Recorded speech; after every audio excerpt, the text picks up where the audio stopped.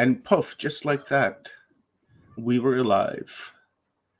Boom, just like that. All right, let me go and check my channel, make sure that we're muted over there and that we don't have. All right.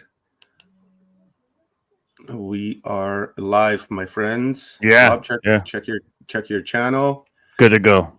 Ladies, check your channels. And we are here. All right. Good morning, everyone.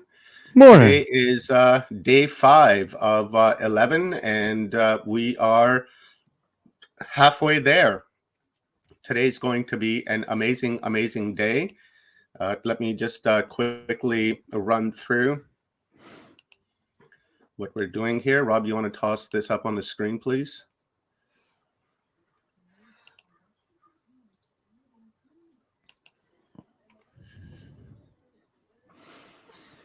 Are we in business? Yeah. All right, coolies. Right on, guys. So for day 5, Wednesday, March 16th, today is our Sacred Ancestors Day. It's going to be amazing. We're going to start off with Eleanor Bayne, and then we're going to jump to Evenah Johnson, and then to Suzanne Christianson, and then to Trina Cooper. And then we're going to have the Grandmother Circle with the Suzanne Christensen group. And then after that, our very own Stephen and Evan Strong. And then after that, we've got Dr. Pamela Gerali, New Earth Architect, and then Dr. Reverend Emma Lai Wai-Ching, and then Daniel Gutierrez. And then we have Anita Sanchez, and then we will close the day off with Carrie-Anne Feilds. So that is the day for the schedule for the day. And if you guys want to keep updated on the schedule, please go to our Telegram chat room, and you will find it in the chat thread there on Watchers Talk. And I think Rob will put that in Full Spectrum Universe as well. Please go ahead and subscribe, hit that bell, and share this link with friends and family, because today must be shared with everyone. And that's pretty much it for me, Rob. My name is Omar. I'm a host here at Watchers Talk, coming at you guys from West Coast, British Columbia, Canada. Yeah. Rob. So Rob Yox here, Full Spectrum Universe, as everybody knows. Today we have an amazing lineup, and we're going to start the day off with somebody who's one of my personal favorites, and she always gets the blood flowing first thing when she starts talking about the consciousness aspect of what this etherical plane and the veil is being lifted looks like. And one of the things I love about her too is her energy is just so on point. She comes through and she gives you all the information that she has at her disposal. She's a basically a channeler of sorts, and Eleanor Lydia Bayne is just incredible. She's incredible what she does. She helps people, she gives people counseling, she sets people straight on their paths and shows their true intentions and what her guides tell her, what everybody's guides tell them that is their mission. So without further ado, I'm going to bring her in. Let's see. Eleanor, how are you? Hello, Rob and Omar. Can you hear me well? Yes, we can. Oh, that's lovely. Well, it's so wonderful to be here with you. I really want once again to acknowledge both of you for putting together this online event. I want to acknowledge all the other speakers who've been at the event. I haven't had a chance to listen in, but I will. I want to acknowledge them for their service and contribution in light at this time. I want to give a warm and heartfelt welcome to all the viewers who are viewing this simultaneously now and that will view this in the future. So I gave a lot of thought about what I really wanted to speak about today. And so what I'm going to be focusing on is what I would like to title Releasing the Matrix Mind and the Matrix Programming.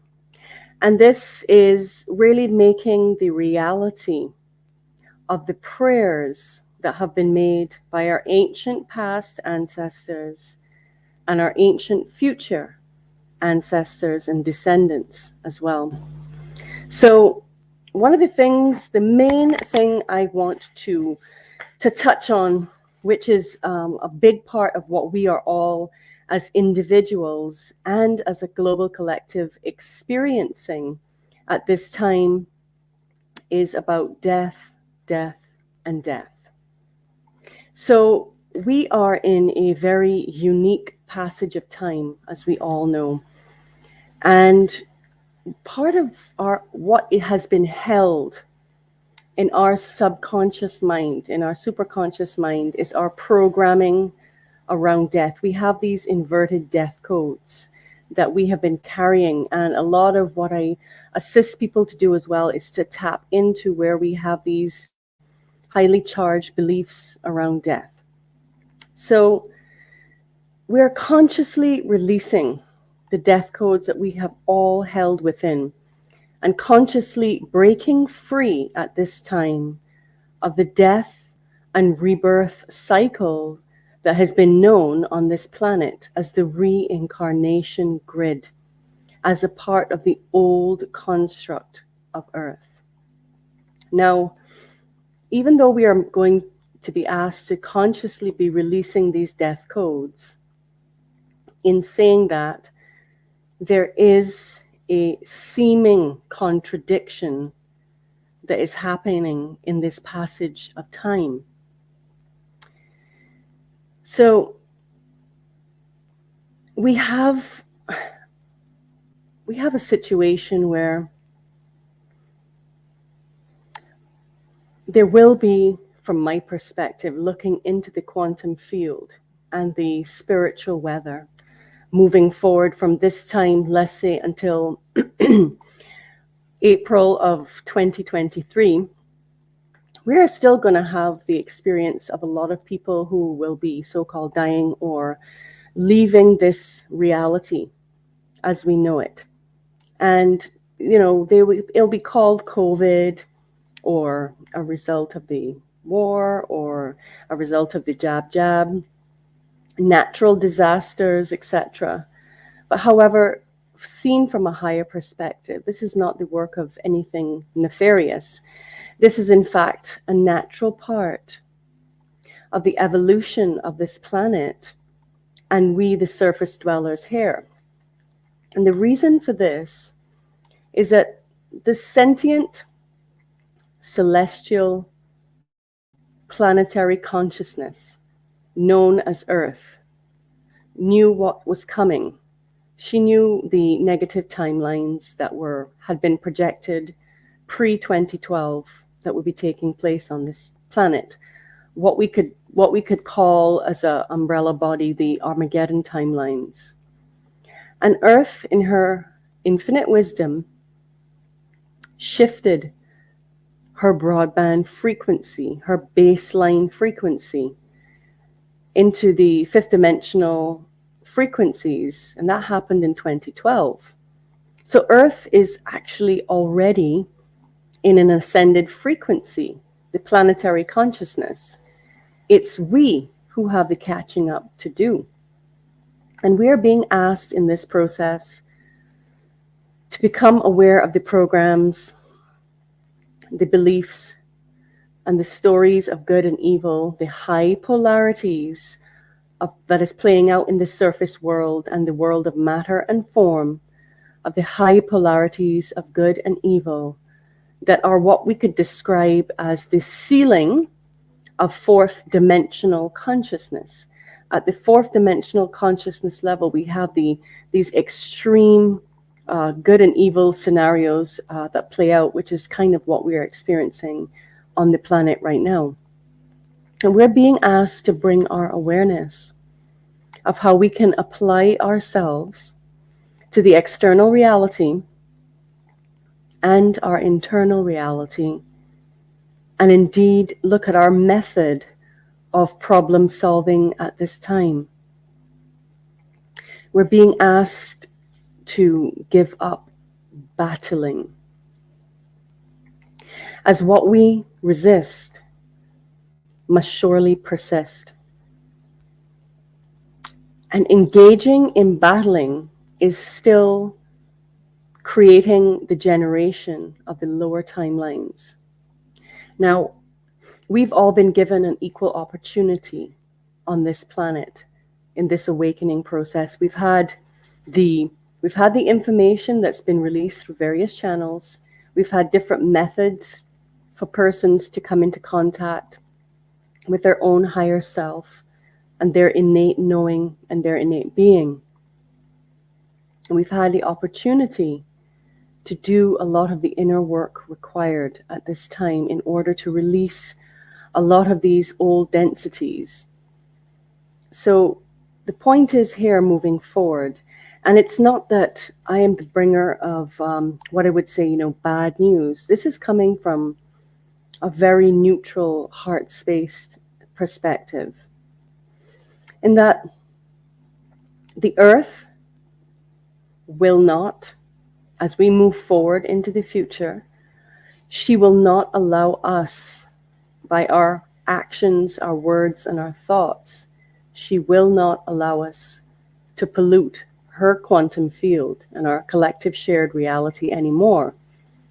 And so here we are in the depths of the separation of densities of consciousness on this planet, what the Bible referred to as the separation of the wheat from the chaff. So how do we do this? One of the ways is we choose, instead of battling our inner circumstances and what is playing out in the external world, into having the awareness to activate our innate ability to create and also use our creativity in co-creative processes. We are here to out-create. We're not here to battle. This is one of the core shifts that we're being asked in mastering our being and being in a very unique situation on this planet, that we are actually ascending in our bodies. We are in a unique process where we do not need to die in order to grow spiritually, in order to make this quantum leap in consciousness while still in a body. And this is a very rare occurrence, but it also has its challenges. And I myself and a lot of my colleagues and a lot of clients and friends have been looking at the pattern recognition of what's been happening for us. So I'm here to present some tips and some tools that I think are going to be very helpful for those, as we are all in the midst of this process together. So since 2012, when Earth ascended her bandwidth frequency, we have all been walking through our Akashic records. So a lot of all the outstanding karmas, circumstances, stories, and timelines have played out on Earth and played out in our individual lives and circumstances. And in saying this, there has been a lot of triggering that has been going on for a lot of people. And so one of the practices that I'm really working with at this time, more now so than before, and recommending to clients and friends and family, it sounds really basic, but it is a key of mastery, and it is part of the spiritual mechanics of ascending in a body. And this key is actually forgiveness. When it comes now to clearing our karma, whatever is showing up in our world is, the reality is going to give us a feedback of what is left outstanding for us in our own quantum field, in our own Akashic records, for us to master. And we've been everything. We've played a lot of different roles, all of us. So knowing that we have some of these outstanding karmas, and although everybody may not be capable and in the same place to be able to do this, one of the practices I like to do is, if there is a situation that starts to occur in my reality, If the person is not spiritually aware enough to do this practice, I will call forward that person's I am presence and call forth my own I am presence and visualize the karmic contract between us. And you can use whatever visualization or process feels authentic to you. And to tear up this old karmic contract and state that you do not need this karma between you and this individual. And really seek to hold forgiveness and to give forgiveness for where you feel you may have been wronged. And also ask that a person's I am presence to forgive you, so that what you're doing in that process is you are freeing and liberating both parties from having to come back and continually work out that karma, because this is all part, the act of forgiveness is one of the most difficult things to truly achieve, because we have to give up the need to be right. We have to give up the battle of my truth and your truth and being special and being better than. And this requires us to be in the sacred, neutral space of our heart, that we don't need to be right, but we choose the true wisdom of neutrality, of forgiving the other person and forgiving ourselves. And if we can hold that in our awareness and integrate this practice going forward, this is going to help to release us from all of these karmic contracts in awareness, in tacit consent. I mean, there's a lot of karmic contracts that come simply from the DNA skin suits. So things that happened in the past with our lineage going backwards and forwards in time that may be occurring, that maybe not even our karma. And we need to use our I am commands, which is the apex. Our I am is the apex of our being. And ask that we no longer choose or give consent to be the karmic debt holder of our DNA lineages on this planet, that we can bring to zero neutral balance all outstanding debts and karmas at this time. And so this is a beautiful practice, because it doesn't even require the other party to be in a place where they may be capable on a conscious human level. When you call forth that being's I am presence and work through your own I am presence, these contracts are dissolved. They are cancelled, cleared, and neutralized. And this will, with each person working with this principle, will keep lifting those dense energies out of our own Akashic record, out of our own personal quantum fields, and therefore the quantum field of Earth and our shared reality here. So let me go on here.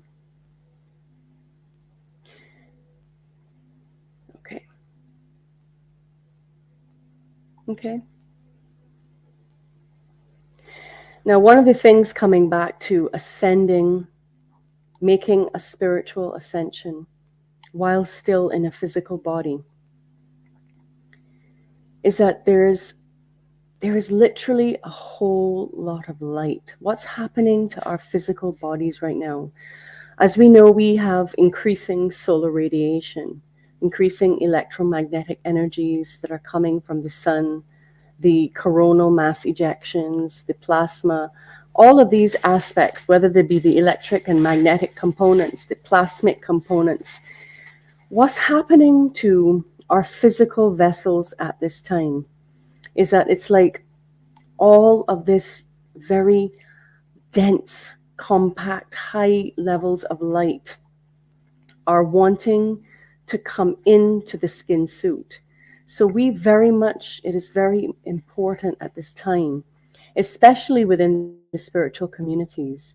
People tend to focus on, absorbing a lot of information, just getting more and more and more and more information. And that can actually send the mind a bit bonkers. We're being asked to really be aware of our physical bodies at this time, and to help, to have practices and ways to help to integrate these high levels of solar radiation that are flooding the planet and that are also flooding our bodies. Because a part of this process is that, the best way to describe it is that our higher self wants to fully, drop down into this body. But if the body is full of density, old emotions, thoughts, patterns, physically and biologically toxic from materials, it's not going to be a frequency match. And this can cause a lot of distortion and discomfort. With this is solar radiation. A lot of people are experiencing extreme bloating, myself included, because the body is trying, the container of matter is trying to stretch itself in order to hold more light all the time, to hold more and more and more light.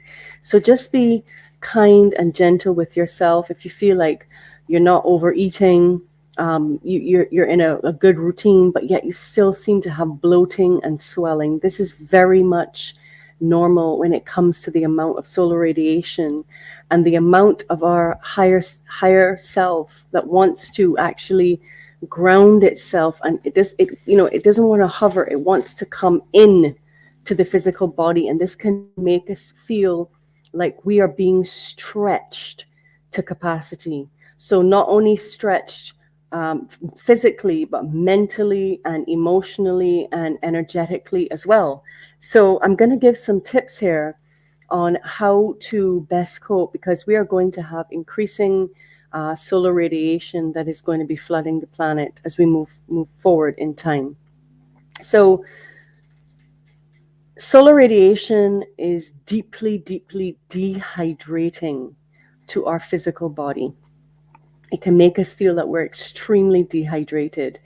And so one of the basic thing, coming back to basics, remember, as much as we grow in the higher dimensions, we have to have equal balance. Our body has to be able to support those high frequencies, and we have to have a container that can hold that level of voltage. It's like saying we were previously wired for a 110 voltage, and now we have a 220 voltage coming in, and we need to do the rewiring of the body. So staying super hydrated. And I wanted to show two of my favorite products that truly help to restructure water. This is something called Crystal Energy by Dr. Patrick Flanagan. And what it does is it changes the molecular structure of water to that more crystalline structure. It helps the body to make this transition from the 666 carbon molecular structure into that 661, well, we call it crystallized, but I prefer diamondized molecular structure.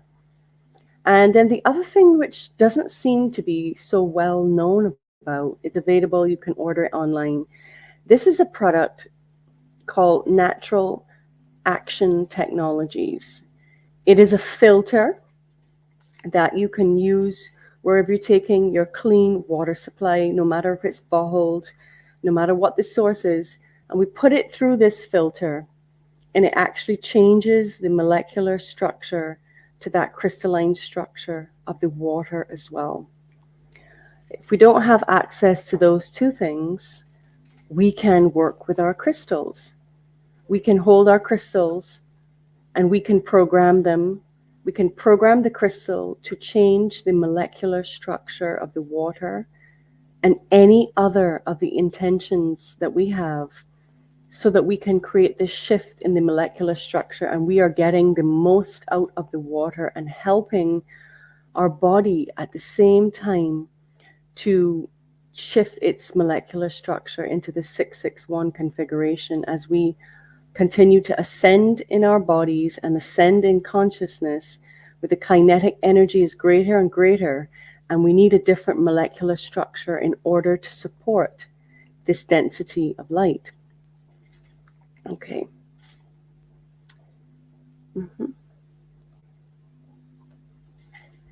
Okay. So one of the things we want to talk about is in this time about really slowing down and coming back to center. There's a lot of ascension symptoms. A lot of people are having issues with the lungs and with panic and anxiety and things going on in the heart. And this is because our atmosphere, the amount of solar radiation that is coming in, is creating, literally, we are breathing in a different density of light. And so our lungs are also going to be reactive. And so to be gentle with yourself and know that at some point you may get sick, but you do not need, you can use your I am presence and use your I am commands. I've done this many times when I've come down with various things over the last couple of years. And to state out loud to your body that you do not need to die in order to grow spiritually. That was the old, we are in a lifetime where we can choose to grow spiritually without having to physically die. It's just that that was the only way normally previously we ever made a quantum leap in consciousness. We would have to leave our bodies in order to be able to connect to that larger version of ourself. So we want to bring it back to basics for all of us in the spiritual community right now, and being kind to ourselves and others through this process, and to come into a routine of self-love, self-healing, and self-care. These are very, very important at this time because things are moving very fast. And the speed at which things are moving in the reality is also having a tremendous impact on our nervous system again. Our nervous system, our energy bodies, everything is being upgraded at this time. And our nervous system, we need to pay a lot of special attention to taking care of our nervous system. So again, I would recommend using high doses of, in particular, magnesium, making sure that you're taking some form of a magnesium supplement, and also taking a potassium supplement to help to soothe and calm and to help the nervous system to move through all of these energetic upgrades as the solar radiation continues to hit us. And there's also been a great practice that I have used over the years, and it has to do with what we call in esoteric communities Jacob's ladder. When we look at our spinal vertebral column, right from the top, from the axis, right down to the coccyx. And you can bring up an image of your vertebral column. And what we're intending to do is send that golden light and make the intention to activate our cranial sacral pulse. There is a pulse. It's known in cranial sacral therapy. That's the whole point of the cranial sacral therapy, is to be able to get that fluid to easily and smoothly lubricate the spinal column and therefore our nervous system.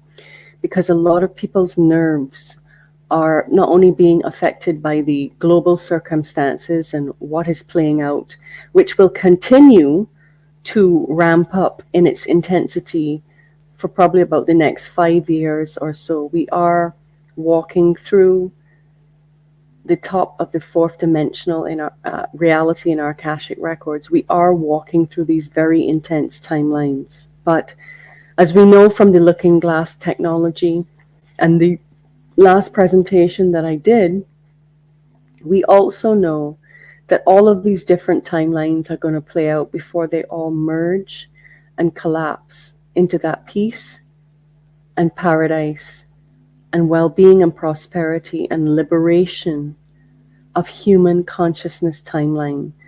We have come back. We, the souls who are awake and aware at this time, we have fears because in a future timeline, in a future simultaneous timeline, we did annihilate ourselves.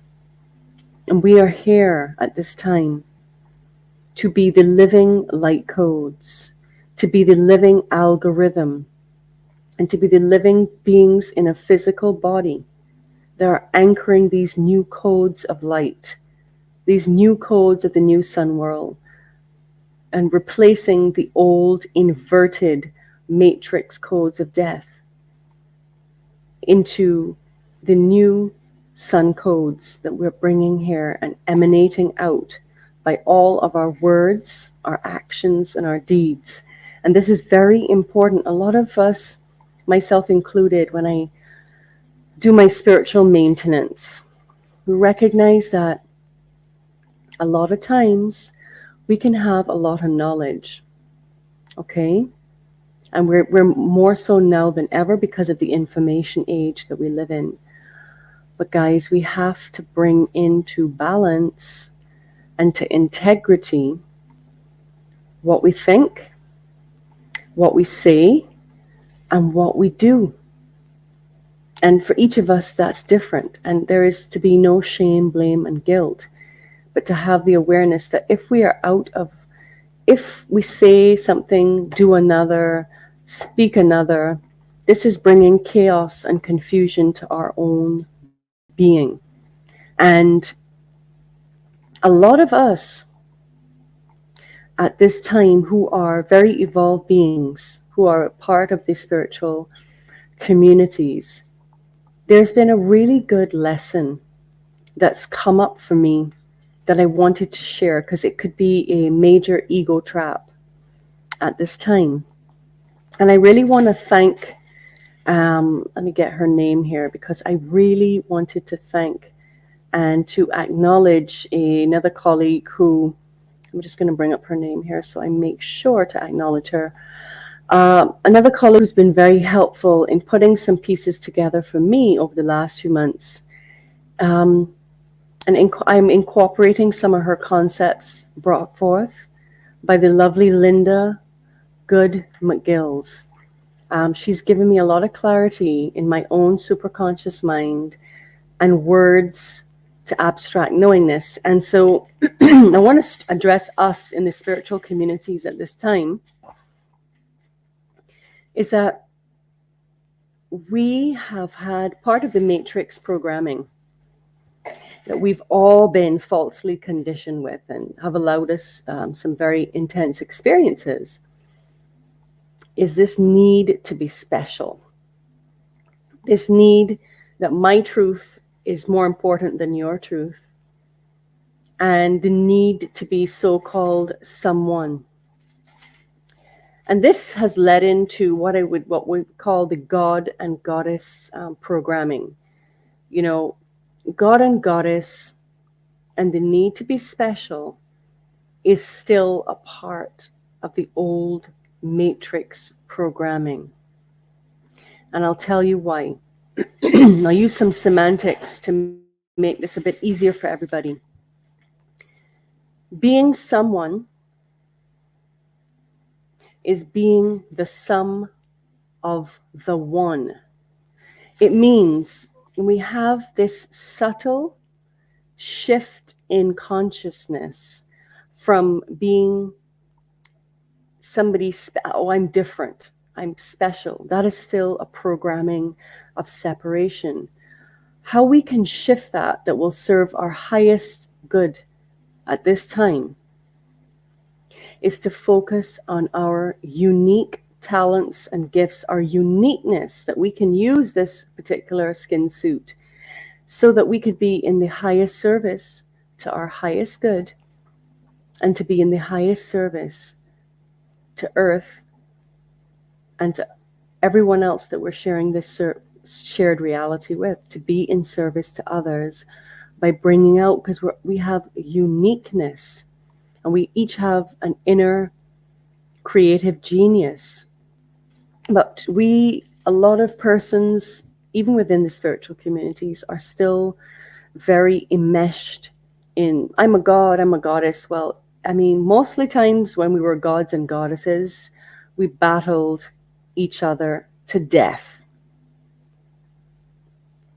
And this has been a carry-on from the Atlantis programming, from Egypt, and from the other times where we had great knowledge and power, consciously and with technology, and we did not use it for the highest good of ourselves, earth, and each other, because we used it in order to be better than. The more you truly grow in consciousness, the more that you bring forward and embody your higher self, your divine self, you gain more of a collective and planetary consciousness. You give up the need to be someone. You instead can be the sum of the one and move more into unity consciousness with our unique gifts, talents, and abilities instead of needing to be special. It is still, from my perspective, an ego trap, an enlightenment trap. And I myself have had to do a lot of reflection on that programming and see where moving forward in these energies, you will not be able to, we live in true equal co-creation in the fifth dimension. Nobody is more special than another. Just as if you, if you look at nature and you imagine an entire beautiful ecosystem, no one plant, tree, flower, animal, river, water, air, earth, fire, electricity, magnetism, all are needed to create that perfect ecosystem. None is more special than the other. And this is an aspect of our own consciousness that we're working through to release this inverted matrix programming at this time, so we can continue to grow and ascend in consciousness. Okay? Okay.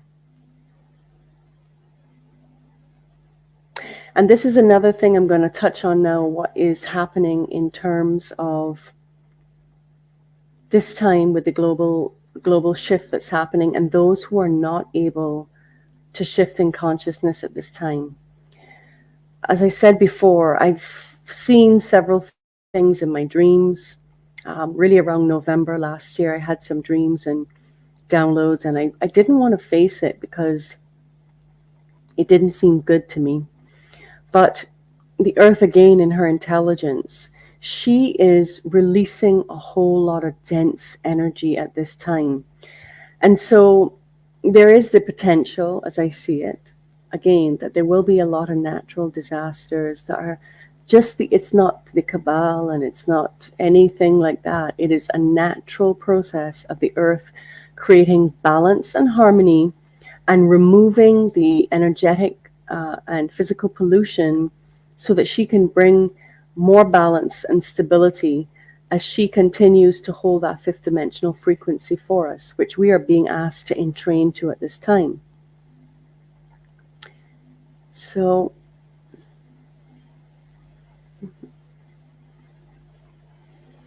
okay. Okay. All right. So the other things that we're going to be talking about here is, again, really, really using our I am commands at this time. There are things that will continue to trigger us in our personal life and in the collective global unfolding that we're in. And we can very much, again, use our I am commands. And I found that actually, if you don't have access to get into the ocean, using salt baths at this time where the water is not boiling hot, but you do have salt, not only Epsom salt, but actual sodium chloride. When we sit in salt and water create this piezoelectric effect. What that means is it's almost like turning up the volume on our energetic voice, so that we can find a time that we are continually reprogramming. We are taking out the old, outdated viruses, virus programs, all the unworthiness, all the feelings of abandonment, all the feelings of being victims, all the feelings that we have to, save others. The best way to save anyone on this planet right now is to be an example at this time. And we all know, each of us, what that means for us. It is really important. A lot of us are having pains and different illnesses and different things that come up that can be quite scary for us. And we can speak out loud to our bodies, to our innate bodies, and we can ask that whatever density is still in our body that is not in alignment with our highest good and our higher self, we ask to release the density out of our body. You can use the violet flame. You can use any number of visualizations that are authentic for you to continue to transmute, to transform. And when we become aware of these negative programs, we can simply ask, even if we say something in a heated moment, we just ask for it to be cleared, cancel, and neutralize. So we are not polluting this quantum field, because we are now in a space and a territory where we are very, very much responsible for what we are doing, what we are thinking, and what we are saying. Okay, really important as well at this time. Again, it might seem super basic, but these are the spiritual mechanics that are most helpful at this time. Connecting to your heart. Connecting to your heartbeat. Connecting to your breath. All of us who are in this ascension process, it is in fact, on a physical, biological level, our heartbeat lets us know that we're still a part of this amazing reality. Our breath. We need two things to truly exist in this reality: our breath and our heartbeat. And we can make the intention to entrain our breath and our heartbeat to the breath and the heart, the universal breath and heartbeat. So we come into this entrainment and greater sense of self than being separate, because right now our hearts are all going through so very much. We are all facing unique circumstances. For every person it will be different, that are asking us to let go everything that we've held in our existence as a soul, all the galactic wars, all of our experiences of our ancestors, all the trauma we may have been through in this life as children. Even seeing things like movies with a lot of violence gets stored and gets cataloged.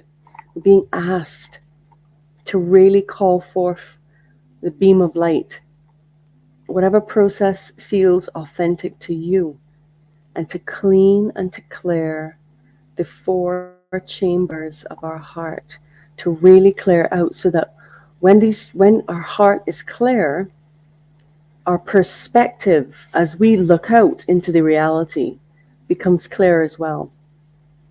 Now, there is a process that I found very helpful when it comes to connecting to that universal heart, that one pulse that is ever present in creation. And just find some place in nature where you don't have on plastic or rubber or anything, like a yoga mat. Certain materials can block the earth's natural frequencies. But to sit in nature and just quiet your mind down, and I visualize roots growing out of my heart that go deep down into the diamond core of earth. And I then state that Earth Mother is in union and communion with me for all forms of energy exchange, from the macro levels of the universe to the micro levels of this ever-present, concentric sine wave of existence that we call the earth plane. Listening to certain frequencies at this time is very important as well, because each reality can be considered a bandwidth of different frequencies. So I've heard from a number of people that the 471 hertz is very, very helpful right now in transmuting a lot of the older, dense energies in the body that are being asked to be transmuted at this time. And I would also always recommend the frequencies of Ted Winslow and SoundSync Tech. Any of his frequencies are going to help to heal and repair the subtle energy bodies, and in fact keep us entrained to the higher frequency realities at this time. Okay. Okay.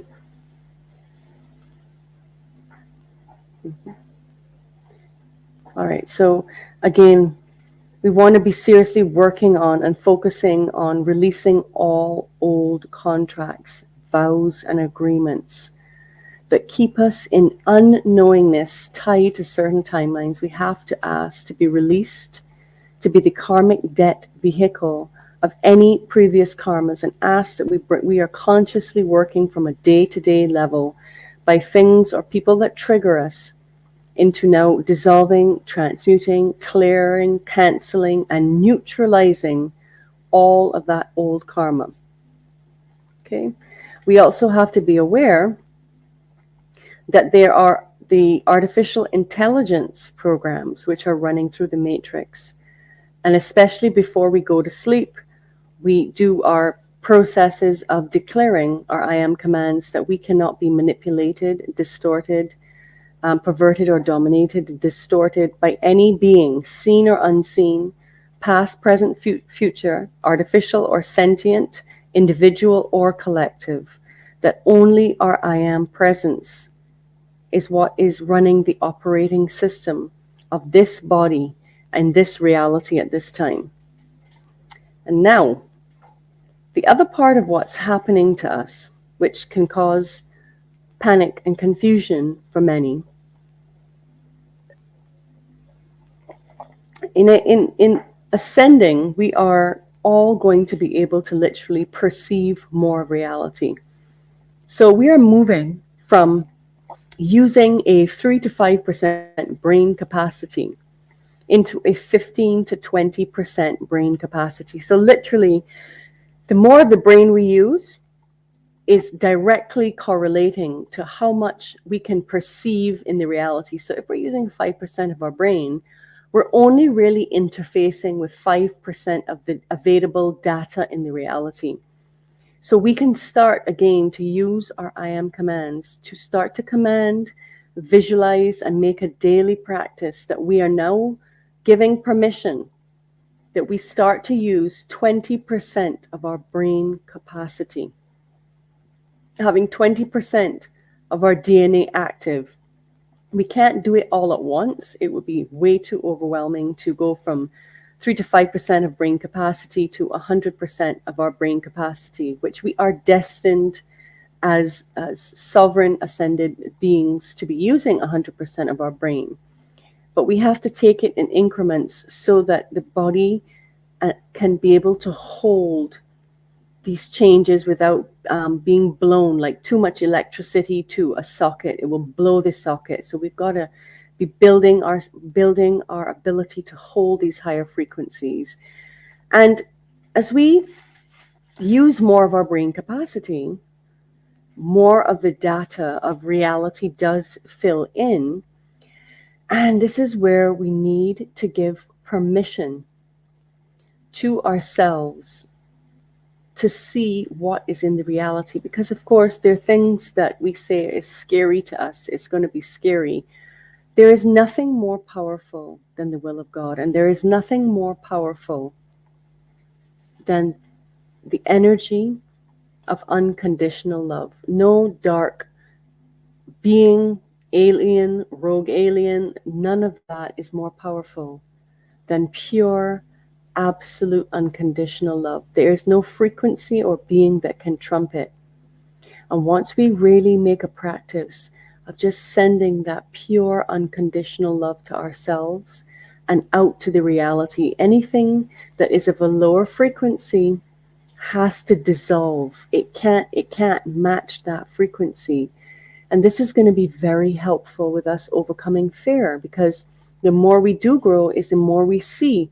And they're all types of beings that, we share this soup of creation with, especially on the astral realms.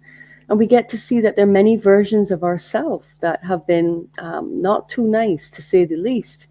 And we got to speak to those versions of ourselves and let them know that they do not have permission to run the show of our life and our being, because some versions of ourselves, they're not really happy about the I am presence ascending in this body, because they have other agendas, and that's okay.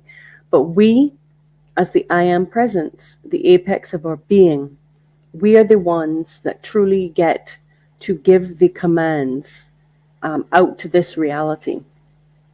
Okay? So we got to know that in this time right now as well, no one is coming to save us. We are here to embody the higher aspects of ourselves in order to shift this reality. We have got to get out of the victim that we're victims, and there will be a savior. That is still a fourth dimensional construct tied to the old reality.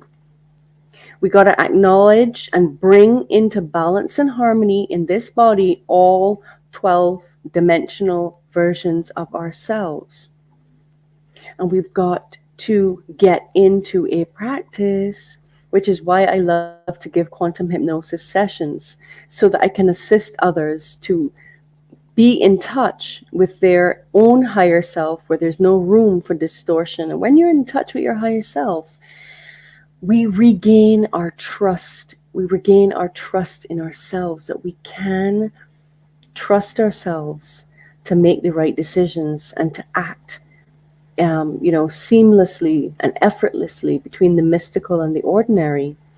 And what this gives us the ability, when we start to trust ourselves, we start to trust life. Mostly when we don't trust anything about life and the reality, it's because it is a reflection that we do not actually trust ourselves. And this is a very, very important part of our spiritual mastery at this time. Knowing that we can count on our own selves, that we won't let ourselves or others down. And that when we are in touch with our higher self and our innate, we can trust the guidance that we are being given from that place. Okay. And another really important tip and tool I want to give at this time to everyone out there, even the highest of spiritual beings, or to the person that has no true awareness of what's happening. A lot of people are experiencing depression and, a lot of the lower frequencies at this time, and feeling, pointless, and feeling like we're going in Groundhog's Day and repeating a lot of cycles and loops. And the way I have found very useful to get over that territory in our consciousness is to bring it back to our passion, to bring it back to our creativity and to our passion, that we can, that spark, one of our creativity is our most God source absolute light quality, because a creator creates. And to get in touch with our passion, guys, whatever that might be for you, and to get in touch with our creativity and spend a lot of time activating those creative aspects of ourselves. And that will bring back a lot of our purpose and our passion, where we feel kind of like in a dead zone with life. And our creativity allows us to share our gifts and our love with this world. It could be anything, but it needs to be unique. And you need to feel very passionate about it. So you're flowing that energy out from you and into this reality. And so In closing, in this upcoming spring equinox of 2022, I want to remind everybody that the portal opens on the 17th of March and it reaches its zenith or climax on the 20th and the 21st of March. And then the portal closes on the 23rd. And I'd really like to encourage everyone out there to please put a little time aside to do some clearing, some cleansing, some transmuting, some neutralizing, to do some spiritual housekeeping, and to do practices to help to release the dense energy out of your body at this time, and the dense energy being held in the Akashic records and our energy fields, and as well as connecting in intention. It could be physically, but it could be simply via intention, that all of us would be as one unified collective force of love over this upcoming spring equinox, and that we can continue to create this divine matrix of light, because the matrix is not actually our enemy. The matrix could be seen as our lover, and we need to come out of this bipolarism, of this love-hate relationship with this reality, because remember, we created this reality, and we've come back from the future to ensure the paradise timeline going forward in our reality. Thank you, Rob and Omar. I don't know if you have any questions for me now at this time. I just wanted to jump in first off and say that, whenever you speak, I get captivated, because this function of timelines and how we're able to change these timelines, for me, it resonates because, for a long time I was on one path, and I thought that path was the path I was supposed to be on.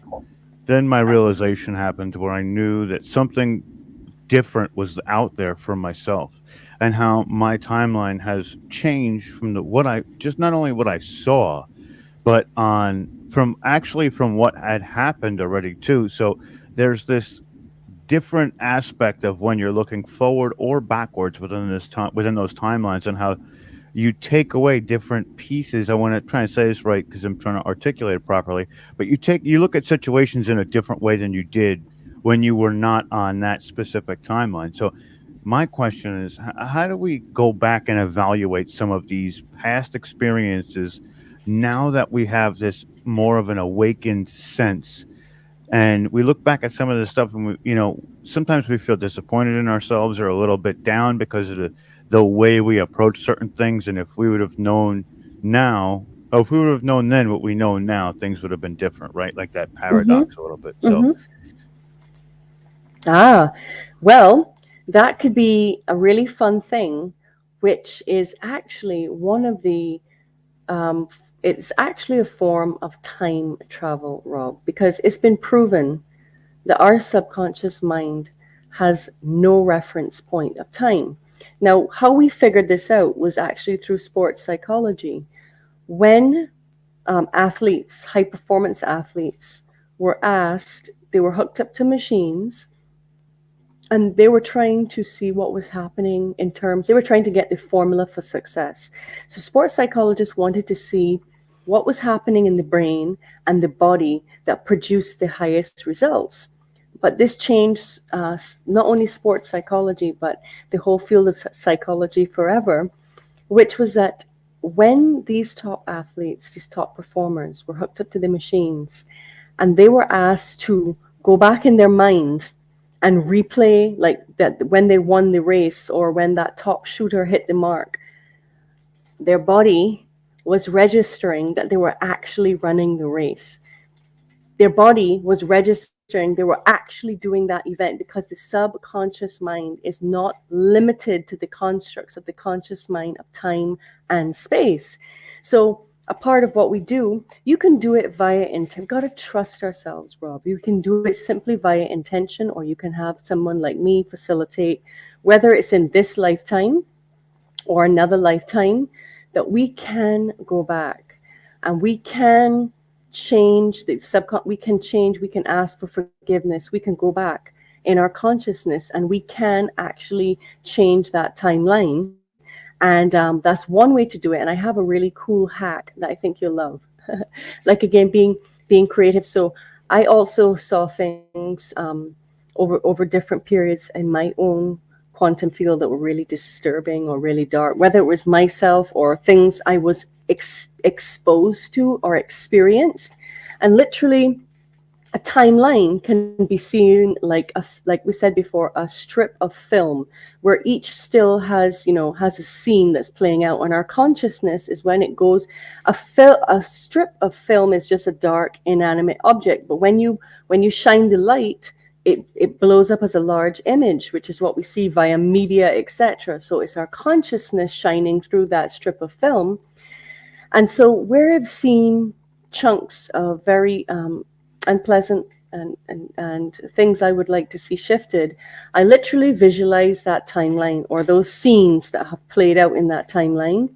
And I take like a brush, a rainbow brush, and I brush it over, and I bring healing and light, and I change the images that occurred in those timelines so that I can experience the change in the reality here and now.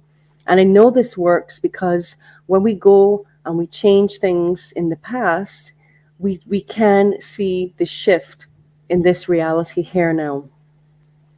And that is how we are actually averting these Armageddon timelines, But what about you and what you've been experiencing over these last months in terms of the ascension symptoms and like feeling in your body with all of this? We are being, blasted with solar radiation, which is not easy to assimilate. How have you and your friends and family been feeling? Right now, I've had a lot of problems with my internet just by this conference alone, which is just one aspect. But personally feeling, I mean, Mm-hmm. there's moments where I have really high energy, and there's moments where I'm Mm-hmm. really low energy. So it's a very extreme back and forth. There's no middleman or middle ground. So it tends to be either it's polarizing either way, right? Whether Yes. it's, thought or even energy. Mm-hmm. It's really wild. So I have to get myself into these places where I can essentially create this barrier where I get a reprieve from those energies kind of coming through, and I can cocoon myself in my energy and not let that outside stimuli or energy trying and lambast me for Yes. hours at a time. So I do have little tips and tricks that I can use too. But another thing I wanted to ask you too is the last time we spoke, we saw that we were headed for a lot of those dire style timelines. Has anything changed since the last time we spoke to you? Well, like I said, there are a number of things from my perspective that are still, remember, we are going through the dark night of the world's soul at this point in time. Okay?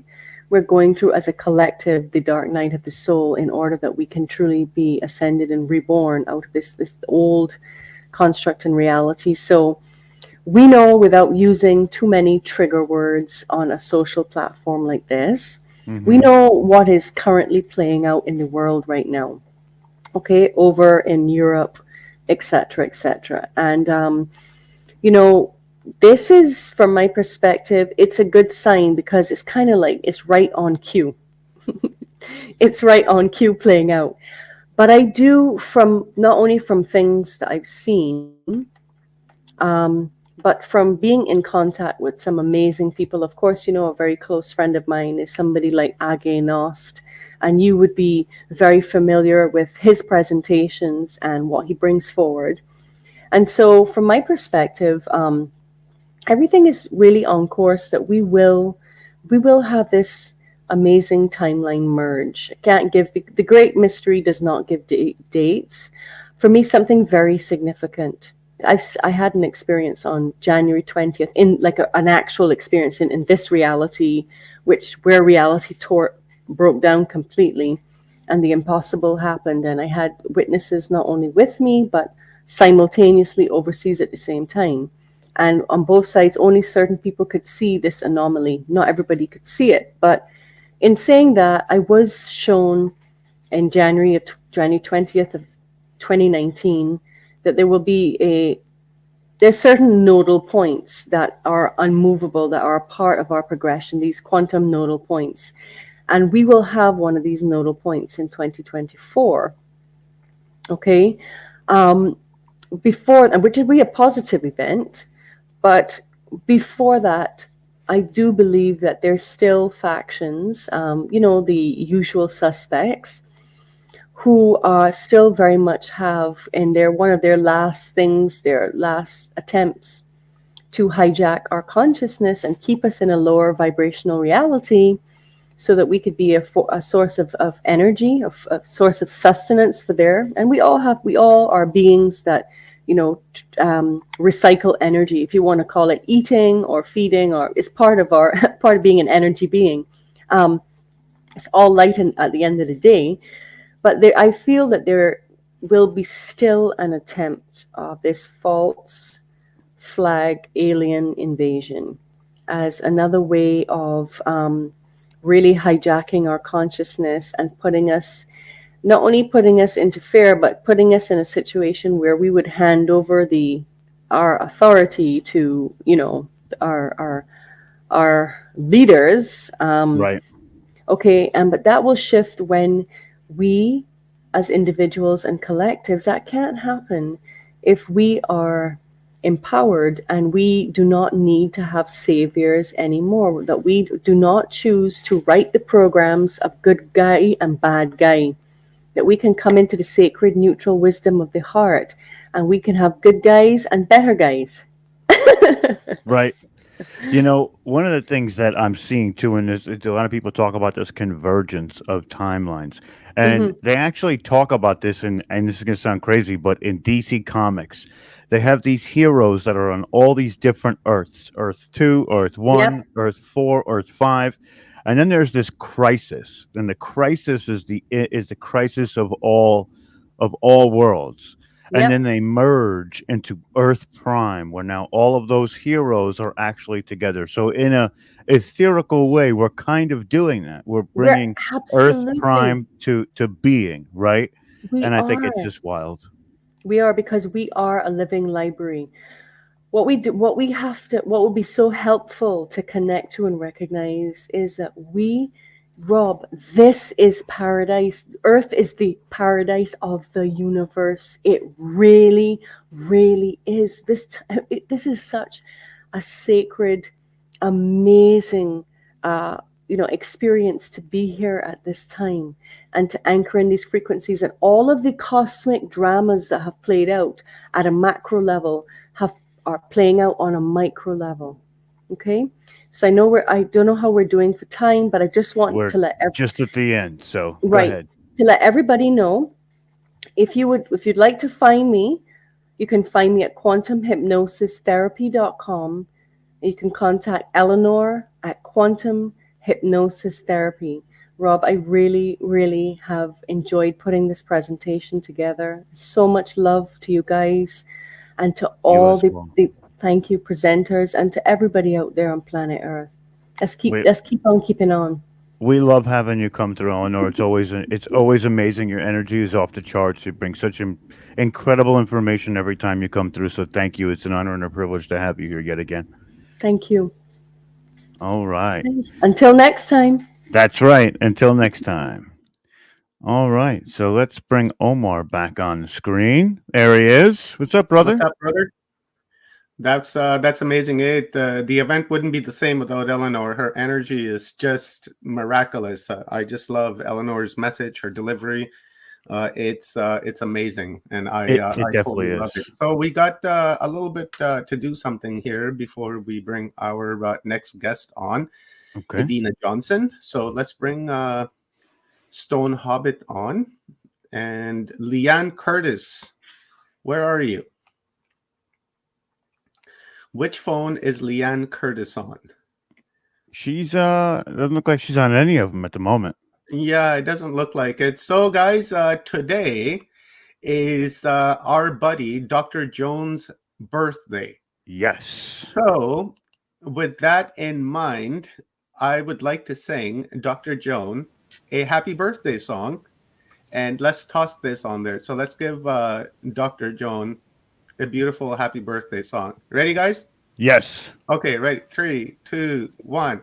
Happy Happy birthday birthday to to you. you. Happy Happy birthday birthday to to you. you. Happy birthday, Birthday, Dr. Dr. Joan. Happy Joan of birthday Angels. to you. birthday And many, Happy to many, many, birthday many, to many, many you. more. Yeah. We're all out of sync. That was all right. Listen, it was all of our energies massing to coagulate and make Earth Prime. That's how we're going to do it. I like that, though. Earth Prime. Like, we are those heroes. This is Earth Prime. We're here. We're, Yeah. like you say, Omar, we are the ones that you've been waiting for, but we are the ones that we've been waiting for as well. We worked Absolutely. on both sides of the spectrum. The Yeah, full that's right. spectrum. Shameless plug. Full spectrum universe. Don't forget to subscribe, like, and join the channel as a member to support Rob so that he can continue to bring you conscious-based content to raise your awareness and to raise the awareness of everyone around you. Thank you very much, Rob, for your service. And I'm going to bring Evenah on here right away, but I'm going to do her presentation or her bio here really quickly.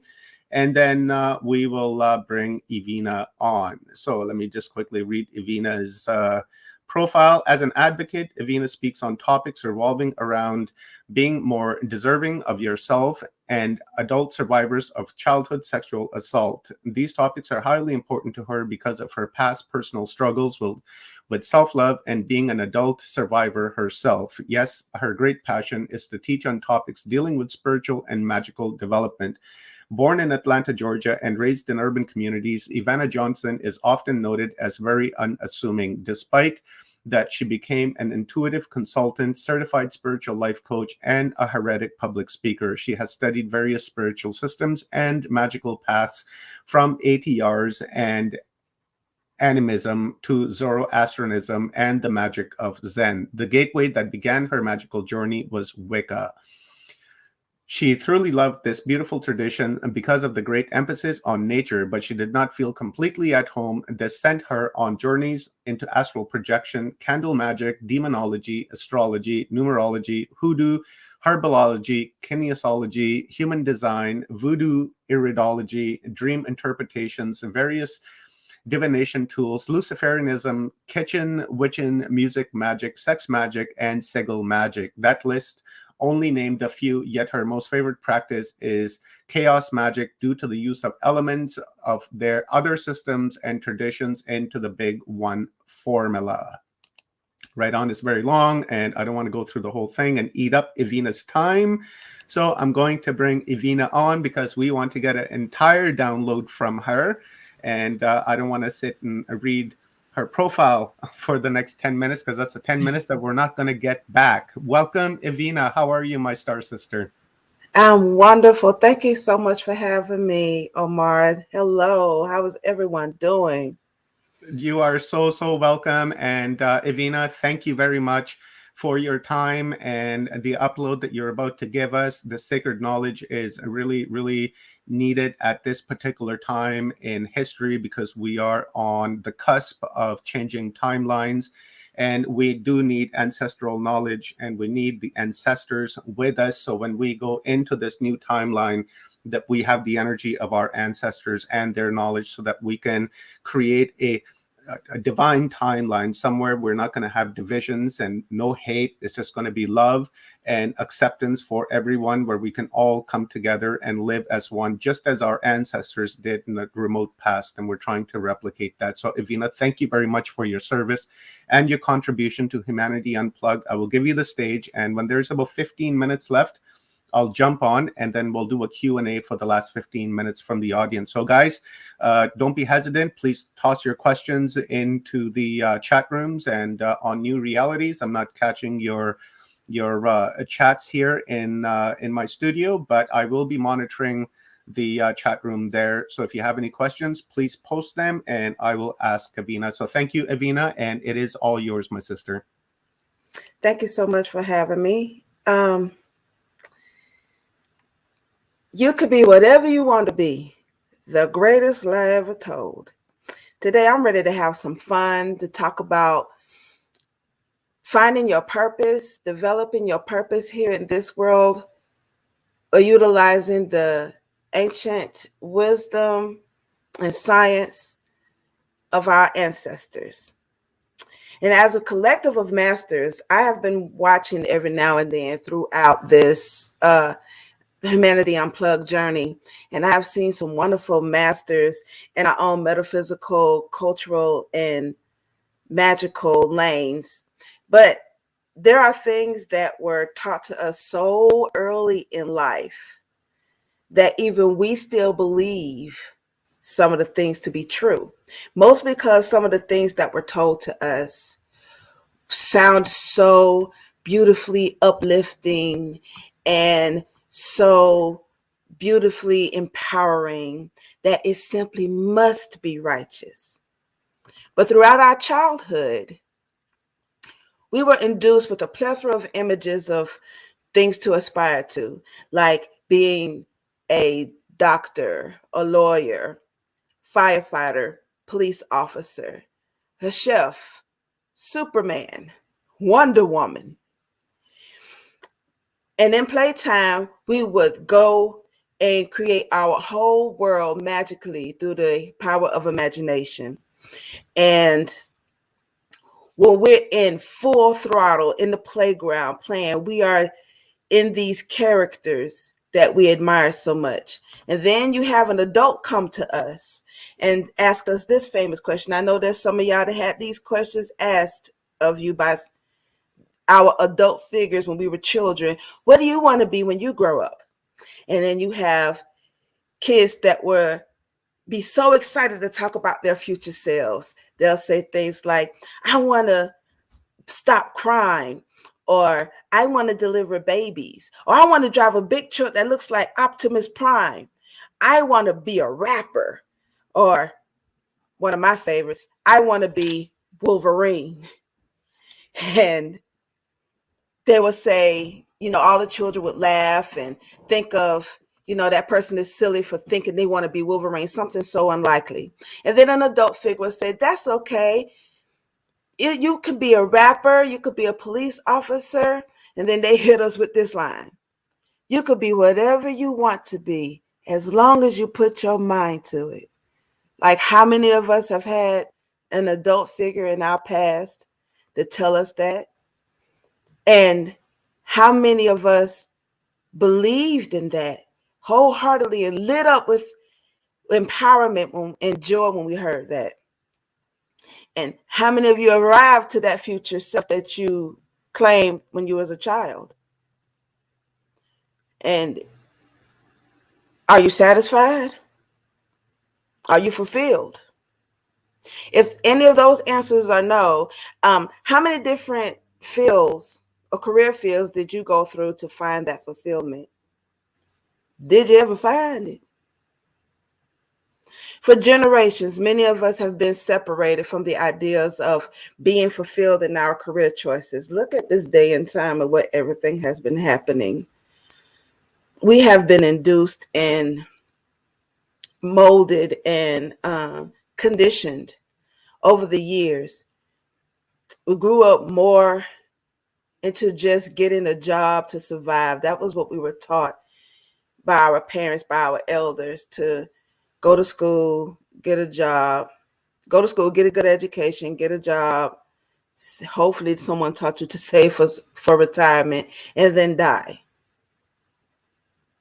Too many of us have spent decades in undesirable positions to never know the feeling of being fulfilled in life. The idea of living transformed into just existing. This way of existing caused a lot of stagnation, debilitation, sadness, and emptiness. Just look at the vibratory frequency of this world. Everything has just been going downhill. Now there's a complete split. But you still have this half of the split with generations upon generations of stagnation, debilitation, emptiness, sadness. And this has become normal. So normal that we intentionally passing the existing lines of thought down to our offsprings. Whatever happened to obtaining our destiny and fulfilling our purpose in life? Now, there's a difference between destiny and fate. For fate, you have no say-so in where you're going in your life. It's like some unforeseen source or some unknown entity makes sure that you get to wherever they want you to be, and you have no say-so. But destiny, another predetermined future, whether in general or as an individual, is involved in participating in achieving an outcome. But you have choices. They call it free will. So, and what is purpose? Purpose is the reason something exists and intended end, aim, or goal. Purpose creates meaning, offers a sense of direction, and helps guide our paths, behaviors, and our goals when applied to our lives. So have we really gotten to the point of believing that we're not important enough to have purpose for living and a destiny to attain? I remember an elder when he was passing away. Well, someone told me when an elder was passing away, he said, "What was this all for?" To think that you lived a whole life really doing nothing, that you dedicated your life to really doing nothing because no one told you what your purpose is. Are we becoming doctors, lawyers, and call center representatives because some parent or society deemed us to? I've met plenty of doctors who once dreamt of being an artist or a singer or a dancer, only to become a doctor because their parents deemed them to be so, for their own personal fulfillment, not for the fulfillment of their child. And for years, this child lives empty and unfulfilled, but make up something and began to believe in their own minds that they're doing it for their parents and it's for their family. And they're coming up with strange ideas and rhymes and reasons of why to do something that is not their purpose. It is vital to achieve consciousness to the point where we are being led to our purpose. We must begin now to travel on our individual and collective pathways of fulfilling the purpose in which we have come here to fulfill upon. I argue for the reason why many of us are here right now, especially those of us who have been giving presentations and more presenters to come in the next few days, is that we are here to assist others in coming into their purpose. So I have this amazing friend. He's a doctor by the name of Dr. David Feschuk. Another amazing doctor who is actually a family member recommended that I visit him for my back pains that I was enduring. So I'm laying face down on his chiropractic table, and he uses the singing bowls in his holistic chiropractic practice.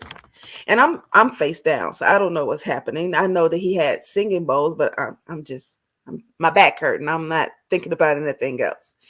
And as he's placing these bowls on my back, I just knew which one they were. So I would say something like, "Is that the yellow one?"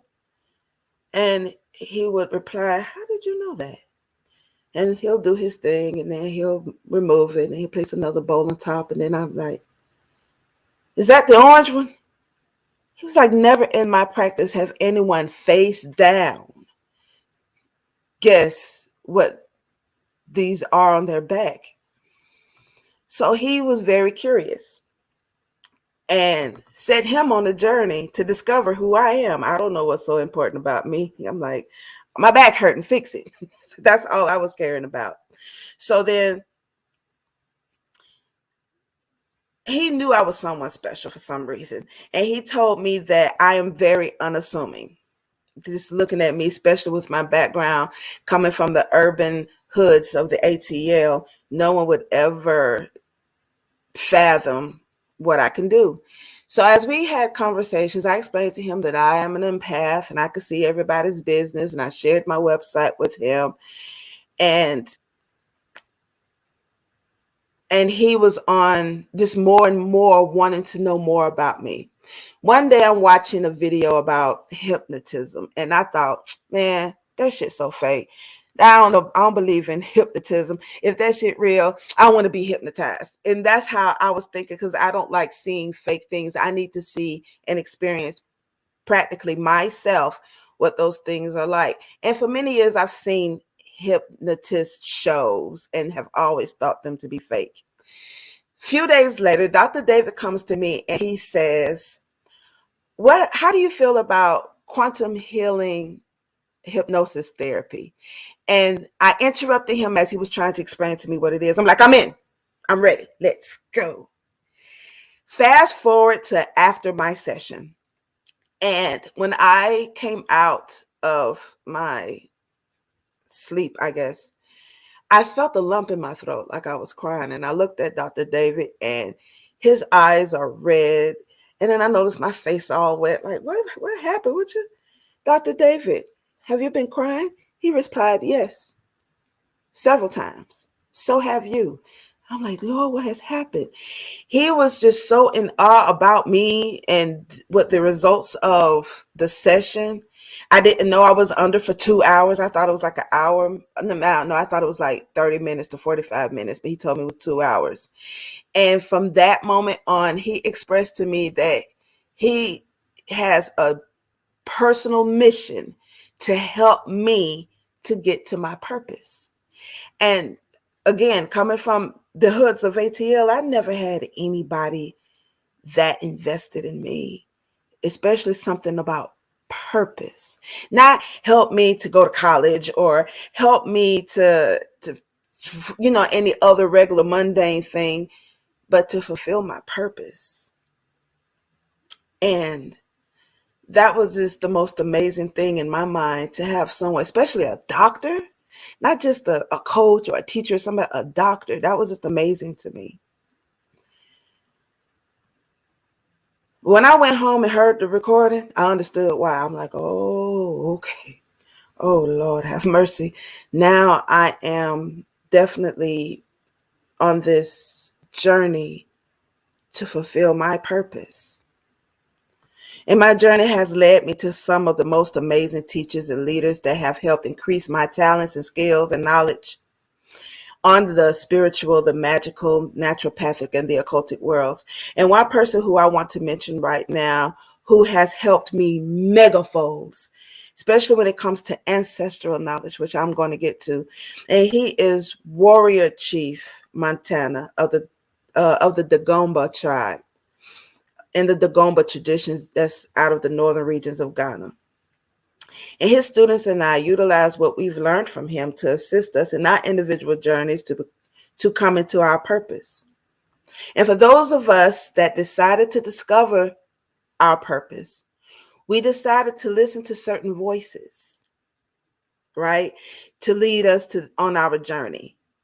Various hints laid before us to study. Then we're led to something else to study, then something else to study. So these breadcrumbs eventually led us to what we've longed for. Various breadcrumbs have led us to many different systems outside our own traditions that was specifically designed for our individual families, everybody. What many of us have found in studying and even living these other systems is that even though they may have fed us and expanded us, okay, those systems are inadequate or lacking or incomplete. We go into these other systems still unfulfilled, like something is missing. Our heart keeps singing, there's more, there's more, there's more. Although these systems may give us joy, they segue us into something greater. The choice of finding our purpose and that segue ushered this etheric pull, right? Making us gravitate more and more into that something. The fact that you all are here right now speaks volumes. I mean, it's no coincidence that we're here. You're here listening to me, the sister that spoke before me, and the many others that are coming after us today in topics about ancestral knowledge and all the other speakers throughout this whole event. It's no coincidence that you are here listening to me talk about ancestral connection, veneration, and fulfilling your purpose as you become what your childhood version of yourself dreamt of becoming. That included Wolverine. Even in studying the other systems, this esoteric pool assisted in fulfilling in those gaps, those missing gaps from the traditions of our own ancestors. Those missing gaps got missing due to terrible events like invasions. There are gaps like in the Wiccan tradition that their science and their mysticism is beautiful. I really get emotional when it comes to talking about things of nature because it's so beautiful. But there are just certain things that have been missing, so they make up things to fill in those gaps, but it's not whole and complete.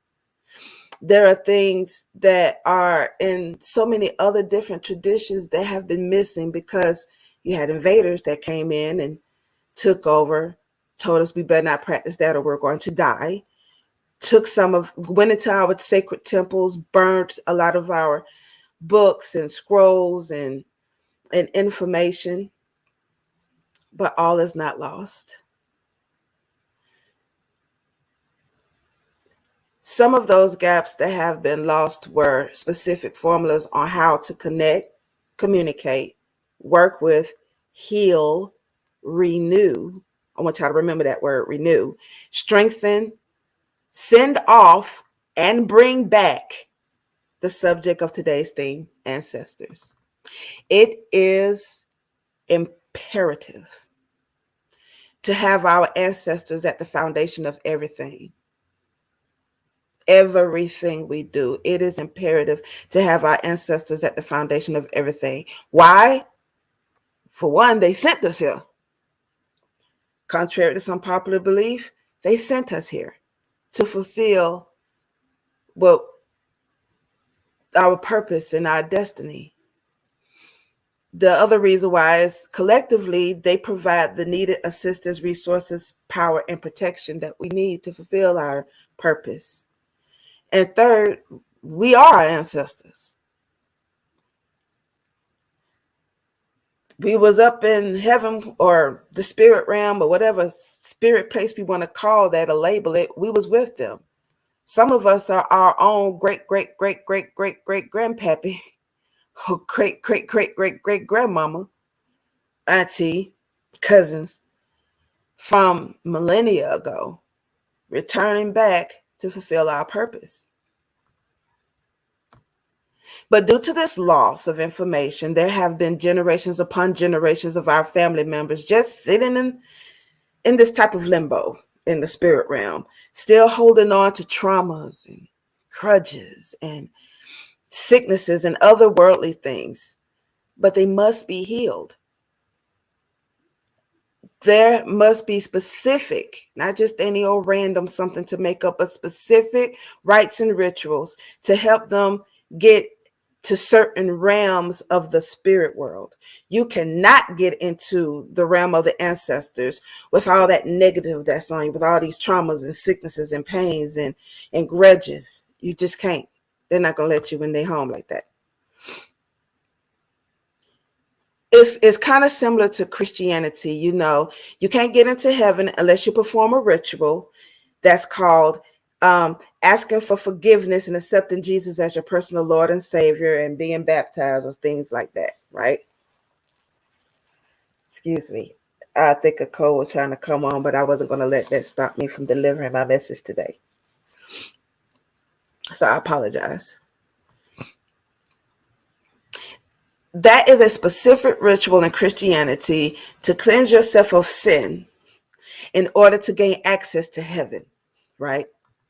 However, for many of us, there is a concentrated effort to detach us from this great resource by taking us from our traditional ways of life.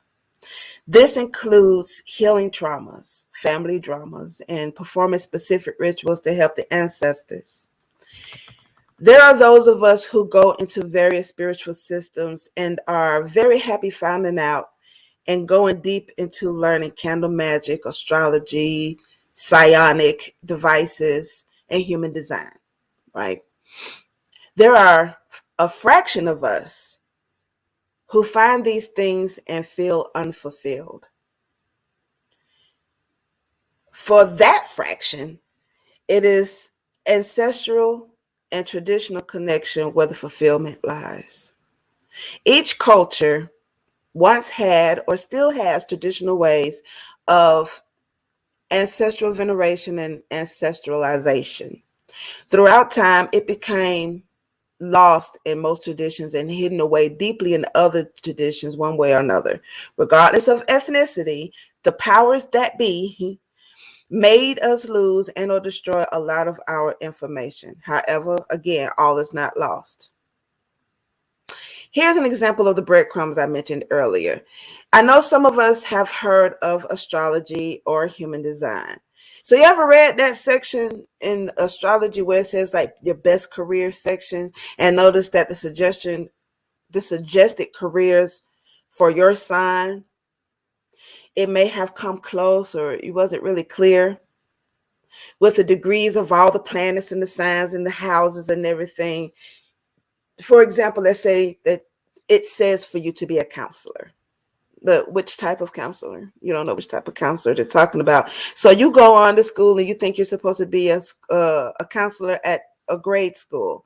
When in actuality, had you went to your ancestors and did certain rites and petition the ancestors to find out what it is that your purpose is, you would have found out that you're not supposed to be a counselor for children. You're supposed to be a specific type of counselor, like a counselor for adults to talk them out of marriage. See how specific that is? But you wouldn't have known that by reading your astrology chart, right? Of all of the spiritual things we can do in preparation for and during this great shift, why our ancestors? Some of our ancestors are our closest friends, our BFFs.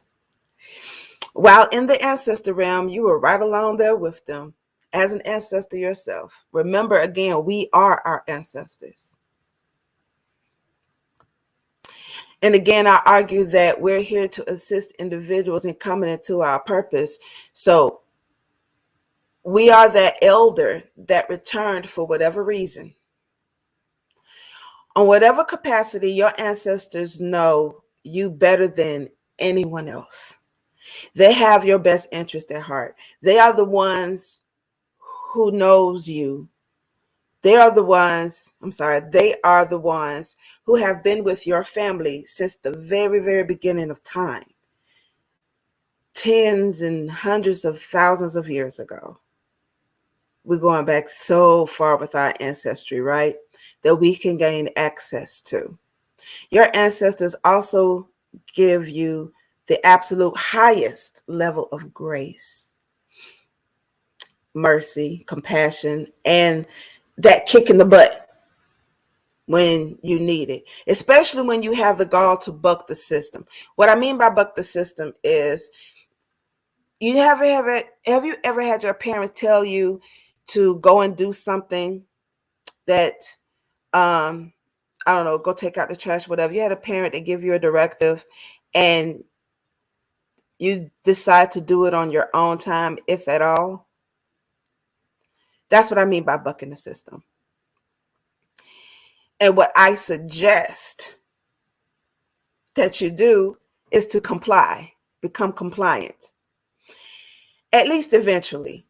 In the same scenario, let's say your elder comes back for the final time and say something like, I will not repeat myself. Do as you're told or else. Or, I ain't finna tell you again, go do like I asked you. Or my personal favorite. Didn't I tell you to go do something? Let me have to say it again and see what happened. So most of us will get up and comply, right, after those threats. And then there are some of us who don't comply and get punished.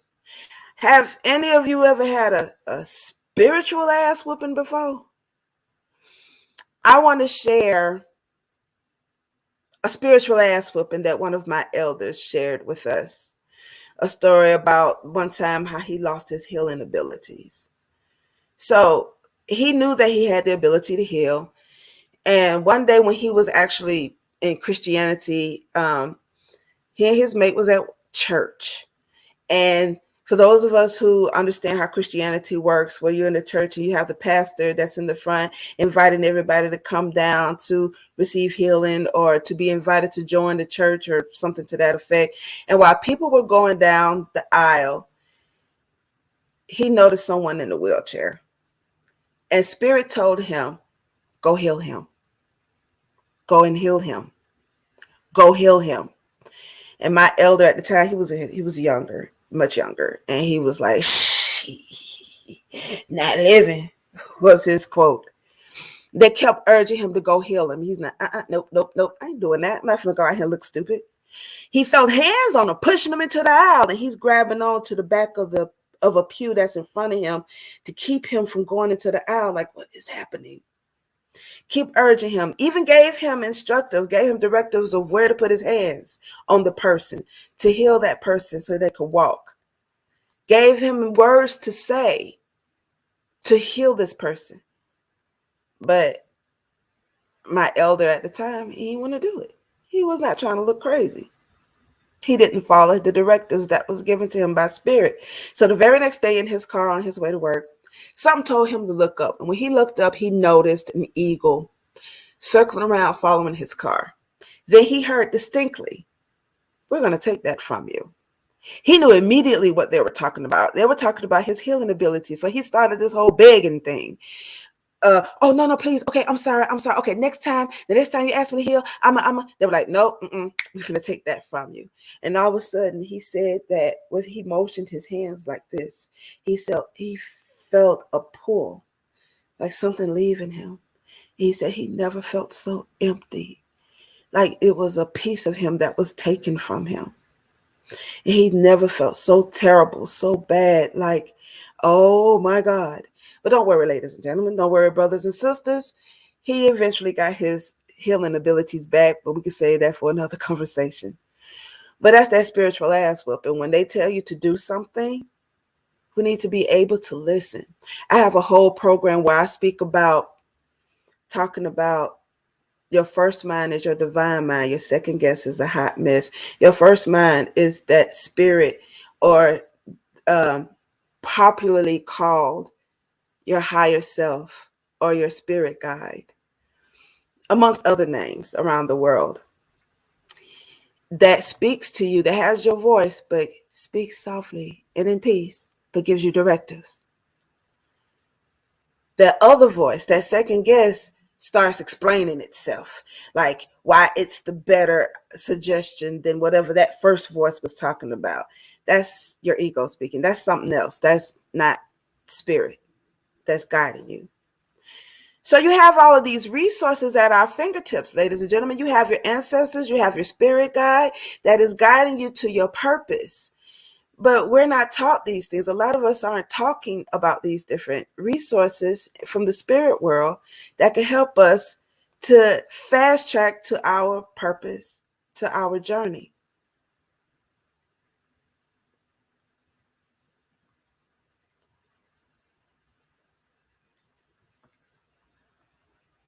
So even though we have ancestors that can help and assist us, a lot of us have this thing because there's some dead folks from our bloodline that's back there in the spirit world that they're just supposed to just up and help you because they love us. And then when they get over there, they're all of a sudden endowed with such great amount of power and knowledge. All of a sudden, there's the same rabid people that was here when they just left here, especially those of us, those ancestors who passed away, who never received certain rituals to help them cross over, to help heal them. Again, they can't get into certain realms in the spirit world with all of this negative on them. So they're just sitting there waiting for help because our information was lost, or was forced to lose a lot of this information. So I remember watching on Netflix, and you can check it out. It's a rap contest called Rhythm and Flow, with judges. There was 3 judges. You had T.I., Cardi B, and Chance the Rapper. And on the 6th episode, it was called Battle Rap, which is part of the hip hop culture when you have to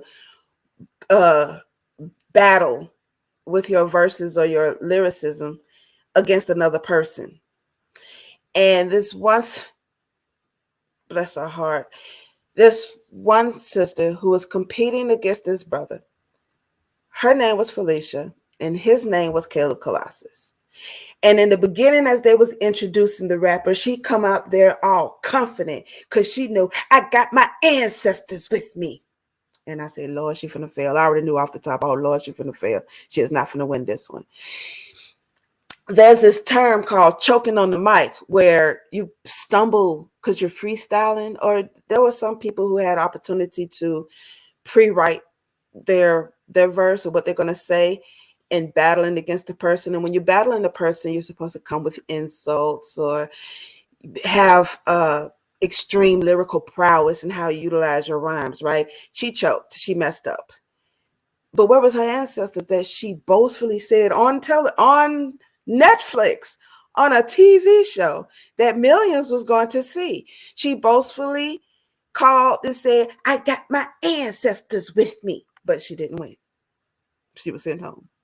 Actually, they both kind of sucked, just to be very clear. Spoiler alert, they both sucked, but Caleb Colossus won that between the two. So why didn't her ancestors have her back?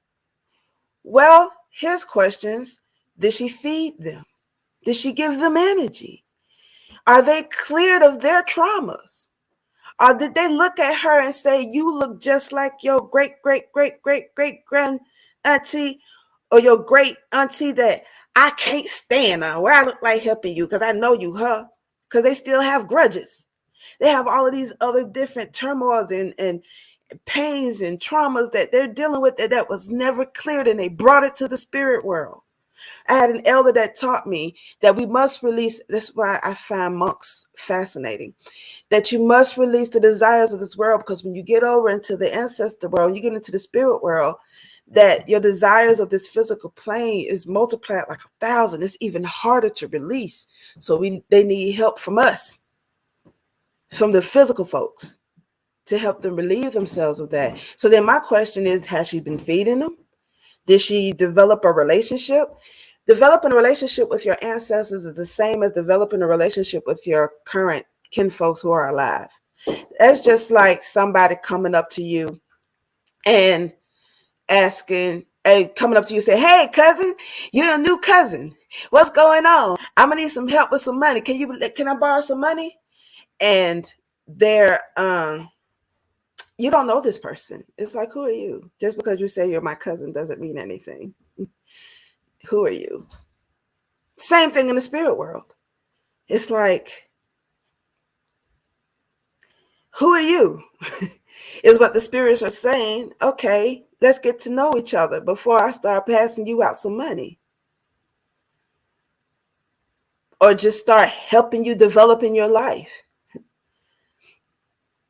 Or give me reason to like you. Yes, there are ancestors in the ancestor realm that don't like you. Help them heal. How do you know how to do that? Do you know what to do to help them do that? In order to have the highest levels of ancestor communication and renewal, first you must do away with self-serving lines of thought and be of service to your family and community. It goes against our design, our nature to be self-serving. We are, by design, community serving. Ever heard of the saying, it takes a village to raise a child? When a village raises one child, that child gets the perspective of everyone in the community that they would not have been able to get otherwise within just their household. And I know here in America, they've gotten from, my mother's era, where if you messed up and the whole neighborhood know about it, there's some elders in that neighborhood will give you a butt whooping before your parents get home, and then they'll tell your parents what you done did wrong. The whole neighborhood is raising. But they were so concerned about other people laying their hand on their child. Now it's like, don't touch my child, or Now they got the government raising our children, and y'all see what's going on in America is terrible. That we don't want to take care of our kids. We got the school and the government feeding and clothing and taking care of our children instead of us doing it or the community doing it. We've gotten so far away from that. This village assists in your personal development. We need to get back to community. We need to get back to brother and sisterhood and be able to raise these children, be able to utilize certain ancestral or traditional methods and knowing what this child came into this world to do specifically. Now, our own personal wants and desires. I want my child to be a doctor. I want my child to be a lawyer. I want my child to be an engineer. No, that child might not have came here for that.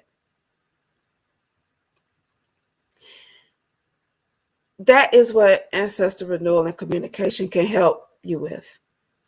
When you strengthen, heal, renew, and communicate with your ancestors, they will assist you with getting to know yourself, your nature, and restore your power and the full expression of being yourself, who you came here in this world to be. And what do I mean by getting to know your nature and restore your power? Whomever you identify with is secondary to your nature. You know, we like to identify ourselves as women or as a woman or as a man or as whatever race or ethnicity you are. That only serves us momentarily. Being of service is our nature and is primary. For example, being a healer is your nature.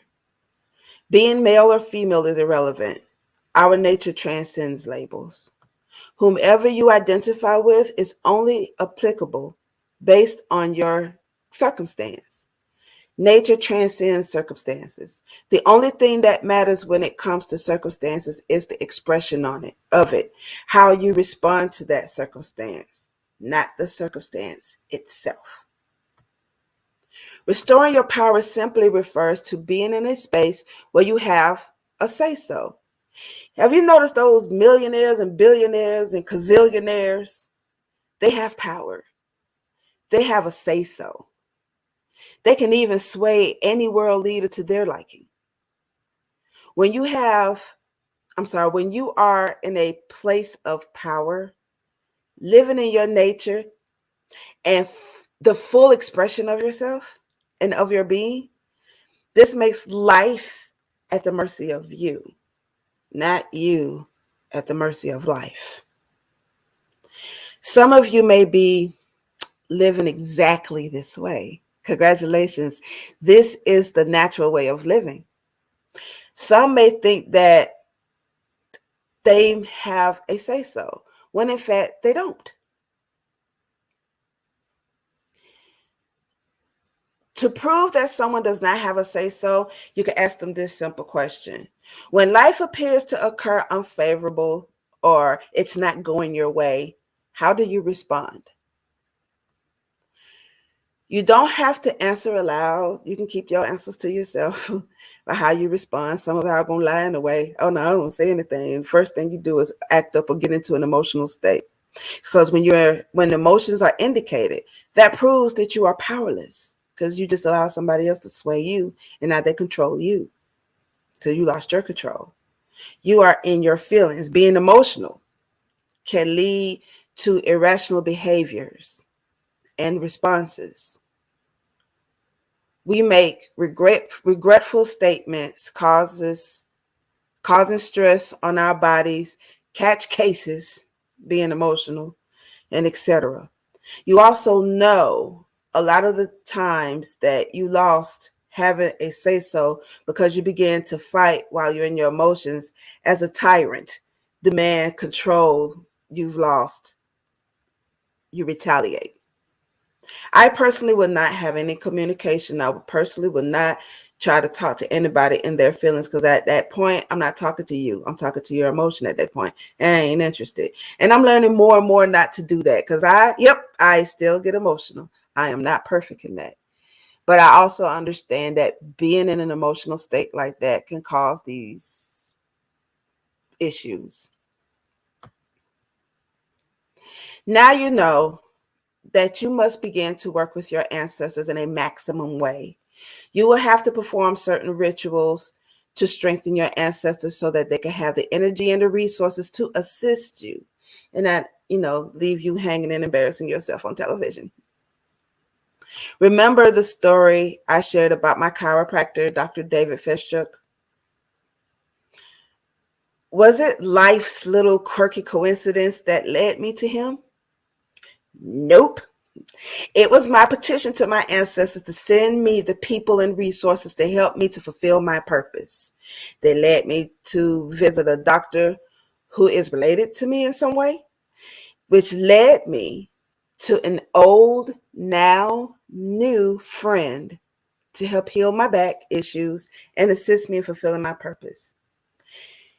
When I say old, not new, in my QHHT session and my quantum healing hypnosis therapy session, I discovered that Dr. David was once a friend of mine tens of thousands of years ago.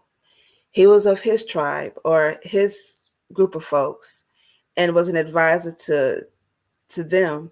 And I was with my group of people. And every time our groups come together, he and we would talk and he would counsel me. Tens of thousands of years later, he's now my chiropractor, healing my back, still counseling me. I'm very grateful that he listened to spirit and obeyed and come again to assist me. So what is my purpose? I'm a teacher. I'm a speaker. I am a seer. My medicine is to teach all things related to the spiritual, the magical, naturopathic, and the occultic worlds. My medicine helps educate those who are new to spirituality, whom I refer to as neo-spiritualists.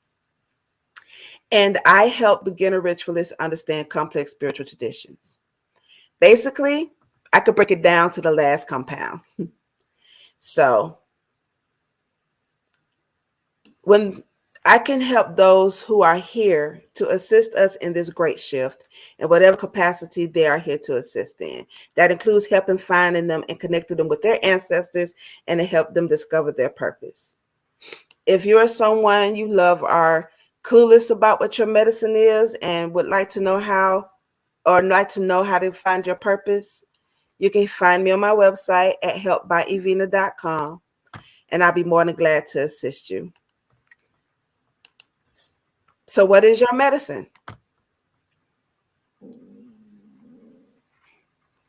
You can be a police officer. You could be whatever it is that you've been sent here to be, not what you want to be, because I wanted to be a musician. And here I am, a spiritual scientist. And if you are to be a healer, whether if you're being a doctor, cutting somebody open or opening up their crown chakra, your medicine is being a healer. If you're supposed to be a community defender, like the Black Panther Party or the local police department or defending your nation in your country's military, then you are a defender, or even a defender like Wolverine. I love those claws. Love those claws. I wish I had them. Love Wolverine. Those were fantastic. When I grow up. That's sick, Evenah. I don't want to make you mad. Thank you so much for allowing me to share. What a beautiful, beautiful presentation, Evenah. I resonated with that, and especially about the old spiritual ass kicking. I think we can all use a little bit of that right now, because we're trying to elevate ourselves and trying to deprogram and unmatrix ourselves from the past programming. So I think we all could use a little bit of whooping. And then when you were saying that you wanted to be a musician, I had a thought come across my mind. And I was like, well, you're a spiritual musician, because you just sang us an amazing, amazing sacred upload. And I really, really appreciate that. Thank you. No problems. It's my honor. Guys, I have Evenah's website that I just posted in the chats. You can just scroll up and you will find it, and it's right here on the screen. And as well, connect with Evenah on Facebook and shoot her a message, and become friends and get some advice from her, because truly she is a teacher of our times that we need. We can't be going to the old paradigm teachers that we've been going to. Now we need to go to new teachers such as Evenah and get that sacred knowledge for ourselves, so that we can begin to raise our awareness, personal awareness, and the awareness of our family that's around us and our friends and our community, because it's a ripple effect. When you throw a stone, a pebble into a still lake, you get that ripple effect. And right now, this timeline that we're trying to create, imagine it as a still sheet of water in that lake, and we throw that thought. The thought is the pebble, and then it's going to ripple right across. And that's what we are aiming to do. And then here is Evenah's YouTube channel, guys. Help her grow her channel, because we need to get this message out there. So head on over there, open a new tab, and subscribe to her channel. Hit that bell. That's the most important thing, so that you can get notifications for when Evenah is live and is uploading videos, because this is the knowledge that we truly, truly, truly need. So, Evenah, let me address a couple of questions here. We have about 10 minutes, 11 minutes to go. Let's go. This question is coming from Pam. I don't even want to say the last name in case I don't say it right. It is, what was the emotional topic that was revealed during your time being under? What was the emotional topic? Okay, what was I crying about? There was a point where he led me to, he took me to one of my past lives, and the end of my past life, at the end of my life at that point, I'm about to die. And I told him what was happening at that point, and then I passed away. And when I passed away, I'm in the spirit world, and everything there was just so beautiful, and it made me emotional. That was one of the many times that I was crying. It was the spheres that I saw. I had a grandbaby that passed away, and then I saw my grandbaby. I saw my elders that passed away. My grandfather and my father and my mother of that time. And it was just, I just got really caught up emotionally. It wasn't like sad, boo-hoo-hoo, oh my Lord. It was very beautiful. That's beautiful. Thank you for sharing that. Let's set up another question here. And I actually like this one, because I do a lot of earthing and conscious breathing. I like going to my favorite tree. And this one here is, let's show this one. This one here is coming from Lori from Watchers Talk. She says, I leave a lot to chance and my head gets in the way, but I get Vivi inspired. Any grounding tips that you can offer? I wish I had it on me. Not only do I utilize stones, like hematite is my absolute favorite. It has saved my life. The hematite that grounded me. Yeah, there's a whole story about cows. I'll tell you about it one day, about how the hematite, I'd love to hear it. how the hematite saved my life, because I was so floaty and emotional. So there are grounding stones that you can use as I wish I had it close by me so I could show you my hematite bracelet that I wear every day. And there's also planting your bare feet to the ground, especially when the weather is nice outside. You want to do that. Even if you're in your home and you're wearing shoes, and you could just, instead of sitting, with your legs crossed or laying in the bed, actually have your foot on the floor. One of our greatest powers is imagination. So you see yourself with your foot to the floor, and with guided meditation, especially those meditations that say imagining your foot reach through the earth like the roots of a tree, digging further and deeper into the earth. That's a grounding method. That is a grounding method you can utilize. And also, I'm going to always go to my ancestors. I'm going to ask my ancestors to help ground me. We really got to utilize these people and put them to work for us and feed them and energize them so that they can help with this shift. I am not playing. Our kin folks that has transitioned over into the other realm, even the old ancient ones, because here's the thing about ancestors, especially when it comes to grounding and centering yourself and not being so caught up in the world's energies, is that in healing our ancestors and feeding them and all of this here, the ancient ones have to come back. We have to make way for the ancient ones to come back, and they can't come back to mess.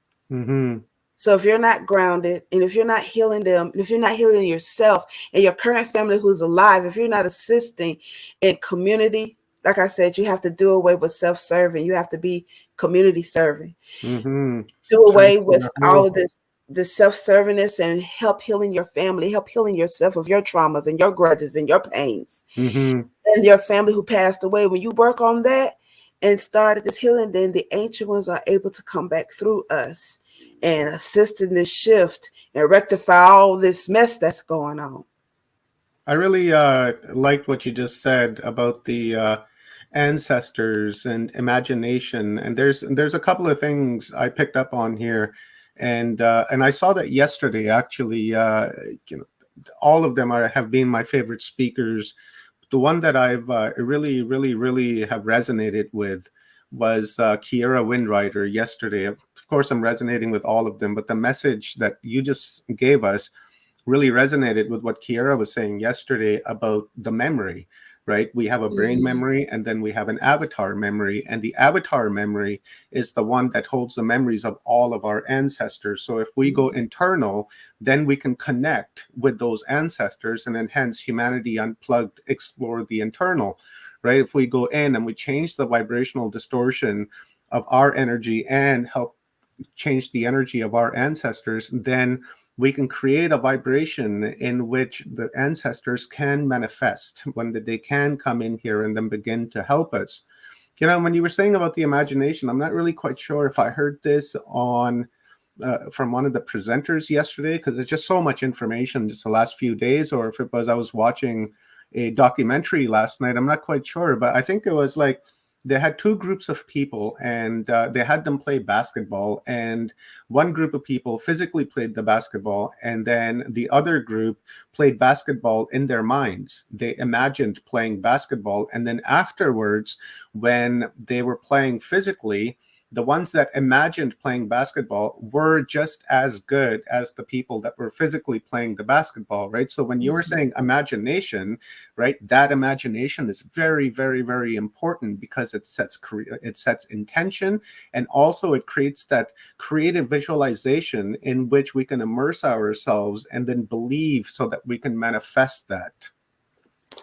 The thing about when you mentioned remembering, there's things that we have done away with that we're supposed to remember.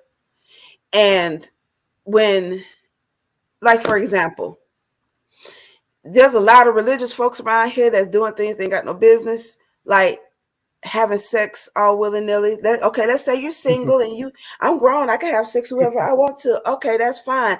But you also have to understand that when you're sleeping with that person, that you just collected their spiritual debt. What is spiritual debt?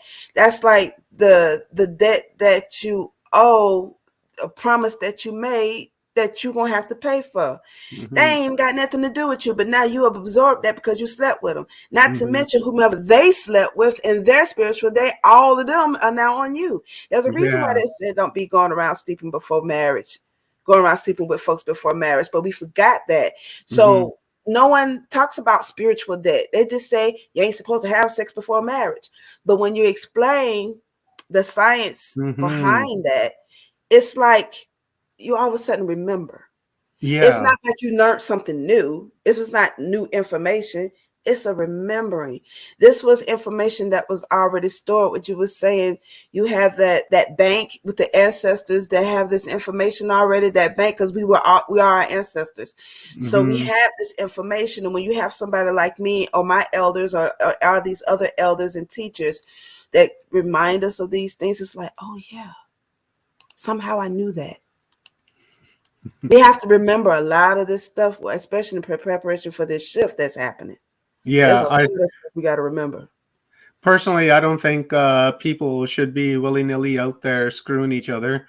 It's dangerous, number one, and second, you lose self-respect, right? You lose self-dignity, and you should only be having sex with your partner, someone that you love and appreciate, so that you can exchange that energy, as you're saying, so that you can incorporate that within you. But if you're just willy-nilly out there, doing your neighbor over here and that person over there across the street and that person over there, that's very, very bad energy. And like you're saying, if it all accumulates together, you don't know what's mingling in there, because that person could have slept with 20 other people and then they got 20 bad energies within them, and then now you took all that energy in, and you're gonna have to detox and do all of that. So it's not a wise idea. And I've always told my children the very same thing. I didn't explain it to them in the manner that you just explained it, but I explained it to them in a way that is dangerous and it's not good for you, and you shouldn't do that because of the fact we ain't even talking about diseases. Yeah, and this is a temple that you need to respect, right? It's our divine temple that we've created for ourselves, so that our 26 grams of consciousness can reside within this avatar and respect this avatar. That's why we bathe and we clean ourselves and we have a clean environment, because we want to have respect for this. And as soon as you lose respect for this avatar, then it's going to break apart. It's like if you don't take care of your car and you don't do oil changes and plug changes and wire changes, it's going to break down. And same thing is with this, but just in a different aspect. So Evenah, thank you very much. I love you, my star sister. You're absolutely divine, and I have a lot of respect for you, a lot of gratitudes, and I want to connect with you again after this conference and want to do more shows with you. And I want to really, really pick your mind, because you're incredibly intelligent and just full of love and energy. So before I let you go, please tell our viewers where they can find you and how they can contact you. Well, again, you can reach me at www.helpbyevenah, EVENAH.com. You can also tune in on YouTube and any other podcast platforms and check me out on the Me Middleton Show, where I speak about all things spiritual, magical, naturopathic, and the occultic for the neo-spiritualist or those who are newer to spirituality. You can find me on Instagram at Me Middleton. You can find me on Clubhouse at Speak Evenah, and you can join my club on Clubhouse, the Me Middleton Lounge. I'm somewhere everywhere. And you can email me at helpbyevenah@gmail.com or contact@helpbyevenah.com. I'm some of everywhere, but if you find me one of those other places, it'll link you to some of the other places. Fantastic. And guys, I will put Evenah's email address in the chat here really quick once we bring Kathy Mason up. And if you guys want to shoot her an email and connect with her, that would be super awesome. Like we said, there's a lot of resources available in this conference, and these resources are for you to utilize so that you can raise your awareness and go into that timeline with purification. Really, that's the word for this conference. So, my friend, thank you very much, Evenah, for your time. I love you so much, and a lot of respect for you. And I will be in contact with you shortly. Thank you so much for having me, Omar. And congratulations on this magnificent event. And I'm so honored to be a part of it. Everyone have a super fantastic day. Absorb everything you can. Thank you, Evenah. And this is a team sport. I just simply couldn't have done this alone. There's a lot of people involved in the background to make this happen. So, it's just not me. But thank you. I appreciate it. And guys, this is brought to you by Michael Feely. So please visit his website at michaelfeely.com. He's going to be coming up here in a few days. So with that being said, I'm going to relieve the stage and I'm going to bring Kathy Mason on. And we are about to get epic download. So Kathy, it is all yours, my divine sister, and I'm looking forward to this. Oh, thank you, thank you, thank you. I am too. I'm so excited to introduce you to Susan. So, Susan, I'm going to bring you on. Well, whoops, wrong one. There we go. Oh, okay. So let's see. I'm going to read your information first, and then I'll put on your PowerPoint. Okay. All right, sounds great. Yes. Oh, I'm so excited, you guys, to introduce you to Susan Christianson. Susan Stark Christianson is an award-winning journalist. She's the proud member of 2 daughters and the grandmother to 2 incredible grandsons. So we are going to be working with her today, right now, and as part of a grandmother's circle later. As the owner of Christianson Communications, an advertising and public relations firm, and Walton Group Publications, a publishing business focused on promoting work by women, she won numerous awards. In 2018, she was named the recipient of the prestigious Rasmussen Foundation Fellowship Award. Susan served as a former Deputy Director of Communications for the state of Alaska, Office of the Governor, and as a communications consultant for national and statewide businesses and nonprofits. She developed a successful advertising campaign to bring awareness to the issues surrounding domestic violence and sexual assault in Alaska. Her volunteer work has included the Spiritual Unity of Tribes Gathering, serving on the board of directors of International Cross-Cultural Alcohol Program, as well as numerous local service organizations. Working on the book Women's Voices, The Wisdom of the Grandmothers, and on the documentary The Wisdom of the Grandmothers, was the fulfillment of one of Susan's life dreams. And that film, we'll be talking a little bit about her first film. She's working on another one. That film was actually turned into a PBS special and is available for us to watch anytime. It's wonderful. It was also life-changing, providing her the opportunity to meet and be inspired by the incredible mothers and grandmothers she met along the journey. She is currently working on both a book about an Alaska aircraft accident, which I read and made me cry so much, and a documentary film on the importance of Indigenous prophecies today. So welcome, welcome, welcome, Susan. Thank you so much, Kathy. It's really an honor and a privilege to be here. I wonder if you would mind if I started with a traditional prayer.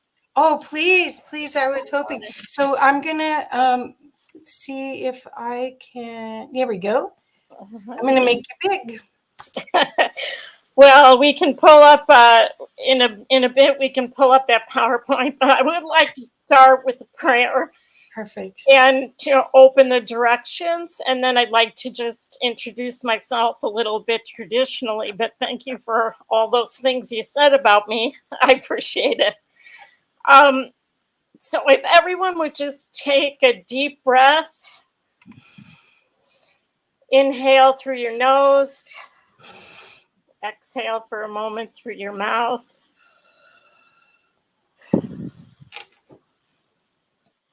To the winds of the south, great serpent, wrap your coils of light around us.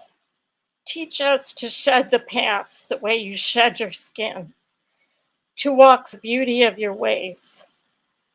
To the winds of the west, mother, sister, jaguar, protect our medicine space. Teach us the way of peace, to live impeccably. Show us the way beyond death. To the winds of the north, hummingbird, grandmothers and grandfathers, ancient ones, come and warm your hands by our fires. Whisper to us in the wind.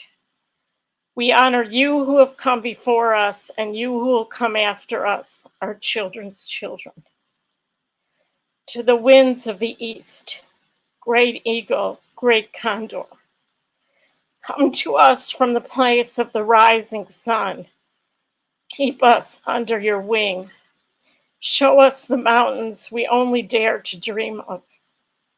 Teach us to fly wing to wing with the Great Spirit. Mother Earth, we've gathered together for the healing of all your children. The stone people, the plant people, the four-legged, the two-legged, the creepy crawlers, the finned, the furred, and the winged ones.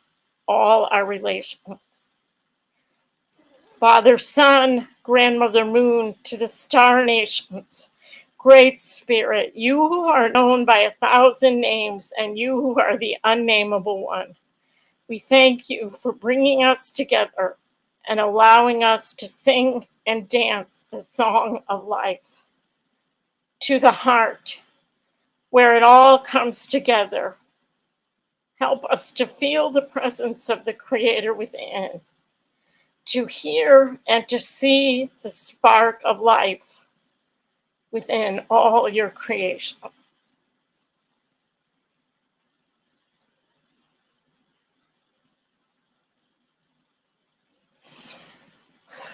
Well, thank you again, Kathy.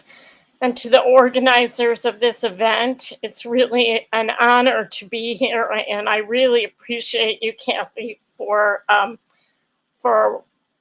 inviting me to share a little bit about the journey that I've been on and the upcoming project that I'm working on Indigenous prophecies. I always introduce myself the same way. I always start out by telling people that I'm not nervous and I'm not crying. Many times people will ask me about my voice, and I always like to tell them that I wore a brace when I was younger, and the brace damaged my vocal cords, and I went a year of my life without being able to speak at all. So I had to learn how to talk all over again. And so this is the best I can do. And I always let people know that while that was a very, very difficult time of my life, it led me to the understanding and the importance of women's voices. So it's no wonder that I think I went on the journey I did to learn more about the importance of the women's voices. My Western name is Susan, and my Jewish name, which comes from my mother's side, is Sarah. And I was given the Tlingit name of Chaaksik, which means eagle daughter, by Jim Walton. And I'm going to be talking about him. Kathy, would you mind putting up the slide of the picture of Jim Walton, which is slide number 3?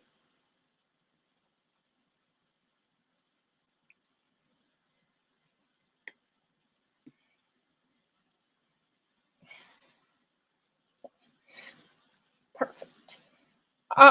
Jim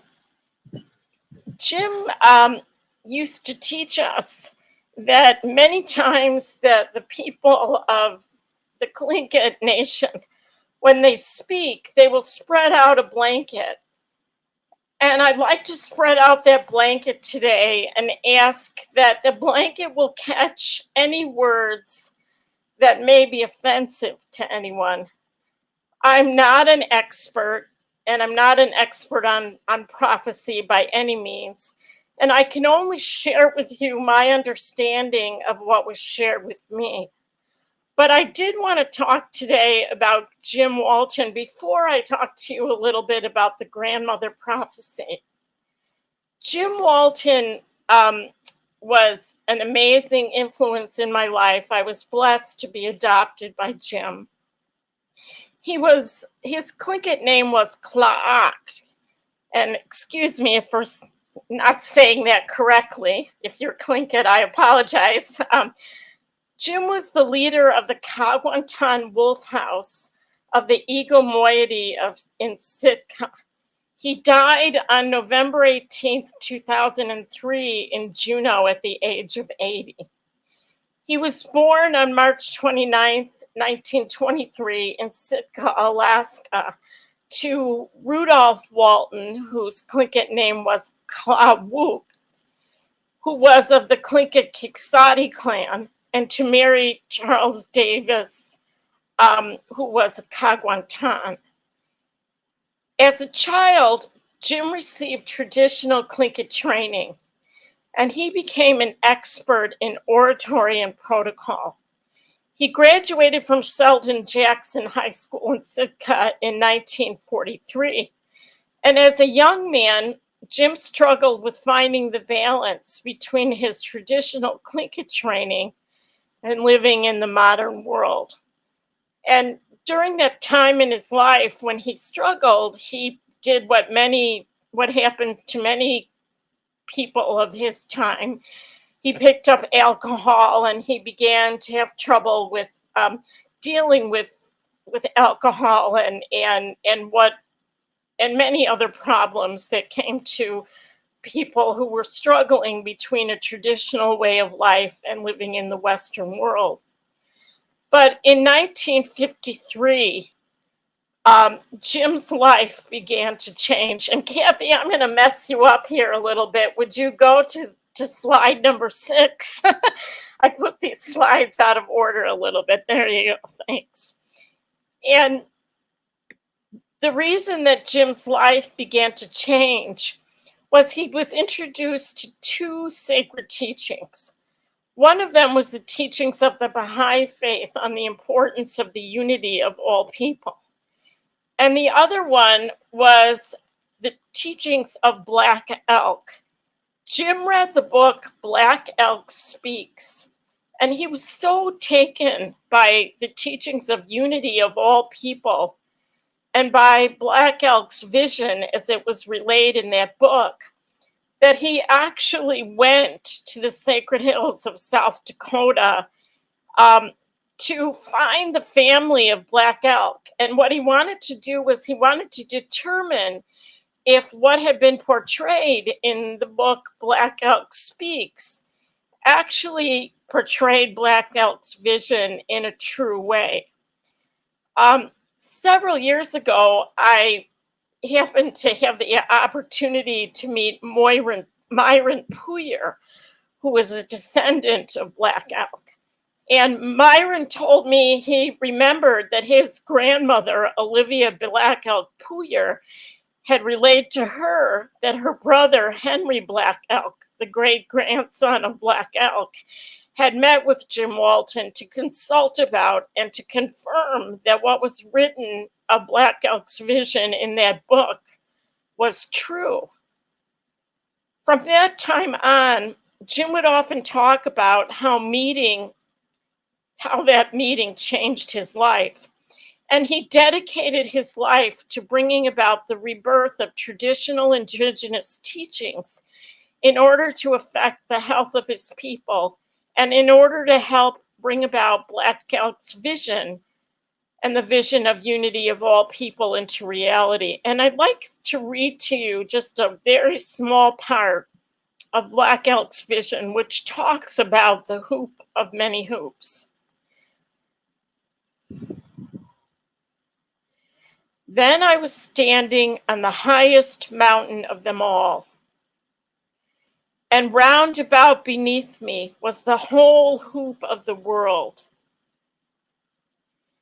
And while I stood there, I saw more than I can tell, and I understood more than I saw. For I was seeing in a sacred manner the shape of all things in the spirit, and the shape of all things as they must live together like one being. And I saw the sacred hoop of my people was one of many hoops that made one circle, wide as the daylight and as starlight. And in the center grew one mighty flowering tree to shelter all the children of one mother and one Father. And I saw that it was holy.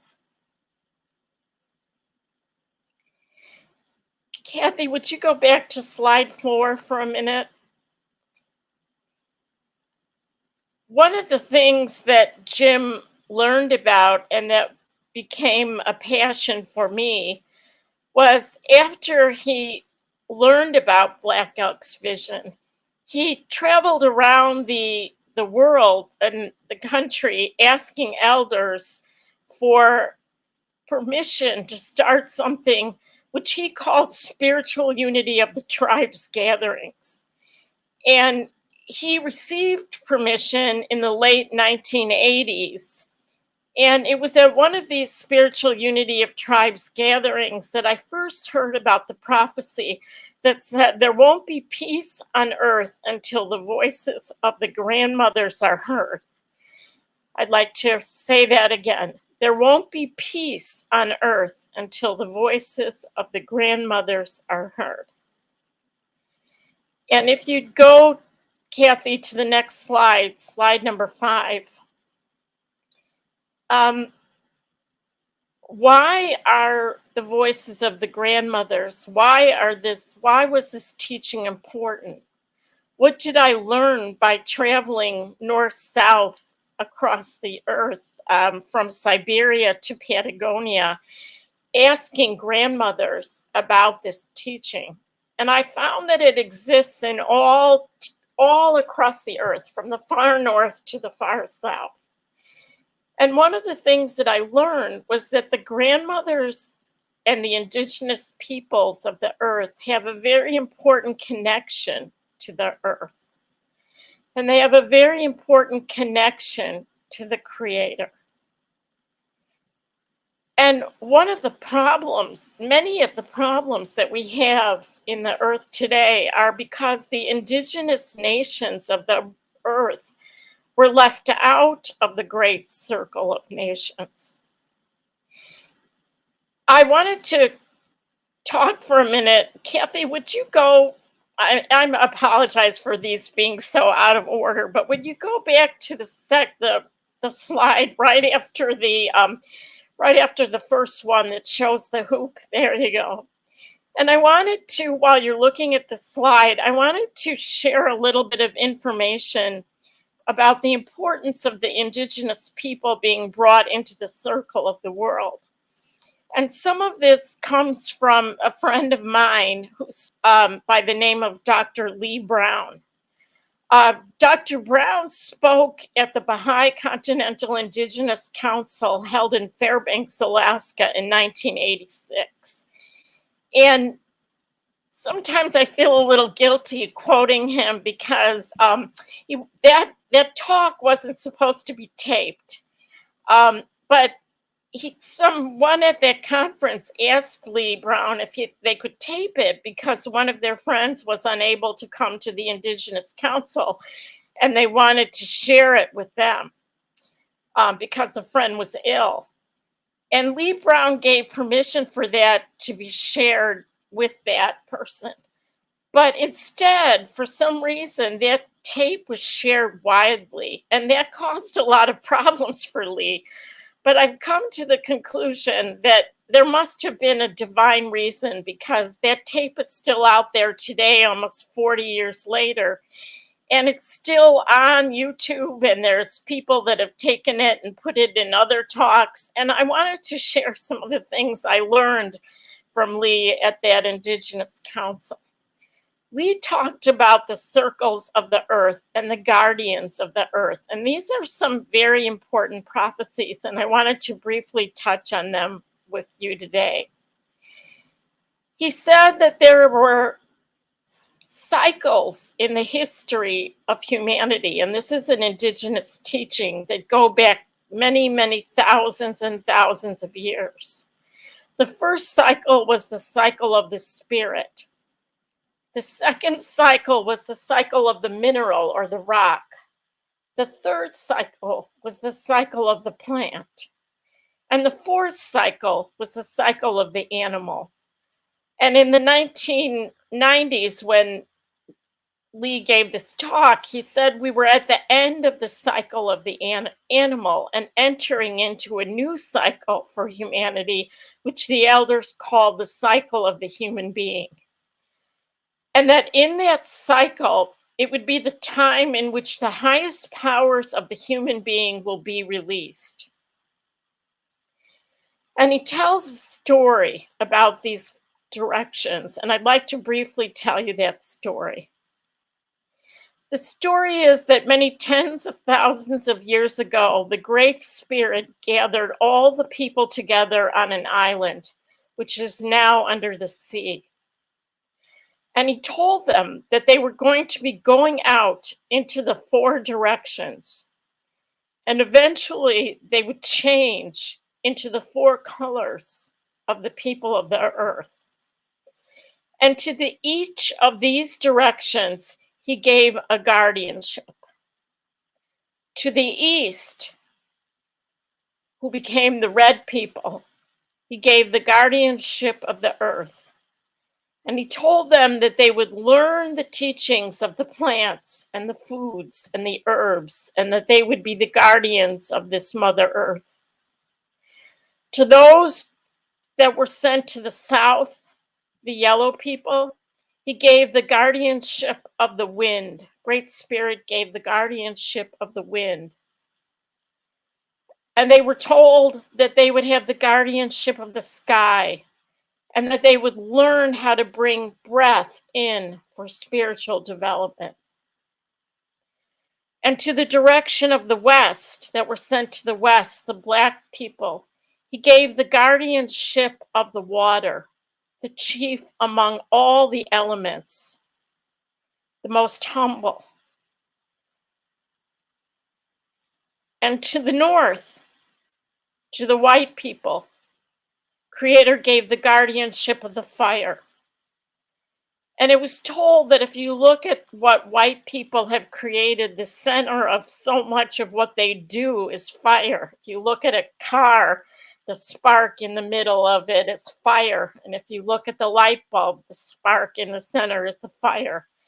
And the fire moves and it consumes. To each of these directions, he gave 2 stone tablets, which represent the original sacred teachings. To the red, those sacred teachings, those stone tablets are guarded by the Hopi people. The yellow, those tablets are in Tibet. To the black, they're at Mount Kenya, to the Kikuyu people. And to the white, to the Europeans, gave the stone tablets, which are now guarded in Switzerland. And Lee talks about how the Hopi word for the sun is the Tibetan word for the moon. And if you could drill right straight through from Hopi land, you would come out in Tibet. And the Tibetan word for moon is the Hopi word for sun. And the Great Spirit said there would be a time in the future when there would be gathered back together all of these people, all of these directions. And they would share these sacred teachings. And this would be a time of peace. If when the people came together, if they remembered their sacred teachings, if they remembered the teachings of the stone tablets. Well, there are many prophecies about these times, and the peoples of the earth were given options when they came back together. But unfortunately, according to the stories, all of the people didn't remember their sacred teachings.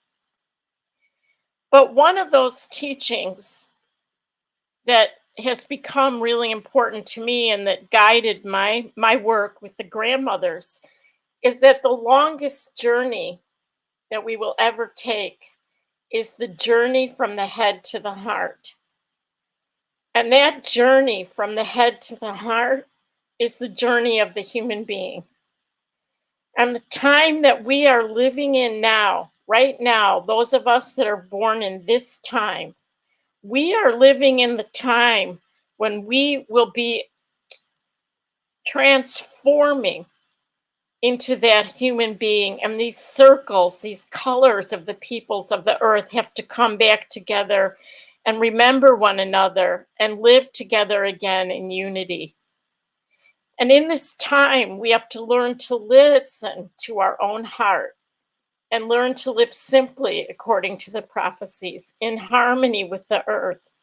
And we have to learn to evolve into that human being that will recognize the earth as one country and all human beings as the citizens of the earth. Kathy, would you go to slide number 7, which is the Hopi, there you go, Grandmother Percy. I want to talk for just another minute. I realize my time, I've been talking for a long time, so I'm getting close to wrapping this up. But Grandmother Percy on me is Hopi Tewa. And Grandmother Percy is an amazing woman. I hope you have an opportunity to hear her speak sometime. And I felt very blessed when Grandmother Percy took me to the Hopi sacred places. And if you go to the next slide, you'll see a picture of the Prophecy Rock. Oh, keep going, sorry. Nope, we missed it. Let me see. There it is. Thank you. Thanks, Kathy.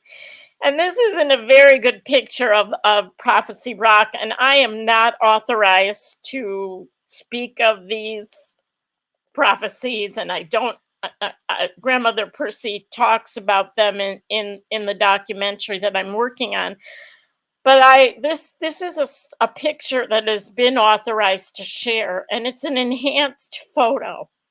And I'd like you to look at that picture for just a minute. And you can see on the bottom of the picture, there's these 2 men. And do you see how it goes up and then the road splits? And you can see, and you can't see it very well on this picture, but on the top where all those people are, there's some stairs. There's some lines that go up and they look like stairs. And when I first saw the pictures of Prophecy Rock, for some reason, coming from a Western mindset, I thought that all of those people that were on that top stairways that goes up, that meant that they were somehow going into the spiritual world. That was my original thought before I saw Prophecy Rock. But then if you look at that bottom line, the second line there's only one person on that line, and there is a small line between these 2 lines that connect them. And I was told that this is the time we're at now in our history, where people can make a choice how they want to live and which one of these worlds they want to be in.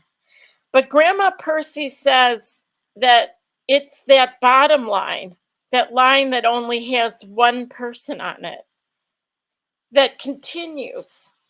And she says, I'm from the Sand People, and I teach my grandchildren that we are walked upon. People walk upon the sand. But we are important because we are close to the earth. And the Hopi teachings talk about the importance of staying close to the earth. And what I didn't know until I saw Prophecy Rock in person, and you can go online and you can learn more about this, but that bottom line continues around the rock, and that top line ends. And I think that the teaching has to do with staying humble and staying close to the earth, the way the indigenous peoples of the earth teach us. If you'd go to slide number 9, Kathy, right there, yay. I had an opportunity to interview a Mayan elder by the name of Tata Ernesto Campos, who's part of the Mayan Council of Elders.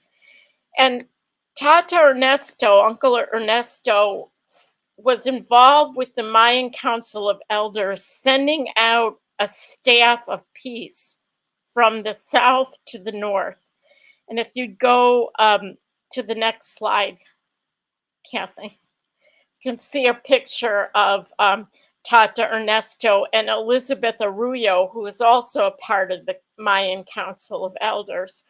And they talked a lot about the prophecy of the condor and the eagle, of when the condor from the south and the eagle of the north would join together. And this would also represent an end of a cycle. Many of you are probably old enough to remember when the Mayan calendar, there were a lot of fears when the Mayan calendar ended. People thought that it might mean the end of the earth, but the Mayans said no, and Tata Ernesto talks about this.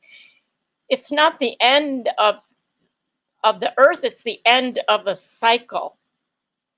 And again, this corresponds with the Hopi teachings and with those original teachings about everyone coming together and remembering who we are and bringing our sacred gifts back together. And Kathy, would you go to the next slide, please? This is a gathering that Tata Ernesto came to in Japan. And I was invited to come to that gathering because I was blessed to be able to carry the Mayan staff of peace to Alaska. And all of the people who carried the staff, the Mayan staff of peace, were invited to come to a Shinto peace gathering at the base of Mount Fuji. And when we were at that gathering, they took us into a cave. And they call this cave the Cave of Mother Earth. And they said that this cave, it was quite an amazing thing. I was convinced that I was going to die before I got into that cave. I don't like closed spaces, and I am not particularly athletic. And we had to crawl through this very small cave over rocks. But I remembered something that the elders used to say, and it came to me as I was deciding whether or not I was going to go or not. And it was, today is a good day to die. And I thought, okay, if I'm going to die, this would probably be a good place to die. So I managed to get in there.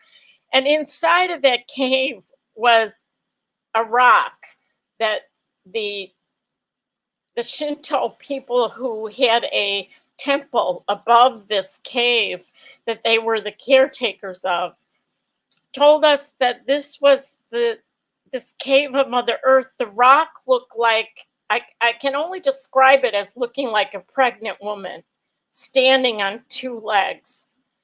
And underneath this huge rock of this pregnant woman standing on two rocks that looked like legs was another rock that looked like a male phallus. And they said, this is the center of our beliefs of our Mother Earth. And the Shinto people they're very much like the indigenous people of the world. They believe in the connection to our mother, the importance of the connection to Mother Earth, and that this time is an important time in all of our lives. So if you go to the next slide, Kathy, I want to end with, this is a picture of the Shinto doing a ceremony at the base of Mount Fuji for peace, calling in that sacred mountain to calling in for peace. So what I'd like to end with is, I'd like to end with something that all of the prophecies that I've been told about, and all of the people that I spoke with and interviewed, I interviewed Mayan, I interviewed people from Alaska, I interviewed people from tribes in South America, and all of them say the exact same thing. What do these prophecies tell us? What is the purpose of this time? What's the importance of knowing them? And what they said was, it's because this is the time when we can come back together, remember our sacred teachings, join together in the hoop of many hoops, and come together from all the four directions and remember our sacred teachings. And there are people in all of these directions, in all of these places, that know their prophecies, that know their teachings, that know who they are. And all of you and whoever I'm speaking to today, who's ever touched by any of these stories, you are those people. You own that spark of the Creator. You have that knowledge within you. And the time of shamans and teachers telling us what to believe is over. This is the time when we have to get in touch with all of our own knowledge, that we can listen to the grandmothers, we can listen to our elders, but we have to know that it's a time to be reborn, and to be reborn in the spirit. Kathy, do I have time to read one more thing, or is this a time I should end?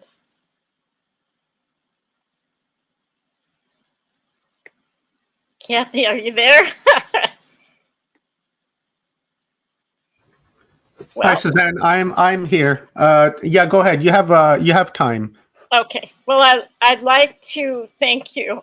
I'd like to read then something that I wrote in the spring of 1995. And everything that's ever come to me of importance in my life has come to me because of a dream. And I wrote an article about a dream that I had in 1995. And it was published in a magazine called In Context. And it's called Black Elk Was Right. And I think it'll take me about 5 minutes and then I'll be done. So Kathy's nodding. Thank you. No, don't worry. We have plenty of time. Okay, so I'm going to end. Thank you, Kathy. I'm going to end with reading you this I'll just end with this and then I'll close the directions and we can take questions. Okay. The grandmothers came to speak again today at the great circle of all nations. And once again, I was filled with reverence and awe. One by one, they came forward into the great hall, each wearing their traditional tribal regalia. It seemed to me I heard the drum today for the first time, its beat reverberating throughout the council chambers like a heartbeat at a great birth. I was so proud that my great-grandmother was one of those chosen to share memories of how this great peace, foretold by spiritual leaders, medicine men and women, and seers for thousands of years, had come to pass. Here are her words. Great-grandmother speaks. Mitake Oyasin, all my relations. I would like to remind this gathering of the vision of the Ogallala Sioux medicine man, Black Elk, and the vision he had at Harney Peak. Then I was standing on the highest mountain of them all, and around and beneath me was the whole hoop of the world. And while I stood there, I saw more than I can tell and understood more than I saw. For I was seeing in a sacred manner the shape of all things in the spirit, and the shape of all things as they must live together like one being. And I saw the sacred hoop of my people was one of many hoops that made one circle, wide as the daylight and as starlight, and in the center grew one mighty flowering tree to shelter all the children of one mother and one father, and I saw that it was holy. I was just a young woman when the first spiritual unity of tribes gatherings were held at the Pasqua Indian Reserve in Saskatchewan. Each morning at dawn, the people gathered, and the medicine men would bring out their pipes and hold their morning ceremonies. In 1988, the elders were insistent and filled with urgency. Understanding must be given to all of humankind, they had said. The time has come to begin preparing the people for the fulfillment of Black Elk's prophecies. That was before the third great shaking of the earth at the turn of the century. The lives of the people then were filled with the pursuit of material and physical pleasures. They had forgotten the values of respect, tolerance, compassion, and honesty. They had embraced the false values of rationalism and had moved far from the spiritual teachings of their ancestors. There were great wars then and great fighting. Men, women, and children were all victims. In that time, the grandmothers had lost their voices. Mother Earth was ruled by men, and the energy of male and female was out of balance. But at those first gatherings, there came those who remembered Black Elk's vision and who knew that these days we are living today would one day come. On the whole earth, only a few thousand came to the first gathering. But within 7 years, gatherings were held from Siberia in the north to Australia in the south, and in the heart of Turtle Island, North America. They were held until wars and economics collapse stopped all travel for a time. At the last gathering, only the old ones met at 6 nations in eastern Turtle Island. Then the third great shaking of the earth came, the great destruction, the great purification. I remember my fear in those days of darkness. During that time, I remembered the words of the elders at the gatherings. I remembered the prophecies they shared and the certitude that they had that these days of peace would come. And I remembered Black Elk's vision and his prayer when he returned to Harney Peak as a very old man. And when he said, "Hear me," that they may once again go back to the sacred hoop and the good red robe, the sheltering tree. In sorrow, I am sending a feeble voice, O 6 powers of the world. Hear me in my sorrow, for I may never call again. O great Spirit, make my people live. I am here speaking to you today as an old one, because that great prayer was answered. The sacred tree does live, flower, and bloom. We all sit, all nations as one nation, hoop in many hoops. We are the people of the earth who have walked the good red road from north to south and from west to east to bring back to all humanity how to live the sacred spiritual teachings. I have lived to see this great peace unfold. I have lived long enough to see the Indian nations of the world invited to the table of the United Nations from which they were first excluded. I have lived long enough to see the coming together of all the nations of the earth into one hoop of many hoops. We, the grandmothers, are the image of Mother Earth. We give life and strength and are the foundation of the family. When our voices were not heard at the table of nations, there was no heartbeat of love by which to bind together the sons and daughters of Mother Earth. I have lived long enough to see this day on which the wisdom of the grandmothers and their knowledge of ancient life is once again being shared with all the human race. This is a great day to live and to share with you. All my relations. Beautiful. Thank you so much. That was amazing. I just want to take a breath for a second. So we have plenty of time. So I would love for you to talk a little bit about both the Women's Voices Project and the Wisdom of the Grandmothers movie, so that people can get an idea of the depth of information that you've gathered for them and how they could benefit from it. Thank you, Kathy. Well, briefly, the Women's Voices Project and the Wisdom of the Grandmothers came together. there is a book that I was able to publish that has stories of the grandmothers that I visited from Siberia to Patagonia. And then when I was doing the book, I taped the grandmothers, and I had this idea that people needed to hear them in their own voices, that reading their stories was one thing, but being able to hear them speak themselves was another. So I went back to the beginning, and because I hadn't made it all the way to South America when I did the book, I started back at the beginning, and I put together a film called The Wisdom of the Grandmothers. And I didn't know how to turn on a camera when we started, but I started compiling their stories and their visions and put together a documentary, which ended up being shown on PBS stations across the country.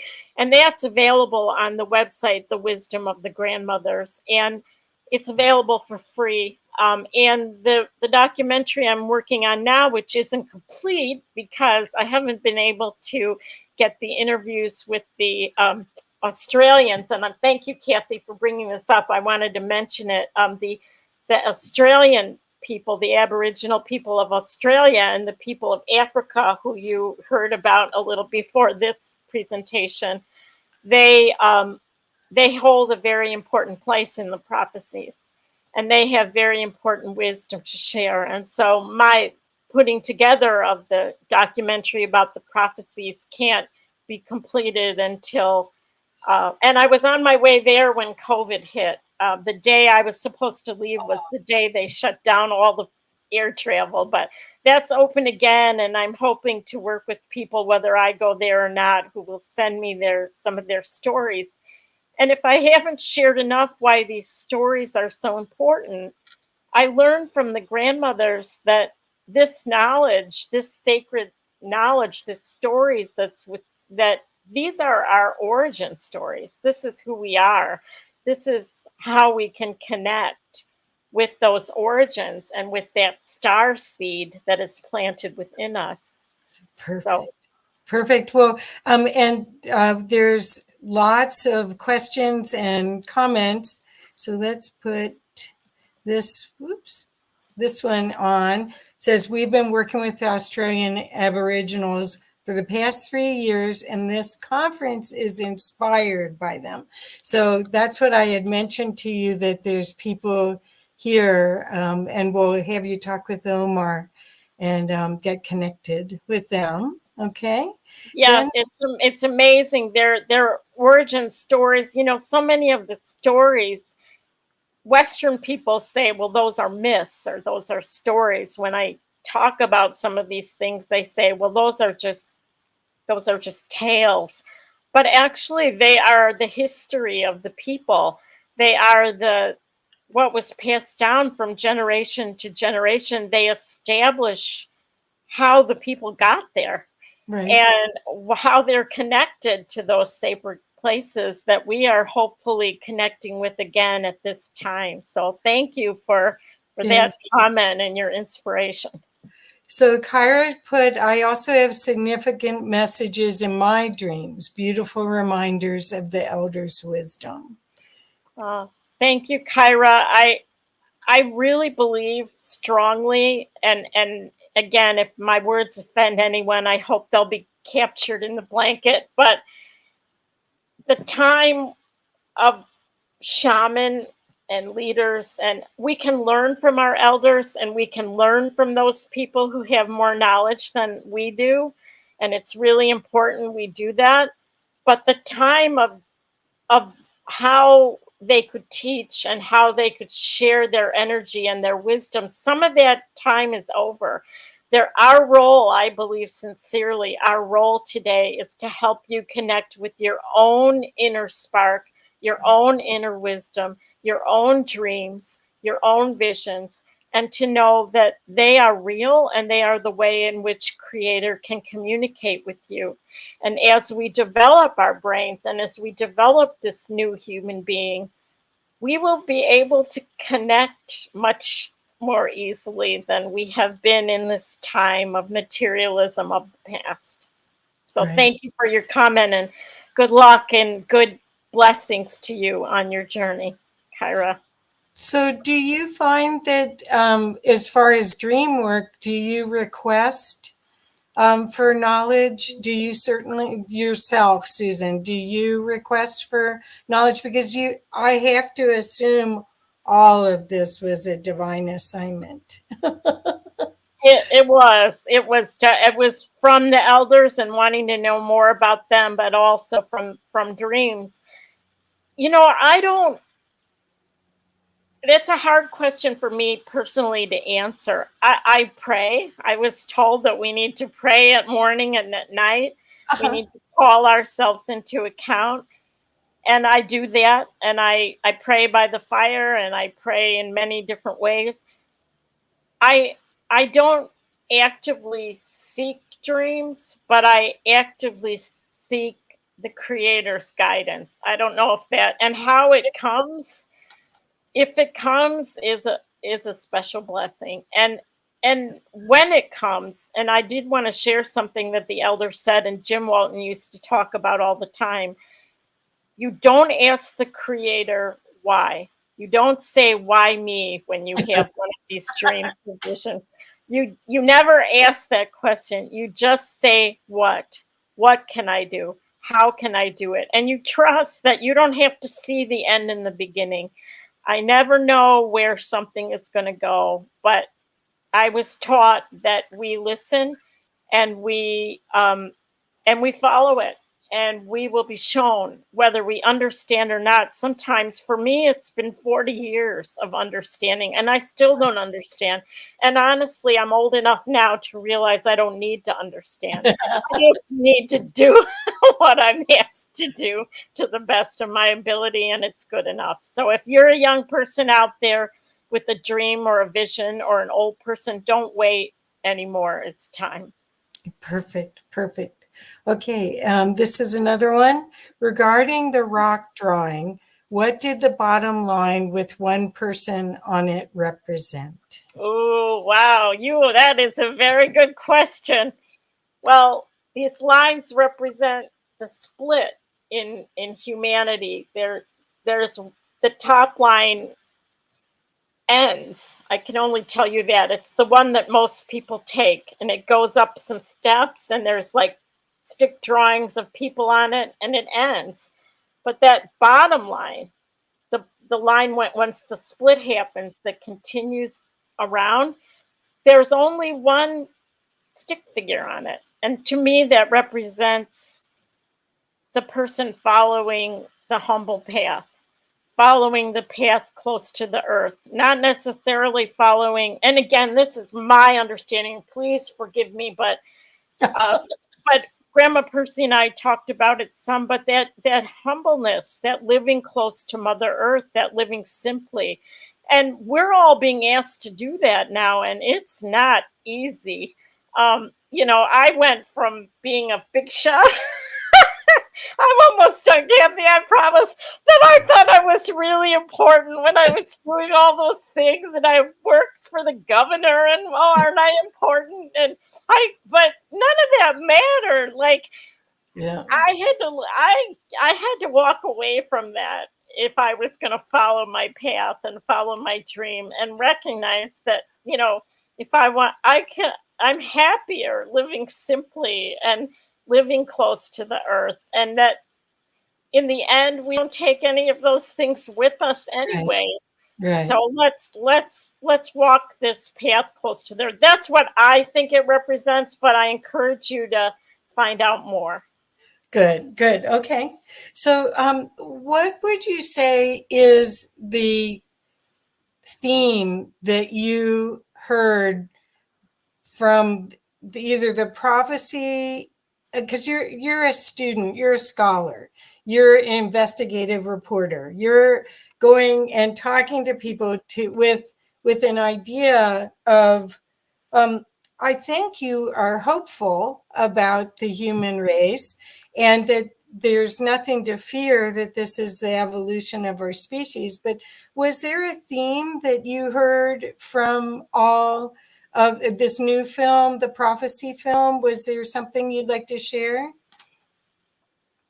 What I tried to say in my talk, and I apologize if I didn't do it very well. I'm not very good at this, but the theme is that of one of hope.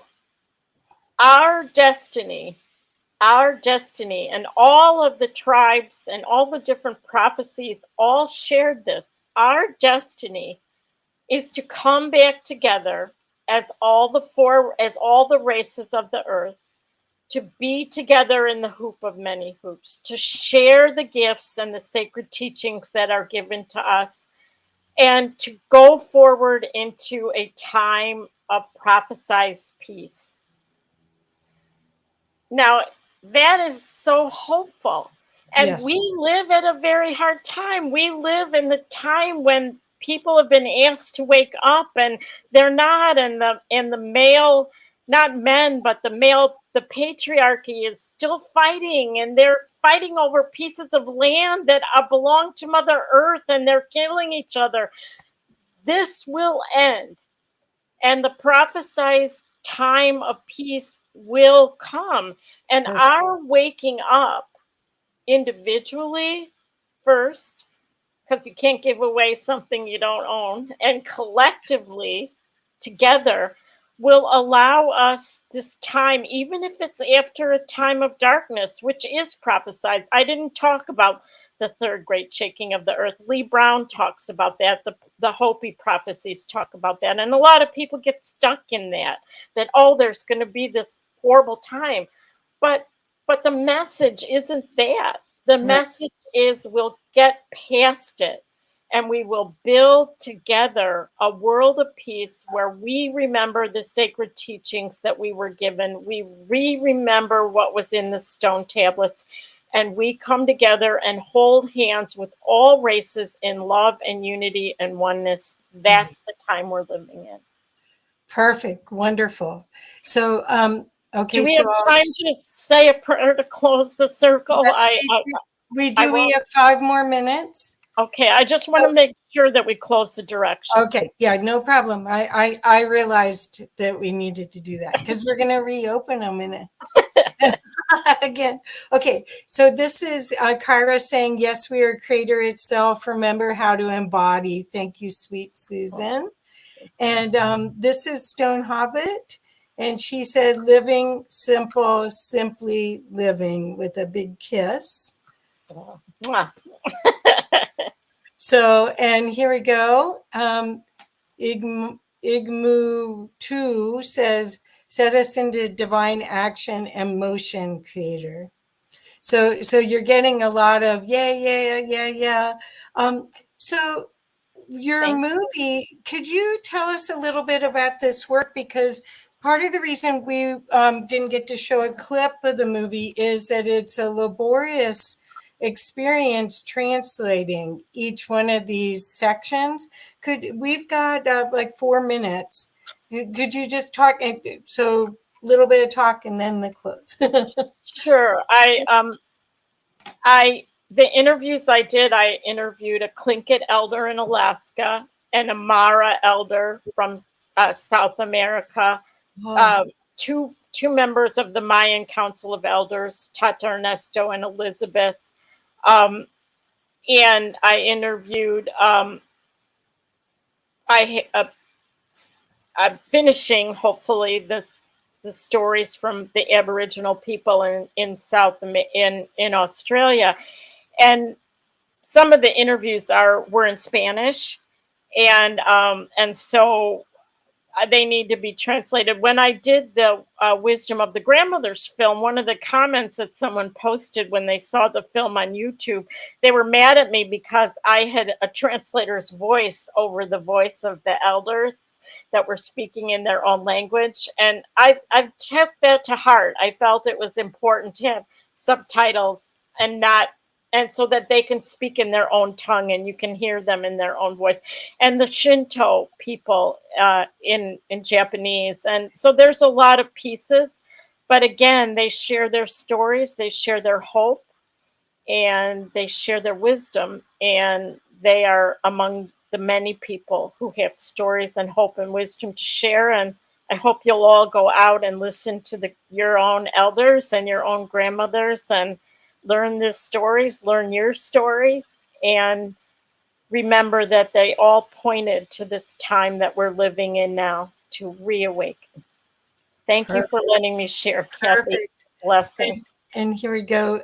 Sugar Bee said, "Thank you for all of this. It is truly the great awakening." Kiss, kiss. Okay. Thank you. Thank you.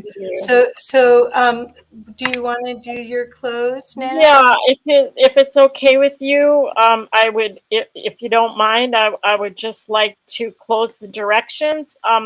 And one of the things that I've become really aware of recently in this difficult time is often we'll open the directions and we'll ask for wisdom and guidance, but sometimes we don't close them when we go out into the world, and that can be kind of heavy to pick up everything. So I just wanted to close them. So if I could ask you to take a deep breath, breathe in through your nose, blow it out through your mouth. To the winds of the south, great serpent, we thank you for being with us today and teaching us to shed the past and to walk softly on the earth. We thank you for teaching us the beauty of your ways. We thank you and we release you. To the winds of the west, Mother, Sister, Jaguar, we thank you for protecting our medicine space and for teaching us to live the way of peace. We thank you and we release you. To the winds of the north, hummingbird grandmothers and grandfathers, ancient ones, we thank you for warming your hands by our fires and whispering to us in the wind. We thank you for allowing us to honor you and those who come after us, our children's children. We thank you and we release you. To the winds of the east, great eagle, great condor, we thank you for coming to us from the place of the rising sun and keeping us under your wing. We thank you for teaching us to fly wing to wing with the Great Spirit. We thank you. We release you. Mother Earth, we thank you for allowing us to gather together for the healing of all your children, the stone people, the plant people, the four-legged, the two-legged, the creepy crawlers, the fin, the furred, and the winged ones, all our relations.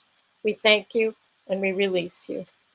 Father, Son, Grandmother Moon, to the star nations, Great Spirit, you who are known by 1,000 names and you who are the unnameable one, we thank you for bringing us together and allowing us to sing and dance the song of life. We thank you and we release you.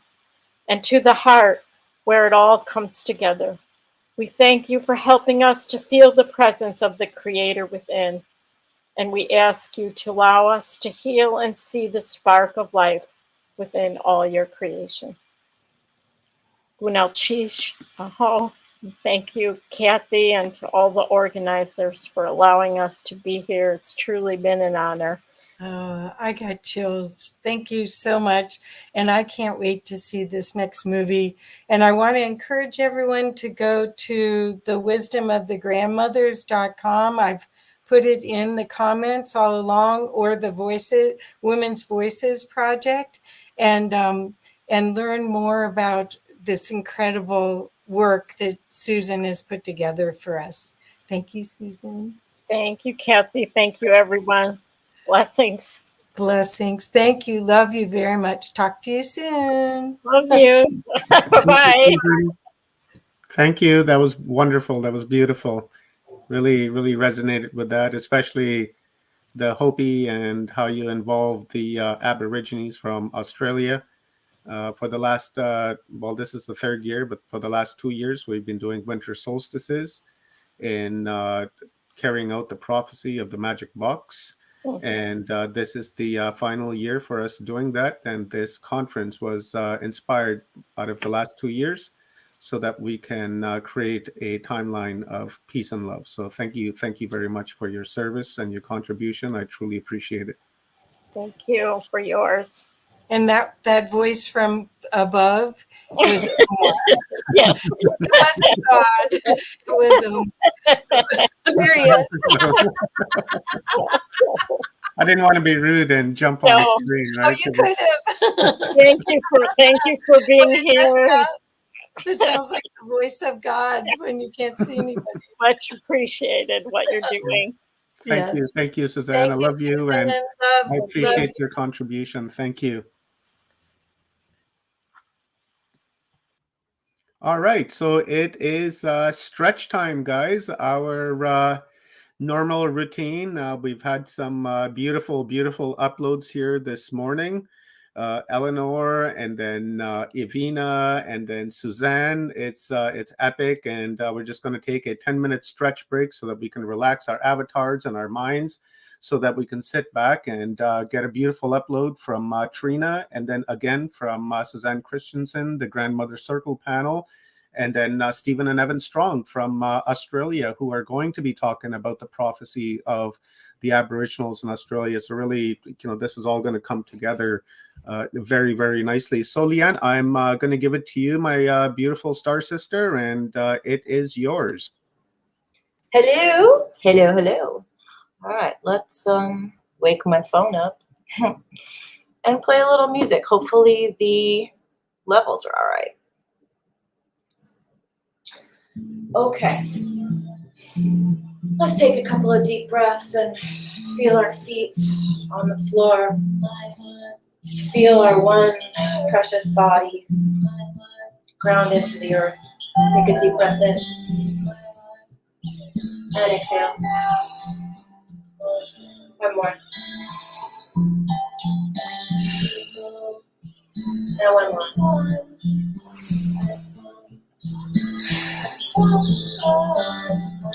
Okay, let's take our heads in a circle. Go the other way. Again, switch sides. Switch. Okay. Put our knees together and go around in one direction.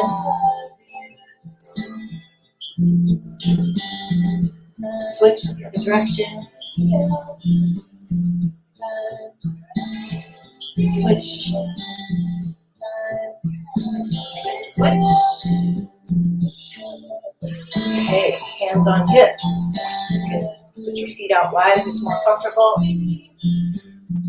And let's go around in a circle here. Don't forget to keep breathing. And switch directions. Switch.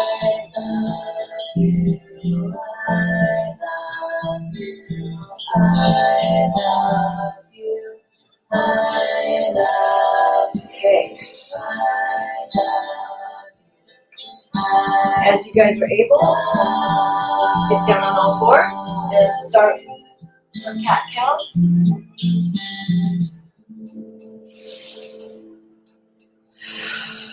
Exhale, down. Inhale, lift up. Do that a couple times.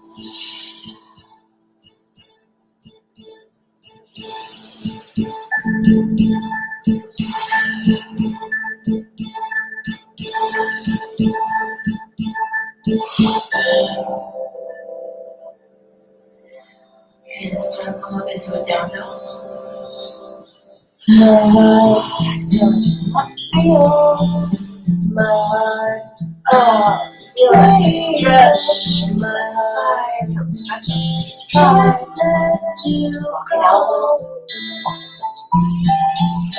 We said goodbye. Put our right leg up. And bend it a couple times. That's any fancy things you guys like to do. Open up your hips. Feel free. I love you. I love you. I love. Let's all move forward and bring our knees forward into a nice foundation. And then back. And then stiffen our leg up again. And really stretch. And step through. I'm going to pivot so that my back isn't to you.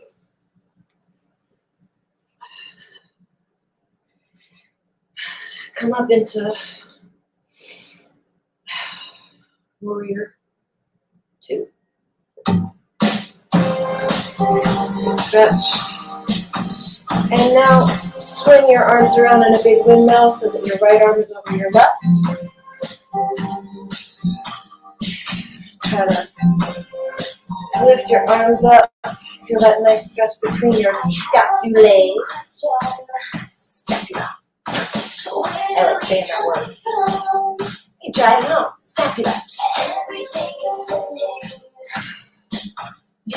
And then extend back out. And put our forearms on our leg. And it's only just begun.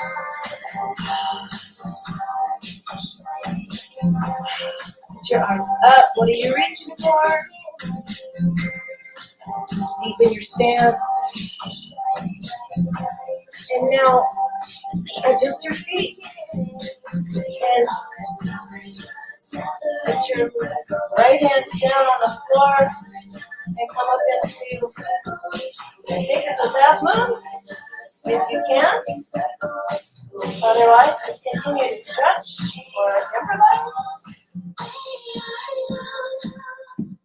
We're rising. All right, carefully come down. We're rising. Actually, let's do a chaturanga. Let's get into plank and come down. 5, 4, 3, 2, 1. And into a nice sphinx. Woo! Feels good. Keep breathing. Okay, breathe out. Come back up into down dog. Walk it out a little bit. I'm going to flip sides again.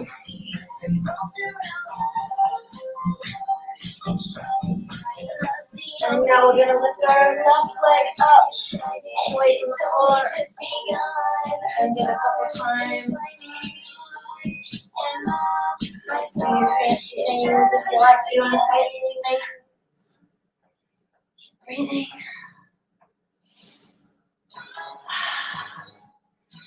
Let's come down into a plank and bring our left knee forward. Keep breathing. And let's go back. Stick it back in here. Bend it a couple times. Keep breathing. And on an inhale, let's move our leg between our legs. And come up into warrior 2 on this side. With palms open.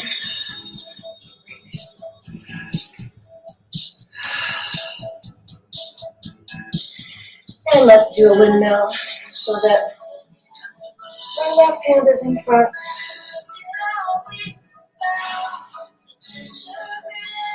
Try to pull your arms up and stretch your shoulder blades out. Keep breathing. Arms back out, palms open. Everybody doing? Forearm on the knee. And reach up. Okay. Now reach up. And brighten the lines. What are you guys reaching for? Keep breathing. And if you want, keep stretching. You can also go into triangle or come up into whatever this is with me.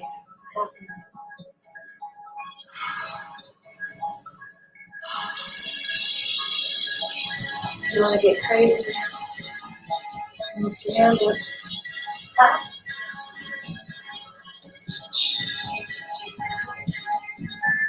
Okay. So I'm going to give you. And doing the one more chaturanga. I'm going to plank. We're going to go down for 5, 4, 3, 2, 1. On your elbows, lifting your knees,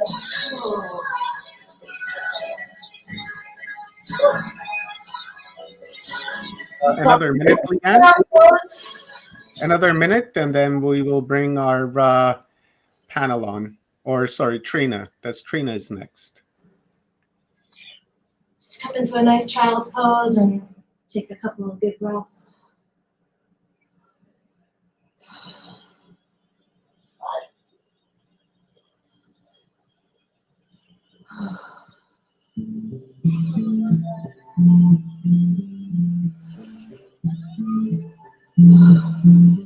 My heart.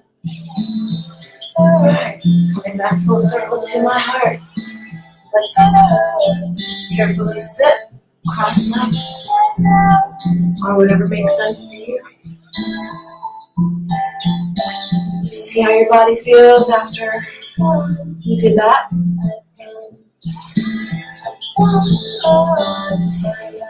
Deep breaths. 2 more. Palms down, palms up.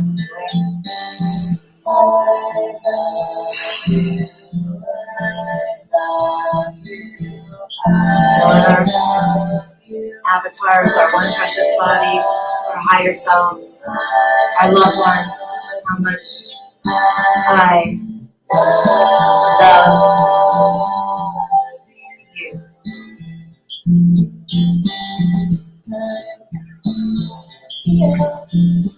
Hi. Thank you so much for giving me the opportunity to stretch your containers. Enjoy the rest of this beautiful day, and I will be back.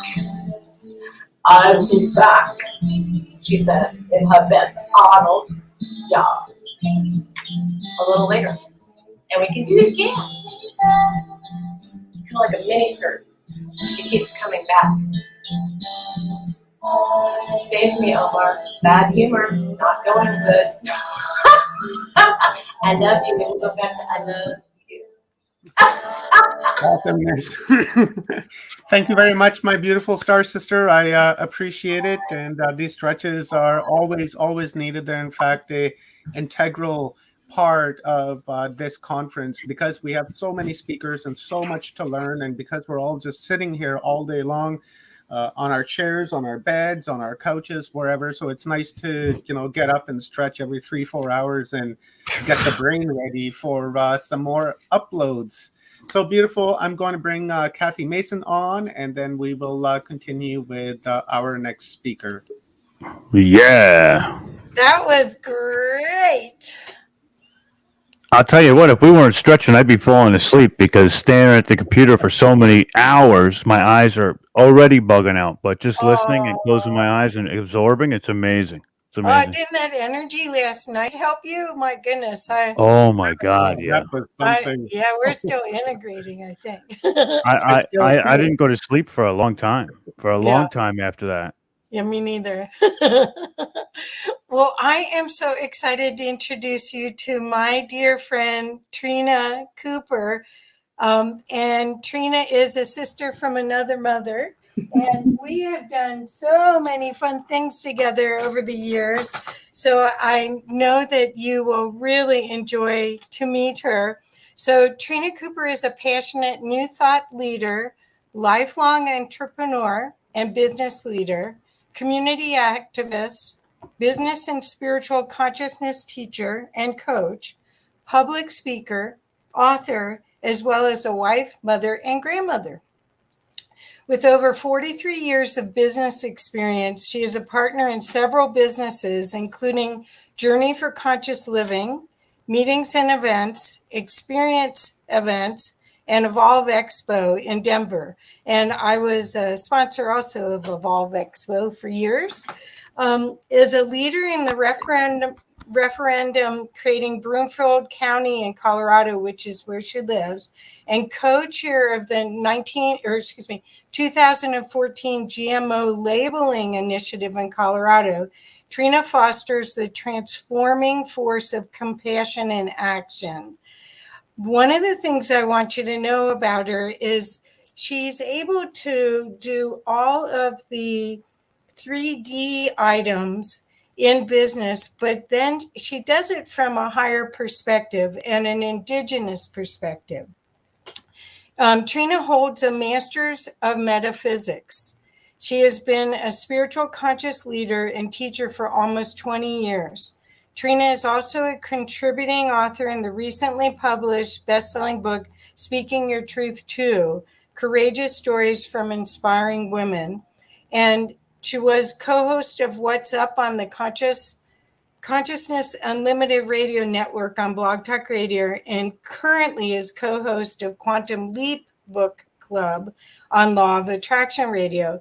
And Trina and I, for 2 years, did a training program once a month for people as well.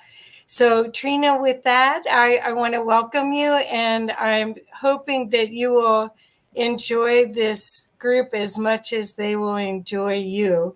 Today, you're going to talk about Shatter the Structure. Yeah. Thank you for inviting me to be part of this. I'm really excited about it. I was listening to that and I was like getting tired hearing. I was like, oh my gosh. I've had a busy life, and I really want to be able to share with some of you some of the teachings that I have received, what I've learned, some of the knowledge that I have. And I really was inspired listening to Susan, because the native path is one for me that, while in this lifetime I do not have an ounce of Native American or indigenous blood that they're finding, I also know that we are all from the fire. And so every one of us has roots in an indigenous path. And whether it be one of the Native American, the Aborigines, the ones from Southeast Asia or Africa or wherever we're from, there were indigenous tribes, there were indigenous people with teachings that were so deep. And I really do feel that the strength that we have in this lifetime is to be able to learn and take in as much as we possibly can from all of these teachings, because so many people in the world now are not a true blood. They are many mixed races, many backgrounds and cultures. And the more we open up to who we truly are, this blend of spirit being embodied in this form and being able to express and share and love each other, the more powerful we're going to be. So as Kathy said, I have been an entrepreneur all my life. I've never really held a job, and have just pretty much created things from the time I was about 18 years old. And I became very interested, always having dreams that would occur. That was kind of my path into, or my lead into, the spiritual path, because I wanted to know, why was I having these kind of prophetic dreams? What were they meaning? I also had an extremely strong draw to the Native American teachings. And I grew up in a very strict Catholic home, married a Jewish man, which created havoc in both of our families, which was interesting. But being able to find that balance between cultures and between teachings was really phenomenal. And then to be introduced to a more native way of looking at things and really incorporating it all together, so it became this really rich kind of soup or stew. It was just amazing. And I feel like that's where where people are going now. So again, I've got this business background, and I do a talk called Shattering the Structure for business, because I feel like we need to get people out of their boxes. We need to get people opening up to things. And I drop seeds in this, and I've had some really wonderful responses. I've also do a lot of psychic fairs, healing fairs, and I bring them to places like golf course clubhouses and places where you'd find more mainstream. And I'm absolutely shocked at the number of people waking up and wanting to learn more. So there's such an opportunity for everyone that has any kind of a teaching or anything they want to share from the heart to go out and start doing it in whatever way you feel comfortable doing it. That's where the power lies in every one of us. I'm also a mom and a grandmother, and I find the wisdom in my children. I find the wisdom, especially in my grandchildren.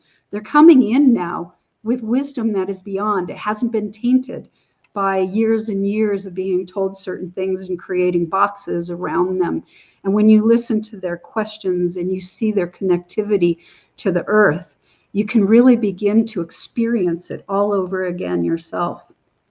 So as Kathy shared, I've done a lot of things, and Evolve Expo is one that combines new energy technologies, alternative healthcare, spirituality, sustainability, relaxation, meditation, a lot of things, but it brings it to mainstream.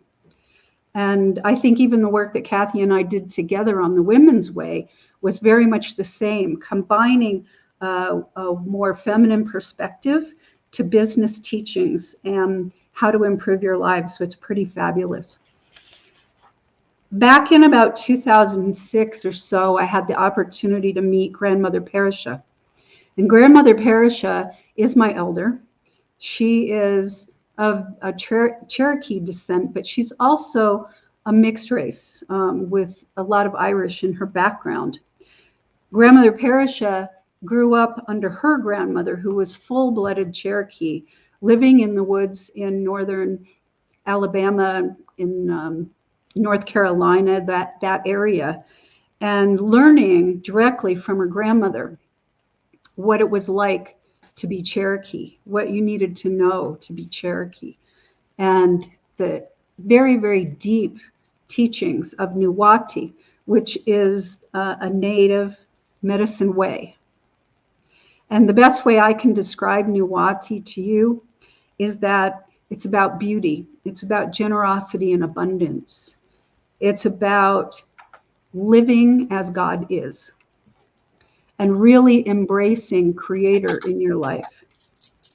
Grandmother had the opportunity to move out into the Southwest and be with the Hopi people for a very long time, where she was connected with Grandmother Anime, who I've also met and who has transitioned from this life but still speaks to us. And Grandmother Anime was a tablet holder and a reader and a spiritual director living in that area. And she was an amazing, amazing woman, small and frail, and the most powerful being I think I have met, one of the most powerful I've ever met in my life. But I was gifted with a name through this when I was initiated, and my medicine name is to the principal people, I am known as Kanuye, Raven. She walks between two worlds. And it really does talk about my life, because my life is one of walking through mainstream and walking through spirit. And I laugh when I think about it, because I used to think my business life was my Clark Kent life and my spiritual life was my Superman life. And one day I had this big aha that that's just who I am. Clark Kent and Superman were the same person. And it's like, I am spirit, and I am here in the physical to do something. I came here to be here to do something. So all of a sudden it was more of this blending of both in my life, instead of doing one thing in one place and one thing in another. And that opened me up to so much that I am so grateful for. So what my one lesson from that is, really live who you are, live truly from who you are. I also became a sun dancer, and part of the practice is to do vision quests. So it's going out on the land with no food and water for several days and being with yourself, and this is part of what we need to do as a sun dancer. but being with Creator and being with the earth and being with ourself, being with our higher self, and coming back with a new appreciation, with learnings or teachings or whatever vision came through to us during that time. And sun dancing for me is a way of life. It's not just being at the dance, but it's living in beauty. It's living in beauty's way. It's honoring the earth, and it's honoring and being able to go out and dance. Dance with intention. Dance in prayer is something that is incredibly, incredibly powerful. And I offer you that possibility of even just stepping outside, taking in a deep breath, and feeling the earth under your feet. Go barefoot and dance in the grass and feel the wind and say your prayers and be with the sky and be with the sun and the moon and the stars that all have impact on us. So the question is then, why do I call this shatter the structure? And the reason I call this shatter the structure is because it's time for us to do that. It's time for us as humanity to break down all these barriers, to get rid of the blocks and get rid of all of the things that we think are truth, things that we have inherited over time through all the teachings, and begin to examine those and begin to challenge those and open ourselves up again. When I talk about this with the people in business and I drop seeds, I can see the light bulbs going off in their head, starting to wonder why I ask them to drop everything. And because what I want them to do is come back to this state of innocence and openness like we are as a child, and to take things in again and to listen to all sides and to see if there's something bigger that we can bring into our lives. The name of this actually came from a card from the Tarot of Transformation, and it popped out of the deck. It was number 16, and it was called Kali, Shatter the Structure. And when you think about Kali, it's the cycle of creation and destruction. And it's about honoring this in our lives, that things are not permanent. The only thing that is true is that life is full of change. And the more we hold on to it, the more we try and control it,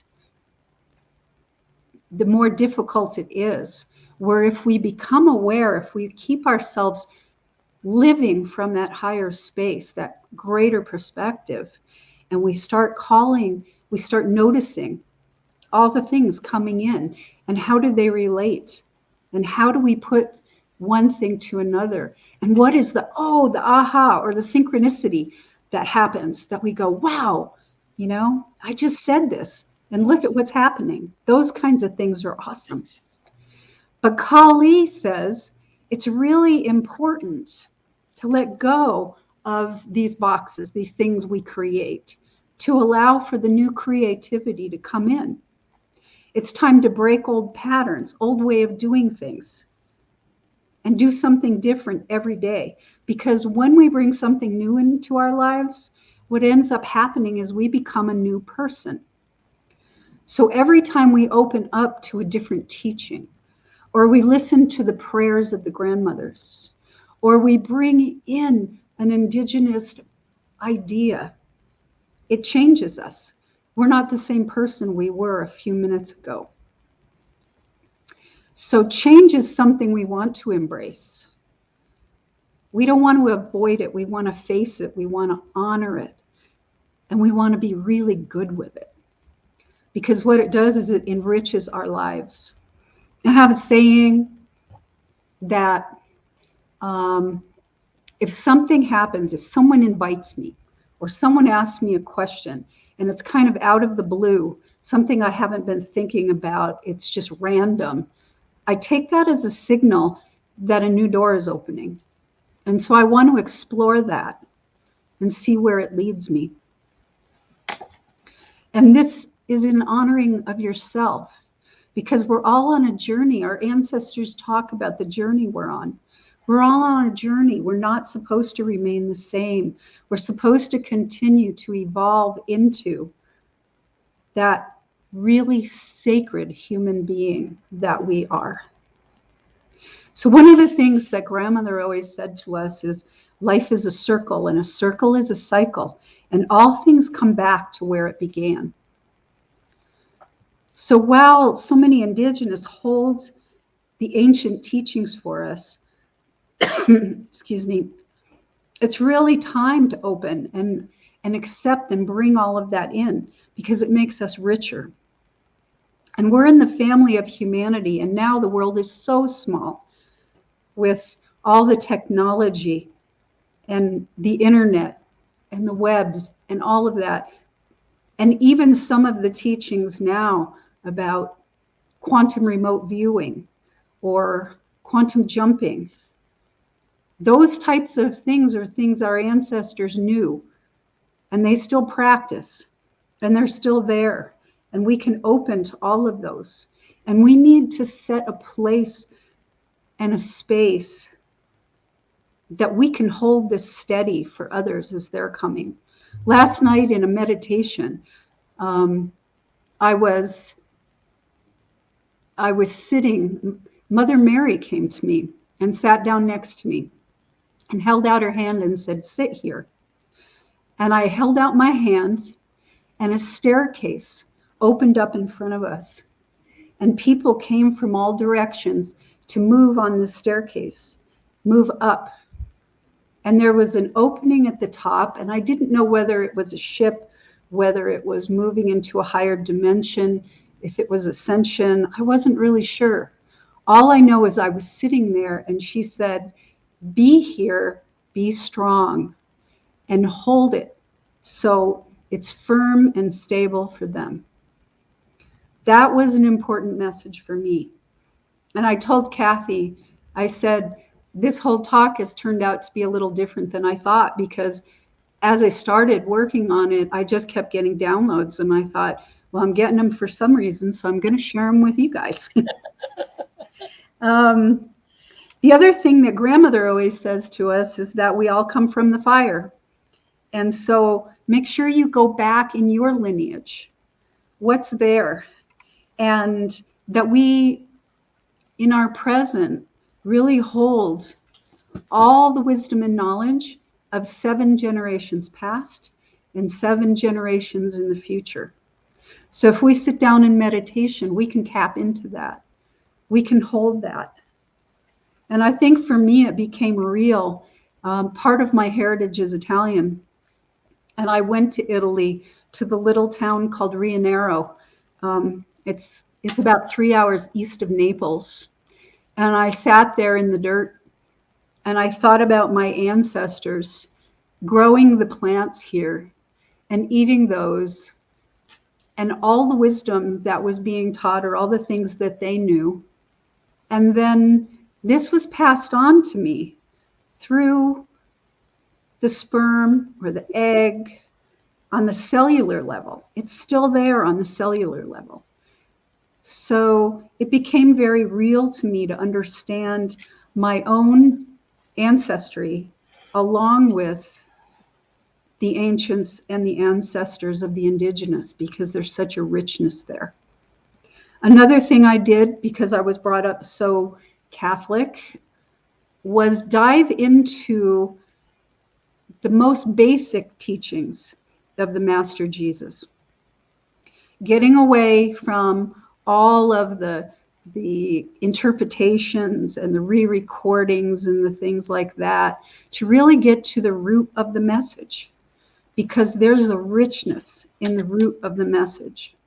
And when you dive back into any of these ancient religions, and you dive into the root of what was there, you find the richness of the teaching. And it is also similar to what has been spoken in all of our indigenous traditions. So don't push aside, if you're of the Western culture, don't push aside any of that richness, because it's there for you as well. And you can take it and relate it to people that you know that are of a Western culture, that are opening up and exploring. Another piece, another card that kept coming up for me probably in the last week 4 or 5 times was the Fool, innocence or ignorance. And it speaks to so much of the same idea. We have an opportunity to step back into innocence, into who we were as a child, and find a fresh perspective. And grandmother was just talking to us the other day about the fact with the wars going on, and how do we really find peace? Open yourself to the perspectives of both sides. Find that center and that balance in the middle, and see how you can assist for all good things. And sometimes all good things are just what is perfect for that person. It may not be perfect for you. So you wish people all good things and blessings in their lives. She talks to us about that we have an inherited right to health, wealth, and happiness. We all have abundance. We have a right to abundance. And when we live simply and we appreciate, we receive more. But in the circle, we cannot just take. We cannot just receive, because we cut off the energy. Remember, life is a cycle and everything is a circle. And energy works in the same way. So if you receive, you have to give in order to receive more. Or if you give too much, it cuts off that energy too. So what you want to do is make sure if you give, you open yourself to receiving. You need to keep that flow of energy moving in a circle.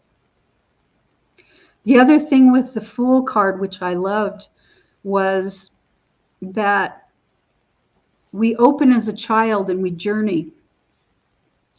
And then we have this innocence, but as we move through life, the complexities of life provide us with a deeper perspective and a grounding of the wisdom.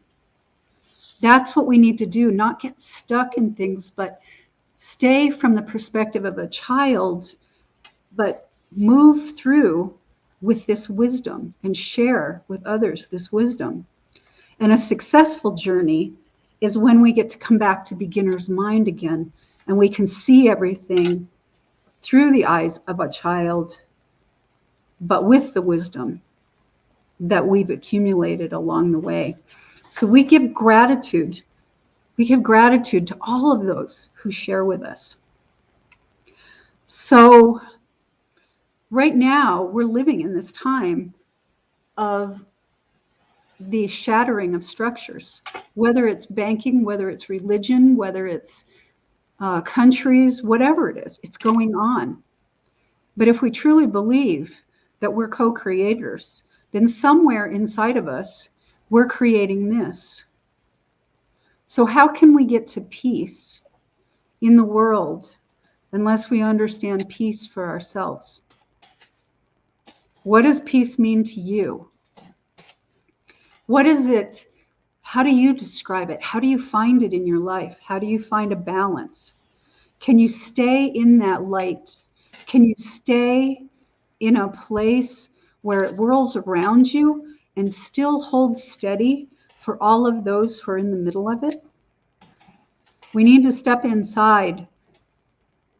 And every teaching says the prophecies of where we're going. But so much of that is us going inside and finding that inside ourselves. We need to shatter the old structures that don't serve us. We need to shatter the old belief systems where we're stuck. And I usually find that when I immediately find myself thinking, oh, that's not going to work, or that's going to be difficult. I thought that the first time I brought a fair to the golf course and I went over to look at the space, and in my head I'm thinking, well, I don't know if this space is going to work because this is a metaphysical fair.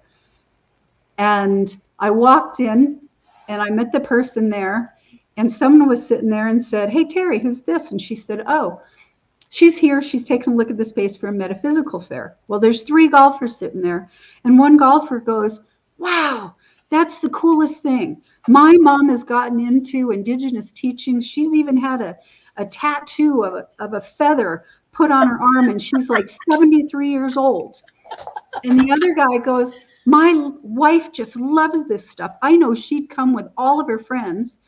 And the third one sat there with this deer in headlight look, like, what in the world are you guys talking about? So you're going to find that people are waking up all around you, and they're yearning for this. And when I got 2 out of 3, I said, I'm bringing my fair here, because the world needs all of us to open up, needs us to share who we truly are.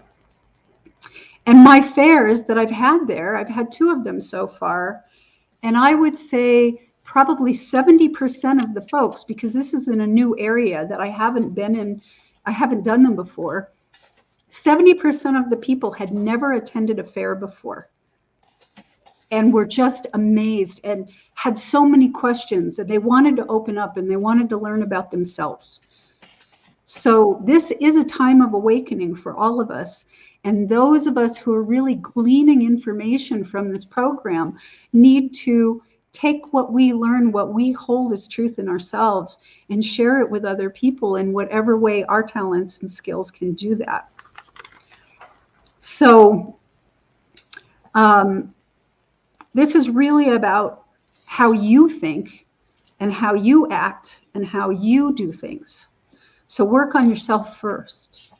Learn what you can learn. Take in what resonates with you. And look at the boxes that you've built.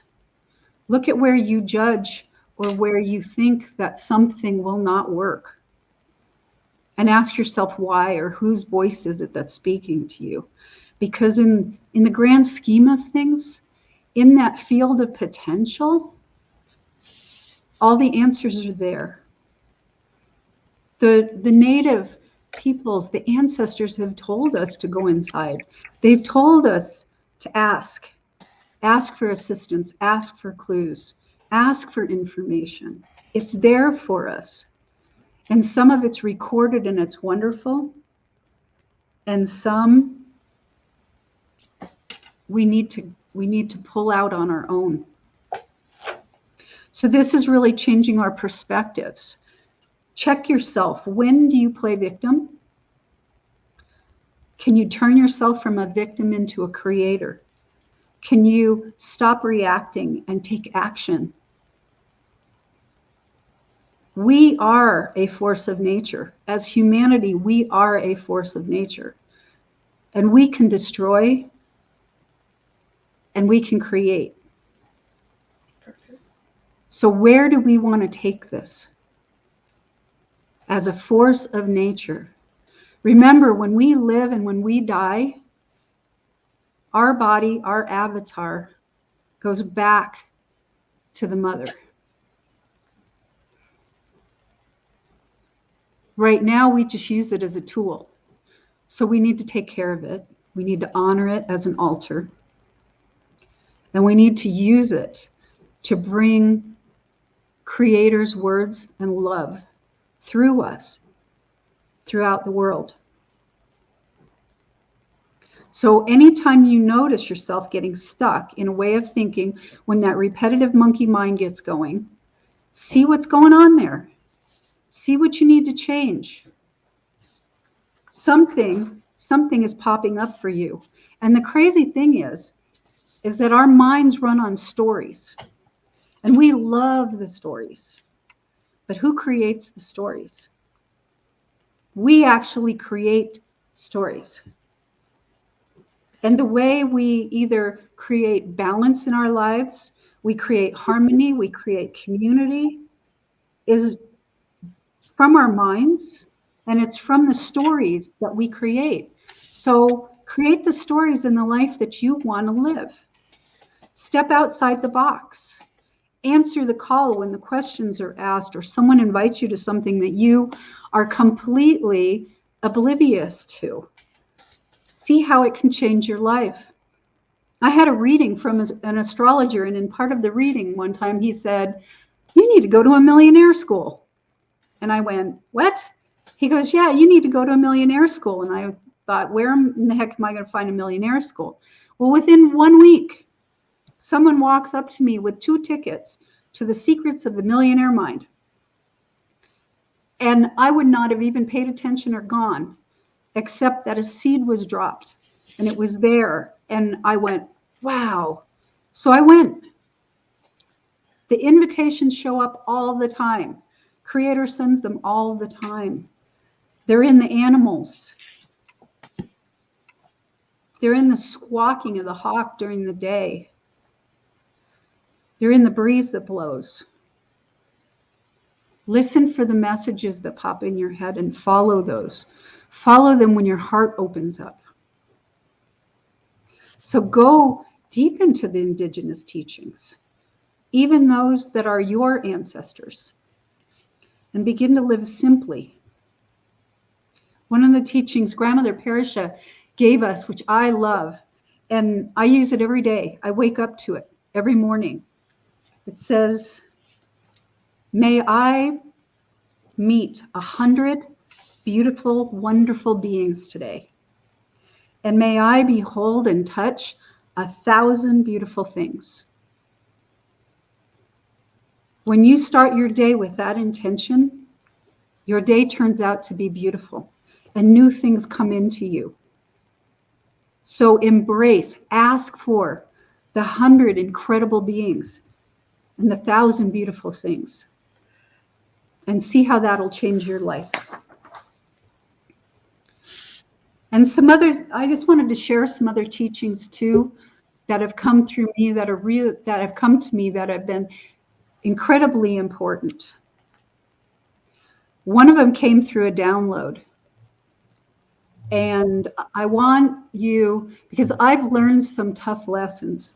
I lost a house in a wildfire a year ago, something that was with me for 37 years. And I didn't realize it then, the difference between attachment and appreciation. But if you just close your eyes for a moment and take in a deep breath and relax your body, feel how your body's feeling,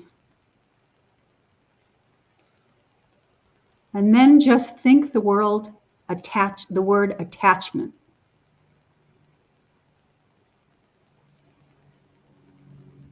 What do you feel your body doing? Does it feel like it starts constricting, or that there's control, or you can't move? Now take in another deep breath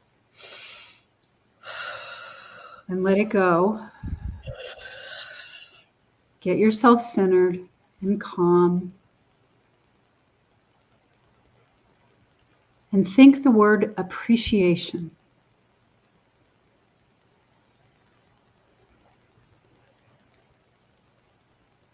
Does your heart open? And do you feel expanded? So open your eyes and notice that difference. I didn't notice at the time when I lost it. I felt okay because I sat down and appreciated the fact that I had the time with that house, that there were beautiful memories, that there were things there. And even though I was sad, I wasn't distraught like a neighbor of mine who cried over all the little things that she was attached to. I felt like Creator had given me those to experience, to have joy in my life, and I was so grateful. that the experience for me, while there was sadness in it, there was a richness that was deep, deep, deep in my soul. And it helped me move through all the things that happened. So when we notice attachment and we notice that holding on to, it's us trying to control it again. And we can't do that with life's changes. What we have to do is turn around and really appreciate what we can of what we were given, and then give it back to Creator, because Creator gave it to us in the first place. Another teaching is about responsibility. The word responsibility means responding with ability. And if you take on something in your life and say, I'll be responsible for this, then respond with ability and do your 100%. The grandmother just talked to us again about what we could do during this time. And I shared a little of it. Open yourselves to hear all sides. And when it doesn't really resonate from you, if there's a perspective that doesn't resonate, ask questions. You cannot create peace through war. You cannot create balance and harmony by going head to head. But when you ask questions and you open them up and you hear another perspective and you can feel somebody coming from their point of view, solutions show up. Both sides can come closer to the middle if both sides are heard and if both sides are respected. And if you move from the heart and not the head. And while we want to bring peace to the world, and I definitely believe sitting in circle and doing meditations and prayers with intention is powerful. It's been measured by scientists that it has an impact. But also when we come face to face with those that appear to be opposite of our point of view, play coyote. Ask them questions. Ask them to explain to you. Let them open up and give you their perspective so that you can embrace it. Grandmother Anime was one of the best coyote that I had ever met. And she would spin off into something with questions, so innocent, but so strong. And then the point would land later. You had an opportunity when you ask questions to share your point of view when they open up. And that's how you find a balance and you find peace in the center. The other thing is, remember, we heard beautiful opening up of the directions. It was absolutely beautiful what Susan did. And I do that in drum circles here, or when we have gatherings here. But I also want to make a comment that those directions are part of you. The mind and spirit and emotion and the body are all part of you. So call them in, be aware of them. This awareness, living in awareness, is being aware of the fact that you are part of those four facets when you are here in a human body. So make sure that you honor the fact that you're spirit, and you honor the fact that you have a creative mind, and that you honor the fact that emotions drive you and they tell you way more than what you expect. And also that your body is a temple, it's an altar, and it's here to help us.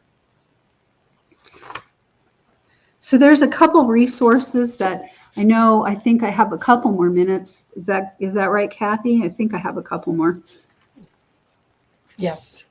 Okay. So I had a prayer here I wanted to read. This one's Lakota, translated by a Lakota Sioux chief, Yellow Lark, in 1887. And it's a great spirit prayer, and I really love it. It says, "O great spirit, whose voice I hear in the winds, and whose breath gives life to all the world, hear me.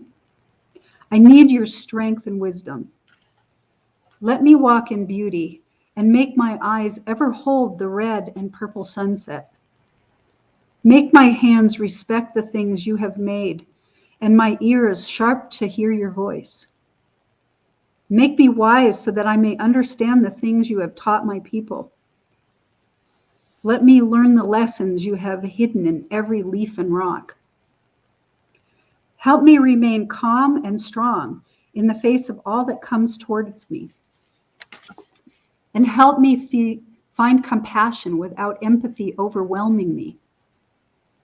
I seek strength, not to be greater than my brother, but to fight my greatest enemy, myself. Make me always ready to come to you with clean hands and straight eyes, so when life fades as the fading sunset, my spirit may come to you without shame.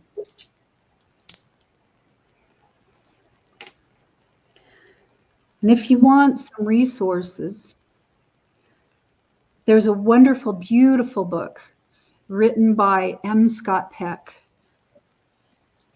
It's called The Different Drum, Community Making and Peace. And right at the beginning, he says, in and through community lies the salvation of the world. Now, indigenous people had community in the way that they lived, and ours has become very dispersed. But there's a way to learn how to create community in your small family units, in your own towns, in your churches, wherever you are. We need to create community because he says we're needed for all of us for salvation. We must come into community with each other because we need each other. And peacemaking must be the first priority of our civilization. But that can't be achieved without community, without getting to know each other, without appreciating each other, without embracing our differences and diversity. We must learn the principles of community. So again, that book is The Different Drum, and it's a beautiful, beautifully written book. There's another book called Sand Talk, How Indigenous Thinking Can Save the World, and it's by Tyson Yunkaporta. I hope I said his name right. But this book, it says we're accustomed to a certain way of thinking. We want the world to be simple, but we talk about it in complicated ways. Indigenous thinking is different. It knows the world is complex and finds deep ways to communicate this knowledge through pictures, carvings, and stories. And so he invites us and challenges us to think differently to help save the world. There's a beautiful movie that I saw not too long ago. It's a little bit older, but called Cleo and Theo. And it's about an Inuit man who comes to the city to bring the message that we need to become more simpler. That he talks about how we build skyscrapers and we can't even see the sky anymore, that we need to come back to nature. And the message in that movie is incredibly beautiful. But these are things we need to touch into. A wonderful gentleman, James Twyman, did peace prayers and peace concerts around the world. And they were actually measured, and it made a change. It made a change in the war and the fighting. So all these things are things we can do to take action and to make a change and to shatter the structures that are actually in place right now. I have two other things before I close. One is a Cherokee prayer. It says, sky our grandfather, moon our grandmother, earth our mother, I am thankful. We love each other. We are grateful. And a little song, that's the Children of Joy. Hey Nayana, hey Yat, hey Ana, hey Nayana, hey Yat, hey Yo, hey Yat, hey Yo. We need to be children of joy. So remember that you're of the earth. So connect. Remember, you are spirit using a body to contribute to all that is on this earth. Remember that the directions are part of you. So explore them and get to know them.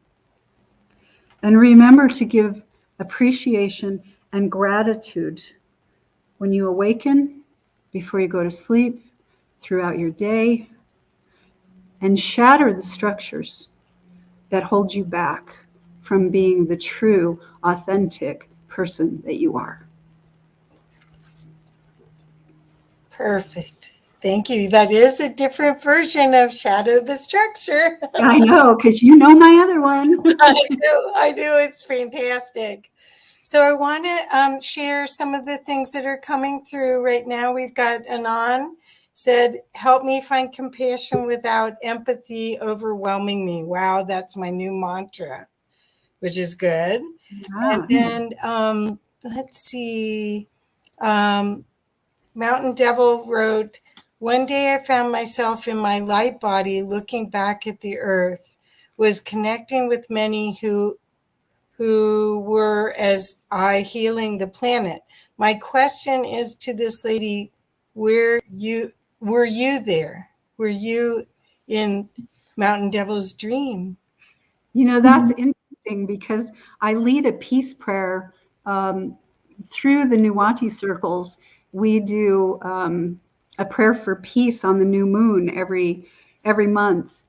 And a lot of times I take the journey around the world, and whoever we happen to meet, and we bring in the ancients and the elders and wisdom keepers to share along the way, and we smile at everyone, and we bring healing, and it's wherever the people want to go. And you can do this on the new moon at 7:30 your time. It's your time zone. You kind of just move around the world, but that's what we do. We go around the planet and we find places that we can just hold that space for whatever healing needs to occur, because we do know that we don't heal.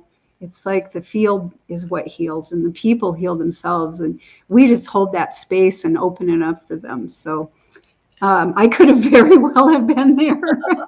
Well, I love working with you anyway, because it's constant downloads and constant awarenesses, and everything is respected. It is not like, oh no, I'm not paying attention to that. You know that if it's there, it has a divine purpose.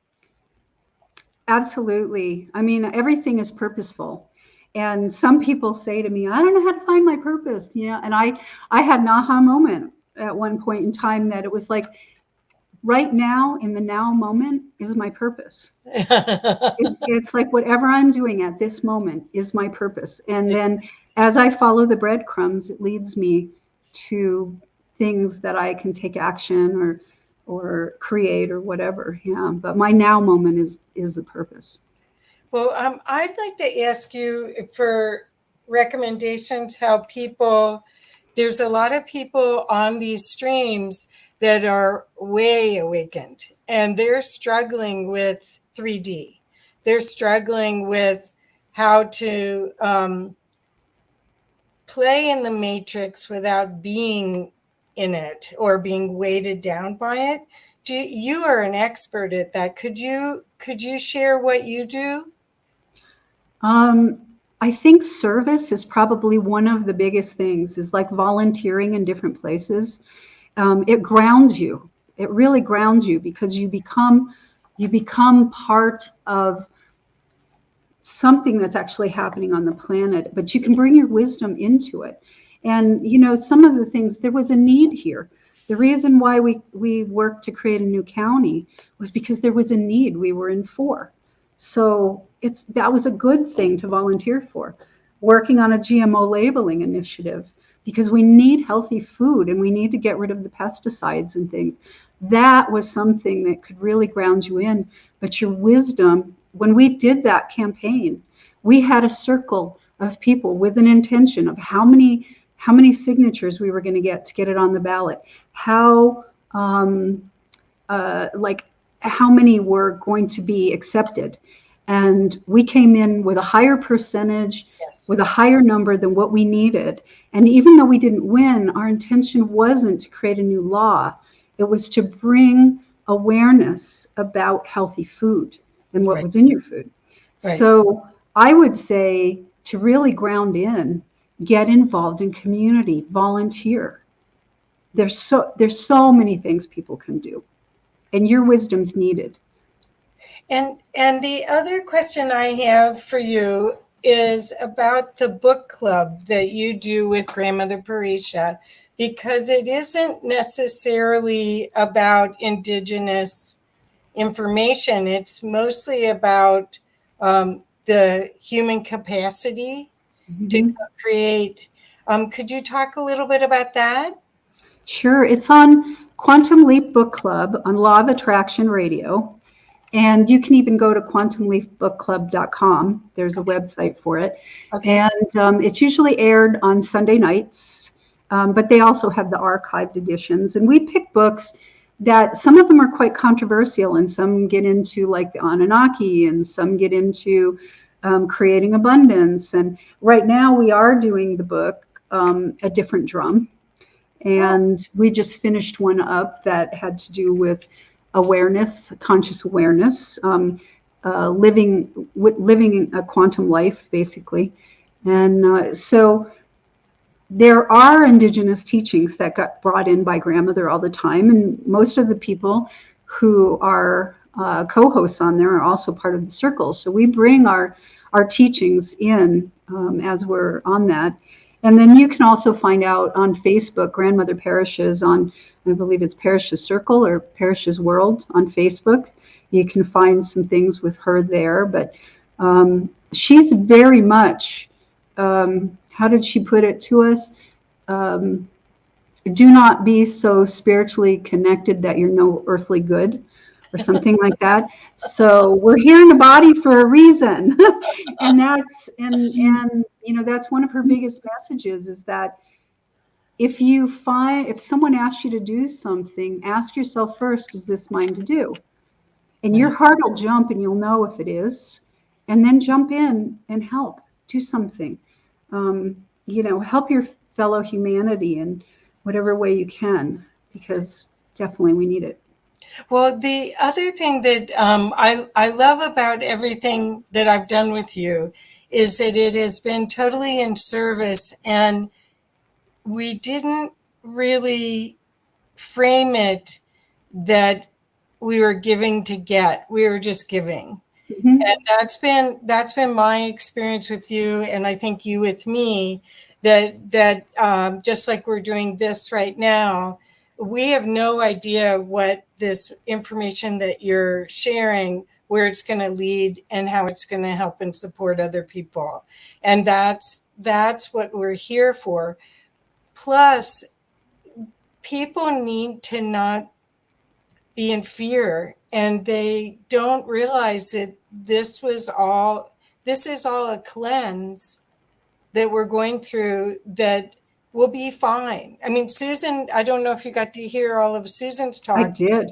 We have a happy ending here. Uh-huh. Or if we're supposed to, we make it.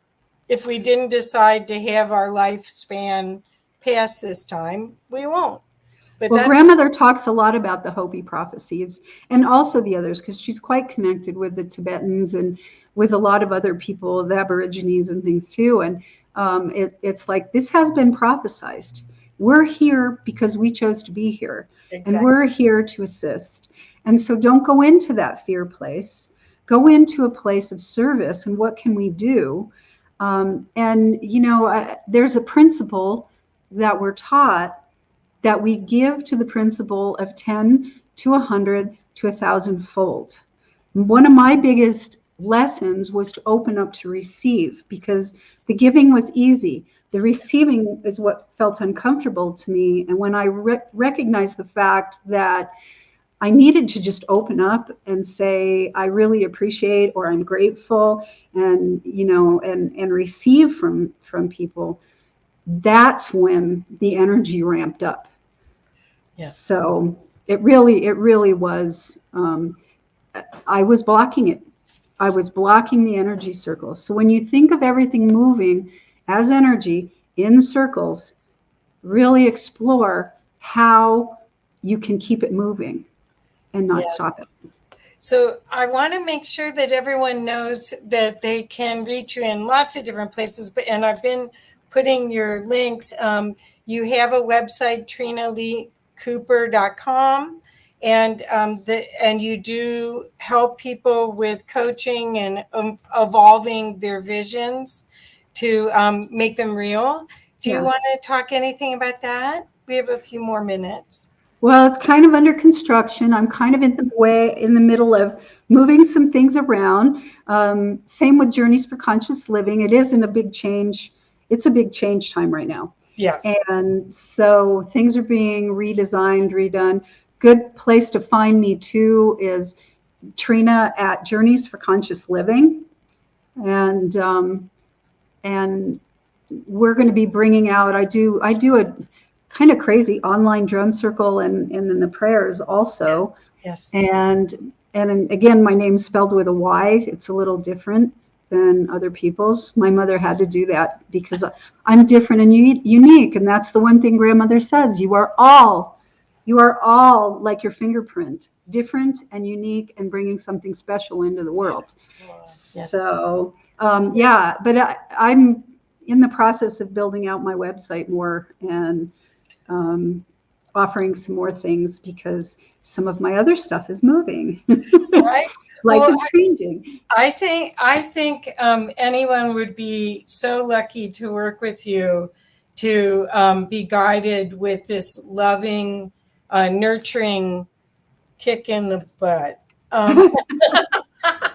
Because I think your perspective of what it takes to reflect back to somebody their divinity is it's no nonsense. It isn't. You're kind and loving the way you present it, but then you're firm, and I love that about you. And thank you so much. Thank you. I've always enjoyed working with you, and maybe as part of this transition and change, other things will ramp up. Of course. Between the two of us too. So that's always good. Of course. Well, so Trina, one last thing, the way that you see this next period of time, do you have any pearls of wisdom that you'd like to end our talk with? Wow. I think we have to each move in our own unique way, and we need to support each other, which means giving of ourselves, but also receiving. We need to keep ourselves healthy. We need to keep ourselves focused, and we really need to take that time with Spirit, because Spirit's going to guide us where we can best serve. And do not go into fear. Fear is nothing but constriction. And know that you're protected, and know that you have all you need. And that's what we really need to be aware of. I learned I can live in a tent with a sleeping bag and be perfectly happy without any of the things around me. And I just know I can live under the stars. So, when you're connected, it's like beautiful. So find your place of service, listen to the guidance, stay in a really, really good space. Wonderful. Thank you. Thank you. So everyone, please get a hold of Trina if you want to learn more from this incredible wisdom keeper. Thank you, Trina. Love you. Appreciate being there. Love you. And thank you, Omar, for opening this up to the world. So wonderful. You're very welcome, Trina. That was beautiful. I resonated with what you were saying. It was hitting me like right here. And I see that you have a dream catcher behind you, and I do as well, just right up there, just right above my head by good old Bob. I truly appreciate your contribution and your wisdom and your knowledge into this conference. This is a message that we need to get across. And as I've said, we're trying to create a new timeline of love and acceptance. And your wisdom and contribution is, it's an integral part of what we're trying to do here. So thank you for your service. Not even today, but for all the years that you've been doing this, and for all the years that are coming to do this, because you're the type of teachers that we're going to be looking towards when this system collapses and when we begin to create this new one. So you're one of the elders that we'll be going to look for wisdom and sitting at your feet and just ears open and just listening and taking it in. So thank you. Well, Wado to you, and Aho for your blessing. Appreciate both of you. Oh, yes. Love Bye-bye. you, Trina. Bye-bye. Bye-bye. Oh, there we go. So Omar, is the voice of God coming back?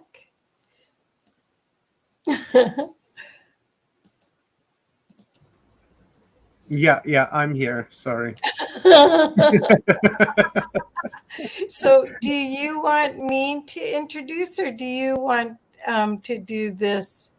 I would say that go ahead, Kathy. You're Okay. doing wonderful, and you're going to bring them up and be involved. Sure. So I would say go ahead, please. Okay. Okie doke. Okay, bye. Okay, thank you, Susan. You're back in, and you're all muted, so hello. So hello, everyone. I am so excited to share this incredible opportunity to experience a grandmother circle. What we're doing today is we are going to actually get to see how circles contribute to building peace. And I'd love to introduce the people here first. You guys already know me, I think, so I'll leave that introduction. Susan was able to share with us earlier, and Susan is again. Oh, no, I just want to say only say this part. I want to make sure that everyone knows that Susan is an author, a filmmaker. She has 2 projects that are quite pertinent to this work, and she's starting another film. One's called Women's Voices Project.com. The other one's called The Wisdom of the Grandmothers.com, which is a movie that's for free on YouTube.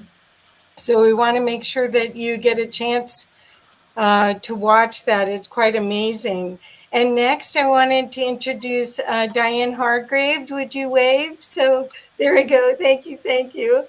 Okay, Dr. Diane is a descendant of the Shinnecock Nation and a distinguished professor at the College of Southern Nevada. She has served as a Peace Corps volunteer in Liberia and later went on to work with Save the Children for over a decade in Somalia, Ethiopia, Sudan, Kenya, Malawi, I don't know where that is, South Africa, Mali, Egypt, and the Gambia. Just so you know, my daughter was in Namibia with the Peace Corps for 3 years.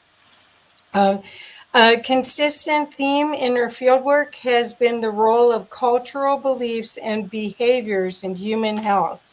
She's traveled all over the world, and she had the opportunity to address a special assembly at the United Nations, where she emphasized the role of culture in emergency relief efforts for refugee populations.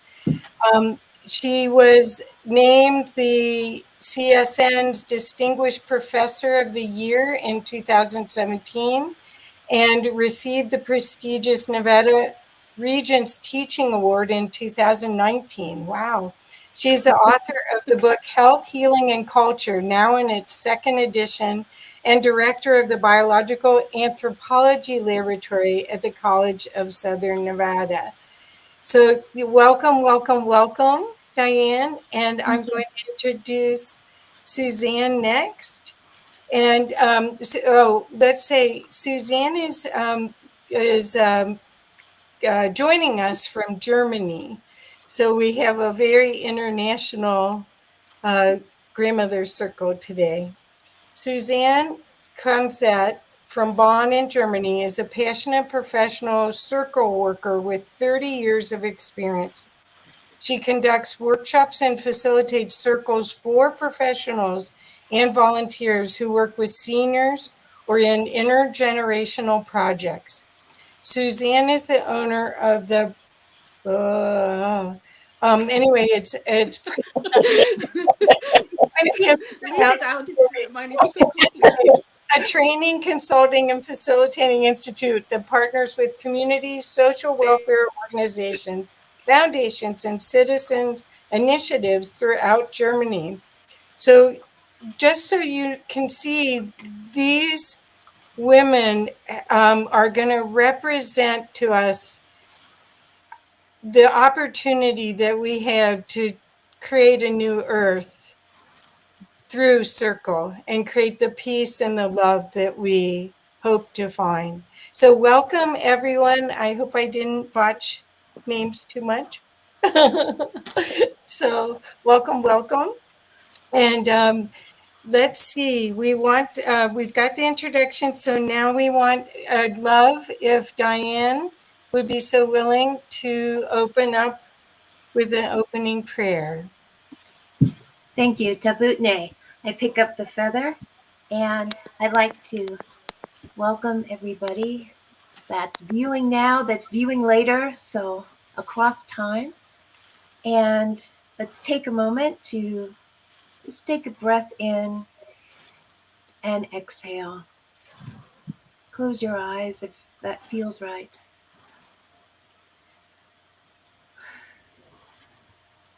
Imagine yourself in a circle. A circle of all of the people here on this broadcast, all of those watching from all over the world, all of those that will watch later. I'd like to call in my grandmother sisters from our grandmother circle and everyone. And imagine in your mind's eye that we're all in a circle together. We can hold hands if we want. And give yourself a moment to feel that. And as we come together in this circle that stretches across time, across all places, I want you to also imagine that in the center of this beautiful circle, there is a symbol of peace, a white dove. And as we hold this, we ask that at this time and at this place, our hearts are softened and that they're open. And turning our hearts to the east, we open up and call in the medicine and the healing of the east. We call in its wisdom, we call in its teachings, the light of a new day. And we ask that medicine to be with us at this time and at this place. And now turning our hearts, with everyone in our circle, to the south, we ask that the medicine and the healing of the south open up to us and be with us at this time and at this place. And we welcome the warmth of the south, the teachings of the south. We welcome that into our circle. Turning our hearts to the west, the looks within place, we open up and ask the medicine and the healing of the west to be with us in our circle at this time. We turn our hearts now to the north, the place of the ancestors, place of wisdom, and we ask that the wisdom and that medicine of the north open up and be with us in our circle at this time.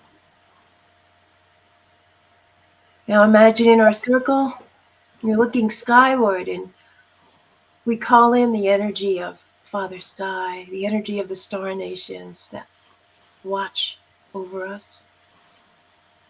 We ask for that energy and that teaching and that medicine. We ask for that to be with us in our circle and at this time.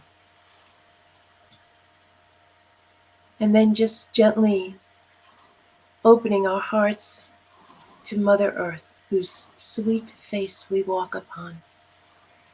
And we ask that the healing and the medicine of Mother Earth be with us at this time.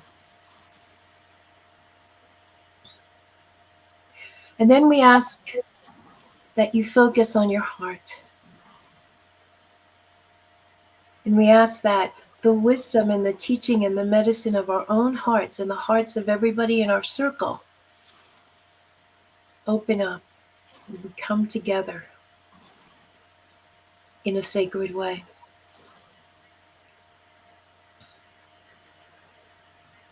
Akwe Mahaksana Se Diane, a descendant of the Shinnecock Nation. And there is a word in Shinnecock, Mambo Wenene, which means we all move together. And at this time, I would ask that you hold the energy and the frequency of Mambo Wenene with us as we share in this circle at this time. And so it is, Taputne. I place the feather back.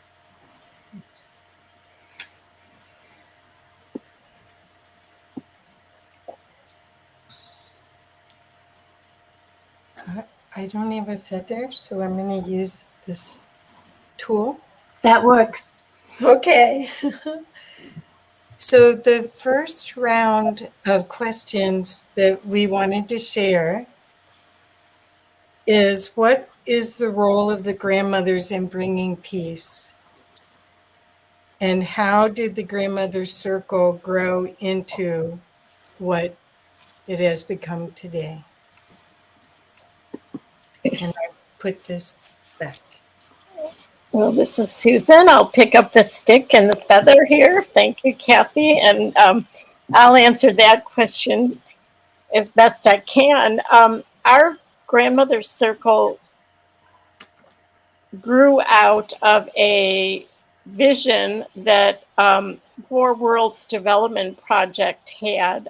Chief Phil Lane, who's involved with the Four Worlds Development Project, I know him. did a course on Indigenous circles and the importance of Indigenous learning. And he asked several grandmothers, one of them in Canada, Grandmother Shore, to initiate some circles around the world. And a number of people who were in that class invited some people. And over the years, our circle has grown, changed, morphed, and taken on some more of this prophecy or this teaching that there won't be peace on earth until the voices of the grandmothers are heard. So we've explored what is the importance of grandmothers' voices. How can we as grandmothers bring our energy, as was the previous speaker just so beautifully talked about, how, and there's earlier speakers today, how can we bring that energy, bring that, the gifts that we have into the world? And our circle has grown to both be a support for its members, but also as an outreach to explore topics that are of importance for today. And I return the feather.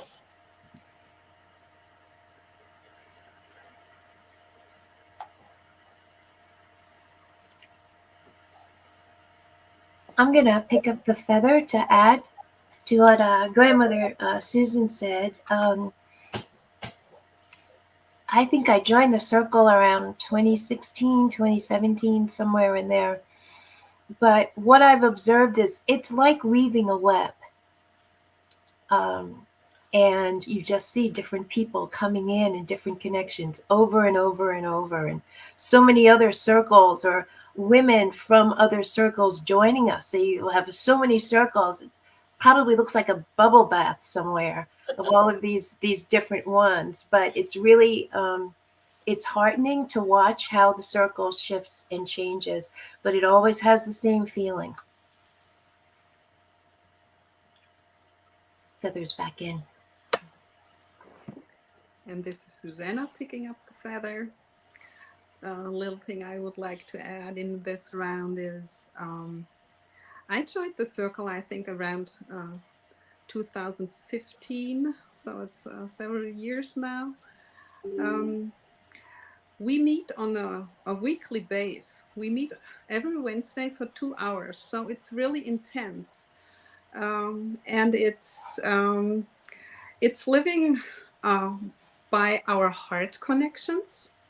It's a heart circle, and we have heart relationships and heart connections. We meet and share our hearts, and we support each other not only on Wednesdays, but we are in heart connections all through the week. If there's something we need for us, for our families, for our friends, or we have a prayer request, we have a line, a communication line also beside our circle, just to get in touch. And that's really beautiful. It's really, the circle is always around us. And when we meet, we step in a physical way from different places all around the world. And this is very special.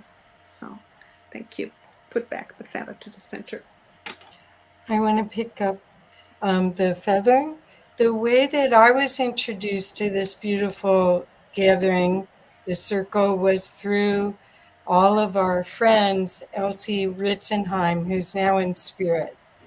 And I met Elsie because she was in a chapter of a book that I was publishing. And then we just became family. And then I ended up getting to create a book with her about the creativity, the opportunity for creativity now, and the possibility space. And she loved you all. She loved this circle. And it was her love connection. A lot of times it was the thing that really kept her balanced because of all the other things that were going on in her life and her family. So I just am very grateful to have been introduced to you all through Elsie. And I'd like to dedicate whatever we do today to Elsie Ritzenheim. Thank you. And I'm putting the feather back in the center.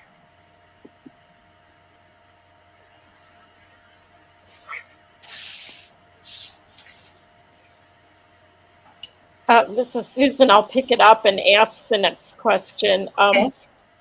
Maybe, Diane, maybe you could start out, if you don't mind, and talk about how the grandmother circle operates and the main principles that we use when we're operating in circle. Sure, I'll pick up the feather. I'm happy to do that. There's two main themes to how our circle operates. It has to do with sacred listening and the sacred sharing, which we are already demonstrating, but I'll talk a little bit more about it. And the other theme is how we hold space for others, and how we hold prayers. So the sacred listening part, this is my favorite thing. Oftentimes when we come together, even with the best of intentions, we're still humans. So somebody's speaking and we're hearing what they're saying, but then maybe we're already thinking about, okay, what am I going to say when I pick up the feather? Or I should say this, so we've got this dualism. And then for some of us, we could have several conversations in our mind going. With sacred listening, it's a really straightforward directive. You simply listen as if the voice of the Creator is speaking to you, regardless of what they're saying. That you just listen, and so personally, if the Creator was in front of me, I would not be thinking about what I was want to say. I was just like, oh my goodness, I just want to absorb every single thing that's being said. So that's the idea behind sacred listening. And the other side of that sacred sharing, when a person is sharing, and this is called heart sharing, when someone picks up the feather and they want to share, we encourage them to place their hands over their heart and to close their eyes and then share. What that does is it takes a lot of the head talk offline. And so many times in our circle, and I can only speak for myself, but if it's a topic that we're talking about, sometimes there's a topic and then we're going to share on that. And I close my eyes, I put my hand on my heart, and what comes out of my mouth is nothing I would have thought. But it's because we've just, temporarily blocked off the thinking about it and just letting our heart speak. So, and then as I'm doing that, everybody else in the circle, sometimes they close their eyes too, but they're listening as if the voice of the Creator or the voice of God is speaking. And that creates one of the sweetest, most sacred and powerful spaces when that's done. So that's one way that our grandmother circle operates. We also just hold space and prayers for those that we know, those that we don't know, situations. We take the time, we leave time every week to send out our prayers, our intentions for peace, for whatever is needed. And so that is a constant stream of prayer that's radiating out from our circle. So I'm going to put the feather back in case Susan or Suzanne want to add to some things I've said.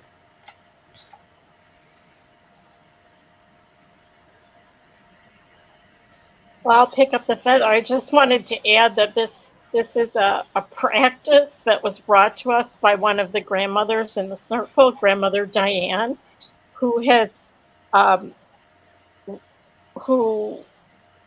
learned some of the practice from her husband, her late husband, Gilbert Walking Bull.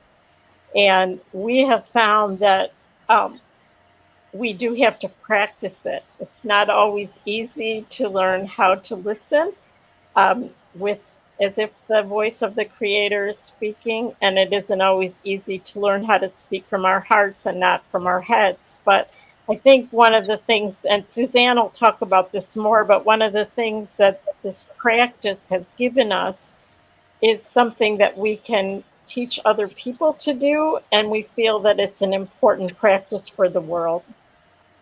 I return the feather. I'm just quickly picking up the feather to say we have 3 Dianes in our group. And so the Diane she was talking about was not me. She was talking about Diane White. Sorry, feather back. Sure. I would have added that. This is Susanna picking up the feather.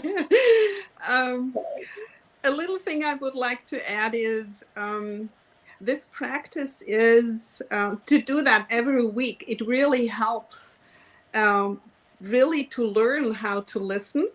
We in our Western culture, we are so used to answering questions. And when we listen, I think Diane already mentioned that. When we listen, immediately at the same time to create our answers, or we could say. And this practice of heart listening and heart sharing really helps to move from the head to the heart, like Susan was sharing earlier in her presentation about indigenous prophecies. And it helps really to move into the heart and really to feel, when it's my turn to pick up the feather, really to feel in the heart what is important to share right in this moment. Because in our Western society and culture, we are used to talk and talk and talk. And in our circle with this practice, it really helps me, it helps us really to feel what is important to share in this very moment. And this is very, I think, a very important exercise and practice in our modern world of today. With that, I return back the feather.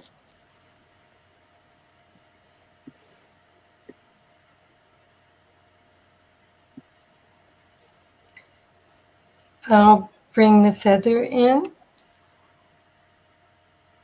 The question I have is still part of the last question, because the main principle of the circle, how do we want everyone to understand the main principle besides the idea of listening? It's also the speaking side. Could one of you please share about the speaking from the heart side?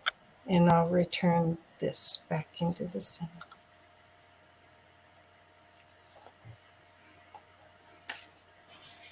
I can pick up the feather. I think just to add that, as Suzanne said, because we practice this every week and it's not easy,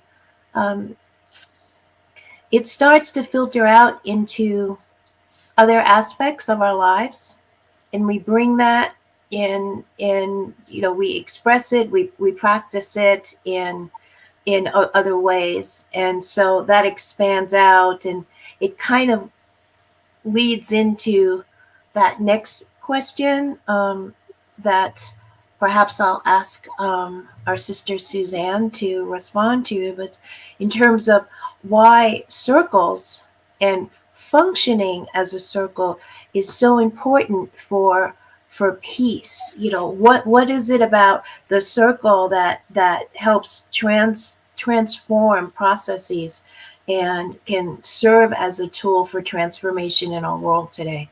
So, Grandmother Suzanne, I'm passing the feather to you. Thank you.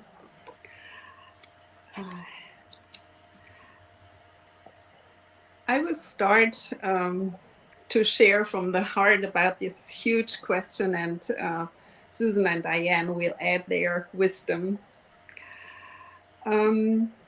Circles are a very ancient model of collaboration for thousands of years. It can be found in many indigenous cultures and traditions all around the world. For us today, being in a circle, I feel it has two directions. On one hand, it is about remembering the wisdom and the gifts of circles by our ancestors, to remember that wisdom and the gifts of the circle. And on the other hand, to transform that in our modern life and in our modern world. So it has two directions or two levels on that.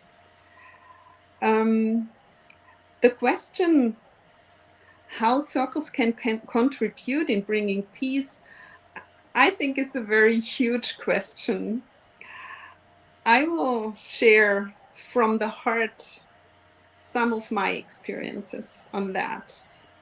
As a grandmother in our circle for several years, being a member of other circles, but also as a professional circle worker for almost 30 years over here in Germany, or in a little bit of Europe, who is German speaking or English speaking. Susan and Diane will add theirs, and being in circles and being a circle worker was and is very sacred to me.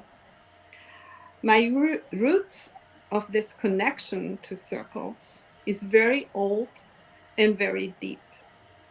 And I feel it's part of my spiritual mission in my present life. Just that as a little bit of a background or the foundation which I stand with my feet on. I love circles. Susan and Diane know that. Everybody knows that in our grandmother circle. I love the energy, the dynamic, the mystical magic, which often just happens unplanned, as a surprise, as a gift by spirit, I feel. His spirit is coming in when people are sharing and being on a heart level in a circle. It's amazing sometimes what's happening. And after all these years, I'm still amazed by circles, by its wisdom, by its power. And I would like to share a little bit of this love for circles and why I believe they are so important in bringing peace, especially in times like ours where we have so many wars on our planet, especially during the time we have this terrible war over here in Europe, in Ukraine, which is 3 flight hours from where I live. So it's really close over here in Europe.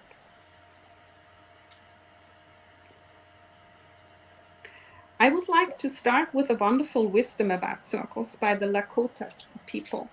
I just read it because actually it says it all, just so much better than I could. In the circle, we are all equal. When in circle, no one is in front of you. No one is behind you. No one is above you. No one is below you. The circle, the sacred circle, is designed to create unity. In these words, everything is there. Why circles are so important. The equality of members. There is no hierarchy in a circle. Every member brings his, her own unique gifts to the circle. This equality, not having someone more important than another, this equality helps us to create unity and let us feel that we are all related. This is a huge shift in perspective, I think. We feel many times in our circle on Wednesdays. It changes our perspective, how we look at challenges, at conflicts, at problems, and also how we find solutions. It realizes that our complex world, with our complex challenges, conflicts of our times, of war and peace, of climate change, of dealing with the pandemic, of taking care of our planet Earth, there will be not one leader, one man or one woman who knows the solution. In our time, we really believe that in our times, the one man and the one woman show comes to an end. It's not working anymore. The solutions of healing, for peace, for transformation into this new world we are all so longing for and we are all so working for, will be found in the wisdom of many, not of one. And the circle model, it's not the solution to everything, but it's one alternative model of cooperation and communication, to organize and to cooperate in a new way with each other, so that by sharing from the heart and listening from the heart, spirit can come in. And oftentimes, and that's something what I have experienced many times in circles, and we experience that in our grandmother circle too, that sometimes suddenly from the circle, from the center, in the flow of the circle, suddenly solutions appear one person never had thought about. None of us had thought about before. And this model of circle means we move into a new way of leadership, of communication and problem solving. What does this mean in a practical way? For example, in our weekly grandmother circle, how is this, can this be seen in the model of our circle, how we operate? We share leadership. We don't have a leader who is taking care of everything. We share responsibilities, for example, according to hosting and facilitating, sharing and teaching, and also organizational things. That means everybody is responsible. Each of us, it's our circle. It's not the circle of one person and the rest of us are regular members. It's our circle, and each member is equal. And we carry and hold the circle together. That's also a totally different energy. The move, like Susan shared in the beginning, the move from a circle with one leader to a grandmother circle with, there are two wonderful circle workers from America, they call it a leader in every chair, was a major shift in growth for us. Sharing and operating as a circle is supporting cooperation between people.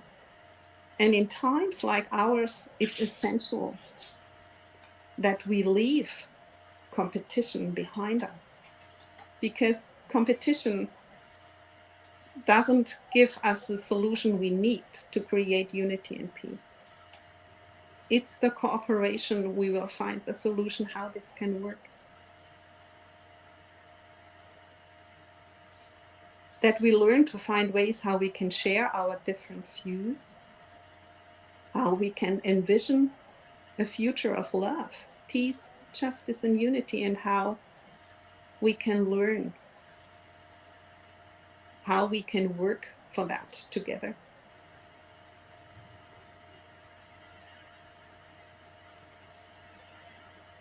The indigenous wisdom of circles gives us a model to practice. And this is maybe one of the really important answers to the question. When I look at our little grandmother circle, meeting every week for 2 hours, sharing and listening from the heart, praying for people in need for the world, doing healing ceremonies. Do we have an impact on this huge worldwide dynamics of peace, of healing, of transformation? Do we really feel or think that we have an impact on that? I would say, yes, we have. I truly believe that. We feel that. Because our circle is a practical place. We can practice this.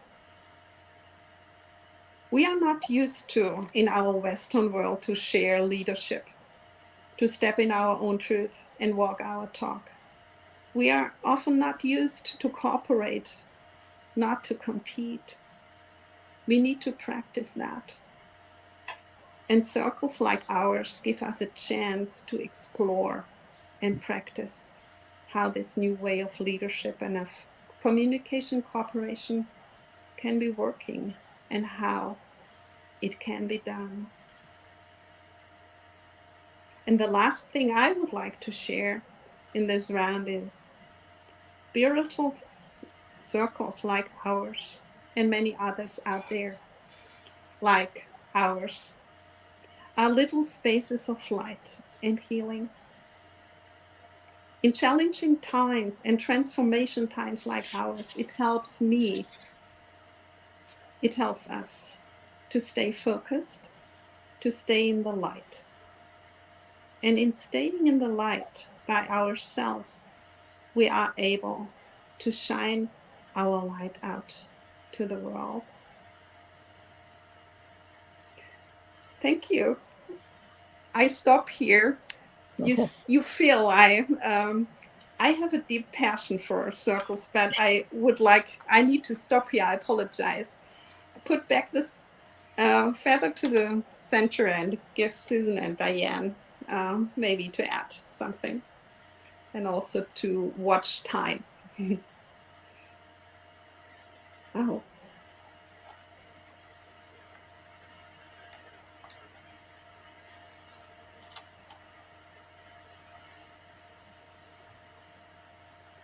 Well, I'll pick up the feather very briefly. This is Susan.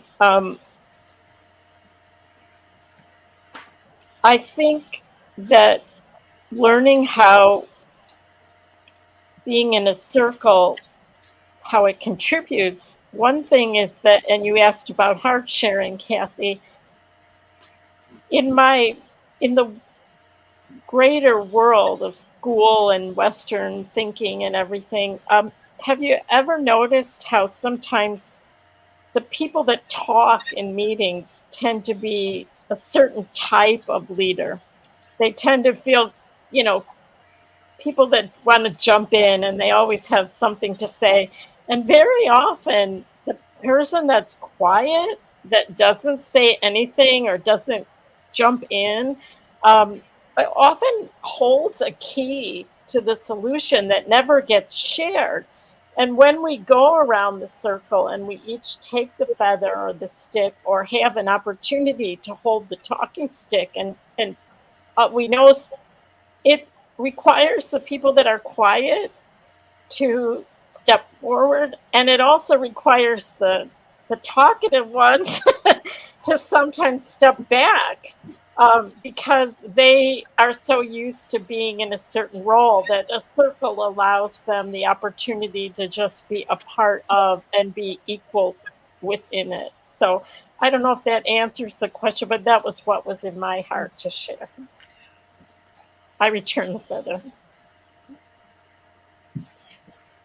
I'll pick up the feather, and obviously I'm one of the chatty ones in our circle. But what's magical about it is I have to talk a lot as a professor. And what I can do every Wednesday is not talk, or just listeners.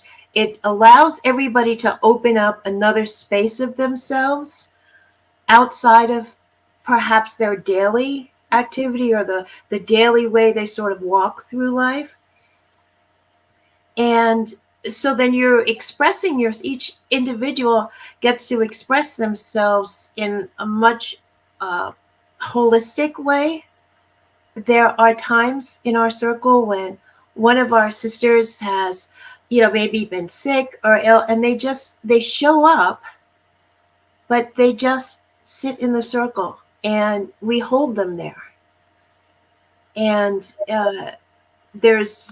you can be your authentic self with ease and with grace. That can be difficult to do sometimes 24/7, especially now the way the world is. I forgot also to mention before I put the feather back that this time is when we would normally have our grandmother circle, but they are actually watching this broadcast. Perfect. So we're still having our circle. We're still in circle, even though the configuration is different. And it opens up so many possibilities And that openness, in my opinion, is what is necessary to come up with creative ideas for the challenges we face as individuals and as people and as a species. So, feather back. Kathy, I want to pass the feather to you. How do you answer that question? Well, excuse me. I'm curious about, I'd rather ask another question so I can learn, if that's okay. How many people usually show up? And how do you figure out 2 hours, excuse me, is not that long for a conversation? Excuse me. How do you figure it? I'm putting it back in.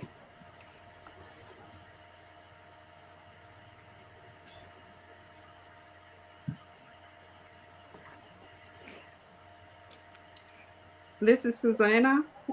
Thank you for this important question.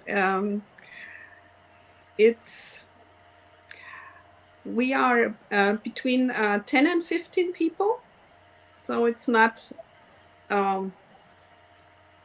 it's changing. Sometimes we are 8, sometimes we are 14 or 15. We have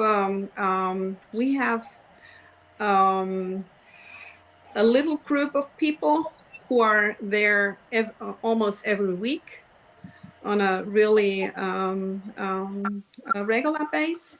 And then we have others who join once in a while when they can make it. But they are also part of our circle. And sometimes we just have guests who come, who will be there for 1 or 2 times. Sometimes they stay, and other times they are just there for 1 or 2 times, and then they leave again, which is okay. And it's good to have this this form. We have 3 rounds. We do. That's a normal circle. Sometimes it's not fixed, but our regular format is that we have 3 rounds. We start to bring us into circle with gratitude. What are we grateful for today in this week? The second round, it's a sharing. It's our deep sharing round. The second, it can be a specific topic. One of the grandmothers is bringing in, sharing, teaching or something, and then we share about that. Or we do just a heart sharing. What's on our heart right now? What we would like to bring in circle today. And the third round we do at this, since for a few months now, we have a prayer healing circle we open up, and we can bring in people from our families, friends, or situations from the world. Just we want to bring in for praying, and we pray on that, and then we complete. 2 hours.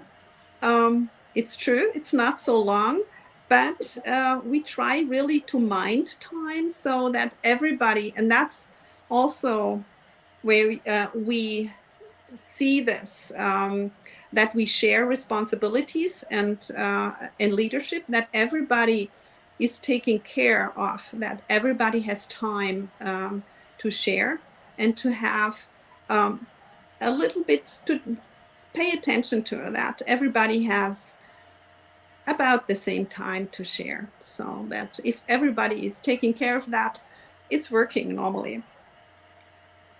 I put back the feather.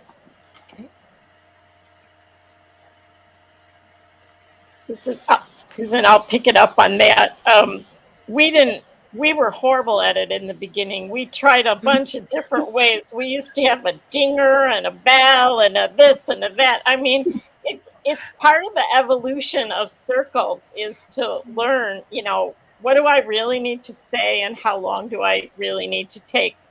We've had people that just went on and on and on, and we some of us, I'm sure, had a hard time listening to the voice of God coming out of them when we wanted we might have been in our head trying to think that maybe they should shut up already. But I've learned over the years that that's my issue, and that, you know, they have something to share. And the reason we use the feather, we didn't really say that in the structure or this talking stick or whatever, is because it gives a physical presence of being finished.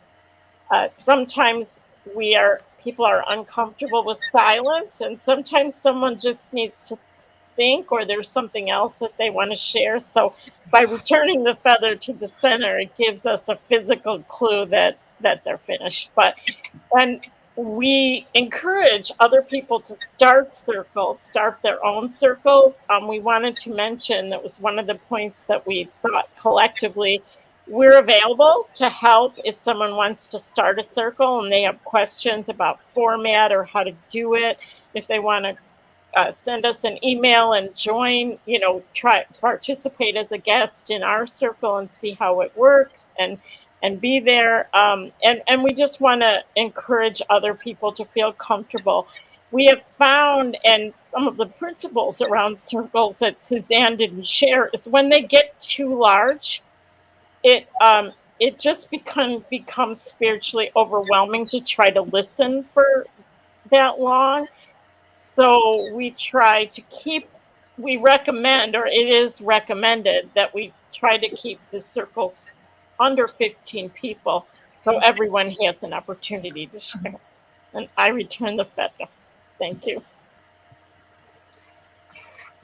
I'll pick up the feather. I don't have anything to add except in terms of timing and just the logistics, like the housekeeping part of it, it organically manifests. Good. Where if one person's not available to do that, there's several grandmothers that are really, you know, technical, and that helps with, and it just literally seems to work out without there having to be like a rule, or, you know, kind of like what Trina was saying, like that shatter the structure. That structure doesn't really exist in our circle, but it manifests organically because everybody's sharing it. And place the feather back. I have another question. I have another question from me that is, do you find when people share from their heart that it applies to everyone in the circle? Is there some sort of divine assignment that was created by being together or by recognizing to be together that you've experienced? And I'll put it back. I start with that again. That's a little bit what Diane shared about heart listening and heart sharing. That's exactly what happens very often. For example, I have stopped to think before circle what I would like to share today. I don't do that anymore. It's because being in circle, feeling this circle flow, being connected with each other, really listening to the shares of the other and feeling when it's my turn to pick up the feather. In this process, it's been shaped in my heart what I need to share today. And it's not what I thought maybe earlier or before circle. I thought, I need to share that today. It happened so often to me that this changed totally. And then really this weaving is going on around when it's, for example, a question. So, one grandmother is bringing up sharing. And then it's a weaving going on, which is a lot of time very very spiritual and very mystical. And it's really adding, it's a weaving. I think it's weaving a net. And this is, when this is happen, oftentimes it gives me goosebumps, because so many amazing thoughts are, and words, ideas, or whatever, inspiration is coming, is appearing in the circle, putting back the feather. I'll pick up the feather. I do sometimes think about, oh, what are we going to talk about this? It's never what comes out of my mouth. There's never been a week where it's just come out, but it's so much better. And sometimes when people share from the heart, tears come first, or emotion comes up, and they don't have to speak. They can just hold the feather. And the other thing we do sometimes is a few of us might get on a couple of minutes early just for like technical stuff. And a word may come up, or somebody says, oh, I just saw a crow outside my window. And usually that then somehow becomes the theme. But every week, no matter what the topic is, no matter where everybody is in their hearts, it's always some form of synchronization where everybody's sort of in the same kind of space or can relate to it. Awesome. I'll pass the feather back to Susan if she wants to add.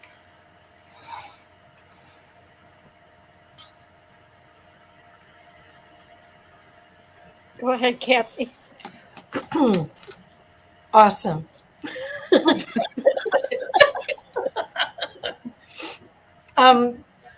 There are some questions coming in, but I don't know when is the appropriate time to bring them in. Are we good now? Okay. Mm-hmm. Okay.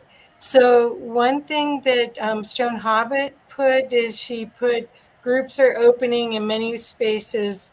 So with several energies, we'll get to find their voice and become more comfortable. And that's what your hope is, right? Okay. And what is the protocol for answering questions? Are you going to use the feather as well, or? Yes.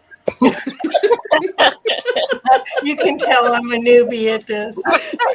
Thank you. Okay, hiding that. Okay, and we've got this. I'm loving this panel. And the energy is so enhanced. Okay, so Anon has asked, yes, is there a place to find the information on circles that Suzanne read? The Lakota quote at the beginning was inspiring.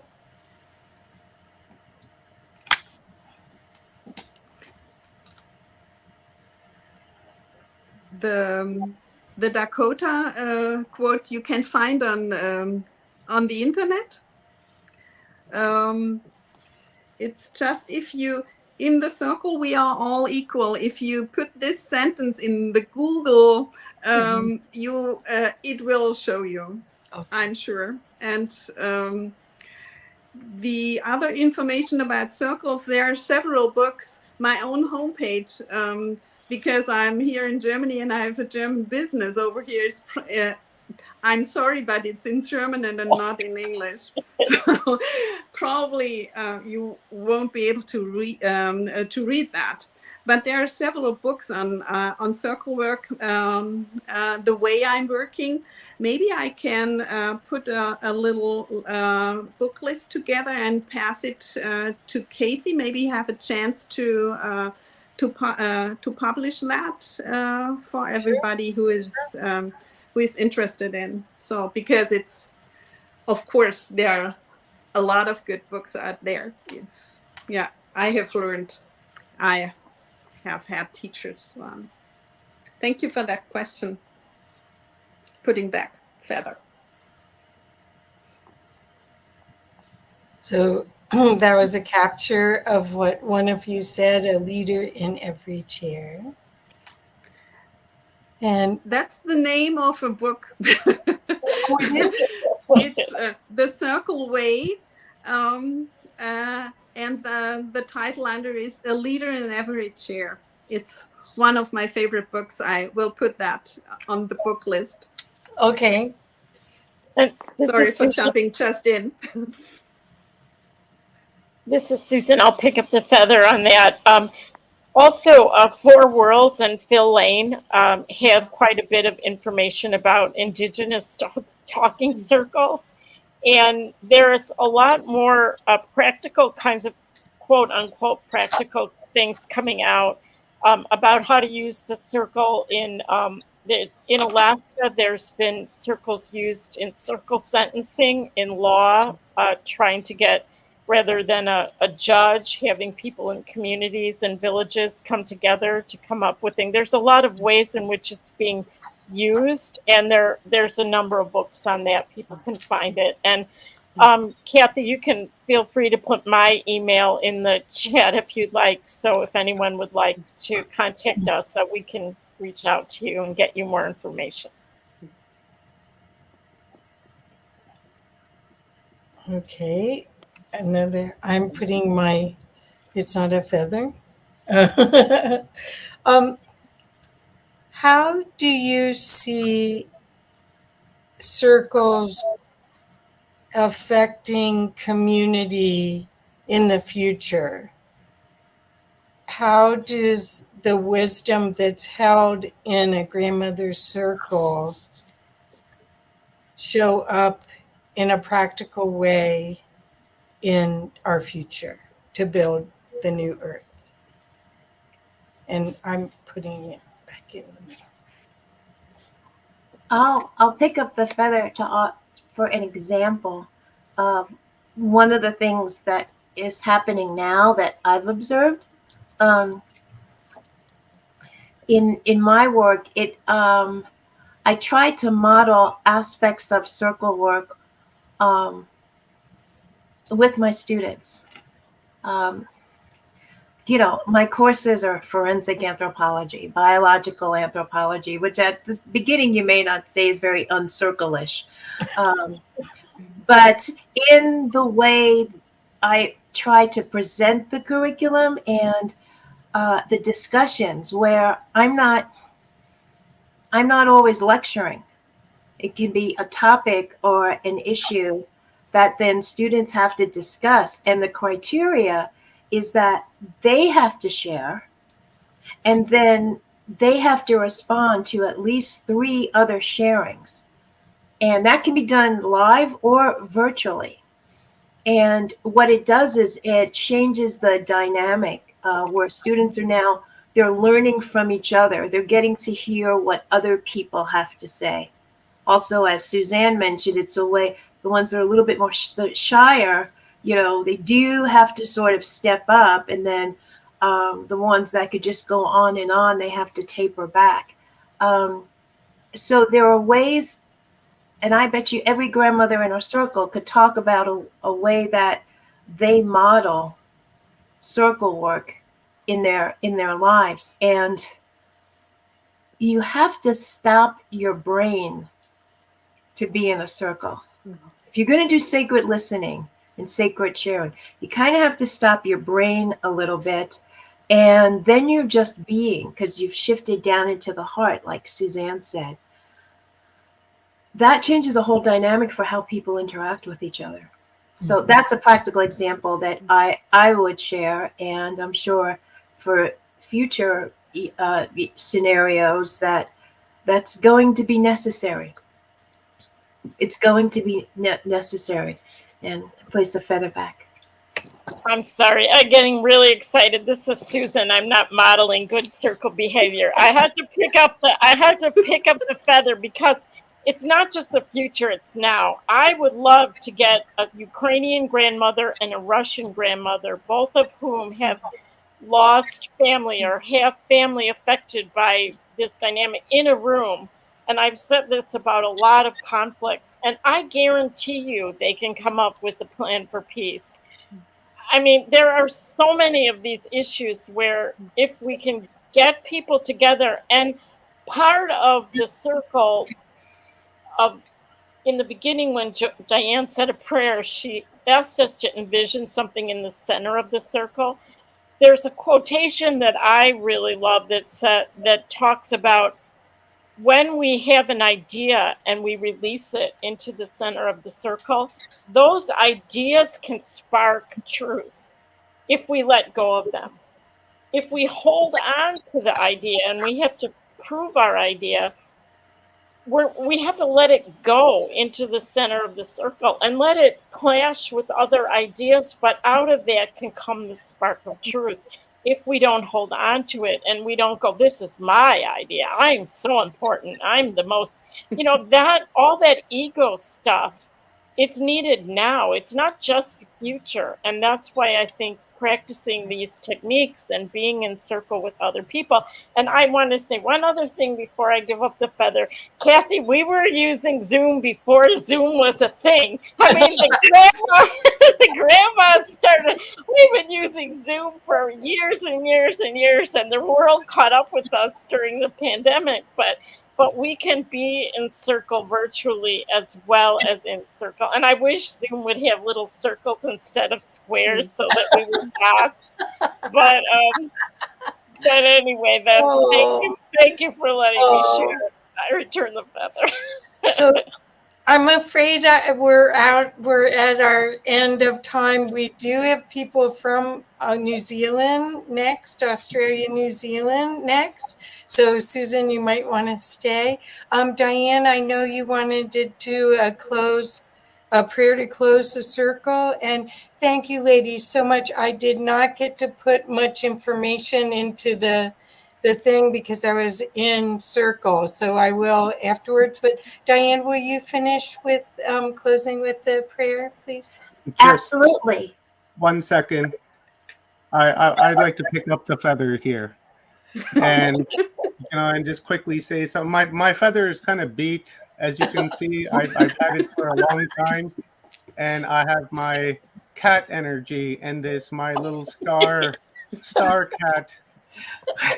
Daisy plays with this a lot, so I thought it was appropriate to pick this up. I want to say, first of all, this was an amazing panel, and the information that you shared, I resonated with absolutely right down to the core. Being Indigenous myself, I would have to say I carry the love and the knowledge as well as the trauma of my ancestors. So for me, to get this type of information and to do that work within, not only am I helping myself, but I'm also helping the future generations, the past generations, and the ones that are living right now, even if they don't know it, because I'm doing the shadow work and treating that trauma so everyone can live in harmony and peace. So, and also another thing that you said was throw the idea into the circle. And that's kind of how this conference started. When Rob and I were sitting here talking and decided to do this conference. And after that, we just got everybody involved, right? Our own circle that we have, Kathy and Dr. Joan and Stephen and Evan Strong that are coming up next, Rob. We just threw the idea in the middle of the circle, and the next thing we know, just within a few days, we had like 80, 90 speakers just ready to, just come on and just put it on. And we were like, wow. So what you just said, is absolutely true. Throw that idea into the middle of the circle and allow everybody to, manifest whatever they need to from that circle and put their energy in there, and the universe will just make it happen. So this is, I really resonated with this. So thank you very much, ladies.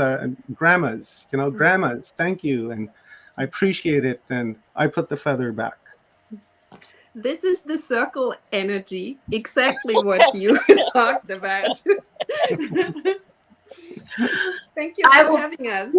I will pick up the feather to, since we know we have international presenters waiting to do the closing prayer. So just a quick deep breath in and out, and let's envision again that circle that we've all been in for this time together. And let's turn our hearts to the east to release with gratitude its teaching and its medicine. Let's turn our hearts to the south. And again, with gratitude, release all of its medicine and all of its teaching that it brought to us today. Let's turn to the west and express our gratitude as we release the energy and the teaching of the west that will still be with us in our dreams. Turn to the north with gratitude and humbleness for the medicine that was given to us. We release the north. We release the Star Nation and Father Sky from its wisdom and its teaching today. And we release Mother Earth in her support and her nurturing and her wisdom with our circle. And we turn now to our hearts. And I would ask you to envision us in a circle one last time, holding hands with that symbol of peace in the center of our circle. And if you can imagine a white dove flying up from our circle, and as it flies up, it turns into 2, 3, 4, 1,000 doves. And let us just finally join our intentions that these doves of peace travel wherever they need to go, wherever there's conflict, where people are suffering. Let's send a few extra doves to Ukraine and to Russia, but to anywhere where people are suffering or hurting. And just know that this intention with all these doves flying everywhere around the planet is our way of contributing to peace. And so it is. Tabutne mambo enhene. Thank you. And so it is. Blessings. Thank you so much. You guys rocked it. Thank you so much for having us and for letting us operate as a circle here. I learned a lot. Whoops. See, I've already forgotten. Oh. Thank you. It's okay. It's the end. It's okay. It's the end. Okay. Thank Bye. you. Bye. Thank you for your Omar. Thank you for your words. Thank you, Omar. Yeah, thank you. Love you for having guys. us. Love Love you. you. Bye. Bye. Thank you. So that was amazing, Kathy. Thank you. That was totally amazing. Thank you very much to our star grandmothers for that epic, amazing upload and the information that we all need in this time of creation, because that's what we're doing. We're creating because we are creators. And speaking of creation and creators, here are more creation and creators coming up. These are just amazing people, friends of mine for a number of years now, and we've worked very closely together. And this event and the past couple of year events that we've had during the solstices has been inspired by Stephen and Evan Strong. I look at Evan as a brother, and I look at Stephen as a father, because they're my mentors. And the information and the knowledge and the wisdom and the love that they have to share is absolute unconditional. And I appreciate that. So Stephen and Evan, welcome, guys. And thank you very much for being here. I know it's very early in the morning for you guys. So I truly appreciate it, guys. And it's yours. Well, thank you so much, Omar. And it's nice to feel even older than I am. Anyway, look, we want to sort of follow on to an extent with what the ladies were talking about. And we're going to open with a couple of prophecies. And I know at the moment, quite recently, Evan explained to me that quite a few people are attacking us for doing woo-woo things, haven't they, Evan? Yes. Well, this is going to be very woo-woo, but we're going to try and intersperse this with a lot of facts. What we want to do is explain a prophecy that took place and was enacted in Australia, then give positive proof as to actually what happened. Now, I'm going to start by explaining how this began. About 5-6 years ago, we were first told about a ceremony that was taking place at Uluru. And it was one of many. It had been going on for 9 years. I've been doing preparatory ceremonies to build up to one that was going to take place on the 21st of December 2020, is it? Yeah. Yeah. Yep. At Uluru, where the elders were going to sing up a magic box. Now, what we've done is, since we heard about that, we started to prepare for it. And in the last year, we started a series of online conferences letting people know what was happening. And on the day of that ceremony at Uluru, there were 15 to 20 million people around the world that joined in. Now, very simply, what the ceremony was about was that what was the elders called a magic box that turned out to be Uluru itself was going to be turned on. And if it was turned on, by the elders to put it into neutral, so to speak, and by the others who joined in around the world to put it into first gear, that would begin the healing of the planet. There wouldn't be any conflagration or catastrophe. It would be the healing of the planet, but it would also mean that not only would the planet be healed, but every animal bar one would be welcome to join the planet in its ascension. But humans had to earn their passage, their rites of passage. So, ladies and gentlemen, that was primarily the prophecy. Now, what then we're going to do is Evan's now going to read not just the original prophecy, and I'm going to finish off with another one after, but he's going to read the Hopi prophecy of the same days. I'm going to go over to Evan now, then I'm going to come back with a prophecy from Auntie Bev, one of our grandmothers. We've been telling the people that this is the 11th hour. Now you must go back and tell the people that this is the hour. There are things to be considered. Where are you living? What are you doing? What are your relationships? Are you in the right relation? Where is your water? Know your garden. It is time to speak your truth. Create your community. Be good to each other. Do not look outside yourself for the leader. There is a river flowing now very fast. It is so great and swift that there are those who will be afraid. They will try to hold on to the shore. They will feel they are torn apart and will suffer greatly. Know the river has its destination. The elders say we must let go of the shore, push off into the middle of the river, and keep our eyes open and our heads above the water. And I say, see who is in there with you and celebrate. At this time in history, we are to take nothing personally, least of all ourselves. For the moment that we do, our spiritual growth and journey comes to a halt. The time for the lone wolf is over. Gather yourselves, banish the word struggle from your attitude and your vocabulary. All that we do now must be done in a sacred manner and in celebration. We are the ones we've been waiting for. Now, ladies and gentlemen, I'm going to add a little bit more to this prophecy. This time around, I'm going to refer to Auntie Minnie Mace, one of our elders.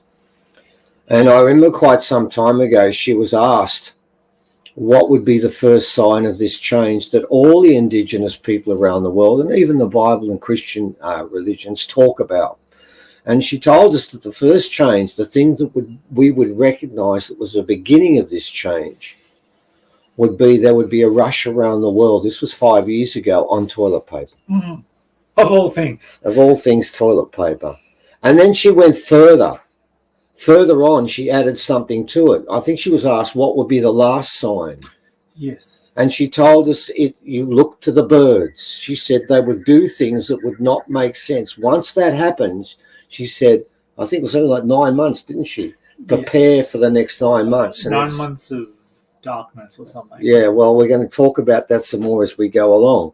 So, ladies and gentlemen, the Hopi tell us this. The original people say this. The Adamartha have a prophecy, not quite as eloquent as that one, because the Hopi are the keepers of prophecy.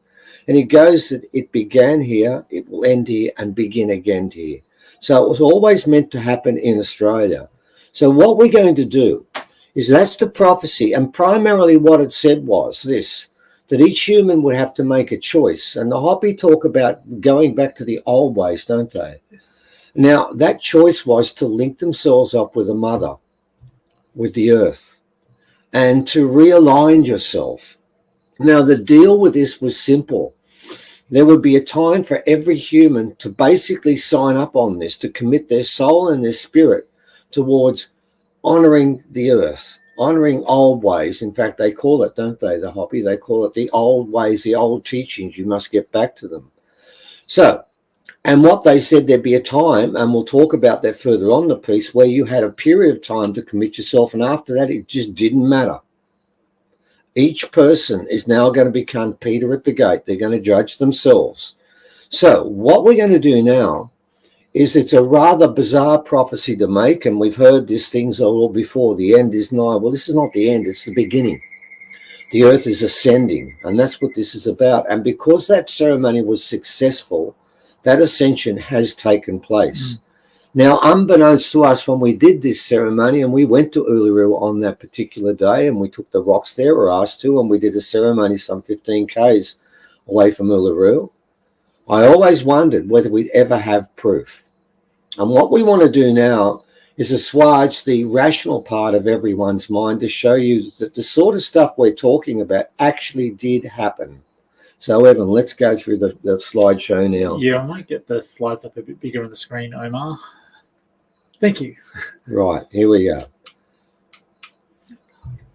Evan's pressed the button and it hasn't worked. We're off to a wonderful start here. We might be ad-libbing as we go. That's why you don't buy $20 clickers from Kmart, or the equivalent would be Walmart. It would be Walmart there. Yeah. People would say, what is Kmart? I thought, this is a good deal, and half the time it doesn't work. Okay, so there's Uluru, and what happened on that day, on that particular day at 10 o'clock, the rock was closed down. It was closed down all of the next day, and everyone was ushered out because they were doing their business in there, which was not ours, and they had to do that without any distraction. So the rock was closed up.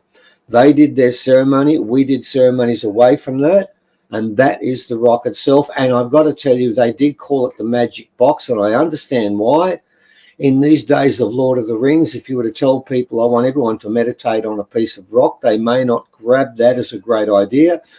But if you told them it was a box inside, that did resonate, didn't it? Well, it kind of looks like a box. Well, from above, not from so much there, but from side on it did. Yeah. Okay, moving along, please, Evan. Let's now look at the prophecy. It was a choice we made.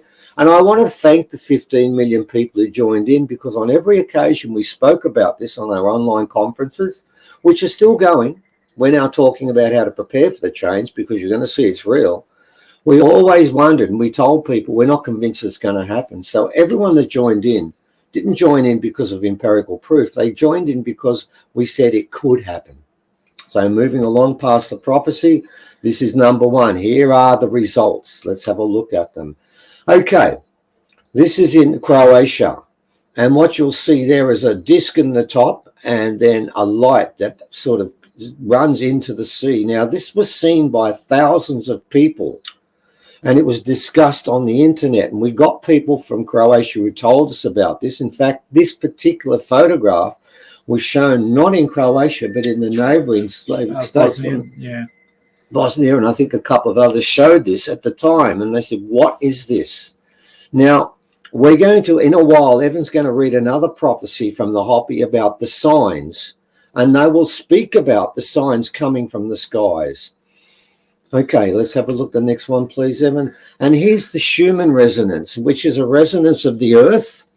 And there's two ways of measuring. One is 7.83 and another is about 0.3. Two different ways of doing this. Now, what you will see there is on the 21st at 7:30, there is a 100-fold increase in the resonance. Now, 7:30 was the beginning of the actual meditation.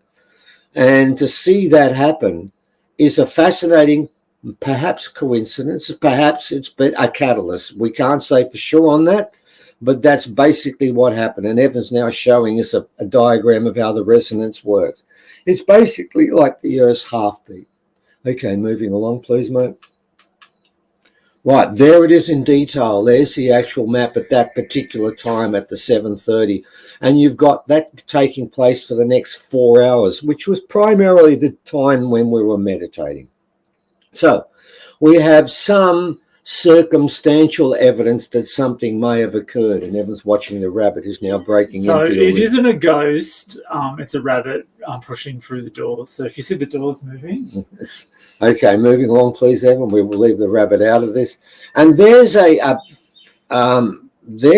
map of the Schumann resonance soon after, where for 24 hours it disappeared. In fact, it's longer than that. It went so high further on, and this has been a commonality since that point. It's gone off the charts, literally. And this has been happening more and more and more since that happened. It's like that particular trip switch was initiated. When those 15 million joined in, that charged up the whole system so that the planet was now in a healing mode of itself. And then giving us the opportunity. Because, by the way, if that ceremony didn't work, we were told, and there was a keeper of the alternative prophecy, the world would be cleansed in a much more catastrophic way, and all the animals were going to suffer. This is a much more graceful and eloquent approach. Okay, here we are at 7:30, and this is just after. Now, what was quite fascinating is that cloud you're looking at 15, 20 minutes before was grey, dark grey and spat. And we thought we were going to be rained on. We did the meditation and then we look back, and by the way, look at the colour of the sky on the horizon, and it's a washed out blue, but look at what's happening in the middle. You have this deep blue patch, and I'm going to emphasize that because the prophecy of the Hopi speaks of the two blue brothers showing themselves in the plaza, and they talk about the sky all the time. That was the plaza. And right in the center is that massive color of blue. And everyone sort of, after the meditation, there were other activities were going to take place, but everyone got taken in by the sky. And the sky, when you looked at it from different points of view, had different colors in it, didn't it? It did, yeah. And we asked the security guard there, had you seen sky like that before? And she said, never. And it took everyone's breath away. And I thought, well, this is interesting. It could be coincidental, but there's something going on in the sky. Okay, next up, there's a full scope. And what you're going to find is this cloud formation, what goes from Catachuca on one side to Uluru, and it just covered that area. And there's different pictures of it from there. And it stayed there. And as it did, we got different pictures, and you'll find that all different colors are there. So moving through that again, because we've got a lot to go through. There's a before and afterwards. There's a before and after, ladies and gentlemen. That's 20 minutes before, and that's after the event. And you can see that blue, and look at the horizon. Remember, the sun has now set, but the sky is doing things we've never seen before. So we figured, okay, fine, that's one part of it. So what comes next? And this is what comes next. At exactly the same time in the northern hemisphere, very importantly, remember this for later on with the prophecy, we also have a blue patch. And for those of us who claim, and they will, oh, that was some sort of effect of the sun. That ain't the sun there. That's the moon. And you've got that blue patch there. So one in the southern hemisphere, one in the northern hemisphere. If there were signs, well, then we'll find out, because the Hopi, who are the great keepers of prophecy, will add some depth to those two blue events, won't they? Definitely. Okay, so moving past that, because we've got a lot to go through. The next one is the most important, and we're going to play this twice just so that people watch this.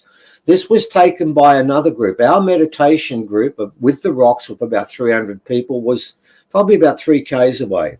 These people sat, there was 2 people behind them. This is not a flash. Somebody's made that point. It's not, because when you look at this, and I want you to play it the first time ever now.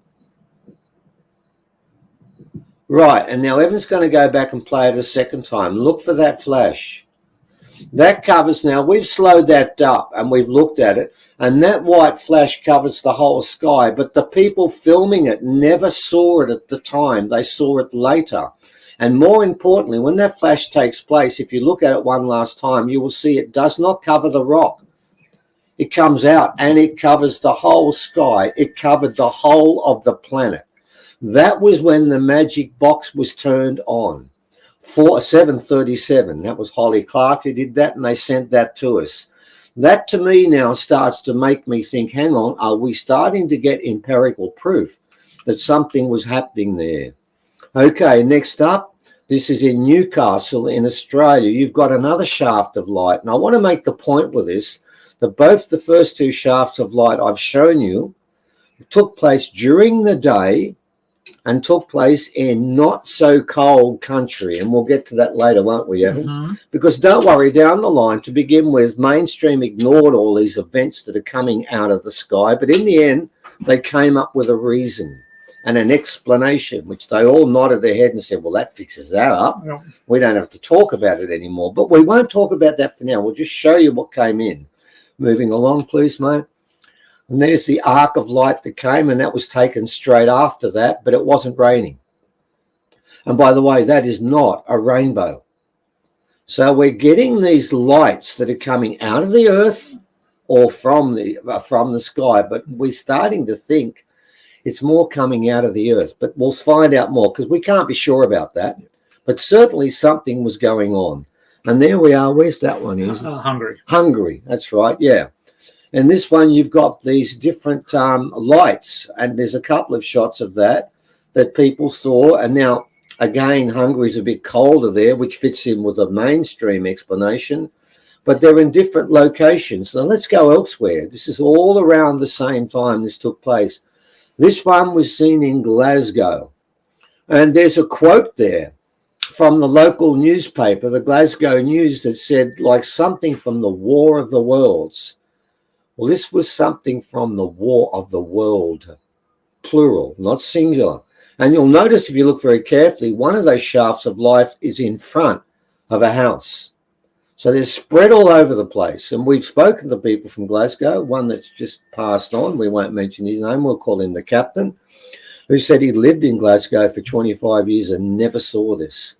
So these events coming out of the sky are unusual, but they could be scientific. We're not sure. And, of course, our scientists will give us an explanation. Don't worry, they always do. Moving along, please. Oh, they're still having trouble with that 20-cent machine. Okay. And then there was bird sign, and we're going to talk about that some more. See those two cockatoos? Oh, glass. Oh, glass, was it? Sorry. When I set the rocks up, I spent a lot of time setting it up the right way. And when I stood away and said, yeah, I think I've got this right, those two birds, a male and a female, flew directly above me, only a couple of meters above, and over the formation and flew off. And that meant we had bird sign. That meant the arrangement of rocks was correct. Okay, again, we got a lot to go through. Okay, now during the ceremony, we had about 300 people sitting in 5 circles around the rocks. They were given sacred ash from the last ceremony our elder, Kano, conducted, and then they waited. Now, Evan is one that was involved in this. And Evan, what happened to you while you were actually meditating? I had keeping in mind I'm not the best meditator in the world, but I had a compulsion to put my hands into the dirt, the red kind of sandy soil. And it just so happened there happened to be a patch in front of me. So I put my hands down in it. And what ended up happening was I could feel a pulsing in the ground. And physically, it made my arms shake to the point where everyone around me is looking at me like, what's going on? Because my hands were shaking like this. And I said, I can feel the pulsing into the ground. And Evan wasn't the only one. I noticed other people had their hands in the ground and raised them up in the air. And I suspect this was something, and other people mentioned it, didn't they, Evan? Other people mentioned they could feel the earth actually shaking. Not earthquake shaking, just vibrating. Yeah. Because the earth was re-energizing itself and reviving itself. It was like a renaissance in this planet. And this planet is now ascending. I was told this many times by the elders. The planet was going to ascend, and the Schumann resonance that peaks and throbs will stay at an incredibly high level. And that is why some people will not be able to stay here any longer, because they will not be able to exist. So moving along, and of course, on that particular day, that little circle there was where the rocks were placed. And on that day, after this was finished, and you can look at the sky now, and it's gone purple, and it's gone different colors again. People started breaking into a tribal dance, and ended up with hundreds of people joining together, and they sung for about half an hour and kept joining in. It was like nobody called it. It just happened spontaneously.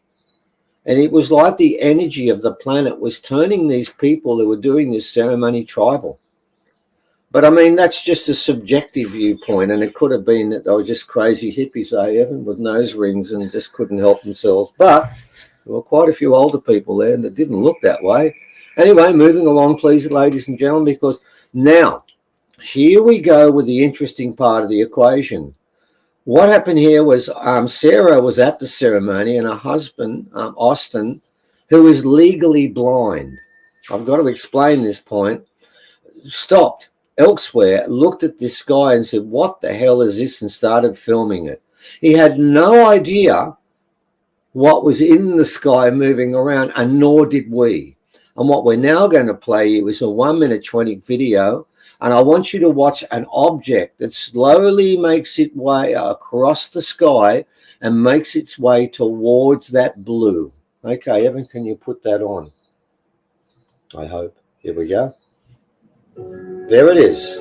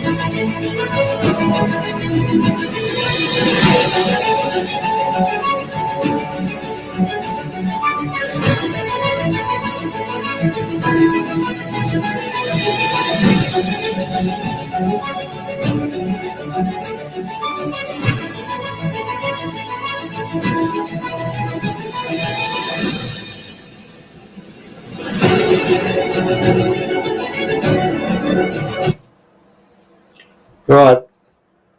Is that finished? Yes. Okay, ladies and gentlemen, you would have seen, there's the object. You would have seen an object moving through the sky. Now, don't worry. The cynics have said plane, helicopter. Ladies and gentlemen, there is the flight path of all the planes in Northern Territory at 7:32. And there is one plane, a Jetstar plane, and you'll notice where Uluru is. Which one is it? Are we the orange, the yellow one? We're the yellow spot, and you'll notice that's about 400 k's away, and it is to the east, and we were looking to the west, and that was the only plane that was flying. Now, I know we've had all sorts of explanations about what took place, but that was the only plane, and there it is again there, and we're going to talk about those two pictures in a sec. Leave them there. Okay. Now, so it was not a plane. I want to make the point. We were sitting in the middle of the desert, 300 of us meditating. If there was a plane flying around, we would have heard it. Yeah. Then others said, no, it's a helicopter. Well, we definitely would have heard that. They're even louder. They're even louder. Well, here's the problem with a helicopter.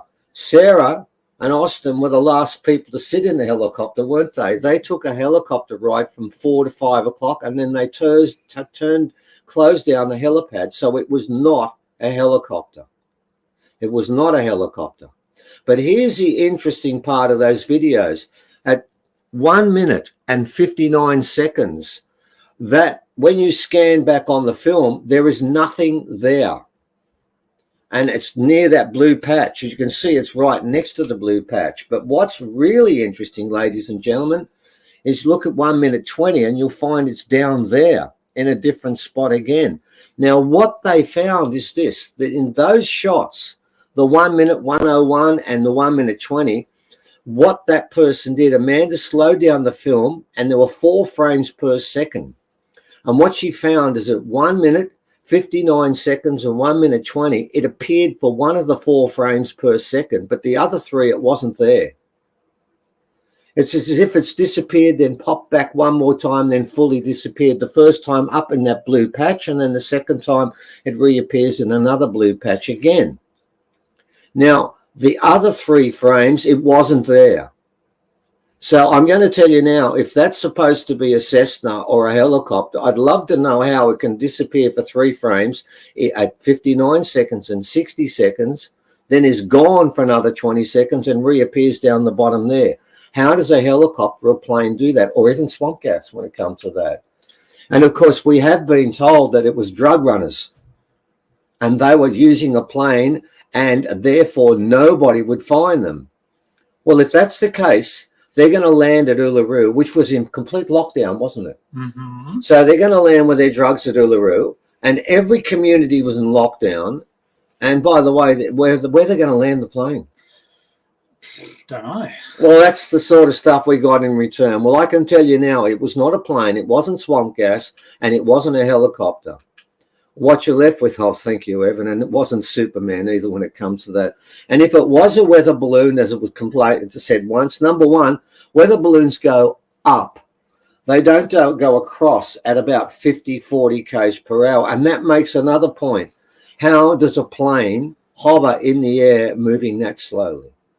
So, ladies and gentlemen, what we had out of this was a series of events of things that have been filmed that make you think what was happening at Uluru at that particular time. You could talk to the 300 people who were ceremony and not one of them will question for 1 second they weren't part of something life-changing and historic. So that was the beginning of this story. Moving along, please, mate. Now we come to the Hopi. And what Evan's going to do now is going to read a longer passage about the change. And it's about the 2 brothers, the 2 blue brothers. And we're going to look at that and then compare what we've seen before and what's happened since. So over to you, please, Evan. Okay. It will come when the Shashawaha, the blue, sorry about the bad pronunciation, the blue star Kachina dances in the plaza and removes his mask. In the final days, we will look up into the heavens and we will witness the return of the 2 brothers who helped create the world in the birthing time. The twins will be seen in the northwestern sky. They will come and visit to see those who remember the original teachings, flying in their Patuataha or flying shields. They will bring many of their star family with them in the final days. The return of the blue star Kachina, who is also known as Nanga Suhu, will be the alarm clock that tells us of the new way of life. A new world is coming. This is where the changes will begin.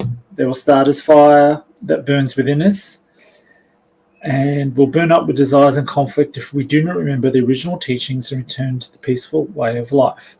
Not far behind, the twins will become the purifier, the red Kachina, who will bring the day of purification. On this day, the earth, her creatures, and all of life as we know it will change forever. There will be messengers to those on earth who will leave messages to those on earth who remember the old ways.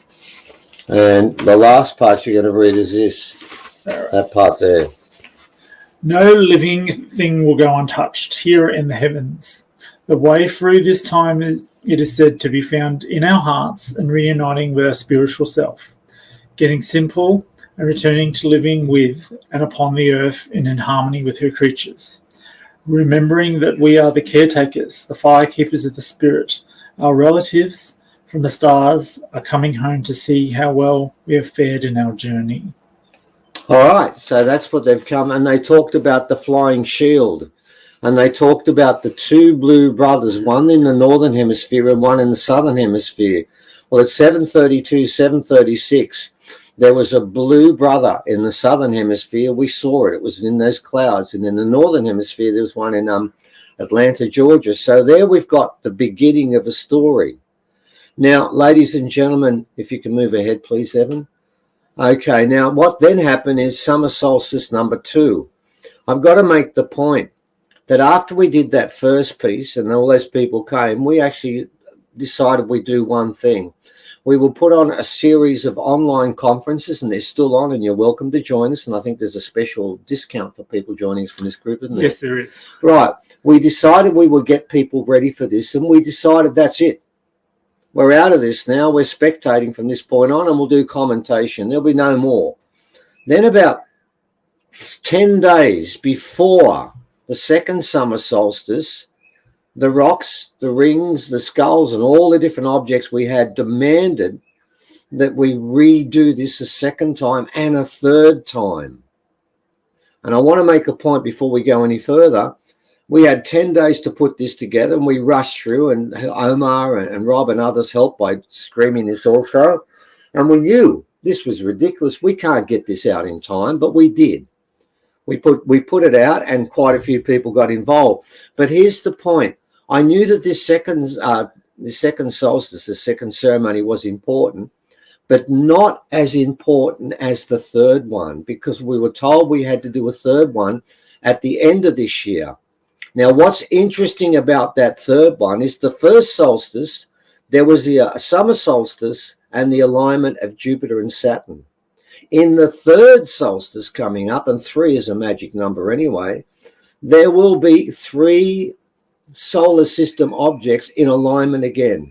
The summer solstice, a full lunar eclipse, and the alignment of Uranus, which is the planet of sudden change. Thank you, Barry Eaton, for that. And this is about a southern change. So Evans put up a picture of what was involved in that second solstice, and it was different because it wasn't just the rocks.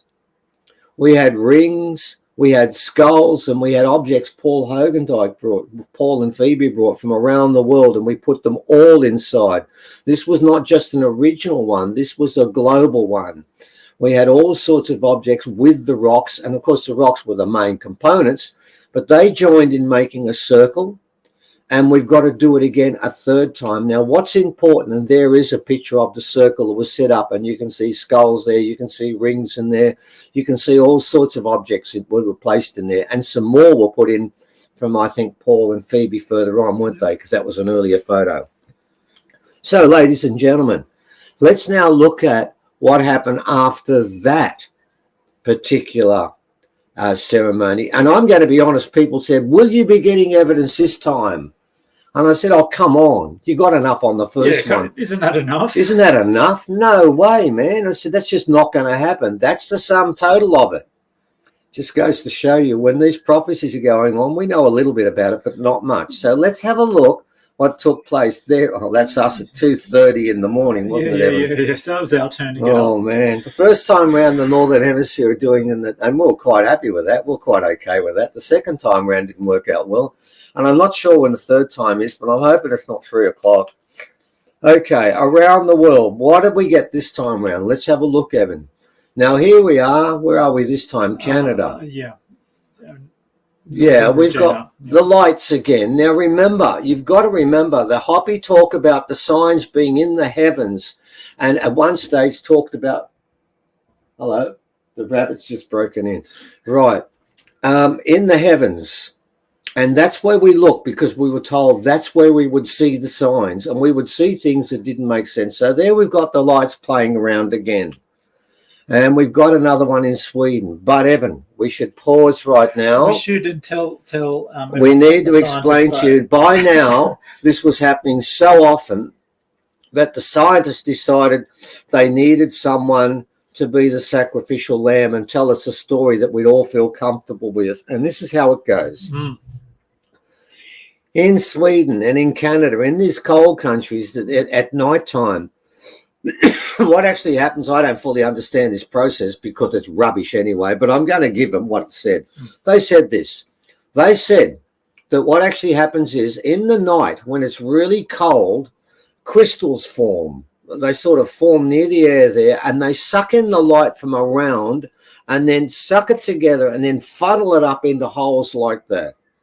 And all the different colours you get funneled up were done in cold countries. And yes, the one in Hungary and in Scotland and in Canada and Sweden are in cold countries. But hang on, Croatia, was that in daytime? Wasn't it? There were no lights shining. How did it do that? What about the one that Ros did in Newcastle? Well, that was in the summer down here. That was in our summer. Well, yeah, there's a problem with that, but let's go a bit further. And by the way, Evan's just put in more places. Can you have a look at that, ladies and gentlemen? You'll see that this is happening a lot. There are signs in the sky. Now, this is where it gets interesting, ladies and gentlemen, because the Hoppy spoke of the two blue brothers, then the red purifier. Now, this took place in Spain, and I'm going to tell you, if you were walking around the streets and then you looked up and you saw that, you would think to yourself, what is that? Yeah, what is going on? Now, I know that the scientists are going to say there's some sort of strange refraction and it's an unusual cloud and it's shining from one angle, but that was called the red purifier, the red eye in the sky. And it would show itself. And in Malaga, I don't even know how to say it, Spain, something was in the sky. And I'm going to tell you now, if someone tells you that's a normal formation, don't have a conversation with that person, because there's nothing you can do to help them. Just walk away and shake your head and say, well, you're not coming. You're not jumping in that river. You're not getting on the two roads the Mayans spoke about, because every indigenous culture spoke about this. And they said there'd be signs in the sky, and these are signs, and we got plenty more. Okay, where are we now? Russia again. Oh, we got a good one. That one's pretty deadly. Yes, yeah. If that was over my house, I'd be looking outside thinking, what is going on here? Someone hand me the popcorn. Moving along, please, Evan, because we've got a lot to talk about. This one in Russia, fair income, you would swear that's Photoshop, man. You'd say, come on. But look, we're starting to get a clue here. Are these things coming out of the sky or coming out of the earth? And as we look further into this, we're starting to think that the great majority, maybe not all, but nearly most of these things are coming out of the planet itself. So moving along again. Right. And then around the world, we've got different ceremonies that took place. Here's one of the red effect again that's taking place in Ohio. And then we've got stories about birds doing the most amazing things. And I'm going to tell you one story of my bird things. Are the birdies coming up, Evan?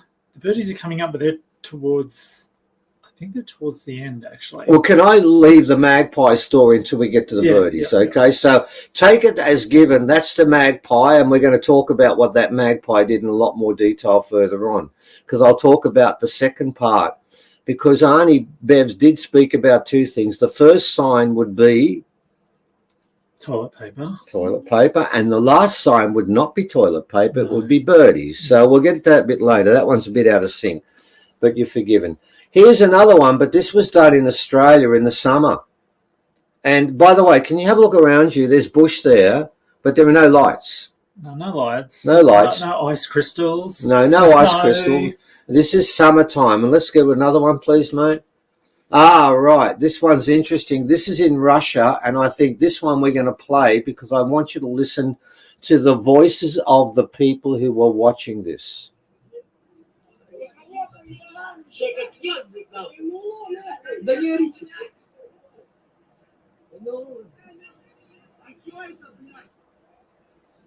Right, I can tell you now, those people were saying, oh, that's normal. I see that every day. Oh, how boring. I'll move on now. Yeah. That's something we see constantly. So in the skies, the signs are there. And they're around the world. Now, this one's particularly interesting. This one came from a lady called Peggy Brewster that sent it to us quite recently. And these were 4 rays of light that came out of the ground. She was insistent about that. And you notice as it goes up, it starts to fade out to nothing. And by the time it gets to the clouds, it's not there. Now, these 4 lights came in a sequence. There'd be one, then a pause, there'd be nothing, then a second, then a third, then a fourth. And she didn't have a video, but she did have a camera. Now, I've got to tell you, that was in Perth. And it was, I think, in December last year. No, February 28th. Oh, February this year. Okay. 2022. Right. That's quite recent. I knew it was in, and that, by the way, February in Australia, that is our summer. There were no lights. And I can tell you that person, that scientist who claimed this is all frozen crystals catching the artificial light at nighttime, it's a lie. All these light events are different from each other, distinctive from each other, but keep happening. The earth is vibrating. And as the Schumann resonance goes up, so it is shooting out different forms of light. And these are signs for us. But it goes further. I remember this at the time, and people spoke about this.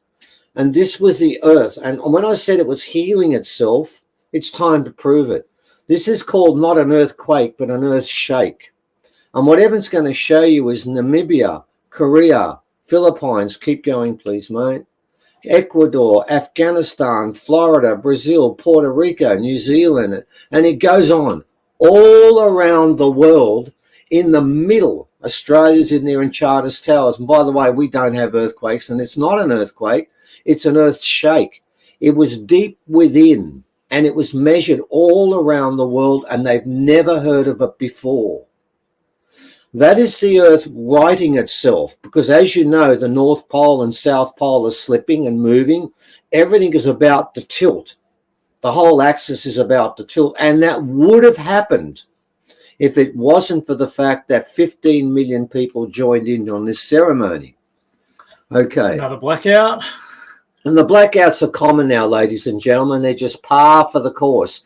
There's one, a 19-hour blackout. They're not just small points. And we've got to remember, in the future, after that third ceremony that takes place the end of this year, we've only got 9 months to go, roughly, there will be a blackout all the time.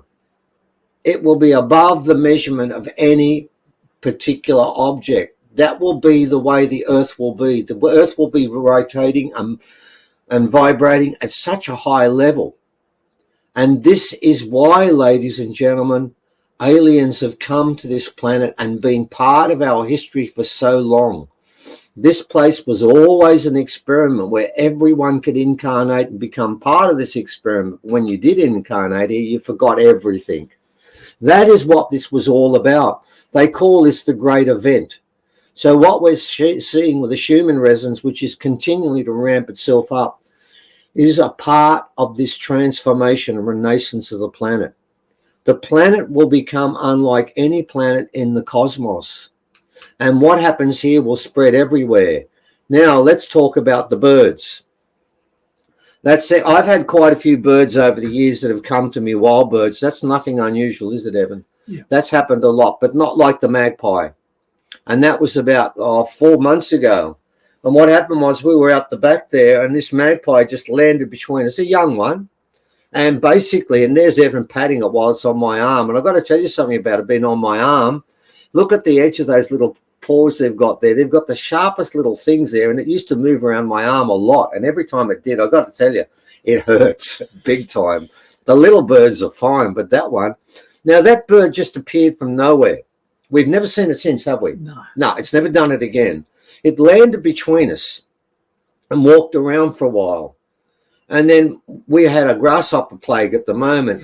And at one stage, Evan was buried into this bush somewhere, and so was the magpie. And it actually was upside down. They were co-hunting. They were co-hunting grasshoppers. And what had happened is when it grabs the grasshopper, it throws it on the ground and pulls off its legs, doesn't it? So it can't jump away. Yep. Before it can jump away, and then eats it. And they were eating grasshoppers. And then it just walked around and walked around. And then what it did, it just jumped onto my arm. And then sat there for what, 40, 50 minutes? Yep. Didn't move. And sometimes it would walk up my arm and it'd come close to me with that long, sharp beak, looking at my eyes. And I'm thinking, if it pecks my eye, that's it, I'm blind. And I'm thinking, what's going on here? And while it was taking place, mother and father were calling out all the time, weren't they? Basically saying to their kid, get away from these humans. But it wouldn't move. And every time it called out, it would look up and listen to them and answer them. Yeah. Every time. And said, no, I'm staying. And after it started to get dark, it just wasn't going to go. After about 40 minutes, we had to make tea, and I had to basically get it off. And it stood around for a while and then left and never reappeared. Now, you might think, oh, well, that's just one sort of weird bird sign. But remember, Auntie Minnie Mace told us, and she explained why, didn't she, Evan? Yep. Okay, I'll get you to talk about that in a sec. Let's have a look at some bird sign now. Here is the first one. This is in Walmart. By the way, language warning. Yo, what the fuck is this? Oh my God. I feel like that Bird Box shit, that movie. No, they're landing on my car. I need to clean it either way. Okay, ladies and gentlemen, that was in Walmart, obviously in America. And the man, as he pointed out, we've got some more coming up. The birds there were doing something they don't normally do at the car park at Walmart. Yep.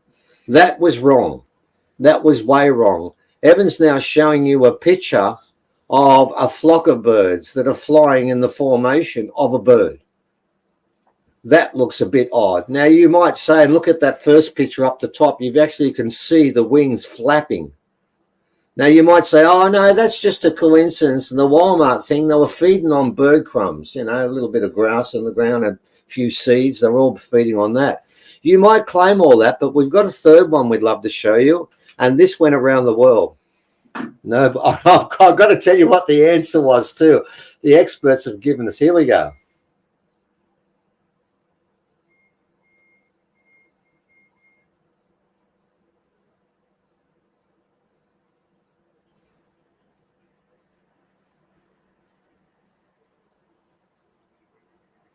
Now, quite a few birds died when that happened. When they hit the concrete, there's quite a few that laid in there. I think about 100 or so were dead, weren't they? Mm.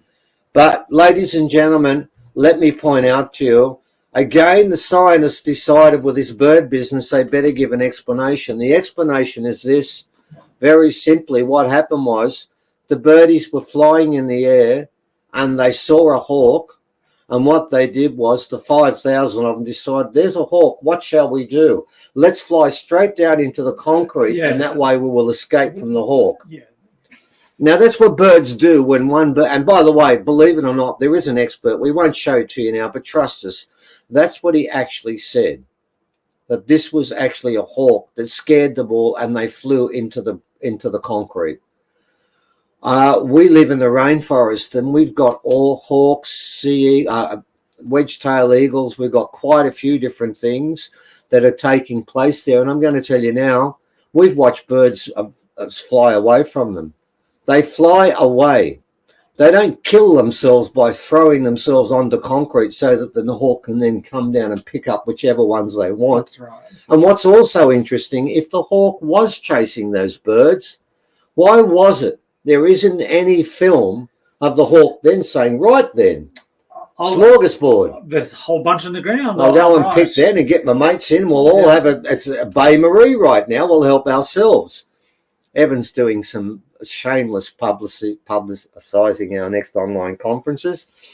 Now, let me explain. Can we take those ads? I'll leave them there. It doesn't matter. I'm almost finished, and then we'll go back. Okay. Let me explain what this leads up to, ladies and gentlemen. I want to explain what this all means. What we've tried to do in that, and we've done it very quickly, wanted to race through this. We wanted to give you some proof that such a ridiculous notion that if you meditate at a rock in the middle of Australia, it will change the world. I can tell you now, we don't have any scientists backing us up. Obviously, quite a few are trying to explain some of the consequences of that ceremony. And they're trying to prove to you that, look, forget about this. These lights are nothing. And the birds. And don't forget, Minnie Mace made a prophecy 6 years ago, about the run on toilet paper. There was nobody in the world that made a prophecy like that. And then she told us the birds would do it, raising things. Now, why were the birds doing this, Evan? Now, we've heard the scientists say it's a hawk. Yeah. So offhand, she said the birds would act strangely because of the kind of ley lines, the geomagnetic grid work that they follow would be kind of different, would be wrong, would be altered. Therefore, it would make them react, and all sorts of weird things would happen because of that. Yeah, they would start to be confused and not sure what was going on. And all of a sudden, 10,000 might park themselves in a car park, or another 20,000 might turn themselves into the shape of a bird. Or maybe just a couple of thousand would decide, let's all fly into the concrete and bounce off it and see what happens. Yeah, here we go. Here it is. I think it will happen as the ley lines begin gaining speed as they are coming back towards us. So the birds and others, as well as the whales, follow the frequencies of the harmonic grid. All right. Well, that's what you're seeing now, ladies and gentlemen. Now, here's the point in this. These things are happening now. And at the moment, I wanted to, and I know that we keep going back to indigenous prophecies of the past, and we're not going to apologize for that. And we do refer to the Hopi a lot because we believe they are the great keepers of the prophecy. The Mayans spoke about 2 roads that were going to be formed, and each person would have a choice on these roads. That's what this is all about. And I want to make the point, and I want you to think about this. I remember when we went to Uluru a year and a half ago, and we were told about the 2 roads. And at that stage, when we got to Uluru, we got out on the plane. No one was wearing a mask, and no one had a temperature check. No one asked us where we came from. We just went straight through, got into a bus. We sat with, we actually got in a car. I think some people drove us, didn't they? I did, yeah. Yeah. Well, thank you. Those people. Who was that drove us? Adam, that's right, yeah. Drove us there. The rest got in a bus together. No one was scared of anyone else, and we all sat there and we did the whole thing. And when we were talking about 2 roads, then I thought, I can't really see any sort of real roads here. There's a bit of an issue with a virus around at the moment that everyone's talking about, but nothing much is coming of it. Since that prophecy, the 2 roads are there. It's really easy to see. There has been a division, a major division, and the world is now running on a fear campaign. And we were told, and I can guarantee you now, you can ask people who listen to our talks when we were doing them live 5 years ago, and we told them in the final years there would be pandemics and threats of war, and people would become fearful. We were saying this 5 years ago, well before even we knew of that prophecy, or we knew of the prophecy 6 years ago. But that was part of it. Now, I want to explain to you or give you an idea what these roads are. One of the roads is made. It's here now. And that road is a road where we don't now touch other humans. And when a human walks towards us, we're told to be fearful and careful. If you get too close, they may be carrying a sickness that will get to you, and then you might die or get very ill. And it'll keep happening time after time. So you have to be scared of people who come near you. And if you are going to be involved in, say, worshipping in a church or going to a concert, that's a no-no, isn't it? Because we can't have those sort of things going on where you're going to actually enjoy yourself. So that's banned. Mind you, sporting events.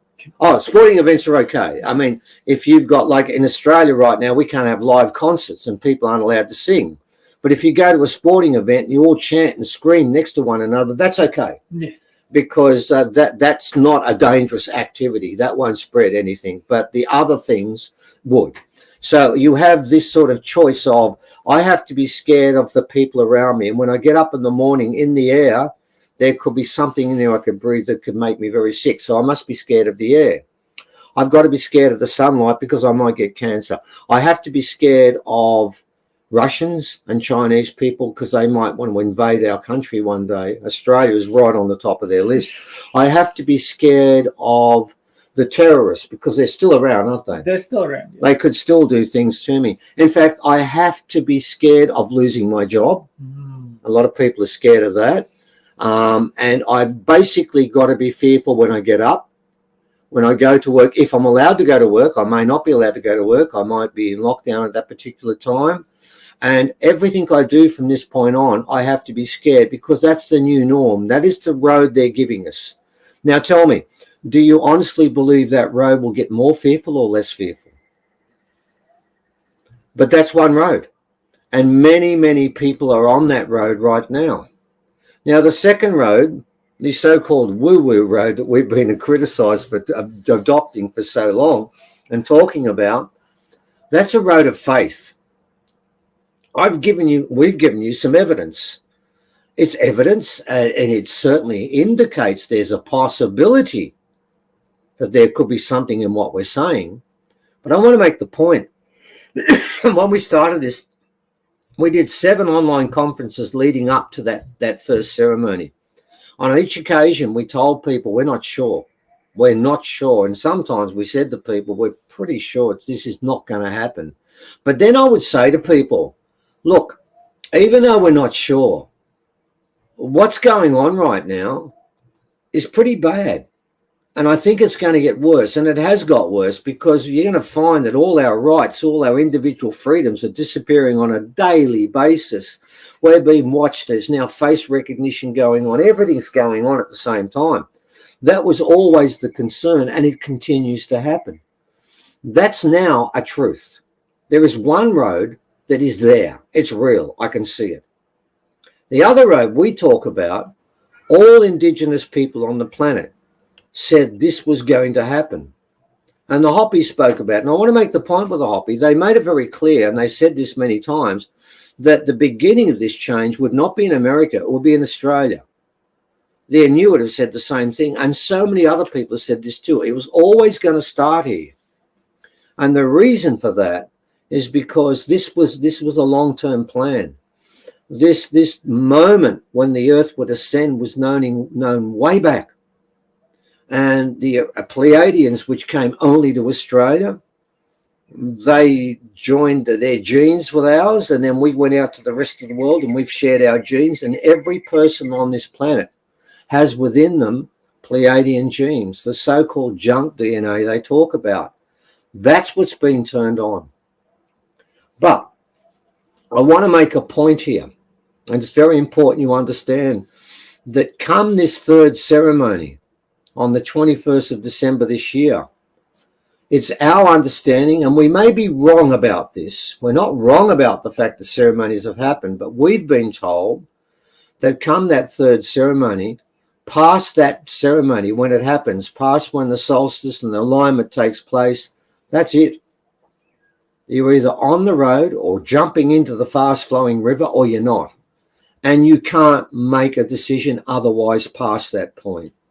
Now, as to what happens next, that prophecy Evan spoke about, I think somewhere in there, let me see if I can find it.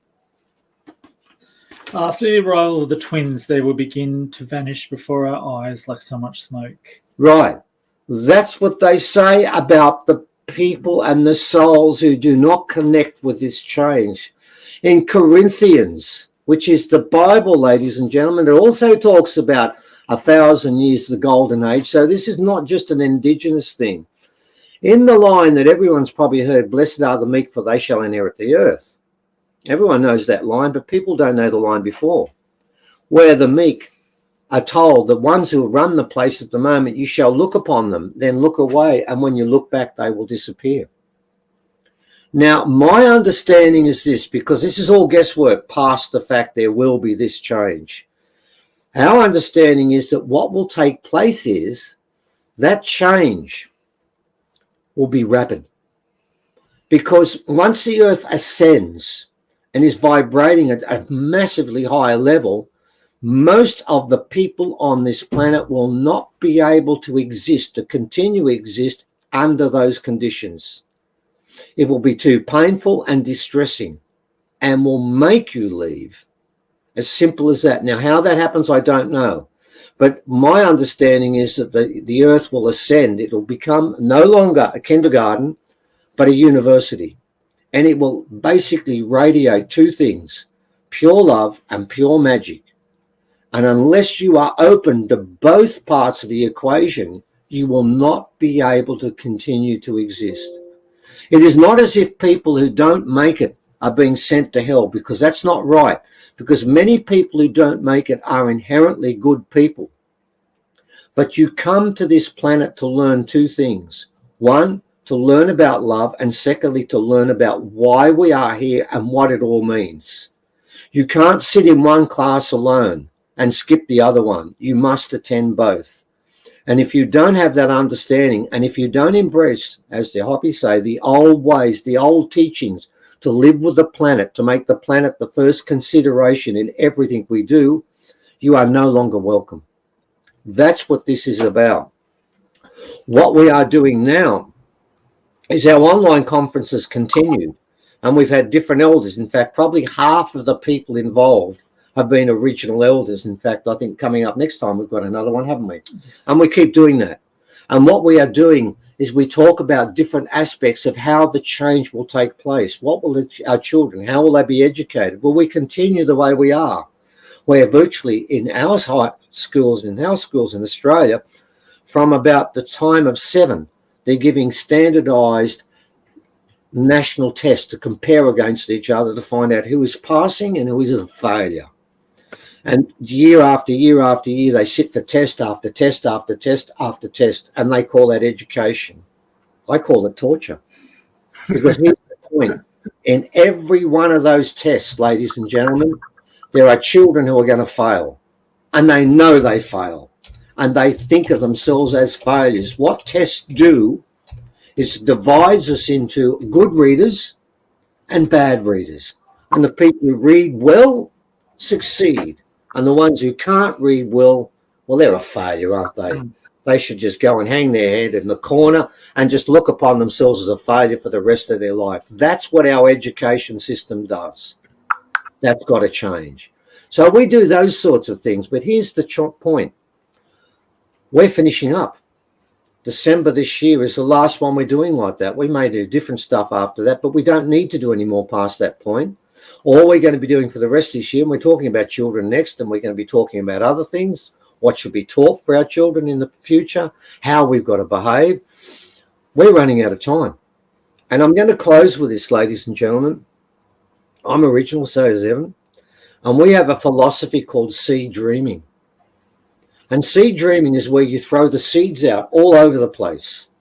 And you throw them out once only, and then you walk away. And you let the seed and the person who's receiving the seed decide whether they want to germinate or not. You don't go back and nag them time after time after time. What we are asking you to do at these times is when you go out and see other people who don't know about this, you tell them about it once. Now, if they decide, no, I want empirical proof, send them to our website or get them to join our online conferences where they can go back if they become a subscriber. They can watch all of these 17 other conferences and get all the information. That's right. And all the empirical stuff is there. And they can find that and say, yeah, I can see there's something here. Then once that germ, that seed will then germinate. Now, in some cases, ladies and gentlemen, it will not germinate. You've lost them. And whatever you do, if you go back time after time and try and convince them, that won't work. This is not what seed dreaming is about. Everyone now is accountable for themselves. And I know we've got about finished now. Is that about right? Yeah, no, we I just want to... Yeah. All right, I'm going to finish up now and finish with this. Ladies and gentlemen, what we're asking you to do now is when you see people in the street talking about fearful things, stop that talk and say there's hope and explain what the Indigenous people around the world are saying is going to happen. And then put that seed out there and then walk away and say, I've done my job. And thank you for that. We better finish up now. Thank you, Stephen and Evan. That was totally epic, and definitely we're changing timelines. I don't want to waste words with me, but I want to introduce Grandmother Suzanne to you. I'm going to bring her on screen, and I think that you guys should meet. This totally resonates. And I'm going to take myself off screen for a few minutes, and you guys just engage. It sounds like a marriage proposal. Grandmother Suzanne, you're muted. Well, first of all, I'd like to thank you for your sharing. I did a talk earlier today on some of the Indigenous prophecies, and you said the same thing that I said in different words. And I've been working on a film called Indigenous Prophecy Today, and I was on my way to Australia when COVID hit. The day I was supposed to leave for Australia, you guys closed down Qantas. But I've been keeping in touch, and when you had that ceremony at Uluru, the day that it was, I can't remember the exact date of it. All I know is that I'm from Alaska, but right now I'm in the border between Canada and Alaska, right in Lummi Island, near Lummi Island. And I knew that was an important ceremony, the first one at Uluru and I said, this is what I was taught we were waiting for. I went to Australia probably 5 or 6 years ago. I met Auntie Minnie. I spent the night at her house. I love Auntie Minnie Mace. Oh, And Auntie Rochelle is in my original documentary.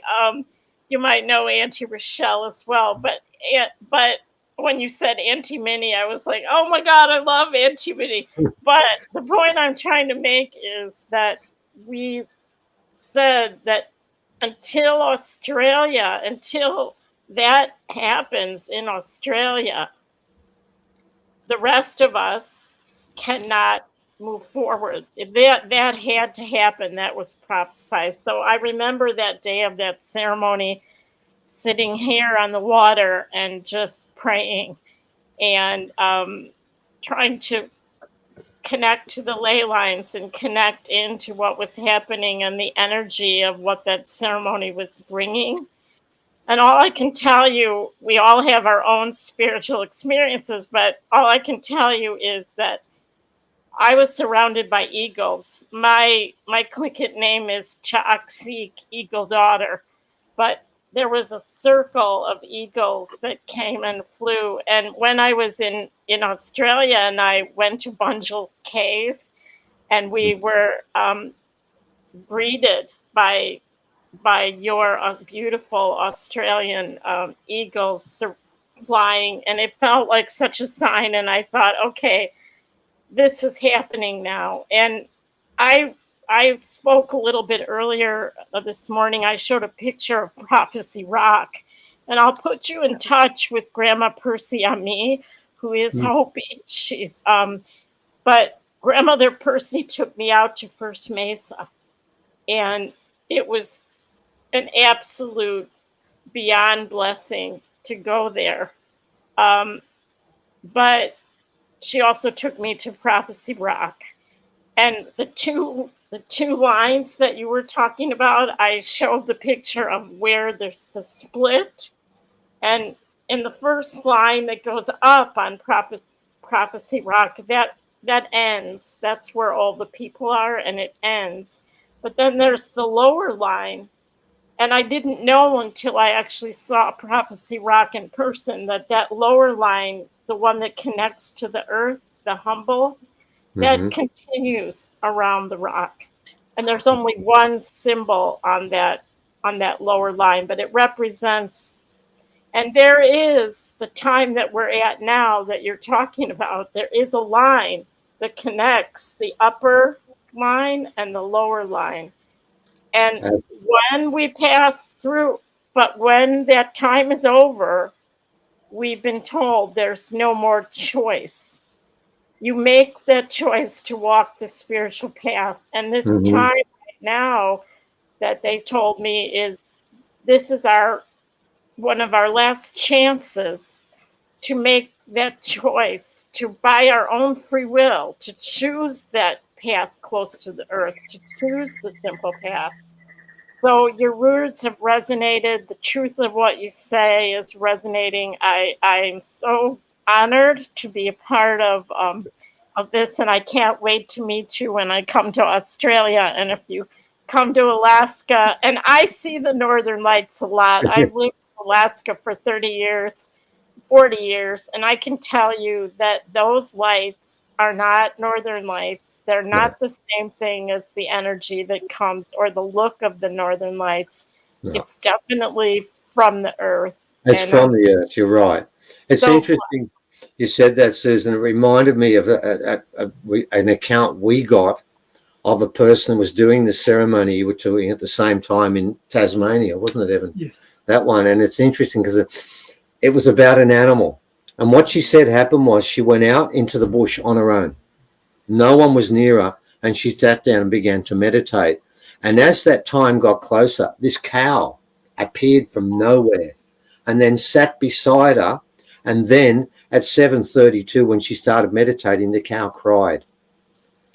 And we had to look it up because we didn't know that cows actually cry. We didn't know they do.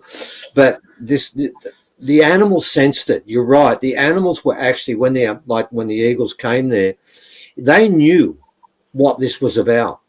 They were fully aware this was their opportunity. And I believe that they were ecstatic about the fact that we chose them well.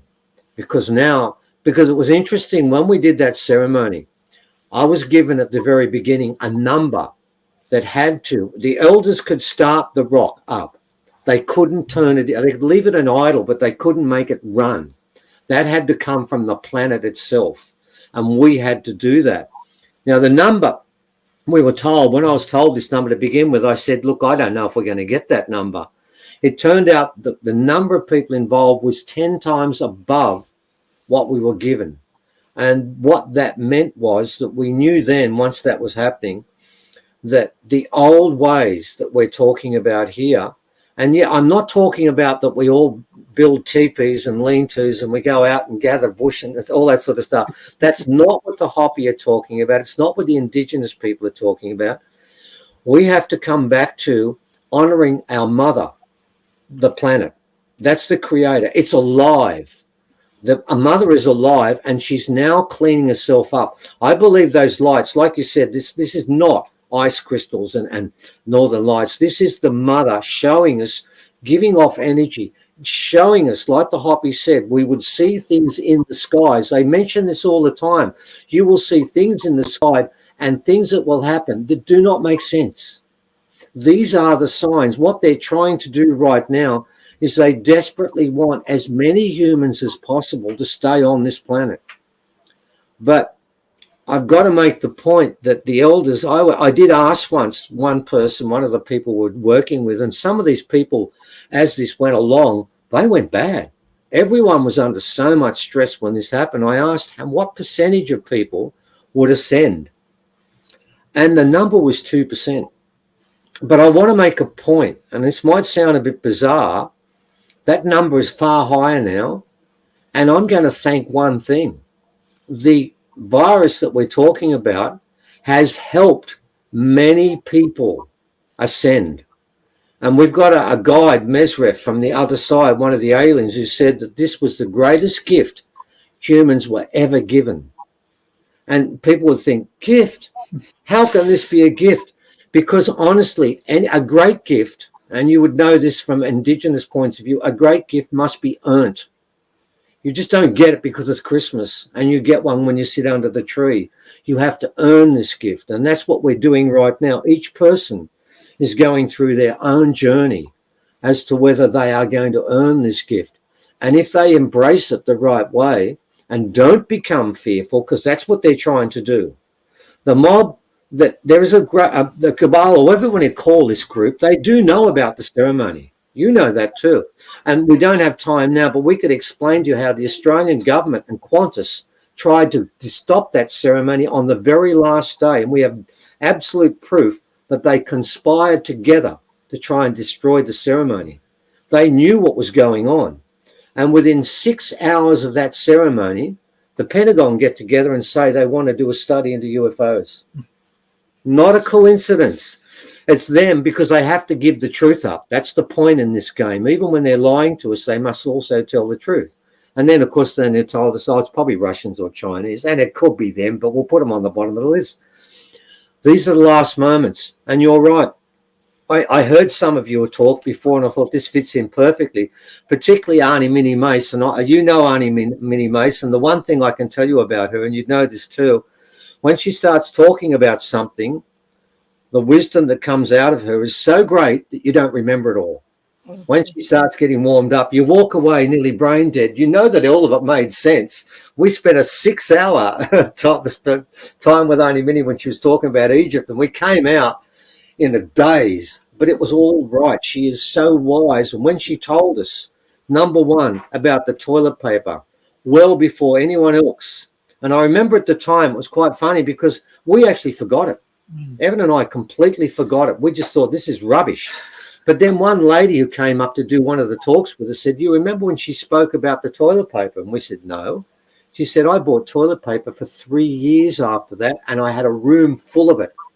And then I doubted Auntie Minnie and started using it.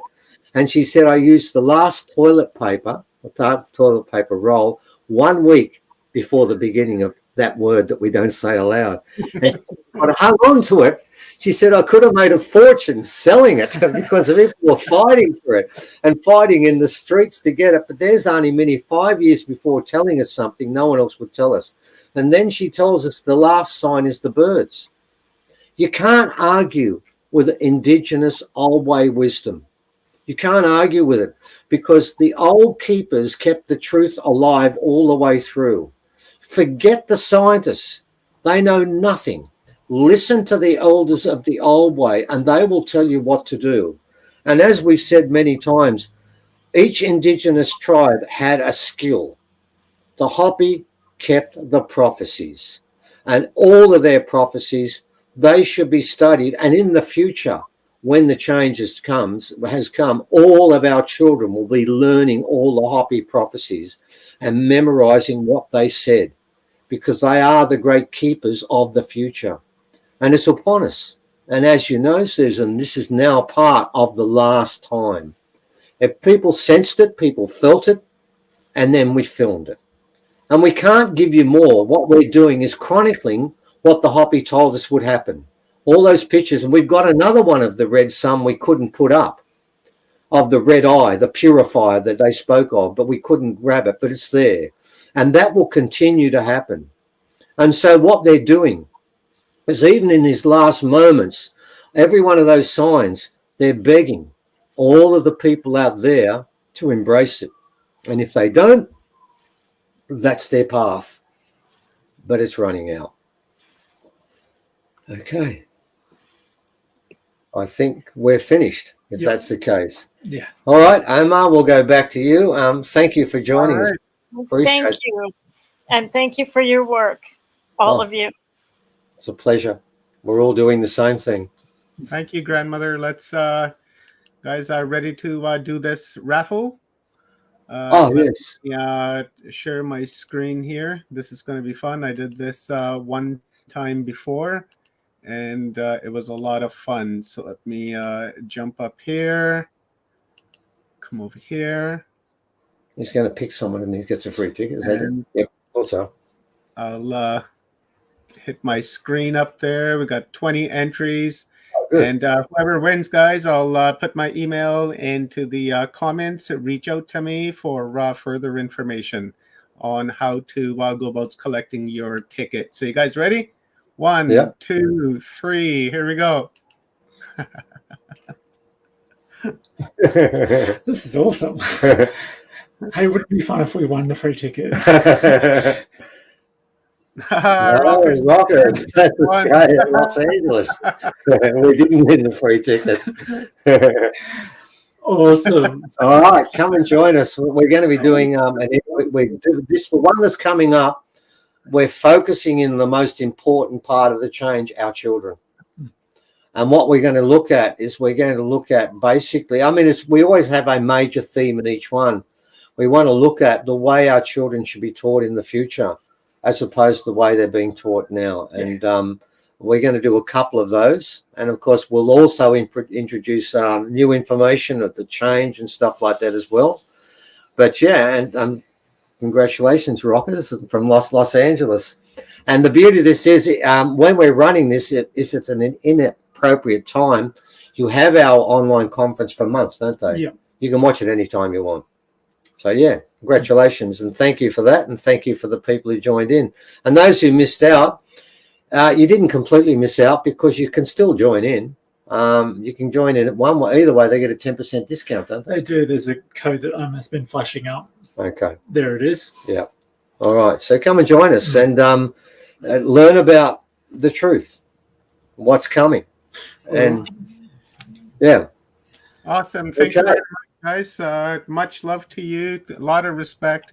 And earlier when you were saying that, you don't remember anything, well, after you walk away, you're in a daze. That's usually how I feel with you guys. Just I walk away with my head like this big, and I got to go back and rewatch our streams and say, okay, what was he talking about again? And right, because it's next level stuff, right? And I want to truly understand it. And I appreciate you guys, and I love you guys very much. And you guys will be back on closing day, and I'm looking forward to that. So love you guys. Have a wonderful, wonderful day. And Thank you. Evan, I'll shoot you a message here in a little bit. Okay. Okay. Bye. See ya. Bye. Bye. guys. Thank you. Thank you Thank so you. much. Thank you. Thank you for your flexibility, Susan. Oh, it's wonderful. It's been amazing. Thank you so much for the connections. Yes. That's I don't know how to get off. Okay, let's see. I'll get you out. Oh, Hey, I removed you. Somebody else removed you at the same time. 2 negatives make a positive, apparently. Okay, so that was energizing and amazing. And I definitely will have to watch it again because I couldn't catch it all either. But I am next going to introduce you to a very brilliant light. Here we go, Dr. Pamela Gerali. And I'm going to read a little bit about her bio, and then we're going to give you an incredible insight into how she gained her superpowers. So Dr. Pamela Gerali is a visionary and a pioneer in spiritual growth and transformation. She shares life-changing experiences and insights with clarity and humor, which is one thing that really helps during these times. She captivates readers and audiences with wisdom and practical guidance from the blueprint for the human spirit, which you will learn about today, her holistic model for conscious, compassionate living. She is an architect for the human spirit. She was in her past life, she was a registered nurse with a master's degree in public health and a doctorate in holistic health sciences. She is uniquely qualified to present teachings from the blueprint since it evolved in harmony with her own transformation. And tonight we're going to learn about that transformation. I also want to let you know that we published this beautiful book called The Dance of Ego and Essence, Confession of a Divine Diva, that will give you some insights into the radical honesty that Dr. Pamela shares and how incredibly clear the energy is that she offers. So welcome. Hi, I am so thrilled to be with you, Kathy, and am so excited to be a part of Humanity Unplugged. What amazing people have gathered here to share wisdom and practical guidance with the world. How exciting is that? Yes. Well, this time of change is really what everyone's coming together because everyone has a piece of the puzzle, either as a teacher, guide, healer, or example of how to live in these new times, because there's no question that we're in a time of huge change. We absolutely are. And I think we're all thrilled to be a part of that and know that everyone can make changes in their own lives to bring them into a higher alignment with the truth of their being. And certainly that is what the blueprint for the human spirit helps us to do. Right. Well, what I'm excited about sharing today with you is how you were gifted this knowledge, because you were ill, and then this was part of your transformation to what you know today and the gift that you can share. Do you want to talk a little bit about that before we start And Yes. You can just direct me, okay? Okay, sure. Please. I'd love to share a little bit about my background, because I think even though I felt I was an unlikely candidate to receive this divine inspiration, I wouldn't have without the fundamental, very legalistic background that I was raised in. I was raised with the unholy trinity of guilt, shame, and fear, and finally left that behind and pursued a career where I was able to help people through my nursing training and public health. I worked for the Fox Chase Cancer Center in Philadelphia, for the American Cancer Society, the Oncology Nursing Society, Prevent Blindness America. I was the program director for the entire country for Prevent Blindness America. So I had many amazing leadership opportunities in healthcare. And it was during that time that I was given an opportunity to attend the Center for Creative Leadership in Greensboro, North Carolina. There I did visioning and journaling for the first time. And what I realized was that there is so much more than what I was focused on with my career. In fact, I had a whole new vision. And when I went back to work, I realized that my job was no longer compatible with my new vision. So I left it all behind. And talk about a change, and talk about losing everything from my income and a sense of accomplishment. But in the process, I became a spiritual seeker, and I read every book I could get my hands on. I went to every workshop and every holistic expo in the area in an effort to discover what I was searching for. I didn't know what that was, but I kept searching. And I was very fearful because I was raised in an environment where everything that wasn't a literal translation of the Bible was wrong and would take you down that wrong path. So I was very fearful, but yet I continued. And there came a moment when I was gifted with the blueprint for the human spirit. I was awakened in the middle of the morning, 3:30 in the morning, when the skies are clear and the veil is thin, and information started flowing in. I received divine downloads 3 or 4 days a week for 6 months. And as a result, I received this beautiful guide for conscious, compassionate living. And it seemed as if every time new information came to me, I was given the chance to learn more about it, to integrate it into my way of being. So slowly, one step at a time, one concept at a time, and with sacred geometry, which at that point I had no idea what it was, I received the blueprint. And it came to me in the form of a matrix that helped me to understand all the aspects of life and how we live and learn and grow and become more aware, how we learn how to be more authentic, how we learn to discover why we're here and live purposefully, how we live in harmony with all creation and all humanity so that we can do our part in a positive way, and how we truly can be the hands and the heart and the voice of God here on earth, how we can express our divinity through our humanity. That was a far cry from what I was raised with, because I was taught that I was an unworthy sinner. And no one ever told me about my original divinity or that of everybody.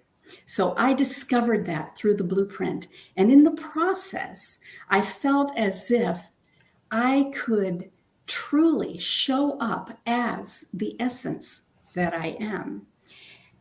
As a result, the blueprint has become not only my passion, but my purpose. It's why I'm here. And I'm here to put all the pieces together. And that is why in the creation of this beautiful blueprint, I feel that I have the opportunity to be an architect for a new earth. And certainly that is what I'm sharing today. I'm so excited to bring that forth because I believe it can help people in so many ways. The blueprint helped me to discover what love really means and how to be love and how to express that. It taught me how we're all energetic beings and all part of the whole, and how we are one with all that is. And in the process, the greatest thing happened to me was that I lost my fear of failure, my fear of death, my fear of being abandoned or rejected, my fear of not being enough or good enough. And certainly that is something we all could use today, because we've been living in a time when fear has been paramount for most people. So the blueprint, I would like to just share an example of one small aspect of the blueprint in the form of a chart. If Kathy will put that up for me. This is the primary 25 cells in the matrix. As you can see, there are 5 columns, 5 dimensions: the physical, mental, emotional, intuitive, and spiritual dimensions in the blueprint. And there are 5 fields of existence: the quantum or energetic, the personal, where we focus inward, the social, where we share our gifts, the global, where we understand our connection and our oneness with all that is, and the eternal realm of being. So that creates 25 cells in the blueprint matrix. Now, we've talked a lot. Many people talk about letting the matrix go, and certainly this is a different kind of matrix. This is just a way for us to understand a little bit more about all the different aspects of our being. And what happened to me is that as I made shifts in consciousness and integrated what I had learned into my way of being, then the lines and the cells start to disappear and to create this sense of wholeness and oneness and allness that we are part of. So certainly you can see that there is a lot going on here. And this is just one small aspect of the blueprint. There are attributes, there are different types of qualities that help us to learn and grow.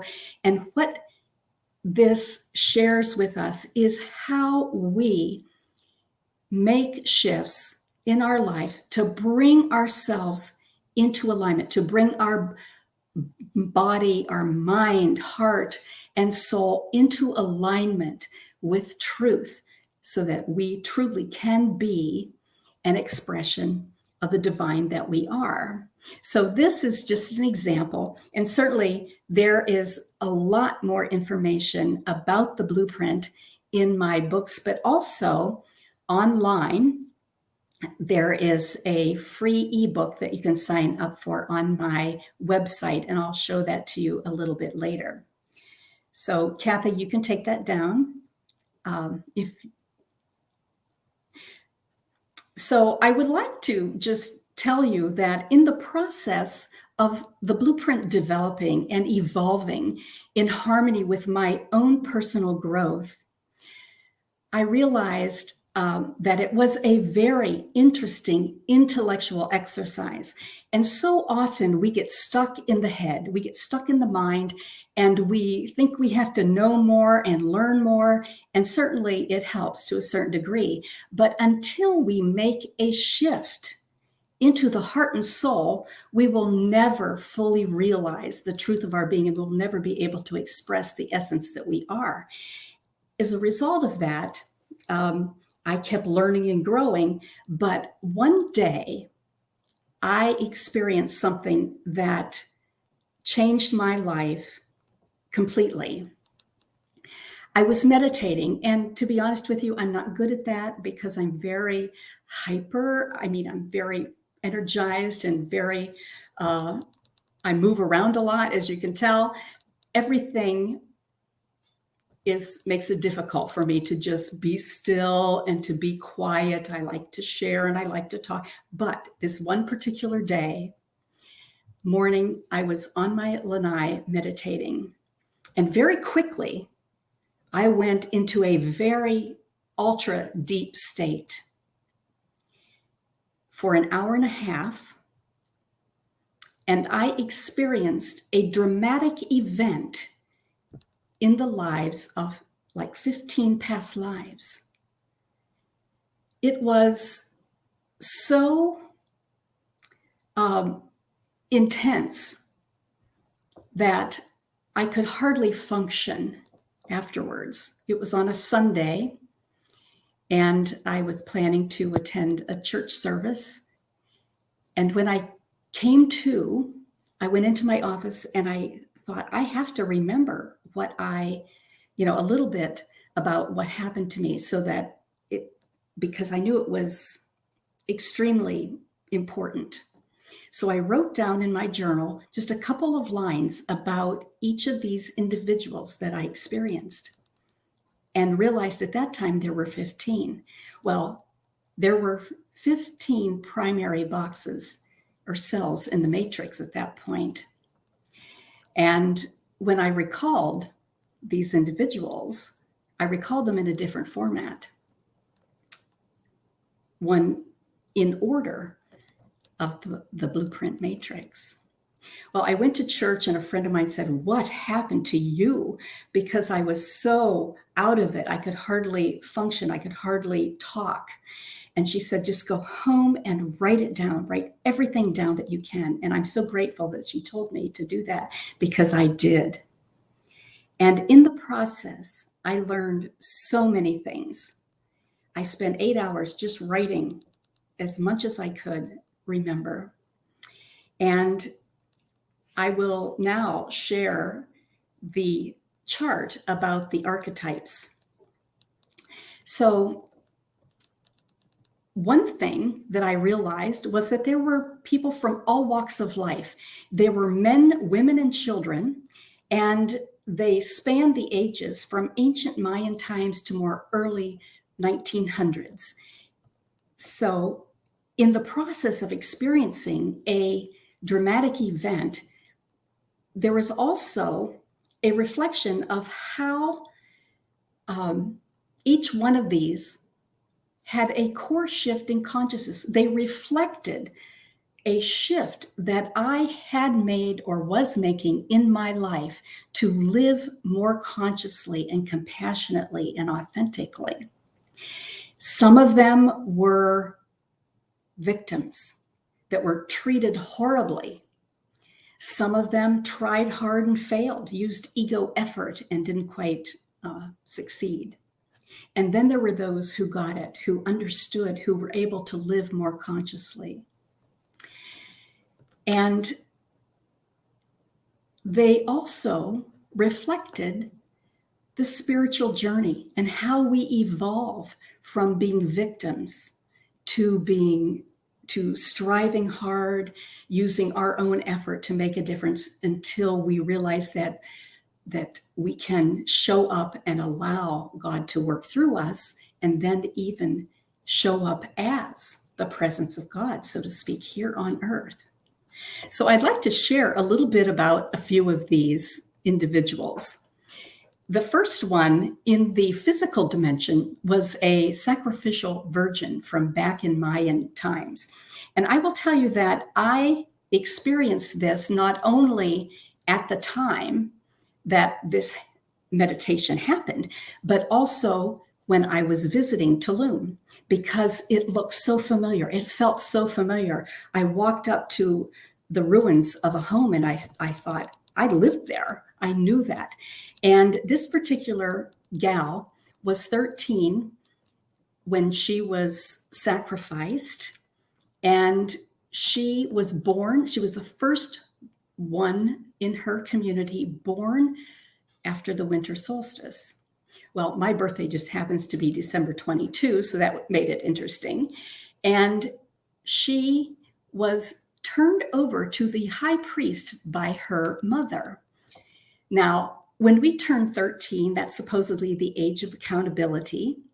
And so that is when our parents turn us over, so to speak, to the high priest, our own higher self, so that we can make choices and learn and grow. And certainly, when we look symbolically at death, it represents changes.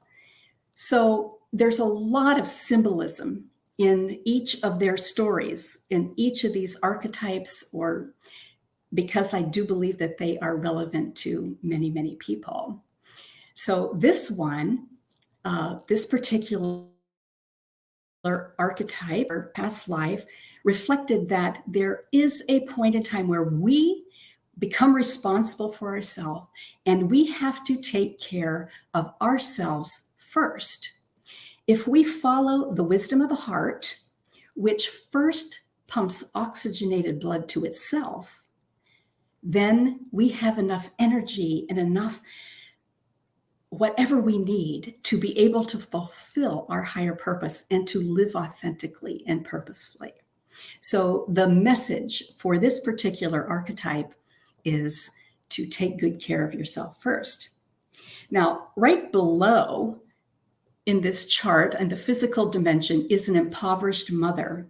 She was from Appalachia, and I had heard about her first, or some prior to this time also, but I experienced her in this particular meditation.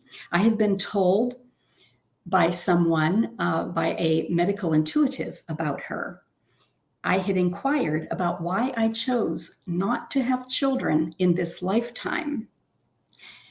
And this medical intuitive said to me, well, in a past life, you were married 3 times, went through 3 husbands, had 22 children, many of whom died, lived in poverty in Appalachia, and you grieved so deeply that you said you could never do that again.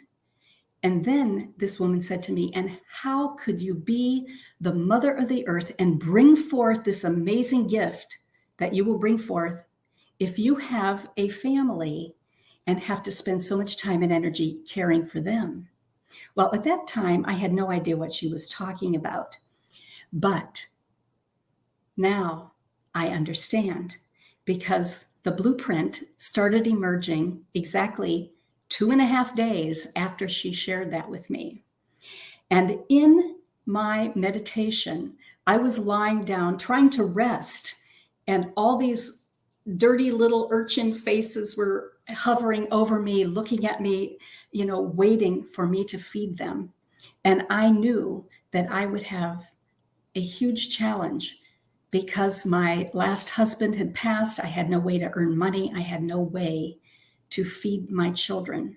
But as social beings, we are here to share and to help others, to nourish and protect those in need. So there are many examples of how in the personal realm where we are victims, as you can see, there are many other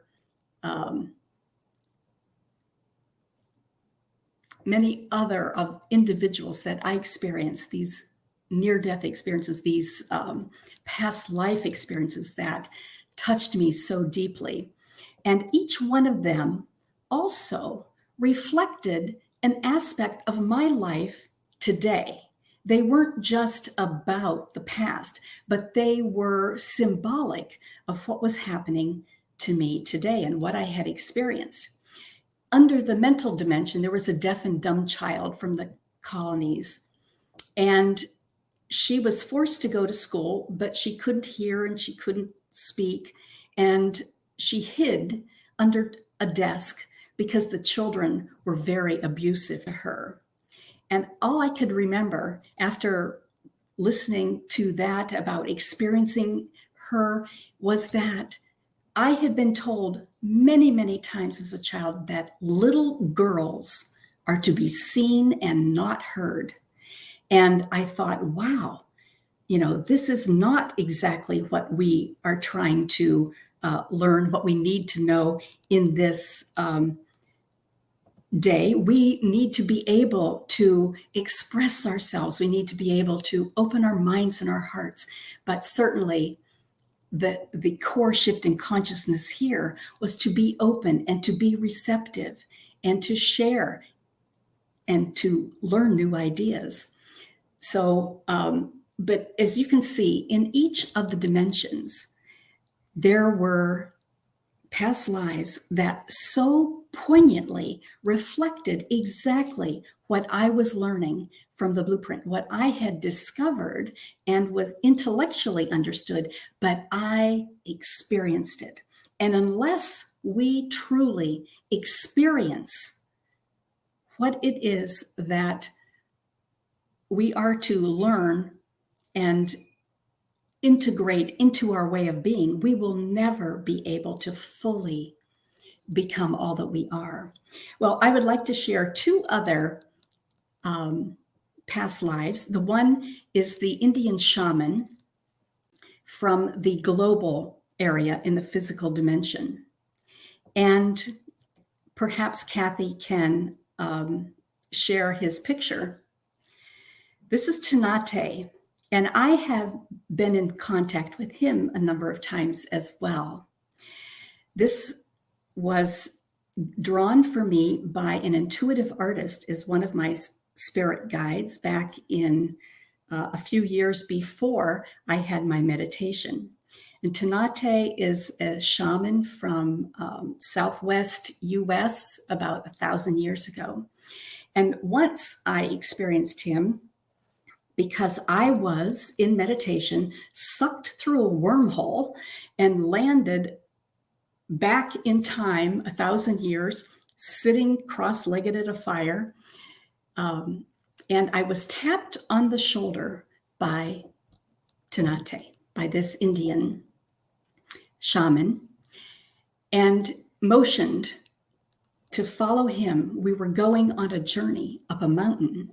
Well, of course, you all understand that going up a mountain is going into higher awareness, but we climbed this mountain and climbed and would pause for a rest and climb some more and keep going. We kept going up and up this mountain.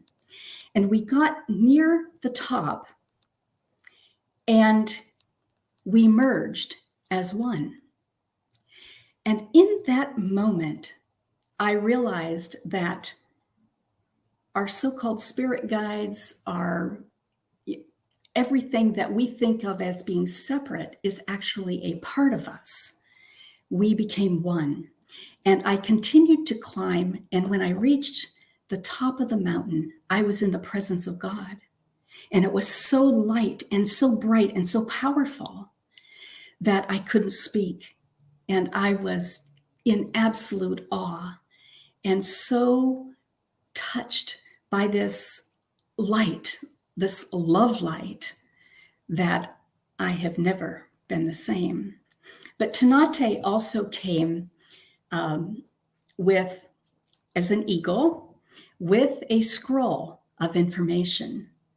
And that scroll, of course, is the blueprint for the human spirit.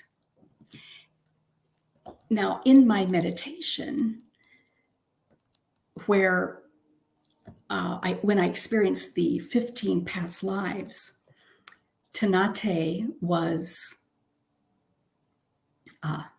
walking along a path, and he knew what was going to happen. He knew that his tribe was going to be dispersed.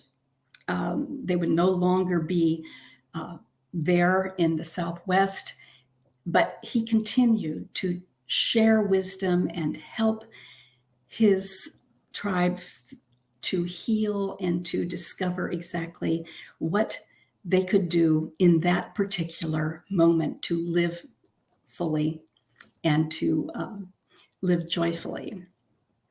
So there was another time when I encountered this beautiful American Indian shaman. I was walking along a path with him, and he gave me his medicine bag with all the gifts that were in it. And the interesting thing about that is, even though I was in the healing fields, in nursing and public health, I had not been fully aware of all of my healing gifts. But with the evolution of the blueprint, I was also given the gift of intuitive healing. I realized that I was intuitive. And for someone who was so rational and logical and skeptical, that was quite an interesting realization. And I was given the gift of how to share that with others in a divine download where something just went over my entire body.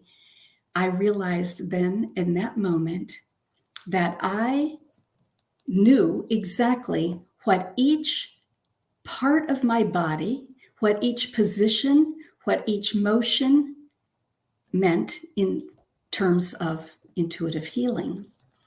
And so I was given this gift, and today I do what I call spiritual blueprinting. And the process includes the fact that I am able to, in a state of prayer and openness, become like a mirror. And I receive knowings, words, ideas, conceptions, everything just is a sense, it just comes to me like awareness. And my body goes into motion and I act out what I see. I become a mirror. I speak in first person and share what I sense. And when I start moving one way or another, I know what that means and I reflect it. I receive imagery. I see things. Like if I'm playing an air piano and I don't understand why I'm talking about harmony and discordance and melodies and all that stuff, that music means something to the person that I'm working with. So the imagery is also perfect.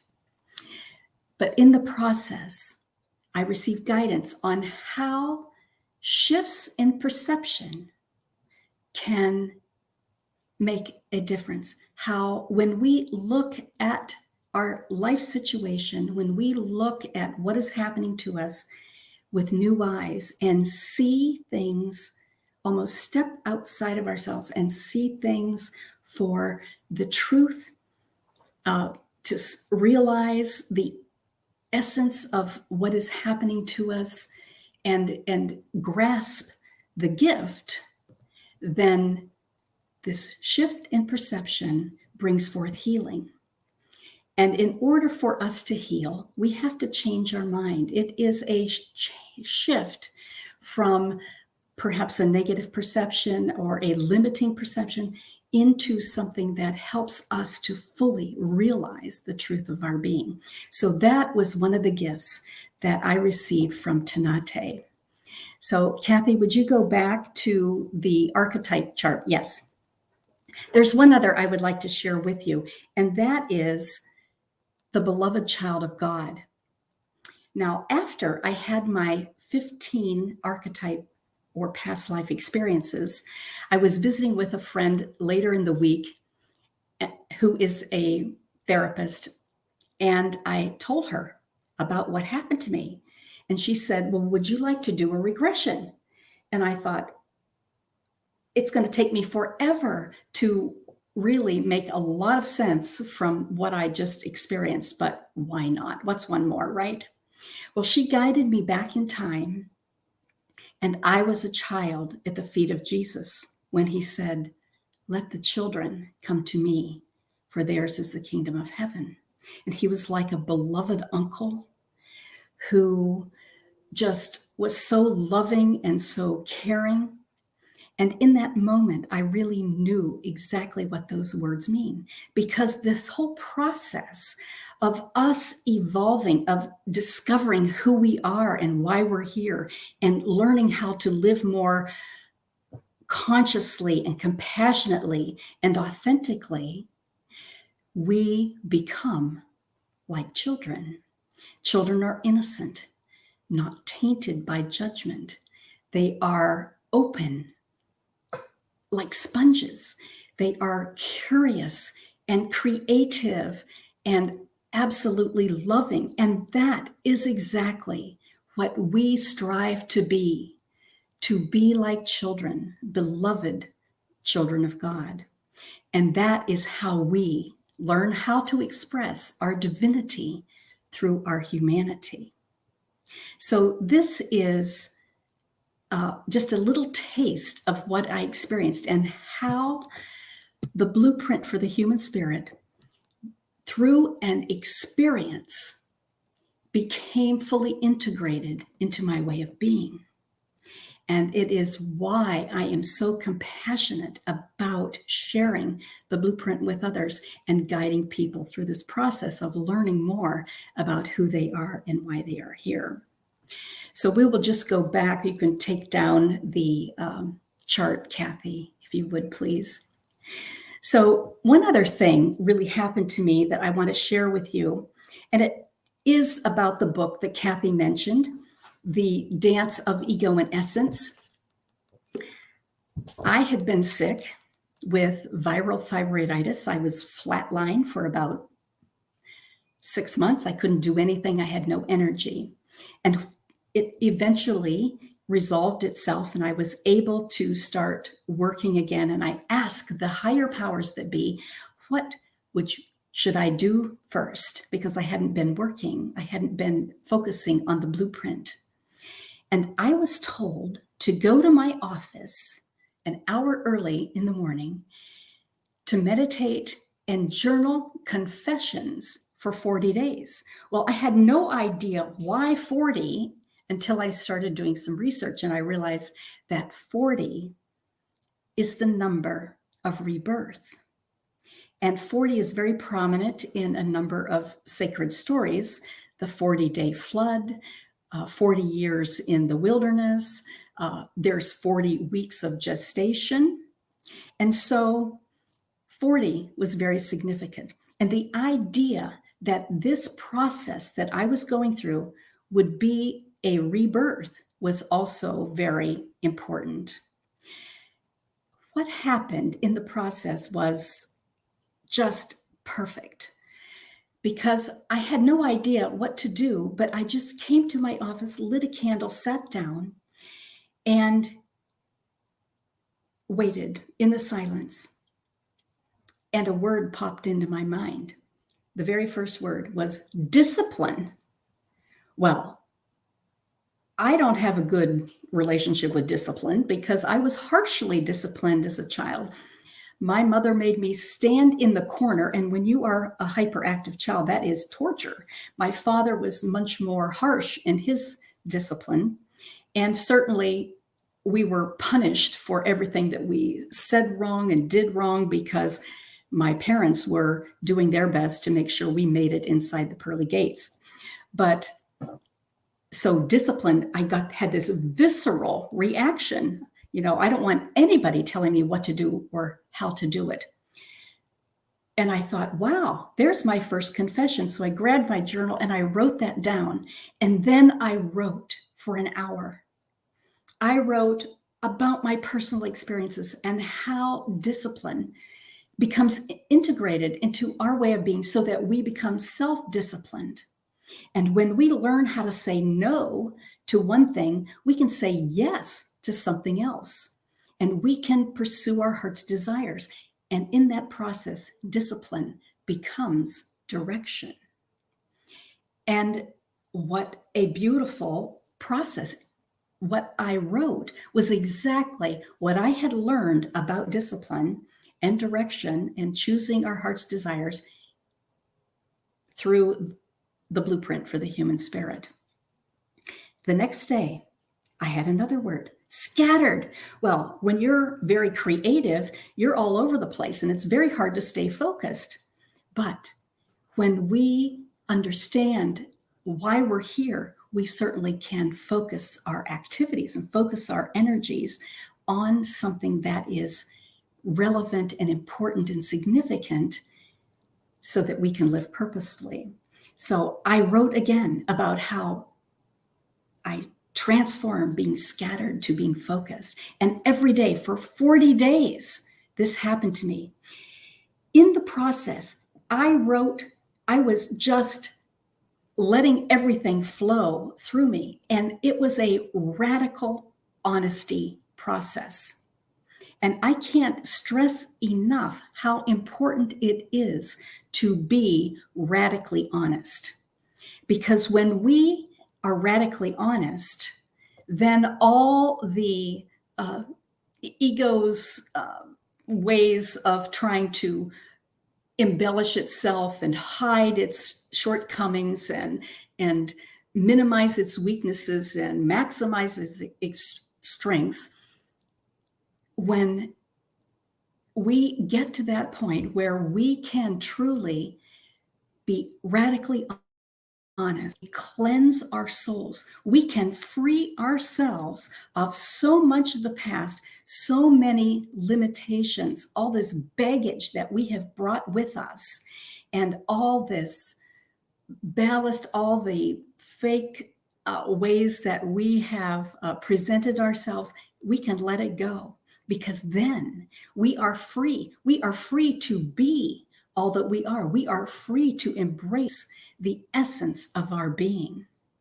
And in that process of being so totally honest, we are free to fly. And that is what happened to me. I was euphoric in this process. I can't encourage you all enough to join me in this process. I have created also, in addition to sharing my stories, I have a companion journal that includes meditations that also were downloaded at the same time. And I have recorded the meditations with a gifted musician, and they will soon be available as well on my website. But certainly, I would encourage you to free yourself of so many things that have happened in the past that may be keeping you from fully realizing and expressing the truth of your being, because you are divine. And as long as we carry around all this baggage and all this negativity with us, we can't fully become the hands and the heart and the voice of God in the way that we were designed to be, in the way that we possibly can be. So there are so many different things that I have discovered by receiving the blueprint, by experiencing all these transformative experiences. And I am dedicated to sharing them with others, because I believe that we change the world from within. What is within us is expressed outward. And in order for us to make the greatest difference in the world, the greatest gift that we can give to the world is our best self, one that is authentic, compassionate, and conscious as possible. And in doing that, then the energy shifts and everything changes. That is how we can change the world to the greatest degree. That is why I focus on this inward part of us and how we become our best selves, how we discover our divine blueprint so that we can be authentic, that we can show up as the presence of God wherever we go, show up as love. I will never forget doing an intuitive healing one day, and this gal who was so earnest about her spiritual growth, she was actually studying to be a chaplain. And she said, how can I let go of ego? I want to be, the best I can be. And I'm sitting there in a state of a more deeper state at the time, because when I do healings, I'm in an altered state. And I started to giggle. And I thought, oh, this is inappropriate. But then this voice came out of me and said, oh, you mortals and your egos. Instead of trying to eliminate your ego, embrace it, integrate it into your way of being, express your divinity through your humanity, and allow the ego and the essence to dance in harmony together so that you can be all that you were born to be. And so that was an amazing gift. But the other gift that came was, in the process, it doesn't matter what you do, who you serve, or where you work. all that you have to do every day is to show up as the presence of God, show up as the love that you are. And the loving energy that you are will just shine forth and transform the situation in life. It will transform the world one person at a time through the love that we are. And so this is why I am here. I believe that I am here in this lifetime to put all the pieces together. And certainly the wisdom that came to me through the blueprint, some of it I had really learned and read through other texts, but it all came together into this beautiful whole that does reflect all aspects of life and guides us so that we truly can live optimally. We can achieve our highest potential as we create the life that we were born to live. So I have no idea what time it is, but I would like to just share with you one more slide that will, well, there was a whole, that's okay. Just we'll pass that one up because I talked about that. Next one. There is on my website a free ebook about the blueprint for the human spirit to help you discover your divine blueprint. And it's called A Blueprint for Conscious, Compassionate Living. It's full of beautiful pictures that my husband took. And certainly this is where you can receive the ebook on my website, drpamelagerali.com. So I am so thrilled to be here and encourage you to discover your divine blueprint, to use the process of radical honesty to free yourself of everything that might be limiting you, and to know that in the process of discovering who you are and living authentically and purposefully, you truly will know your oneness with all that is and be free of fear. Certainly, I lost my fear that I had as a result of my upbringing, and I am thrilled to be able to share the blueprint with you so that you too can experience life in its fullest. What a joy, what a blessing. I'm so grateful for everyone that I have had a chance to learn from and learn with and to be in harmony with, to be in this moment with, because that is how we make a difference. That is how we certainly live to our fullest potential as essence. Thank you. Hello, I'm back. Pamela, that was perfect. And we do have a little bit of time. We're not going to do the stretch. You can take down the. Well, I want to. You leave it up. Okay. Well, I want everyone to see this again, because I don't know if you all. I know I've done work where I've experienced a past life. But I don't know very many people that have experienced 15 at once in an hour and a half. And they're all different. Very different. They're all so different. They obviously wanted you to embody the knowledge of the blueprint. Yes. I'm saying God. What do you think? I mean, was there a common thread that you felt was part of the mission? I mean, because these are all different, a nun, a slave, a decadent glutton from Rome. I mean, look at these, you guys. I don't know if you got to see it. Please take a chance and look at this. Gifted artists. A village harlot. Well, that might be fun to know. But yes. A Indian shaman. I mean, seriously, if anyone's actually catching what you're saying, this is quite remarkable, because you have the physical dimension, the mental dimension, the emotional dimension, the intuitive dimension, and the spiritual dimension. And you had experiences that were totally separate in each one. Could you talk a little bit about it? Yes.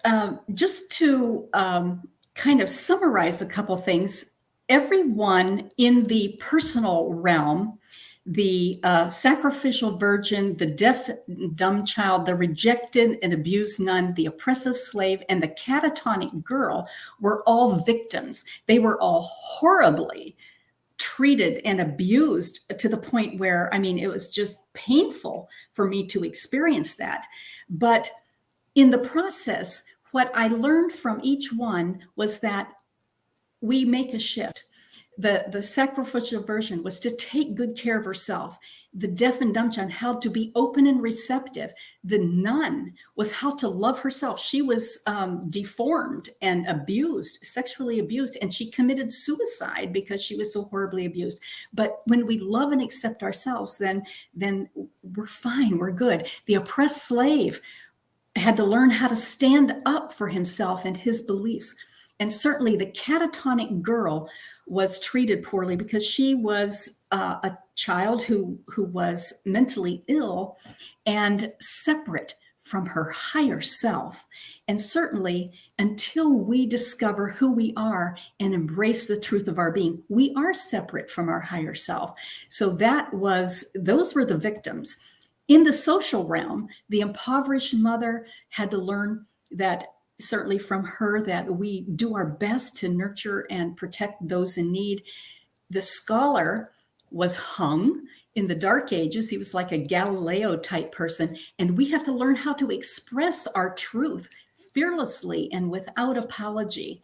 The village harlot certainly didn't know how to express the love that she was, but that's a lesson for all of us to respect. I mean, she gave away a piece of her soul just trying to survive every time she was with another person. But certainly we learn to express the love as compassion and respect. The exiled ruler had to learn how to balance his power because he gave away so much of his power to his cabinet, so to speak, that they exiled him and he lost his power. And the decadent glutton had a chance to live purposefully and didn't. And so he ended up eating himself out of house and home. He was making fun of the poor people who were begging for food, and he was very wealthy, but he ate himself out of house and home. And he became one of them, one of the wandering. But when we learn to live joyfully and purposefully, then we no longer have to deal with that. So those were the area in the social realm were kind of ego-driven failures. And we learn from them how to be more conscious. In the global realm, we have a chance to be conscious co-creators, like the Indian shaman who teaches us to respect the earth for future generations, and the gifted gay artist who had a chance to be like the darling of the wealthy, but chose to share his beautiful art with the public instead of, using it for money. There was a joyful dancer who every time she moved, she lit up and everybody just loved to watch her. And then there was an herbalist, a crone, who used her powers to help her community. And when the powers that be tried to suppress her, she just gave them the evil eye and they shied away from her. And then there was the martyred saint, like a Joan of Arc type person who was burned at the stake. And when she was burned at the stake, her light was so bright that it touched everybody. And she, mission accomplished. Right. But what is interesting about this is in the physical dimension, it reflects the circle of life, which is an aspect of the blueprint. The mental dimension is about the circle of wisdom, and the emotional, the circle of love, the circle of peace. The intuitive dimension is about power, the circle of power. And the spiritual dimension is about light, the circle of light. And it all boils down to the fact that we truly are beloved children of God, here to express our divinity through our humanity. So in a nutshell, we make all these shifts in consciousness in an effort to be able to express our divinity, to embrace the truth of our being. And that was the blessing. I mean, to experience all of those in 1 hour and a half, just one right after the other, was a little much. Okay, so I have one more question, and this is from me, and then I'll get at the other questions. Okay. Did you actually have the pain and fear of the death, or just the storyline? I mean, did you viscerally feel each step?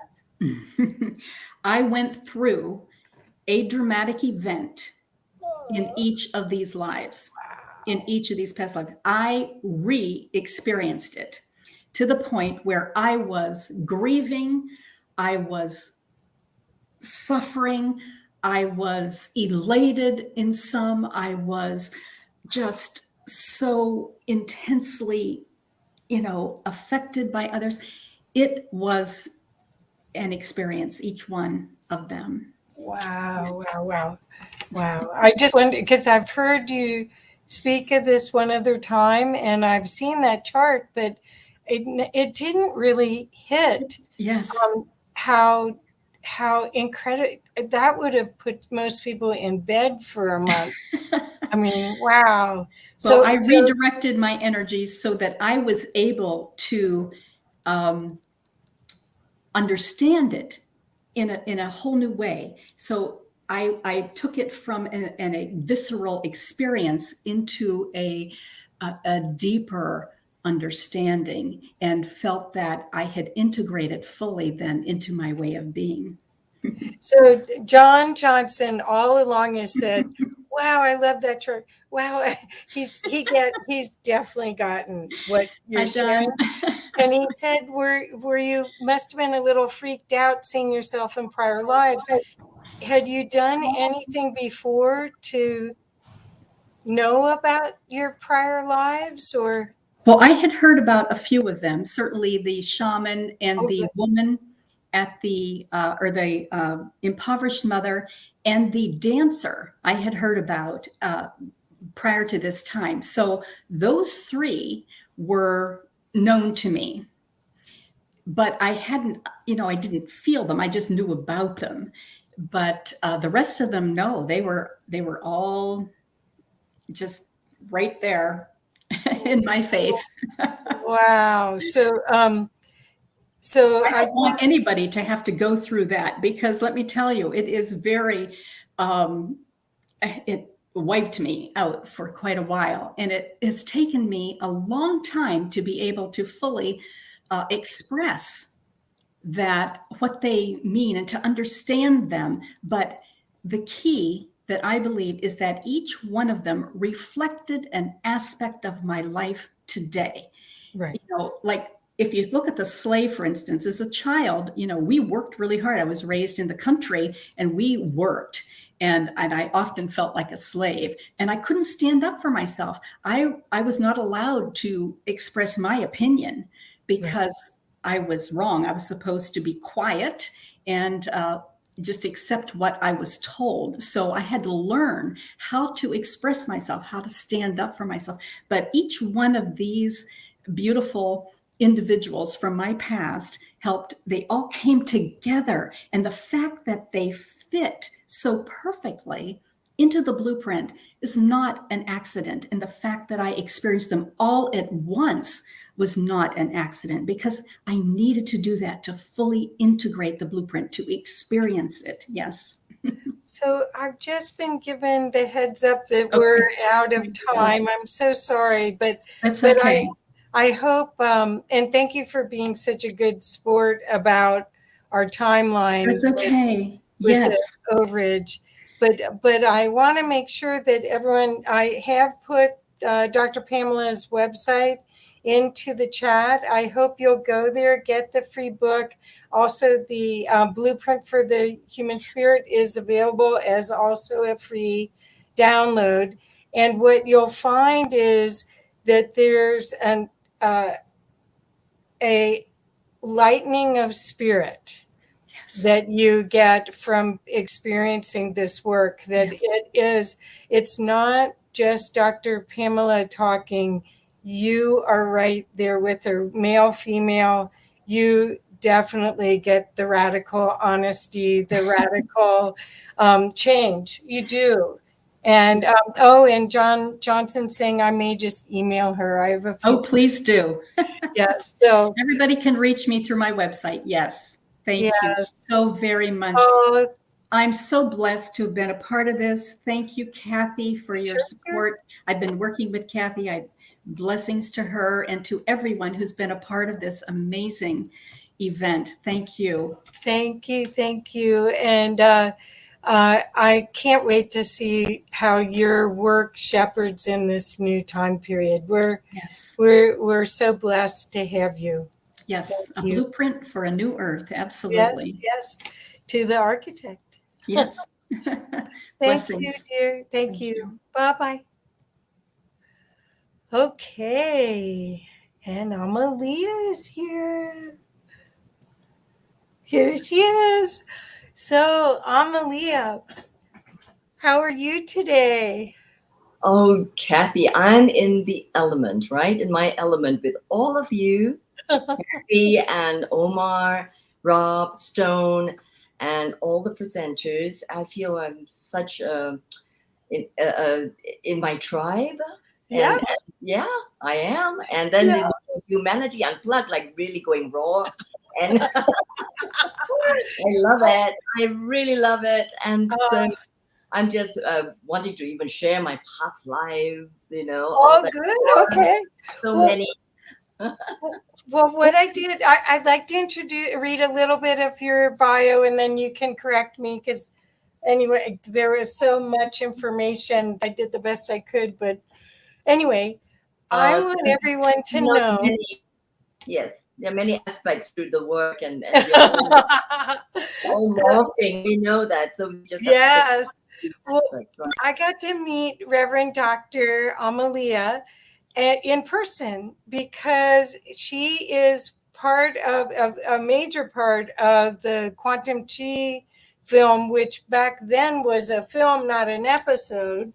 And we showed it here in Colorado with Sharon and Amalia, and they taught Qigong, Qigong at the end of the film. And no one wanted to leave. We had to we had to show the film, and then only had a couple of hours, and people had to get out of the building, and no one wanted to leave because the energy was so amazing. So and I knew right away that we were sisters, and had a great connection. So just so you know, that Amalia is she was born in Malaysia. She's Chinese, and she grew up in Singapore as a Peranakan Chinese, and you'll have to explain that. But the reason that she is an amazing goddess is that she is from a line of healers that have worked with kings and queens and monarchs all throughout Indonesia. Her paternal great-grandfather was Chinese physician to the Sultan of Selangor, Malaysia. Your mother and aunts on your maternal sides were shamanic healers doing herbal medicines, food as medicine from a Thai lineage, and physical healing. Their skills were also in service to the aristocrats of Malaysia. Her energetic Chinese heritage traces back 2,000 years to the time of the notable Emperor Qin Shi. I'm sorry, I'm just killing these words. Heng Ti. And so I'm gonna stop there. So Qin Shi Huangdi, the yellow. well, I just want everyone to know of how amazing this multicultural energy and I want to call it alchemic knowledge that your family kept and trained you in is part of your expression now.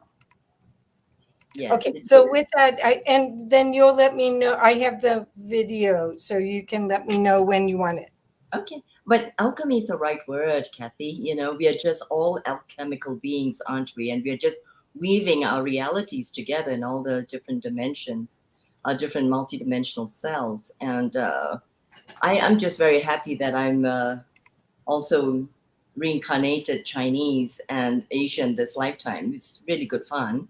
And then integrating all the other aspects of being European, being American, being. I'm right now in Ecuador. I'm just linking up my Incan and Canary selves, and so I think it's an absolutely wonderful theater that we are in.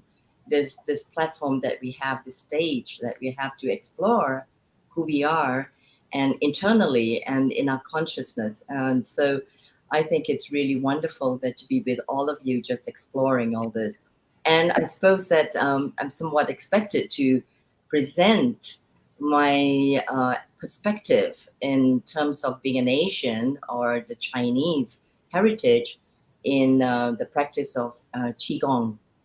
So as Kathy has said, I am associate producer with Sharon Rose, my beloved sister of Sacred Mysteries, and she's the director and producer of Quantum Qi. And we're presenting Qigong as a multidimensional aspect of knowing oneself. Self-inquiry, self-realization, actualization, and as service to humanity, especially in these times, right? Since we are all incarnated this lifetime and other lifetimes, of course, before. So I would like to present something that was done in Santa Cruz on a beach in 2007. That's right, that's about 15 years ago. And it was during a sacred geometry workshop with Randy Masters, who taught then the sacred geometry music in Santa Cruz University. And we met and he invited me to attend this. And Elizabeth Upton showed up to take the footage, and then we talked about the sacred geometry in the body. And so I mentioned that that's what I do, is to really change the alchemy in the body, to transform oneself, to remember in our cellular memories of who we are. And another dear friend, Tiara, spoke of this earlier as well. So, perhaps then Kathy would like to show it, and that explains a little bit, and I'll launch into later on the light languages that came through during the practice of Infinity Quantum Qigong. So there's a lot that's integrated, including the ancient aliens part, and then our eating selves, you know. So I hope this will change people's perspective of what Qigong is, because people think that it's just a very slow motion exercise that old people do in the park. Is that right? No, this is actually alchemy. So, okay, so I'm going to remove myself and put on the video for you, okay? Okay, thank you.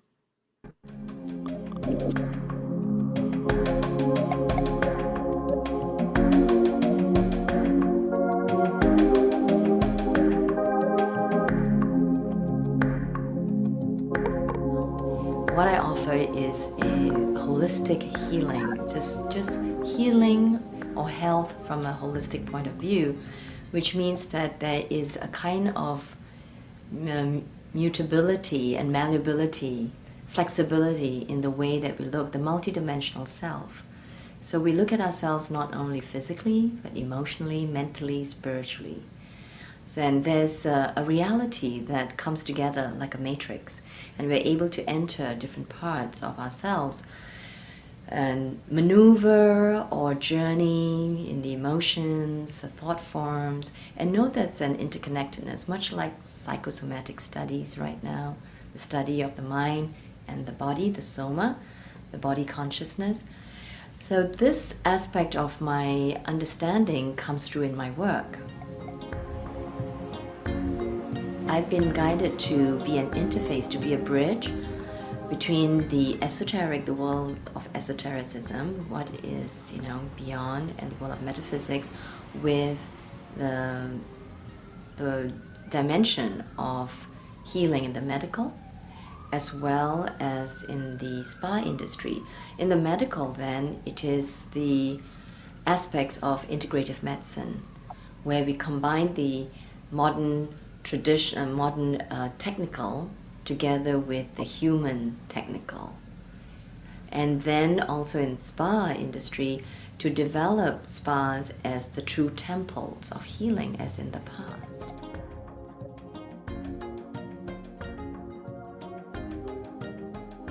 Itself, I've given talks and transmissions, even though they may be quiet, transmissions during lectures to doctors, to spa industries, to groups, just very casually, a few people or 1,000 people, all through the media. So each one is an event, and however the information goes out and touches someone, that is how the transmission is being guided at the time. Some of the grounding of this work is the Qigong. As mentioned, it is a traditional form of spiritual practice and evolution, which is also the alchemy. It is the alchemy of the being, and this is the internal alchemy, and also the final discovery of the fountain of youth.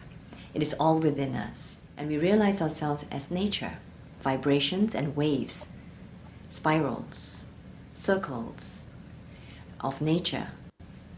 Even the traditional symbology of yin and yang, the one that is black and white, if you look closely, there is an S-curve in the middle. That is a waveform. You put them together, they're sine waves.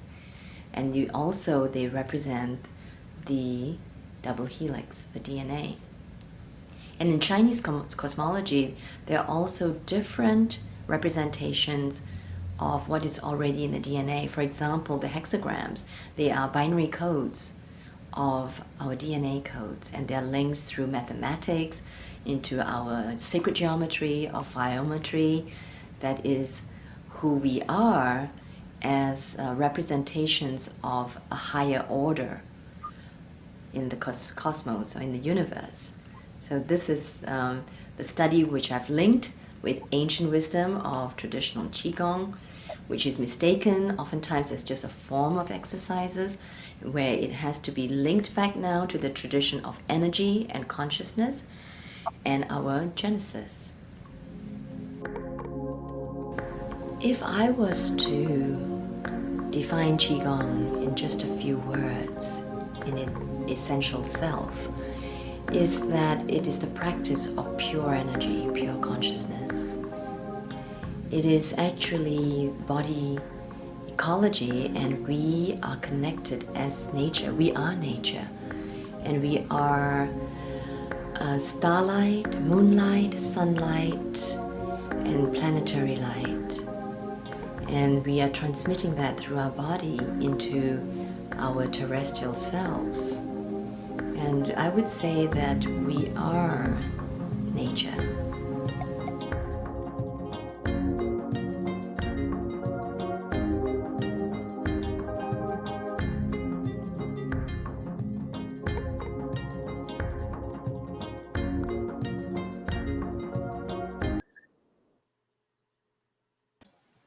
Thank you, Kathy. You're welcome.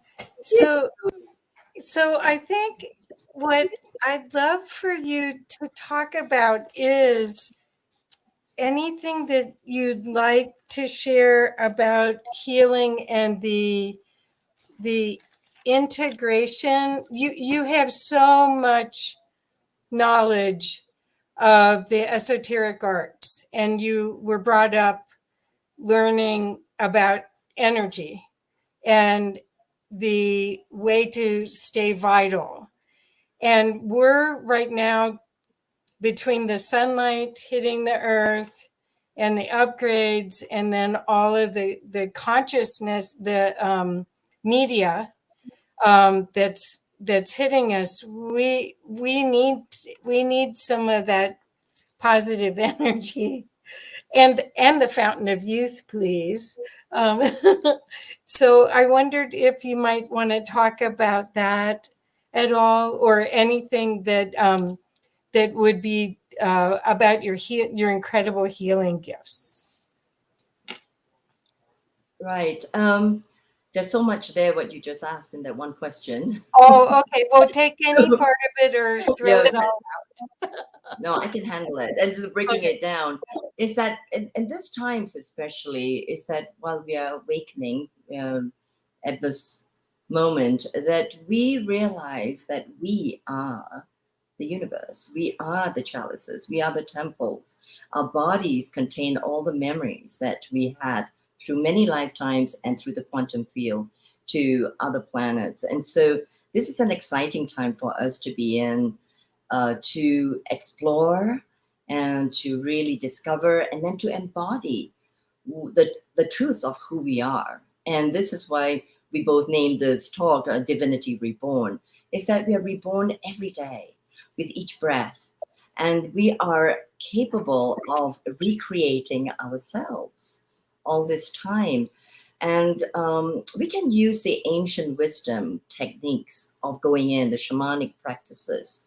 And I do teach Qigong as a shamanic practice because it calls forth the natural forces of who we are as cosmic forces in the atmospheric Qi, and then into our bodies and our breath, into the different centers of who we are, let's say into the lower Tantian, the navel area, and connect with the umbilical cord or the etheric umbilical cord, and then coming into the kidney and really storing and embodying the kidney jing, right? Our primordial jing, which actually comes from where our DNA comes from. So I'm linking the ancient wisdom with modern science, that we talk about DNA.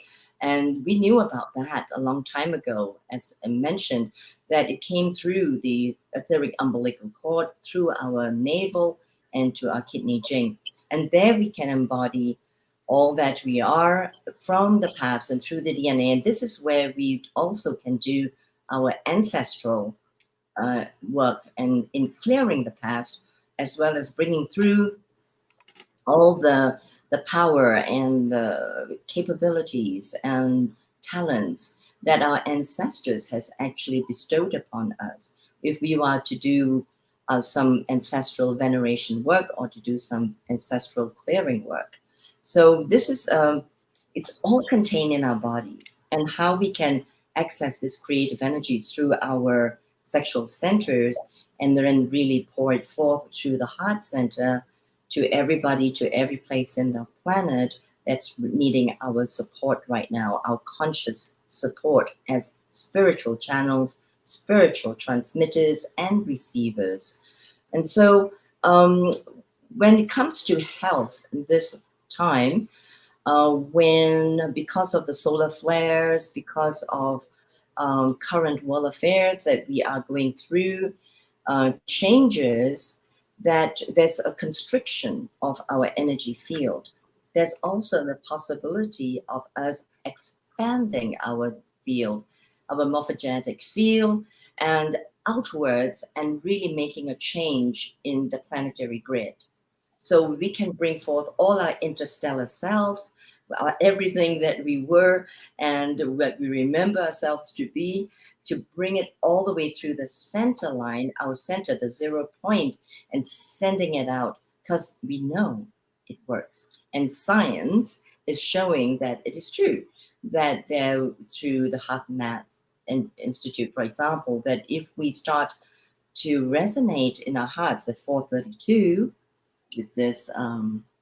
Oh, beautiful. We actually send out this love.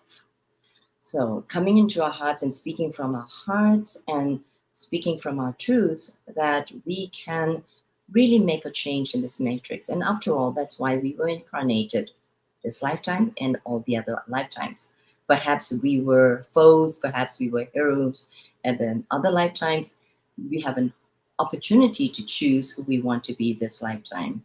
And that is a very beautiful thing to do. Now, going back to health, is that while we know that there is this virus that is in the field, right, in the consciousness, we are also the virus. We are the receptacle of all these viruses and bacteria that's in our body, that's in our gut. That's why we have to keep a good gut health, and also to promote the balance in the flora, that we, through our ways of eating and agriculture, the ways that we have as humanity, and I include myself, as contaminating the planet, even to the use of plastics, or inevitably the use of skincare, for example, or even fabrics, the textiles we buy. And so we are contributing to what the earth is going through, which is an imbalance in the gut and in the depths of Pachamama, of Mother Earth. Then it's up to us now to really bioremediate the earth. And we have solutions. So we have solutions through products like this mineral powder that can bioremediate water and land, very much in the same way as biodynamics. So in biodynamics, which is part of Rudolf Steiner's whole spectrum of wisdom, is that we are going back to the times when we learn how to be in harmony with the planetary forces, not just growing food just to survive, but to really thrive. And because, for example, hydroponically grown vegetables do not have the full substance of the earth, even though it's supposed to be balanced. But we also understand that we have to be part of the modern world and also consider food security at this time. We also have to see that food security and many of the scarcity that we're going through is not true. It is an illusion, because there's plenty for everyone. It's an abundant life, and we have to tap into this new consciousness of bringing that forth and share and distribute all the love and all the resources and money and energy and health that we have to everyone. And let's clear out some of the illusions, and let's bring in some new systems of healing, especially healthcare at this time. And I know I'm just going to this whole spectrum now, because that's how I'm guided to talk about it. That's how it works with me. It's that I just do it spontaneously according to the guidance that's coming through. So we are making changes in this system, some financial systems, the healthcare systems, banking systems, and governmental systems. And we know there's an uprising of consciousness amongst everyday people. And those with the means and resources are making a difference. We are, and we have to really maintain and illuminate the darkness and what is not true, and honoring of humanity and individuals with this new ways of being, the new earth, as we are calling it, rebuilding it. And so with the consciousness, it's really key to bring it back to our own bodies and really embody and live and walk our talk. That doesn't mean that we have to be Puritans. It's that we have to also accept and embrace the shadow side. So the way that I live as a, if I want to label myself as a Taoist, but I go beyond that, and I know we all do, is that we want to balance the dark and the light, yin yang, and we want to stay in the center line. And as we know, in the center, there's also that S curve, in the yin yang, and within the model of the yin yang is the dark and the light, right? So within each, there is the other. There are all these gray zones. And this is where we have to have that compassion and love to embrace all the others, even the oppressors, even the violators, even the ones who are profiteering, even the ones who are, if there's such a thing, is to be so Machiavellian as to plan nefarious activities. So even them, that we have to send light to them and to assist them, to shine the light to them, to illuminate the consciousness so that they will awaken to their humanity as well. Now, if not, then it is their path. And we have to accept that, because this is the realm, this third dimension is the realm of dualities, polarities, and conflict. And this is why we came here, is to bring more harmony. And we have to accept this. And by embracing it and accepting ourselves and all the shadow sides in ourselves, we are much more able to navigate our lives. As we know, we have to go in like the Jedi into the dark swamps of our own beingness, and then to come through in the hero's journey. And this is the alchemy that each one of us have to go through and to bring forth. And it might involve death, physical death, and definitely we know that there's a transition for those of us who are in the flow of spirit. We know that it's just a different timeline. And so we can accept that. But for those who are struggling with that, and I've helped quite a few people in passing, so work with people with cancer and AIDS as well.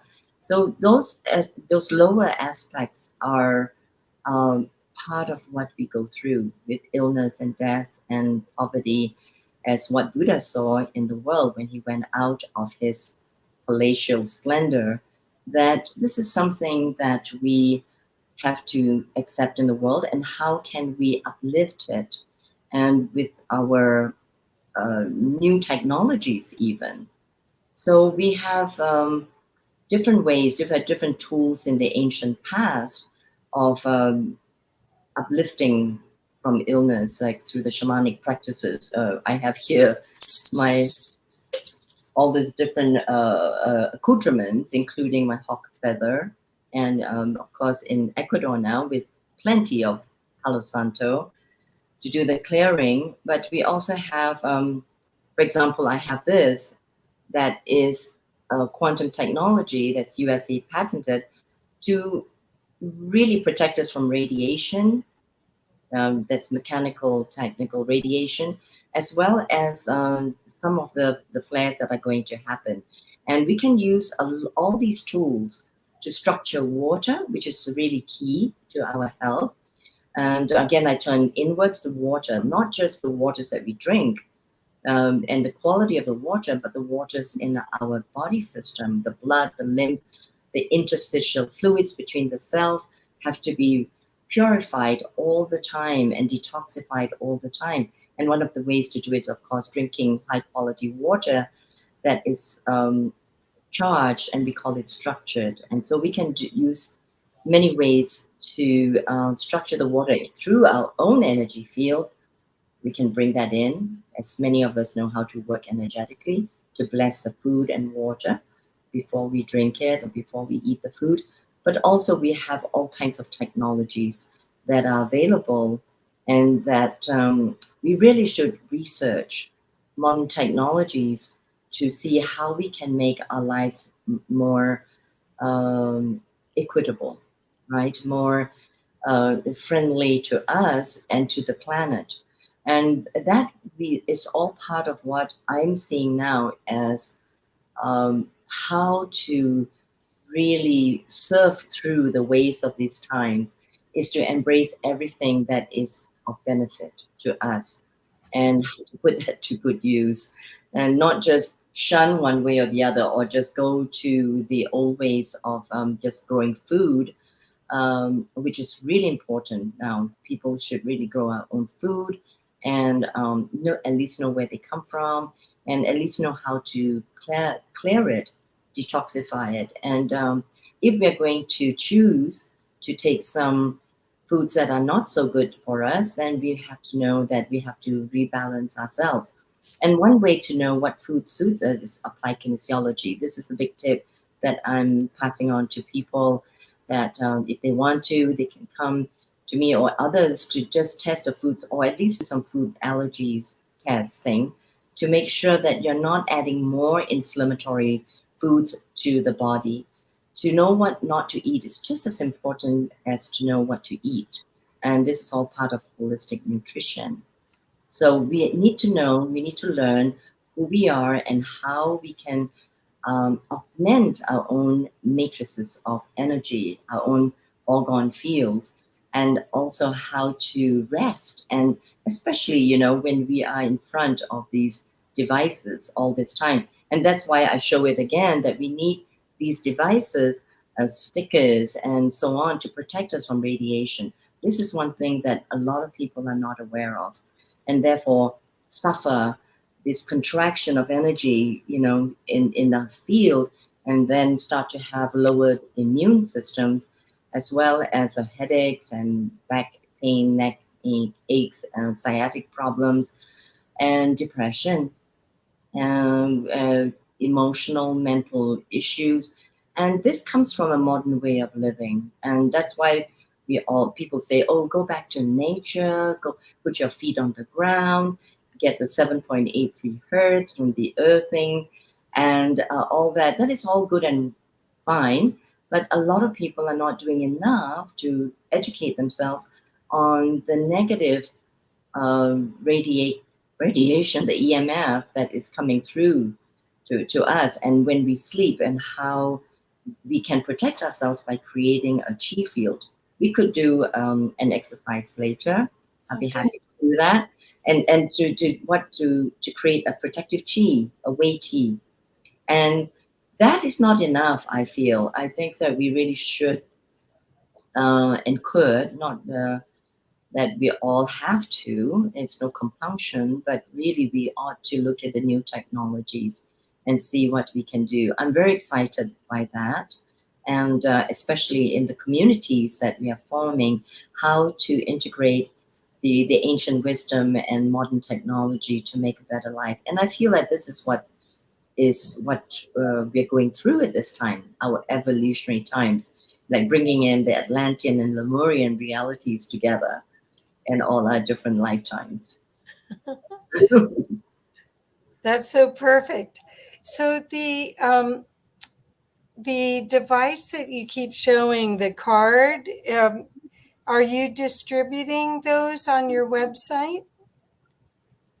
Oh, yes, yes, yes, I am. And I'm also on the advisory board. And people are actually welcome to just contact me directly. I always welcome people to do that directly. And I'm very much for the romance.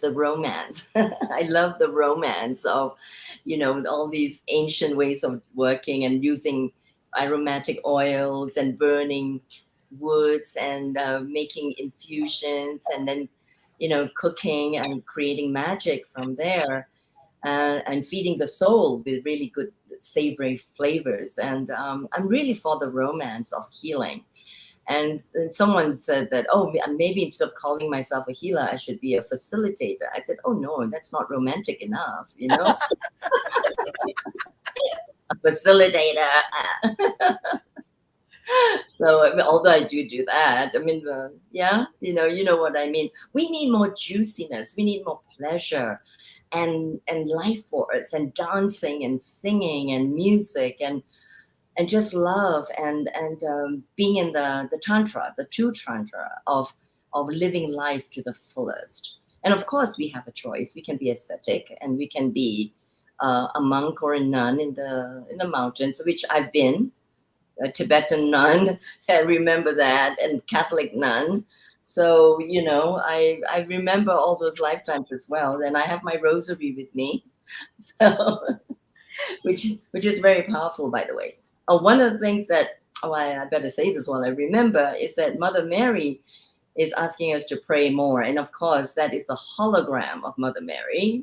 We know it better.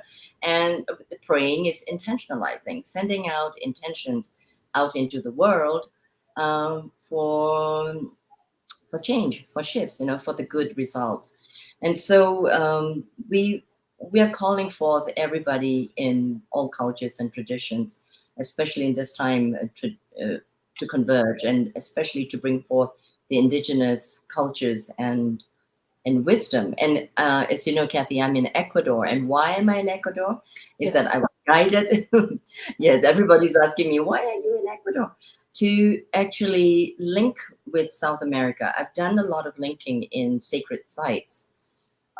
Actually, since I was 16, when I started traveling, and then when I became a flight attendant, I was already meditating. I was initiated into the meditation practices already, and I was just doing it basically just to relax, during flights. But what I didn't realize was that I was already linking up the ley lines, the energetic lines of existence on this planet, much like the meridians in our bodies, our lattice of light, which we're sending our consciousness through, right? As we breathe in and taking in the chi, we are also sending it through our meridians and into our cellular structures, and remembering what we remembered, because this is a transformational practice. So I was doing that and not realizing that I was linking up the planetary grids already, the acupuncture points in the planet. So now, so many years later, 40 over years later, at 65, I'm doing it. And I just go according to the guidance by the Council of Light, whatever you wish to call it. They identify themselves to me as Council of Light when I started merging with my ET galactic selves in 1990, when I had my spiritual awakening. So then I start doing this linking more cogently, more focusedly, and bringing more people along, because we're beginning to realize that the planet is a living being. It's Mama Earth, it's Pachamama, and how we are connected with the Earth. We are all elements of the planet Earth. And so we have to be, in order to be made incarnate. So we are all these elements. And in Chinese cosmology, of course, you have the 5 elements, and it resonates through all the traditions as well. So that's what I'm doing while I'm here. I'm also going to all the different sites and downloading and channeling the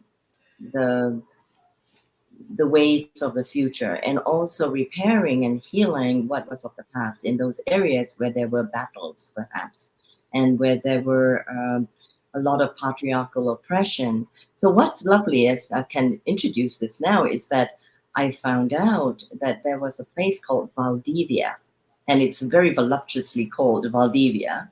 And there was, I found a figurine in a shop, and it is, I have a few more here, but it's Venus. It's called the Venus of Valdivia, and it was discovered in the 1980s, and it was a matriarchal society. So it was all part of my going on in this journey by the divine feminine, first by Mother Mary, Kuan Yin, and all the different goddesses coming through me, and being a mystic, to actually learn about the different cultures and how to bring forth more of these cultures. So here I found this, if I may share this.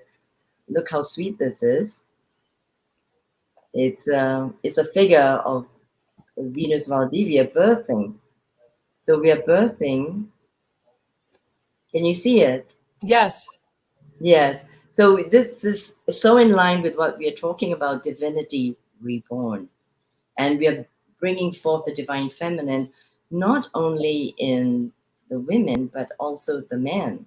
And so this is another one that is this origin in Ecuador. And this is actually little known. So I thought you might like to see this, and your viewers. Isn't it beautiful? So from 4,000, 6,000 years BC. And so we're bringing forth the ancient wisdom. And we bring forth this feminine self. And we talked about the circles earlier. There have been so many circles. And circles is also the feminine form because it's not angular and linear. And also, what I work with is actually spirals, more the spirals, the sacred geometry of the spirals, because to me, in my own meditation, I felt more of my energy as being spiraling. And it is also, to me, more dynamic. It goes up and down and to sideways. And it is more of an ascent and a descent. And during this time, there seems to be an ability to contract and expand as well, and to grow. And life is dynamic. And I really like the metaphor of a spiral in our existence. And so I call my curriculum, instead of cycles 1, 2, and 3, or 4, 5, 6, and 8, that I call it spirals.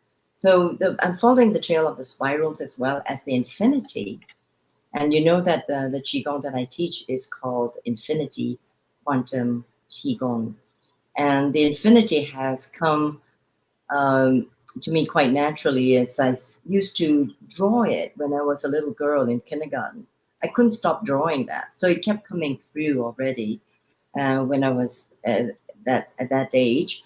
And looking at the patterns of life, as we had discussed earlier, that the patterns kept showing up. And so when I was attracted to dance, I was attracted to Rakshaki, the dance of the Middle East, called belly dancing, when it was called that by Hollywood, but it was Rakshaki, and it was a dance of fertility, and it was a dance of the earth, of connection with the earth. And it was based on the figure 8. If you notice that how the dancers would move the hips and the chest according to figure 8. And so I took these classes, and I was quite limber. And so when the awakening happened in 1990 in San Anselmo in Marin County, when I saw these strands of light coming through the tree line, and I thought that I was just having floaters in my eyes, but it got closer and closer, and finally interpenetrated with the letters of light within me. So the meridians, and it was like, and my spine started undulating, and I was undulating furiously while my Tai Chi class was going on. And I was very quiet, and they didn't even notice. And I was just having this, I was having this full Kundalini experience, and this, chi moving up my cerebrospinal fluids. And I was like, and my arms came up this way. And I was just like, just transported into the illimitable, the Wu Qi, it's called, right? The quantum field. And everything was just bright and just beautiful and was floating in space. Then I was just also feeling that I really needed to come back, and took a breath and grounded it. And that made me think that this Qigong thing is real. Okay. So I've been practicing since I was a teen with my mom in the temple. But, you just practice just to practice because it makes you feel good. But, I never practiced to think that I'm just going to evolve spiritually. But when it happened, then like so many people who recounted their experiences, it is tangible, it's real, and can't go back, can't deny it. So, and during that time, Kathy, I started being able to do healing work, intuitive healing, just waving the hands, and especially through media as well. So there are stories with that where I just put my hand with people on the screen, and we can do that if you want. And that happened, the healing work, and I'm so blessed, so blessed by the Council of Light, by all the beings to be chosen to do this work. And I know that, it's from the goodness and sincerity of my heart to help many people. So And that explains how I came to do this healing work as well. And working with the divine feminine, working with the infinity, working with Qigong as a basis of my healing work. But then, as you know, I've already integrated quite a lot into it through, for example, holistic nutrition, symbology, and going into more the psychosomatic aspects and helping women who have been, just violated this lifetime as well as other lifetimes, and just helping them clear the karma, the energetic residues from other lifetimes. And of course, I remember myself as a high priestess in Egypt and many other traditions, Taoist as well, and now Ecuadorian, Incan, Mayan, is that to support people to remembering who they are. And being here in Ecuador is actually also a catalyst for me to remember. And I just spent some time with the Sachila shaman. He's a young shaman at 36, and he did a cleansing for me, and I could feel myself really remembering where I was here. And Ingapirka is a very powerful place if we want to talk about feminine spirituality. There was a priestess there who was buried, and there were all these followers who were buried around her, and they were all in fetal positions. So that made me remember on how, once I started developing Infinity Quantum Qigong, was why the most potent movement was the returning to seed, returning to earth, or returning to the womb. I called it that. Posture. And that any class that I've done, it's the most powerful, and almost just the one would just create amazing transformative experiences for people, including remembering their past lives, standing up.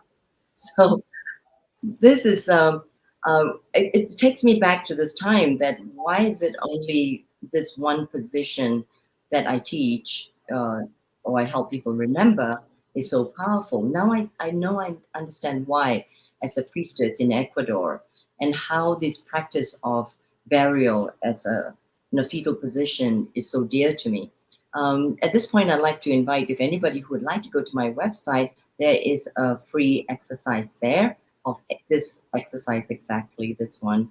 And just let me know how you feel after you do it, or just let me know.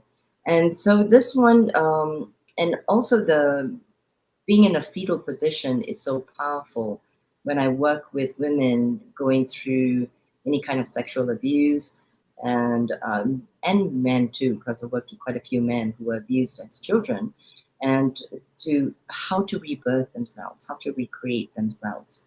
And so this is an amazing, powerful pointer or tip that I would like to share with everybody at this time, because during the lockdown, I had the impression of cocooning. Yes, like a butterfly, like a pupae. And that at a certain point, we have an opportunity to burst forth and to fly out as a beautiful butterfly colors.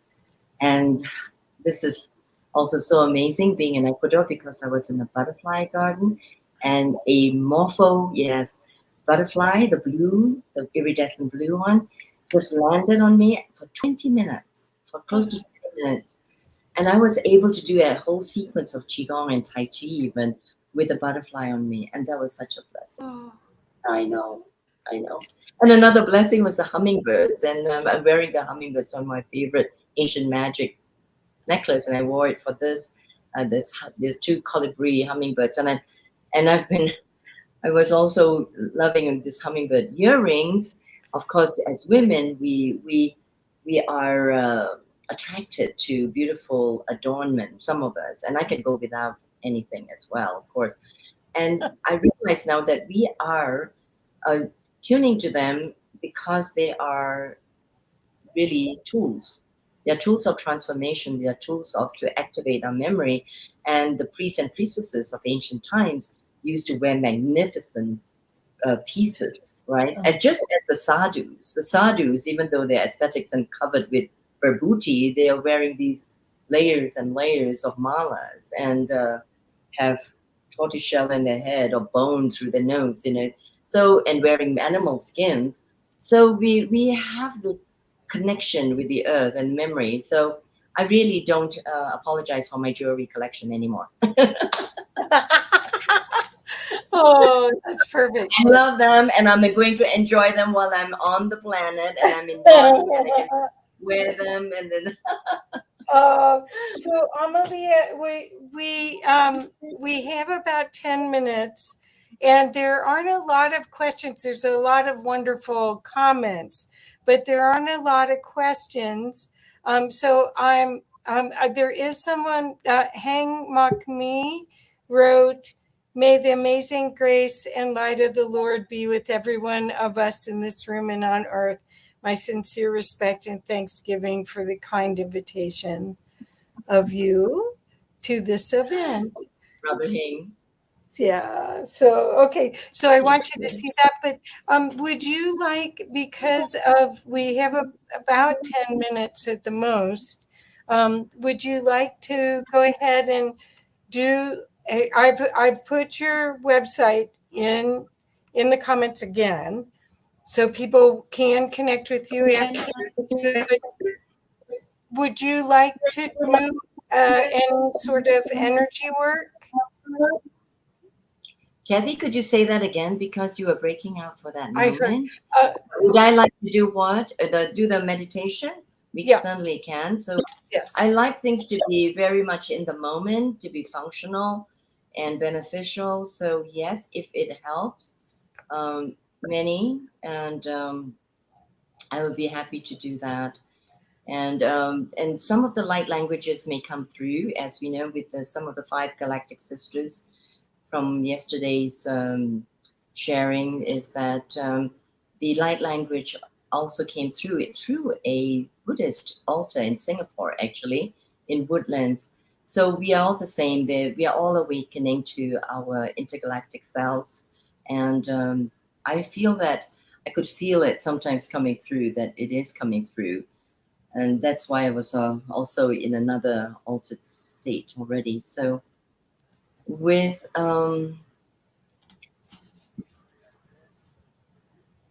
so as we come together as brothers and sisters on this mortal plane, that we as spirit beings come together too, with our hearts and our souls,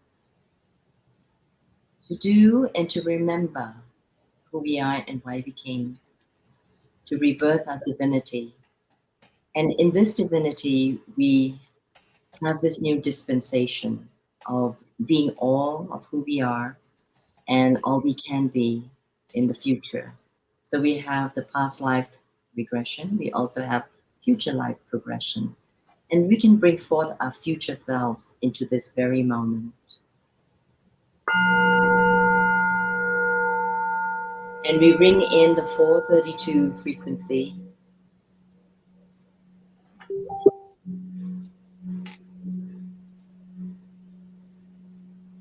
Breathing in, and we can gently close our eyes and go inwards, internal.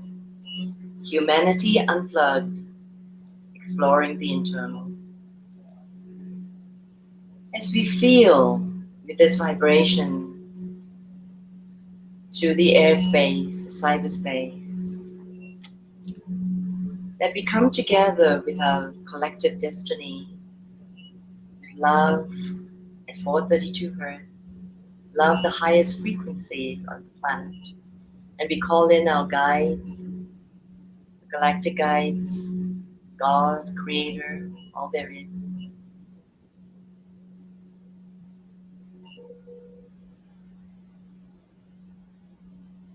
And breathing in from the sun, the solar energies, it gives us life. We balance the rays of the sun within ourselves, and breathing in the moon, the silvery strands of the moon, our feminine selves, and the yin and the yang, the moon and the sun intertwining in this beautiful dance, intertwining in a helix of light. And we breathe in the stars from where we came. And Krishna na kisna nu tena. Me eo kurs tena tu tena kasna ta uwa. Pina kistuno. Weaving our stellar selves, the sun and the moon, and all the planetary existences, and sending out the love to all the beings in the galaxies for peace and harmony. We send out the codes now.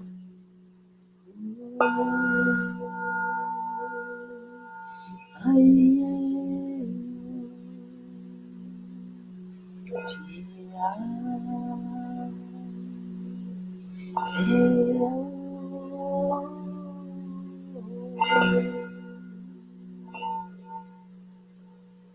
breathing into our hearts, this light, and into our stomach, spleen, pancreas, liver, gallbladder, to the diaphragm,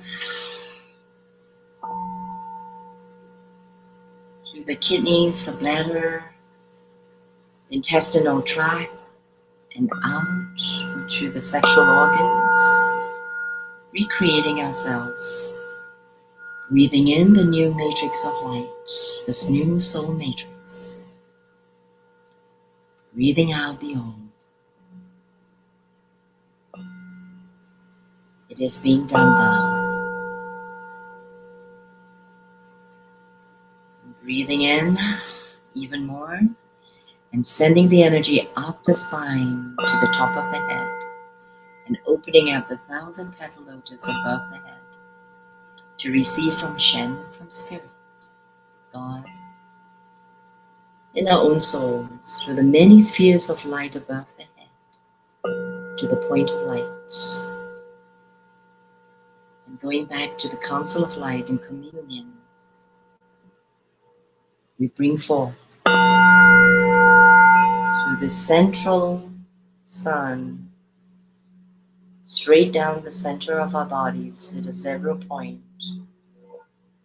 so that we may travel and journey the full spectrum of our own souls. We rejoice and celebrate life and all there is, and embrace all the shadows and darkness of the planet. Embrace it and take it back to the light. Right now.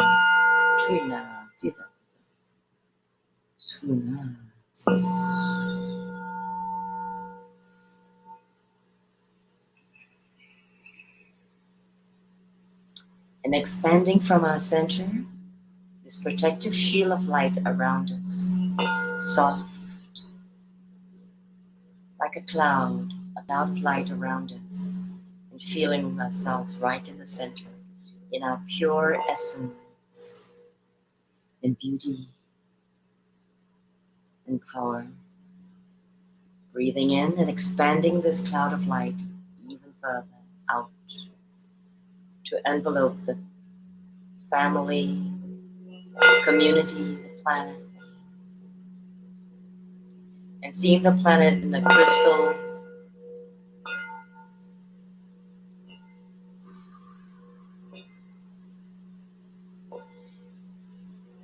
and I'm guided to say to send even more love and light to those who seem to have been embodied, reincarnated, to be in the lower vibrations. We bless them too. As we ascend,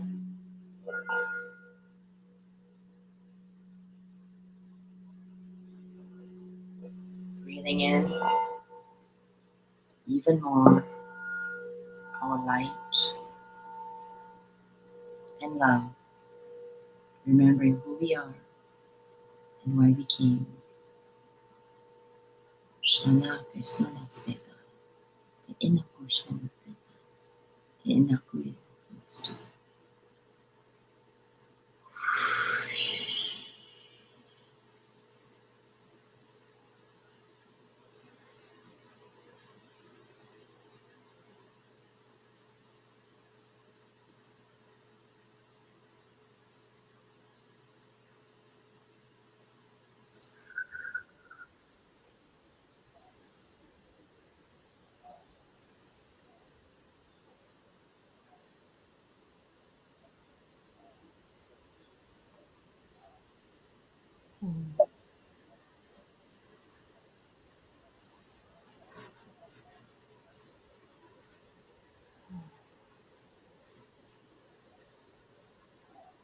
Thank you, Amalia. What a gift you are. Thank you so much. We'll have to do this again soon. It went too fast. And how long will you be in Ecuador? Oh. It's guided. Okay. Wonderful. Well, everyone, please. Reading up. Oh, yeah, the energy's awesome. I was cold and we did this. Please, thank you, Paul Wallace, who's one of the sponsors, says thank you, beautiful, wonderful. And there was lovely, lovely things. Amazing. I love her. You're here to get fan club from this. Amalia, what's the easiest way for everyone to reach you? Oh, just to, my website, Amalia Wai-Ching Lee at mac.com. Oh, website, amaliawaichinglee.earth. Earth, right. And okay. at mac.com, same thing. Okay. And you're also on Facebook. On Facebook, same name, and Infinity Quantum Qigong, and YouTube as well. Of course, yes. Yeah. I can't wait. I can't wait till you have your courses up. I want to teach. Oh, yeah. All the spirals. Yeah. Yeah, it'll be fun. We have fun. You know that. Yes, we do. Well, we have great energy together. Thank you so much. I'm afraid we have to go, but hopefully we'll get to talk again soon. Thank you, Amalia. Yes. And everyone saying thank you, thank you, thank you. Here we go. Yes. Thank you. Thank you, everyone. Thank you for your energy. It was awesome. Love your energy. So, okay. Well, thank you. And I'm sorry, I'm going to remove you. Bye-bye. Okay. Thank you all. Bye-bye. That was a delight. And now, that was incredible. I just wanted to jump in and say that was absolutely phenomenal, especially at the end. It just aligned everything for me very quickly. It was like a real scattered day with a couple incidences that were happening behind the scenes, and that just kind of brought it right back into focus. So I just wanted to let her know that, and I will let you introduce the next guest. Well, she is an angel. She is an embodied angel. Absolutely. And as beautiful inside as out. Absolutely. Yes. Yes. Great. Okay. So next we get to invite my brother Daniel, and you are muted. Let's get you unmuted. Here we go. I think, you have to unmute. There you go. Hi, Daniel. Hey, how's it going? Oh, gosh, I can't wait to introduce you to everybody. Daniel just got married. No, 7 months ago, something like that. Well, you still could be in the newlywed game. That's right. I can. I remember that. So, everyone, I've known Daniel for so long. I knew him when he had hair. Yeah, that's definitely a long time. So, oh my gosh. So Daniel Gutierrez is a Renaissance man, and you have to hear a little bit about him because you will be surprised at his journey of courage and spirituality and devotion to God, and as an innovator. He originally was an advisor to the Department of the White House personnel for the Obama administration. He was one of the top 100 Hispanics in America. And I don't see it on here, but I know he was on covers of magazines. He was the president of the Latino business, small business, was it business? It's not in here. Businesses. And let's see. Daniel realizes that underneath it all, something was missing when he was in all of that. Sitting atop Manhattan's Grand Havana room at the height of success, Daniel had mastered the outer game, but at the cost of his inner game. For his fifth book, Radical Mindfulness, which I just love, he became a best-selling author, and he takes on a truth-seeking journey to the center of ourselves, where past and future do not exist, where the real magic lies only in the present.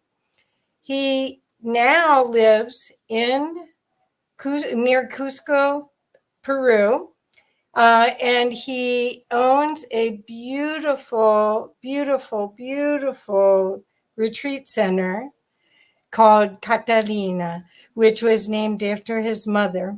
So I'm not going to keep reading this. He's a shaman. He's a dear friend. He's a father. He's a student and a teacher and a spiritual guide, I feel, and an example of that you can have both worlds if you choose. Thank you. So good to see you. Yeah, we're not any older. Oh, well. Well, I don't have any hair, as you shared already. Well, I think there's a testimonial from you on my website where you do have hair. So that's the only way I remember. Well, it started turning gray, so I just shaved it off. It looks great. Yeah, thank you. So give us some more detail, because I just sort of jumped into all of this. Sure. Basically, what I wanted to hear about is this opportunity that you jumped on and had tremendous courage from going from living in LA, being the president of the Holistic Chamber of Commerce. Again, you just can't help yourself of being at the top of it all. Being in, the Evolutionary Business Council, all of this with a lot of our friends.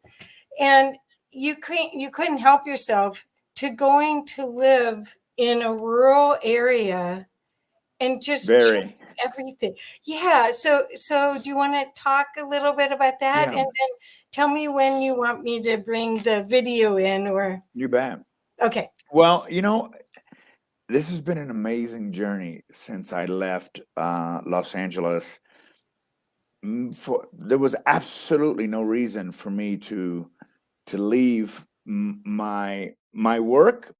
Many of my friends were like, "How could you spend your whole life building your brand, building your leadership, and then just walk away?" And it wasn't that easy. But what caused it? What was that moment in time? And I want to share this because I think it's very important. Now, you can always go back and read about who and what I am or was.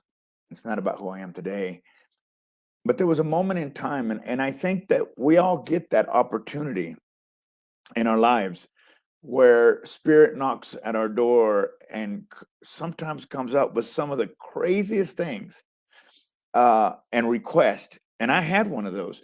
I for many years had been traveling to Peru, bringing groups 2 or 3 times a year, loved the country, but never really thought about being here or moving here.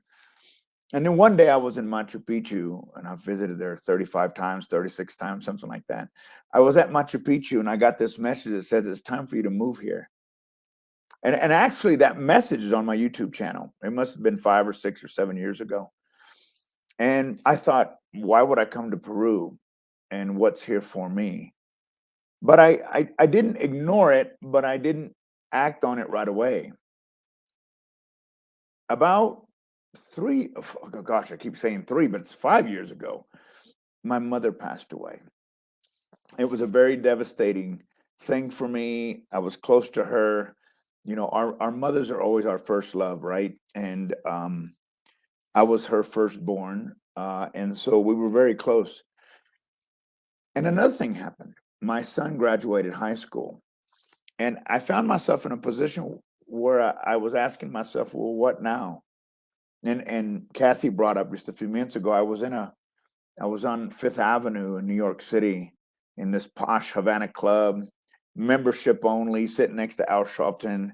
Many of you may not know him, but he was a political figure. Some athletes, full of myself. Just everything that people had asked me to do to get to that level of success I was looking for, I had done. And there I sat in that very posh leather chair looking out, and it was snowing that day. So you could just imagine it was like a scene out of It's a Wonderful Life. And the snow's coming down, and I'm looking out the window, and I happened to catch a glimpse of myself in the glass. And there was a tear coming down my face. And the question that came to me was, what price did it cost you to be where you are? What was it that you gave up to be where you are? And I realized at that moment that, as Kathy mentioned, my outer game was great, but my inner game was bankrupt. And I decided to change that immediately. I no longer made the White House calls. I was president of Primer in New York City, which was a C-suite organization, and that's why I was there that day at a meeting. And I said, if this is all there is to life, then this is not what I was looking for. I remember I tell the story of waking up in Los Angeles, or leaving Los Angeles at 11 p.m. and getting to New York at 6 a.m. or 7 a.m., starting my day, ending about 1 a.m. the next day, and going back to JFK and sleeping on the chairs until my flight showed up. I don't know how I ever thought that was success. But that moment in time, when my mother passed away and my son was graduating, I had a moment. And I want to encourage everybody to look for that moment. We all know some of us have already had it, and some of us gave it up, and some of us ignored it. But there was a space and time where everything, like the perfect storm. My son was graduating high school. He didn't hang out with dad anymore. He didn't go to the movies with me anymore. What was I going to do? My mom had passed away, and she was the glue for the family. There was no reason for me to go back and visit. And that message came back up again. Move to Peru. And so I did. I thought I was going to write a book called Radical Detachment, because the message said, go with nothing or with very little. And so I literally shred, sold, gave away everything that I owned except 3 suitcases. And I came to Peru. And some of you may ask me, how do you know you made the right decision? Because I laugh sometimes here in my home in the Andes. Now, there's no hot water on the bottom floor where the kitchen is at. So I have to heat up my water, and there's no buttons that you push for your coffee to come out. You have to heat it, grind your beans. Sometimes I even roast my own beans the way they used to in the Andes way before electricity. And I grabbed that cup of coffee that I'm so happy to make. And I grabbed my dogs and I walked the property. And this is something I wish for everyone, that you would get a piece of this. My soul smiles from the inside out. Never in my life had that happened before. Kathy also mentioned I'd been on the cover of several magazines. Every time I did something, it wasn't enough. I wanted something else. If I had a president position, what was higher than that? If I worked for the White House, who else could I work for? Nothing satisfied me. The carrot was always there. And here, when I say that my soul smiles from the inside out, I don't have that desire to seek out something that isn't good for me and or my family. And so here I am in the end. I'm sitting in the Andes today, right now, in Pisac, Peru, in the sacred valley of the Incas. And these people have taught me so much about love, so much about family. And for the first year, I went through what I call social detox, society detox. I didn't realize how stressed I was. I used to believe that I wouldn't live out of my 50s. I didn't. I really didn't. But today I can see my 90s. And these mountains are full of love, and these mountains are full of knowledge. And throughout this conversation, I hope to share some of that with you. But my wish, my desire for you is that you'll get to a place in your life where you will say, my soul is smiling from the inside out, and find that joy and that peace and that tranquility and love that exists for all of us. In our very troubled world, it could seem sometimes so dog eat dog. But you know what? This is the time where we must all have the audacity of courage, to live out our lives and our dreams as we see them, not as we, as the world may tell us that it may be. And I think about the audacity of courage, audacity, bold, risk, daring, bravery, guts, confidence, guided by spirit, and courage, doing something about it, the backbone, the resolution and determination to do something about that, the audacity of courage. That's what our world needs from each of us. Oh, we need love and peace and tranquility, but we need action. We need all of us that are willing to step into that space that I did 3 years ago. I mean, I moved here, got this beautiful space, and 6 months later, they shut me down. The world pandemic, COVID, the country shut its borders, and it did not open for 18 months. And I spent mostly 40 days to 100 days by myself in this beautiful place called a paradise. But there was something in me that said, okay, then let's make something happen from here. So that's a little bit about my story, Kathy. I'm actually writing a new book called The Audacity of Courage, the agony and ecstasy of living your dreams in a world pandemic. No one said we had to stop dreaming. Sometimes I ask the universe, oh, how big can I dream? How big can I dream? Even in the midst of a world pandemic, even in the midst of the turmoil and war in our world, how big can I dream? And the universe smiles at me and says, oh, son, so big that only I can help you. So big that only I can help you. I mean, that to me says I'm living out loud. So that's a little bit about the beginning of my trip out here to the Andes. And I've had so many experiences, Kathy, out here that have taught me so much and brought me so much peace and joy, even in the midst of some of the hardships that I've endured out here. One being in a country that I know nothing about. I may have spoke the language, but I knew nothing about Peru. Now I'm married. I think Rob was saying he's getting married in 3 months. It's awesome to get married to somebody who knows nothing but love. So thank you for that, Kathy. Fantastic. So I remember when you were here, and well, several times. One time I was on the trampoline with you and Aaron. That was fun. But one of the times was on a project that we both worked on. You headed for Don Miguel Ruiz. Mm-hmm. And that time period, and I think he was one of the first people that said something about you connecting North and South America. So he saw you there. Mm-hmm. Did you have that inkling back then? Well, I was dabbling in Peru at the time, and there's a great deal of story, of connection between the North and the South North America and South America. You know, they talk about the condor and the eagle,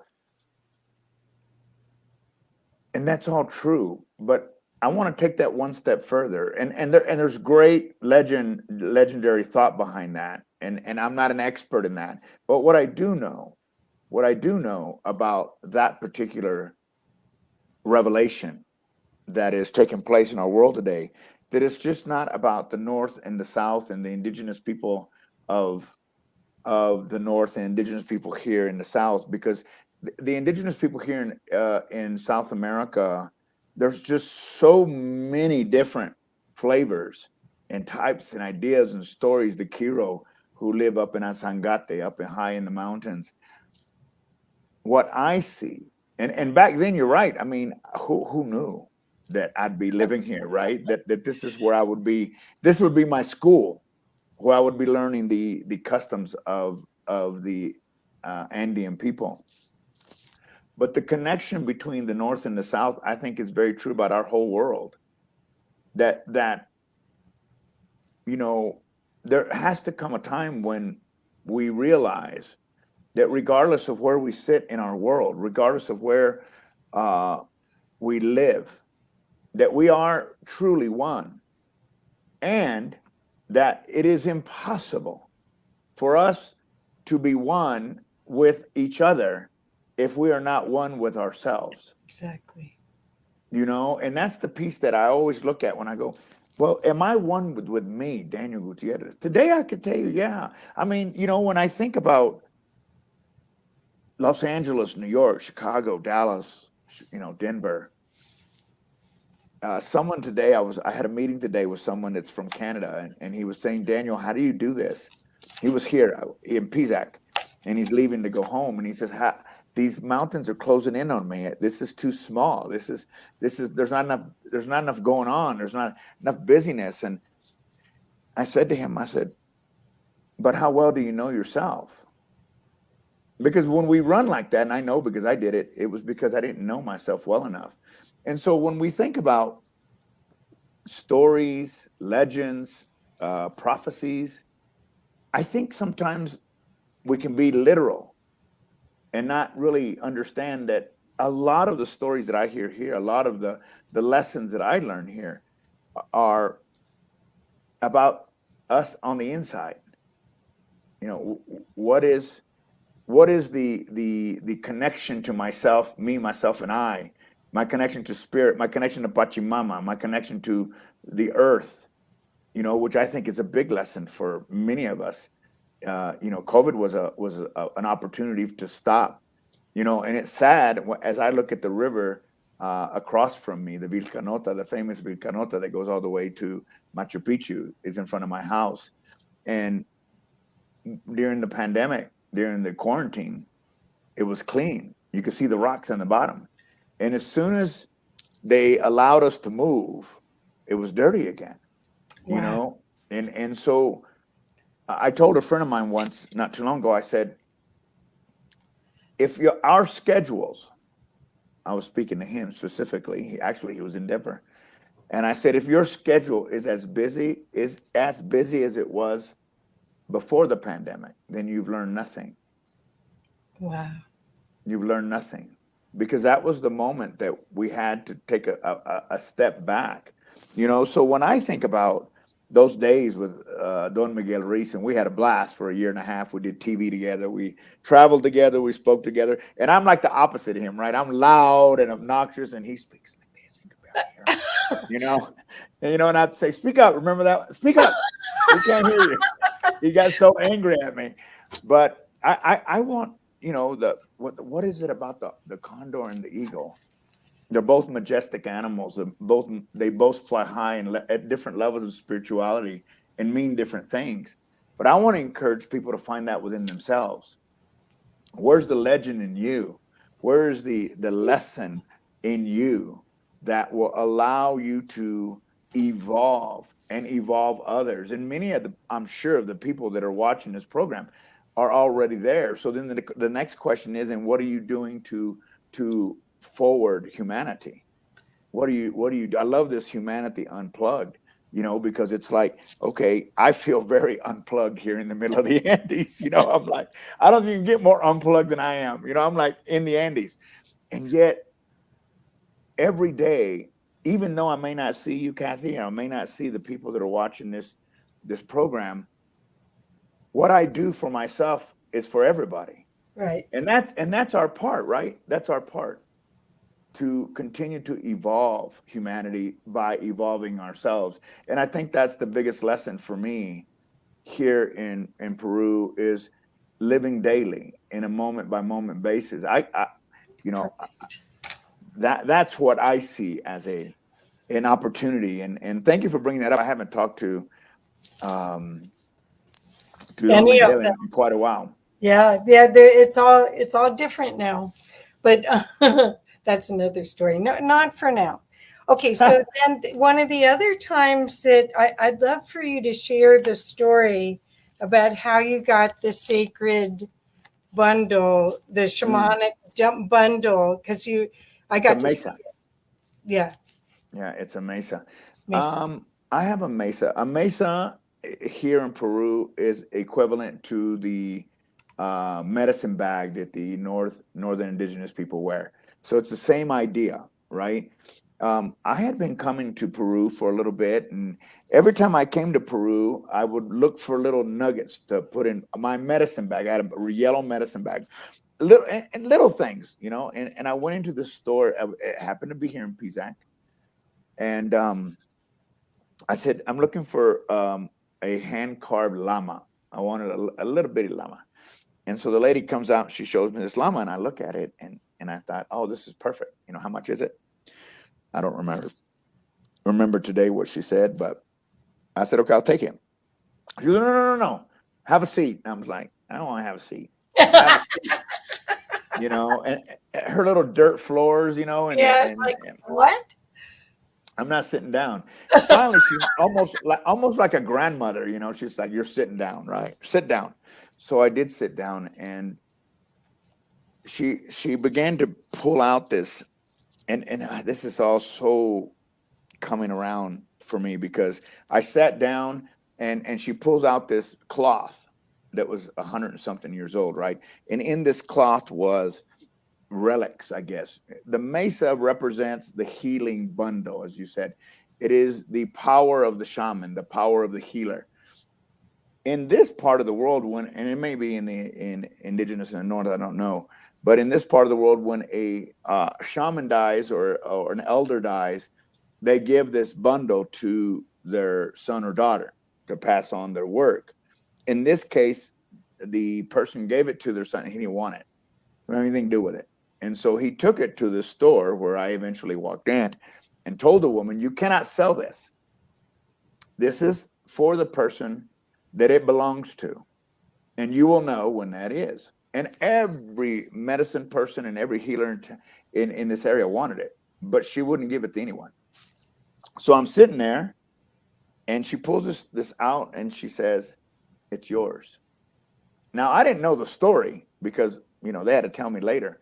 It's yours. And I call it grandfather because for the first few months, I couldn't sleep at night because it just kept talking. You know, and I finally put it downstairs so I could sleep, you know, just talk. But this mesa is magical. And I'm going to tell you why, Kathy. I think that during all those magical things were happening, and you're one of the very few people that know me long enough to know all this. Yeah. But that happened in Pisac. And that was the first thing that brought me to a kind of in a circle going, wow, it's coming home. This is coming home. Another experience that you may or may not know, I know it's in my book, A Radical Mindfulness. I did Wachuma, San Pedro, for the first time, plant medicine, in front of a beautiful hacienda, 6,000 square foot hacienda, with a friend of mine who owned it, Lidia Colón Pereira. And I did medicine for the very first time. And I remember sitting in front of that house and looking at Pachatusan, which is this beautiful, full of energy mountain that has a, ¿cómo se dice? I'm switching to Spanish. It has a sanctuary, sanctuary on it. Anyway, so in this in this message that I got from Wachuma, I had asked the question, how do I know what I know? And many of you probably have asked yourself the same question. Where did this come from? And I, a businessman, I would read people in a board meeting and know exactly what I needed to say. It just came to me. And I had business people go, how did you know that? You don't even know anything about financing. How did you know those answers? I said, I downloaded it. And they were like, what? I said, it just came. It came. But I always thought that everybody could do it. And it's not true. It's a gift, right? Some of us do it. Some of us have other gifts. Anyway, I asked, where did this come from? And I was guided to look at the top of Pachatusan. And you see those flames? I said, yeah. Every time it stops, it's a different lifetime. You were their medicine man. You were their shaman. You brought that into this lifetime, which is why you know what you know. And I was just blown away because I was still in corporate at the time, Kathy. Now, I'm going to share a couple real quick stories. It's very important. So fast forward, I'm here in PSAC. It's a pandemic. It's quarantine. We had it was martial law here, so we had military in the streets. You could barely go to the store and get anything without getting thrown in jail. I mean, it was a mess. Eventually, I decided I don't want to sit at home anymore. What can I do? I with the former mayor of PSAC, ended up taking food to all of the communities above PSAC. Yeah. And one of the communities, I remember thinking to myself, what the hell am I thinking? Why am I spending my own time and money coming out here, getting harassed by the military to give people? There was this old lady grabbing the food that I was going to give her. And all of a sudden I remembered what I remembered in front of Pachatusan. These are descendants of your people. That's why you care for them. That's why you're here. Now, let me tell you the rest of that story very quickly. That house that was owned by my friend Lydia, she passed away 7 months ago. Oh. And her husband sold that house to me a week and a half ago. And we're moving Catalina to a 56,000 square meter home in front of Pachatusan. Almost 15 years later, I'll be moving in a week into this beautiful house that it has waterfalls and it has land. It has 100 fruit trees. And is that an accident? No. When you live in the present moment, when you have the audacity of courage to pursue what Spirit is guiding you to do, this in its own time, I didn't know the time. I had no idea that I would be there. But my wife and I are moving into this beautiful space, and he left it fully furnished. Oh my God. Yeah, the whole thing, the art, he's got Chagall, he's got all kinds of art there. And he said, I just want you to further my wife's work. And she loved you so much that she wanted you to have this house. And so we made a deal. And I'm sharing that because it's so important for us to listen to Spirit. And yeah, don't you think I thought it was crazy that day and it's just time for you to move? I did. Yeah. But when we follow that which we know in our heart, when we follow the legendary stories in our heart, the stories that the North and the South and the stories of the past, and we follow that, then this is what transpires. And I haven't, I shared this with the world. I'm just barely letting people know that I'll be moving, into this new space 20 miles from here. So I sent the video to, I don't know if you got it, of the new house. Well, I've got the video queued up that we can show, but I thought it was Catalina. It is. It's Catalina. Oh. But the new one is called Catalina also. Oh, but wow. Yeah. It's Catalina San Salvador, and here's Catalina PSAC. So will you be able to do both then? For a while. I see. But my goal is to move it all where you are. Oh yeah. I mean, it's an amazing property, and it's an amazing place for people to heal. And it's, the Inca tombs are on property. I mean, it's hard for me to explain. I mean, if you go back in your email later and you see the email, it says, here's the new Catalina. That's the video. Wow. I think because I grabbed it off of Facebook. That might be it then. Yeah, it is. I think so. It doesn't have the first 4. I didn't have time to go back and do more, but it's only a minute and 30 seconds. 38 seconds. That's it. That's the one.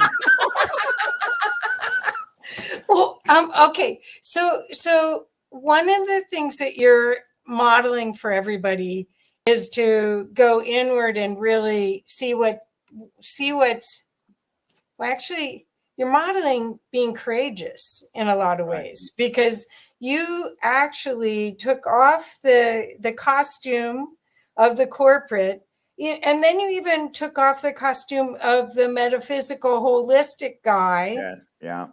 Dropped all that and then went to something that is so in tune with the earth. It's a whole different existence, which I think all of the prophecies saying that's what we're to do. Yes. So how do you see us?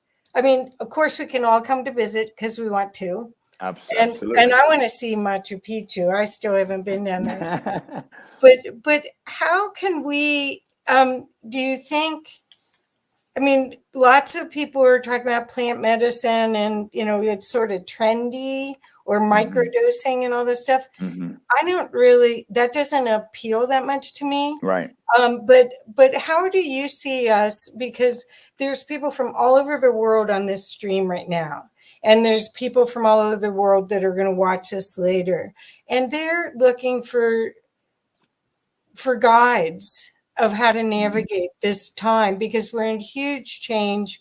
We have to do what you've done. We have to let go of whatever we're holding on to and let it ride. We cannot become who we need to become by holding on to what we were. And what do I mean by that? I have said this, and this is no dig on anybody. Our bios in our Western society, or in our corporate society, in our business society, define who we are. Look at my bio. This is what I've done. And what I realized about being here is that in order for me to become who I am today, I had to literally let go of who I was. Daniel, the president, Daniel, the teacher, the whatever positioning, that I had, in order to step into who Daniel was today. That's hard for a lot of folks, because we're taught that our past, gets us into jobs. And yes, it is true. I've often been told, you shouldn't burn your bridges. In this case, I felt like I had to. In order to become the teacher, the healer in this world, the world I live in today, I had to let go of what I thought, or what my mind conjured up at what Daniel was, or who Daniel was. Because my whole life was built on what is the next thing I can do to put on my bio so that people will respect me and know me. Only to get here and literally have all that stripped away, because nobody here, knows anything about, anything. They don't know, they don't care. They don't care. They do know Obama. So if I say I worked at the White House, they appreciate that. But everything else, they don't. And it doesn't matter to them. And so as we go through this metamorphosis, as we go through this evolution of ourselves, I would challenge you to look deep inside and ask you, who am I today? And if you were to be asked today, in a moment, who are you? Could you answer that question without saying, but this is what I did last year. This is the accomplishments. I think we as a society, we have all that backwards. Because what if before I was a horrible person, but I was successful? What if that was the truth? And what difference does it make? What makes all the difference in the world is living in the moment. This opportunity that I have to be in this, 14-acre property came from being in the moment. And I think that we just need to explore that in ourselves. Stay present and ask yourself those tough questions. Well, there's so many times that you'll go, not this past 2 years, because there haven't been very many Christmas parties, but you'll go to a Christmas party and someone will say, well, I'm going to do this or that. And then the next year, especially books, I'm going to write a book, or I'm going to do this. And then the next year, I'm going to do that again. But and I remember when you said, I think I'm going to buy a place down in Peru. This gal has got this place for me and she's making it affordable for me to buy. And it was like, I think he's going to do it. my son said that too. He didn't believe it. Yeah. So tell me, again, what's the courage? What is the jumping off point? Because that's really what we're talking about. Courage is I'm using that word. There may be a better word, and you may have a better word, but it is, I've got nothing to lose. I'm gonna go for it, and you have that. It's backbone, resolution, determination. I'm not going backwards. I'm going forward, no matter what shows up. I think that we're in a place in our world where we all need some courage to live out loud, to step forward, to lead, to inspire and embolden other people. I mean, look at the president of Ukraine. That's courage. That's courage. Stepping out and doing something that he may or may not have had inside. Well, obviously he did, but he had an opportunity to expose that, and he did. And we all have that, and you said something that's so important. I remember being at Christmas parties and we're going to do this and do that. And for some people, it's just rhetoric. For the rest of us, it's action. I mean, think about it. An untold story doesn't serve anybody. What's your story? Even a bad decision moves you forward. Yep. We're so afraid that we're going to, there was a point, I'm going to be honest with you, during the pandemic where I thought, okay, I could lose everything. And this is going to be a public failure because everybody knew I was here, right? Everybody knew what I had done. I'm very public on social media. And yet at the same time, I said, and so what? Who tried this? Nobody, and I saw you outside. You didn't have a landscaper anymore, and you're outside hand mowing part of it and mowing your own huge area to keep it maintained. So you were still working on the earth. You still had your dream. You were still in alignment with that. You weren't above it all. I mean, many people that have large properties, they probably have servants and all sorts of help to do everything. And here you were out there sweating, doing the hard work. So you have a bond with that land, that region. Yes. No, and that's so important. I think that when I had my little breakdown on Facebook, during the quarantine, where I decided to F-bomb the whole world on Facebook, which wasn't a good idea, but I did it anyway. I realized something that, what you said is so important. Mother Earth said to me, when I was broken at that time, because I was alone and dogs are great, but they don't talk to you. And she said, when you came here, you asked me if you could be here. And I said, yes. Then you got here and you were busy and you had other people take care of your lawn. Everybody was doing everything except you. And she said, what I want you to do is to take care of me the way you took care of your dying mother. And put your hands in the soil and touch me and feel me and be part of what you came here to do. And that was what I did. That picture you saw, I mean, if you could, put a cartoon caption above my dogs, I mean, they were like, this guy's going to kill himself, because I had to go on YouTube to figure out how to put gas and load this thing up, right? And then the most magical thing happened, because in putting my hands in the soil, I was forced to do it because my employees couldn't come to work, so I had to take care of the property. It just brought me so much joy, trimming the trees and digging in the ground and putting my hand in the soil. And I guess what I'm trying to say is that in our own lives, sometimes we have to get dirty. Sometimes we have to go back to the basics.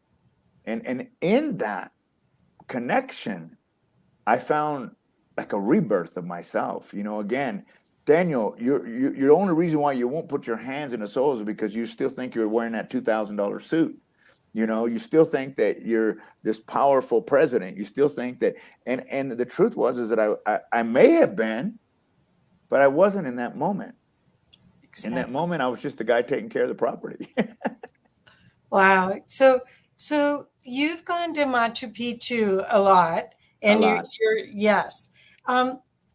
What lessons are there for us? Because what I find, I want to go there, and I know the energy is still there. I know there's got to be a bunch of portals there, but that's one aspect.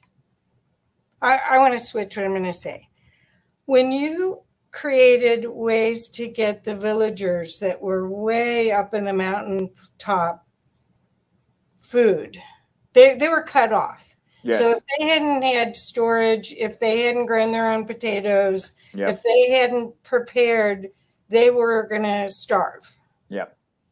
And you used all your connections like me and and created a way to bring them food. How did you get inspired to do that? When I had this breakdown where I was telling you that the earth was telling me to connect with her, she also said, too much is given, much is expected. You have the ability to bring people together. You have the ability to bring community together. Find a way. And I did. And I have to tell you this story because you asked about the lessons, and this is one of the lessons I wanted to make sure I talked about.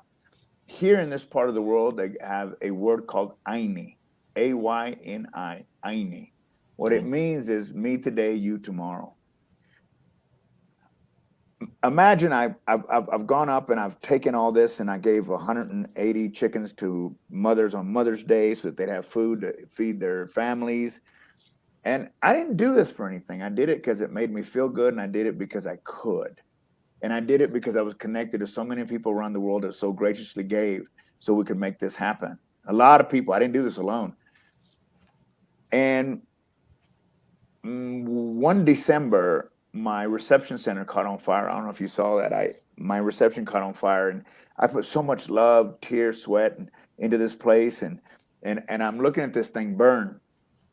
And I was devastated. I mean, it was the first time the people around here had seen me cry because I just felt broken. I thought, you don't want to ever ask, what else can I do? What else can happen? Because it will. But that's what was in my mind. I mean, my gosh. I mean, we got the pandemic. Nobody's here. I have no customers. What do I do? And this is when I really began to understand the people here, because the people of the communities, there's 12 communities above PZAC, indigenous communities. And I got to know them, all of them, not all of them, mostly all. And the people of the communities came to me and said, we won't let you fail. You gave to us, and now let us give to you.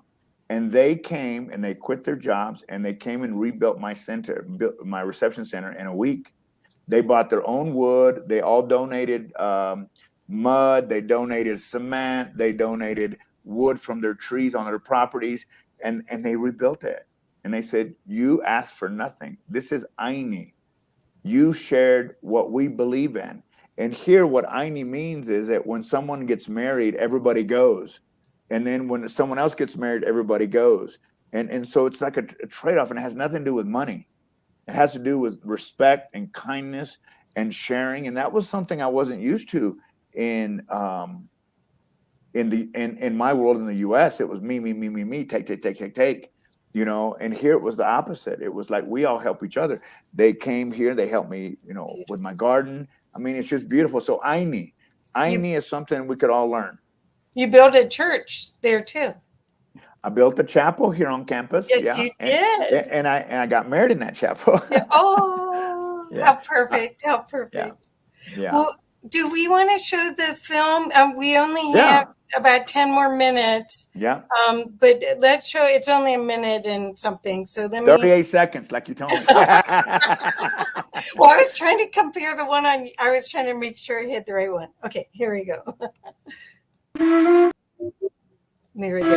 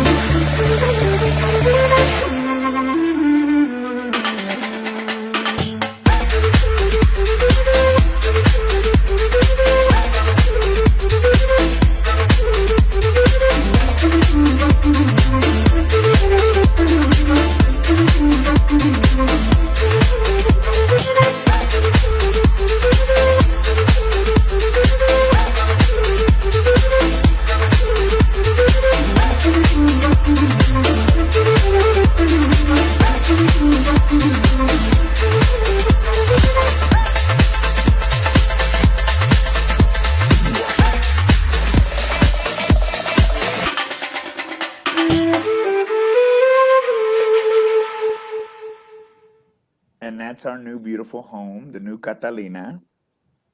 Wow. And I want to invite everyone to come and visit and, hold your retreats or bring your groups. And I'm always willing to talk to people and make that real for them, because we do whatever we can to make it real for them. It's amazing. It's amazing. And can't wait to hear all of the wonderful things that happen as you start expanding Catalina, because your mother's got to be going, go, go. I hope so. Seriously, I've known you when I helped you with that one book. You were turning 50. 50 and lessons they on were my path to peace and tranquility. That's right.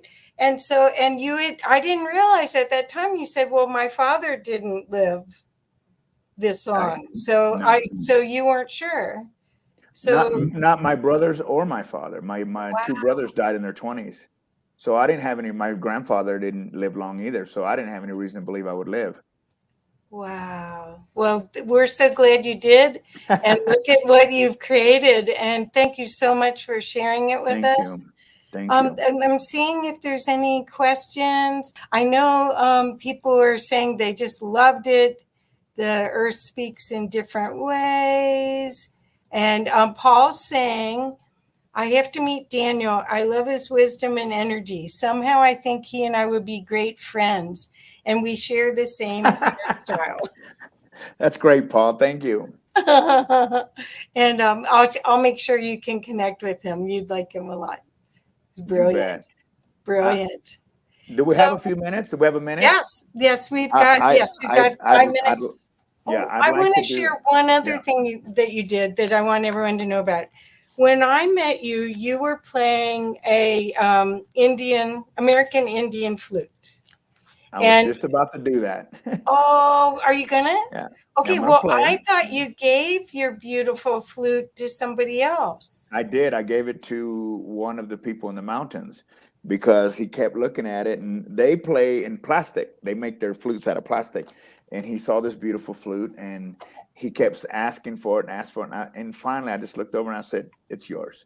And he was so blown away that I would give him this gift, And, when you do something like that from your heart, more shows up. And now I have 5 more flutes, right? So for me, it's just, when we can be that open, we get back, right? That's really the message of life for me is I keep giving, not because I have to, but because it changes me. I don't have to. I do it because it changes me. So I just want to play my flute for a few seconds and encourage you to close your eyes and escape to that video, escape to the Andes in whatever fashion form it comes up for you in your mind. And I just want to play for a minute. And so you can enjoy a little. I taught myself how to play because people here didn't want to take the time. And so I just kept watching them until I figured it out. Just kind of close your eyes and spend a few minutes with me.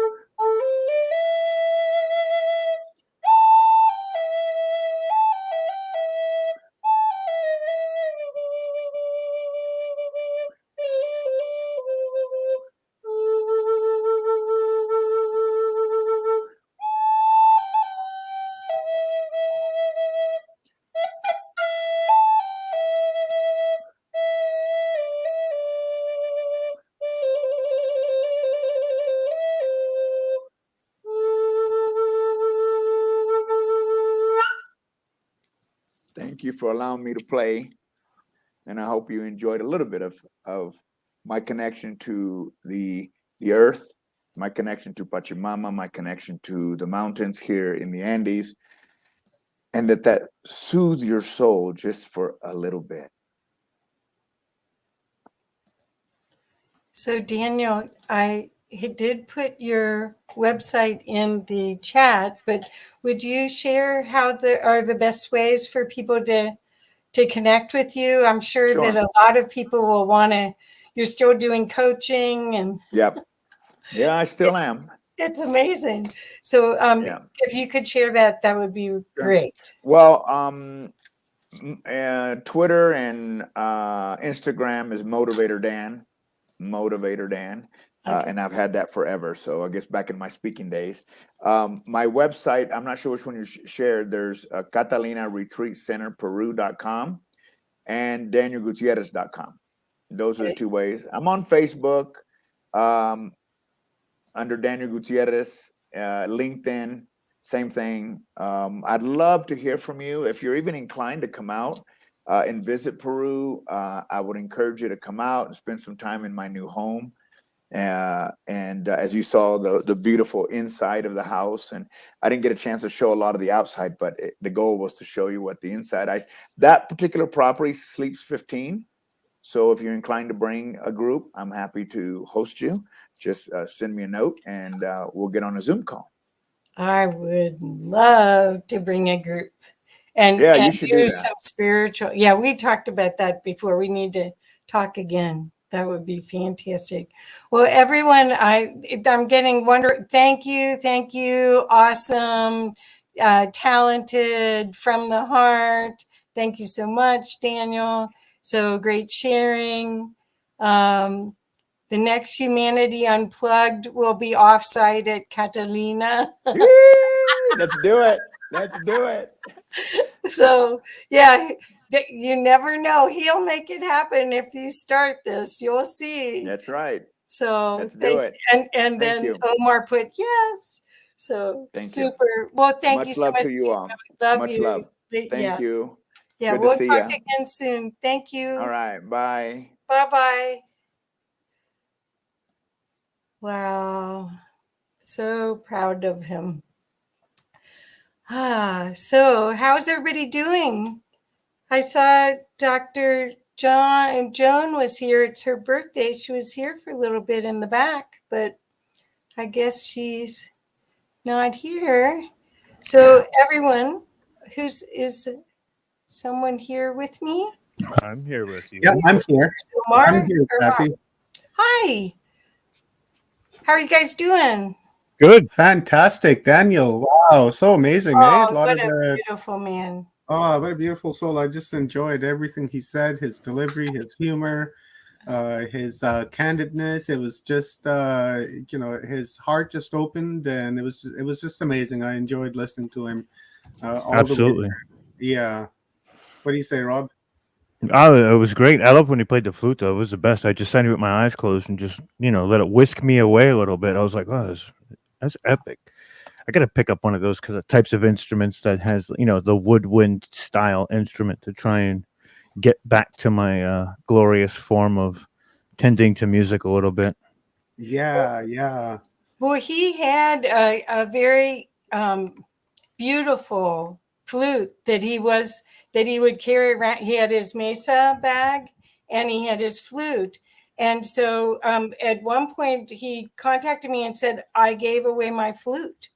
And I was so shocked because it was his companion almost.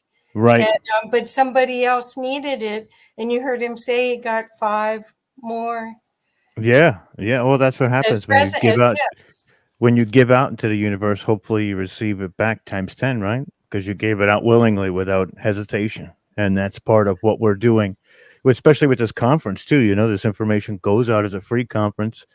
A lot of days, it's a lot of man hours too to cover everything. So we appreciate Kathy being here to help cover some of the storm too, because it really is a storm. Mm-hmm. But we give that information out in hopes that the universe rewards us later on. Maybe not rewards us, but just at least looks out for us when the time comes, right?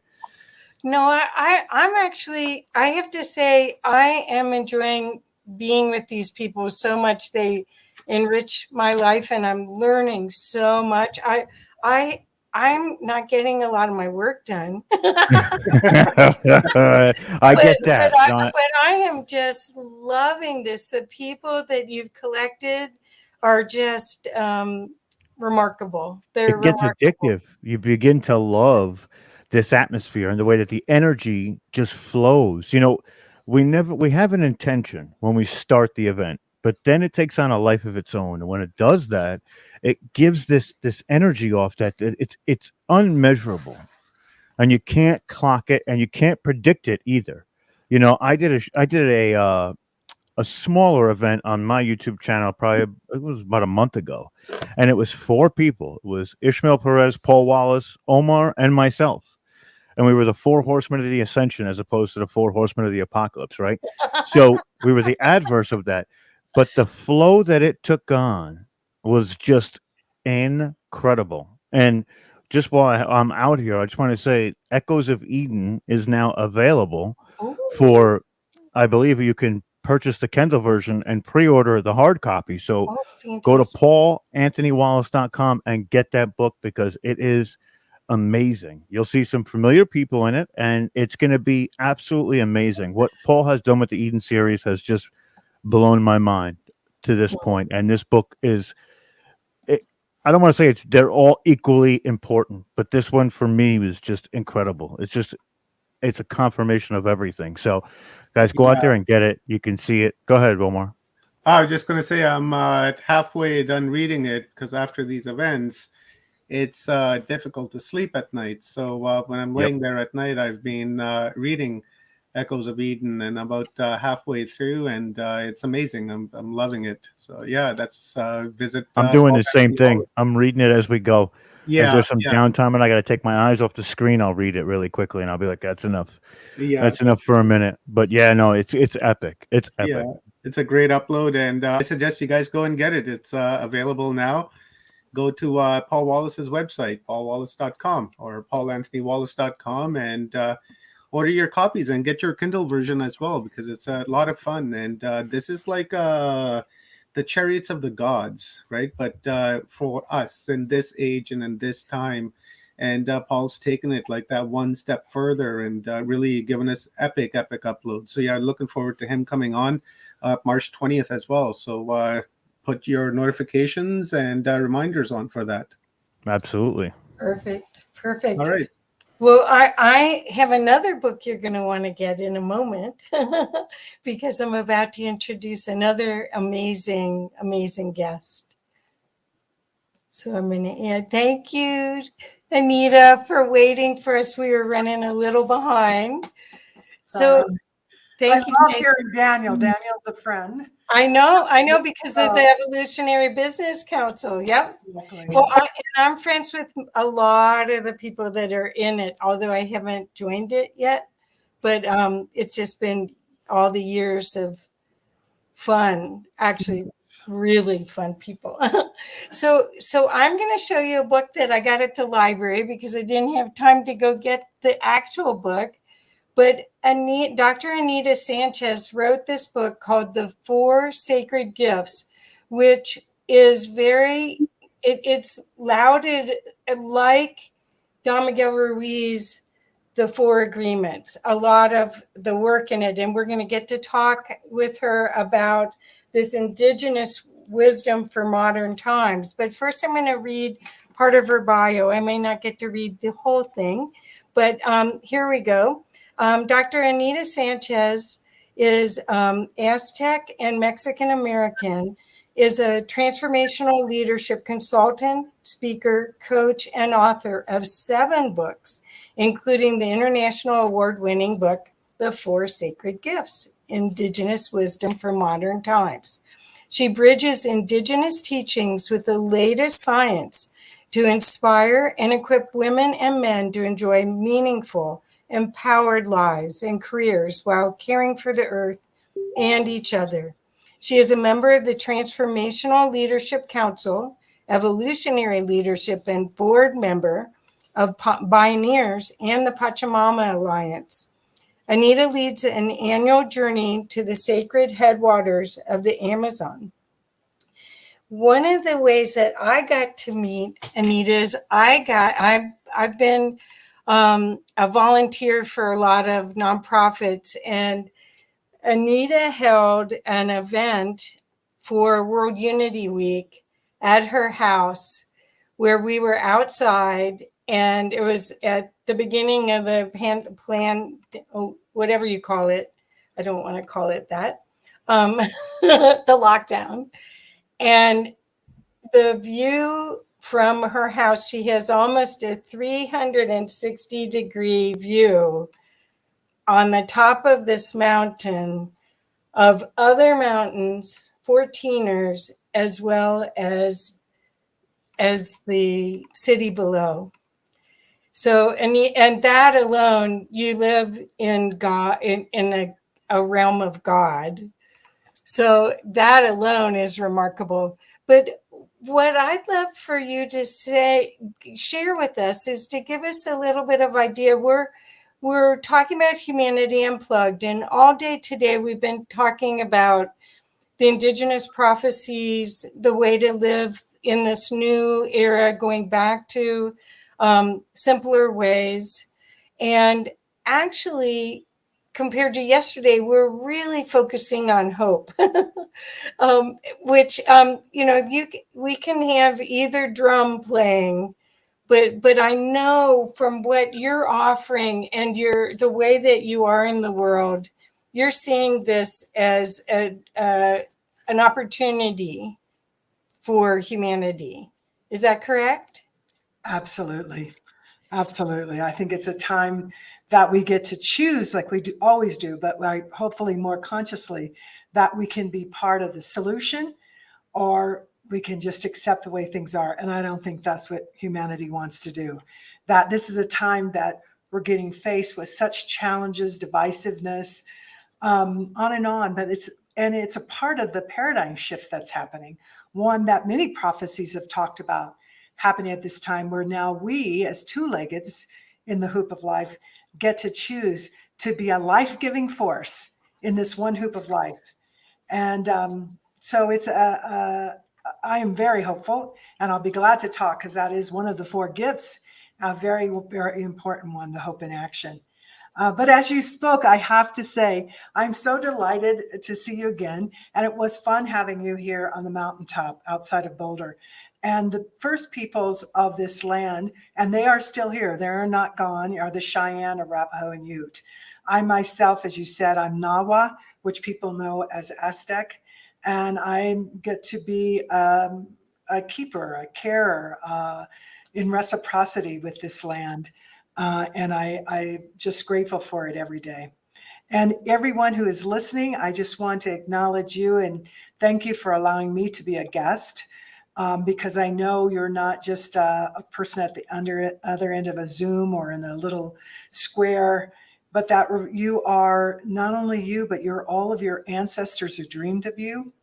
And you are here because I know that you're called. And so whatever time of day or night it is for you that you're watching or listening to this, I thank you for being one of my precious relations. And I'm looking forward to this conversation with you, Kathy. Well,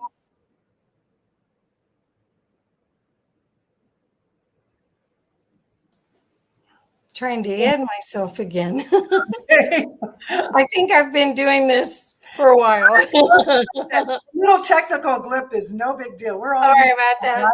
Well, okay, so I have to apologize that I didn't get to read all of this because I was helping do this. But I'd love to talk about these 4 sacred gifts, because I think that what I've learned from my experience with elders, with grandmothers, is appreciation and gratitude is one of the biggest parts of our awareness that is possible for us right now. So focusing on that. So should I read the 4 sacred gifts, or would you like to go through them? How do you want to do this? I would love to just present it in a way. Okay.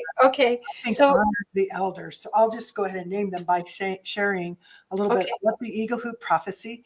So there are many prophecies that we live by. And some of the prophecies are thousands of years old, hundreds of years old. This one actually came in the mid 90s, and it came to a Mohican elder, Don Coyas, who's the keeper of this hoop. But in his dream time, which actually was a vision, came a beam of light that landed on his forehead, and that light turned into a tree. And the tree as it turned, went through the 4 seasons. And of course, in the last season, the leaves had all fallen off, even the branches fell off, and the trunk became a circle. And then more beams of light came down, and as every beam of light came down and touched the hoop, it turned into an eagle feather, till there were 100 eagle feathers. And then he heard the two-leggeds, the human beings have forgotten. Not that they're damaged, they've forgotten who they are and what they are. They've forgotten how to create harmony and balance in this one hoop of life. And so basically what he's told is that he had to call out to elders all over the world, indigenous elders, to come together to build this hoop and put gifts in the hoop for all humanity, everyone, to help us remember. So what a perfect time, right? So I ask you all to listen with the softest part of your ears and expanding heart as I share with you these gifts. The first gift that Spirit told them to put into the hoop was the gift of the power to forgive the unforgivable. The gift of the power to forgive the unforgivable. Take that gift and put it in the ceremonial part of your heart. And if you wish, you can even touch your heart. And as you do that, you begin to remember what you've forgiven, and you may also be able to sense what needs to be forgiven. The second gift they put in the hoop was the gift of the power of healing. The gift of the power of healing. And just think what an amazing gift, and we need to use it every day. Take that gift of healing and put that in the ceremonial part of your heart. Beautiful. And breathe that in, becoming aware of this is just a wonderful gift. What has already been healed and what needs healing. And that gift's available to us every day. And the third gift for all of humanity, to remember who we are and what we are and how to be in right relationship with all our relatives, is the gift of the power of unity. And for those of you watching, you can see my big grin, because we need unity so desperately. Take that gift of the power of unity and put that in the ceremonial part of your heart. And just breathe that in, knowing already what is intimately interconnected, and perhaps even becoming aware of the illusion of separateness and how unity needs to be restored, remembered. Take a breath. And the fourth and final gift, Spirit told all of these elders from all over the world to put into the hoop, is the gift of the power of hope, hope in action. Take the gift of the power of hope, hope in action, and put that in the ceremonial part of your heart. And as you do that, in this expanding heart of yours, you become more and more aware of what you are hopeful for. But you may also become aware of maybe of feeling hopeless at times, of wondering, when is the suffering going to end? So take this gift of the power of hope in action. It is an energy source. So with that, just take a couple of deep cleansing breaths. Inhale through your nose and exhale through your mouth. And allow this to integrate in you as we continue, Kathy and I, to talk about them. But as you already are aware, you're going, wait a minute, I know these 4 gifts. Isn't it what you were saying? Wisdom is pretty simple and straightforward. It's not real complicated, but it does require choice to use them. I think we're always thinking there's more, that it can't be that simple. It can't be that definitive, actually. I think you're right. When I received these gifts in 1995, I was volunteering, as I had done for already more than a decade. Every year I work with Indigenous youth. As there, I train them on things that I teach in corporate and with business leaders. But for them, I donate my time and teach them that. But how do you keep your worldview? How do you keep your values sometimes in places that seem antithetical to that?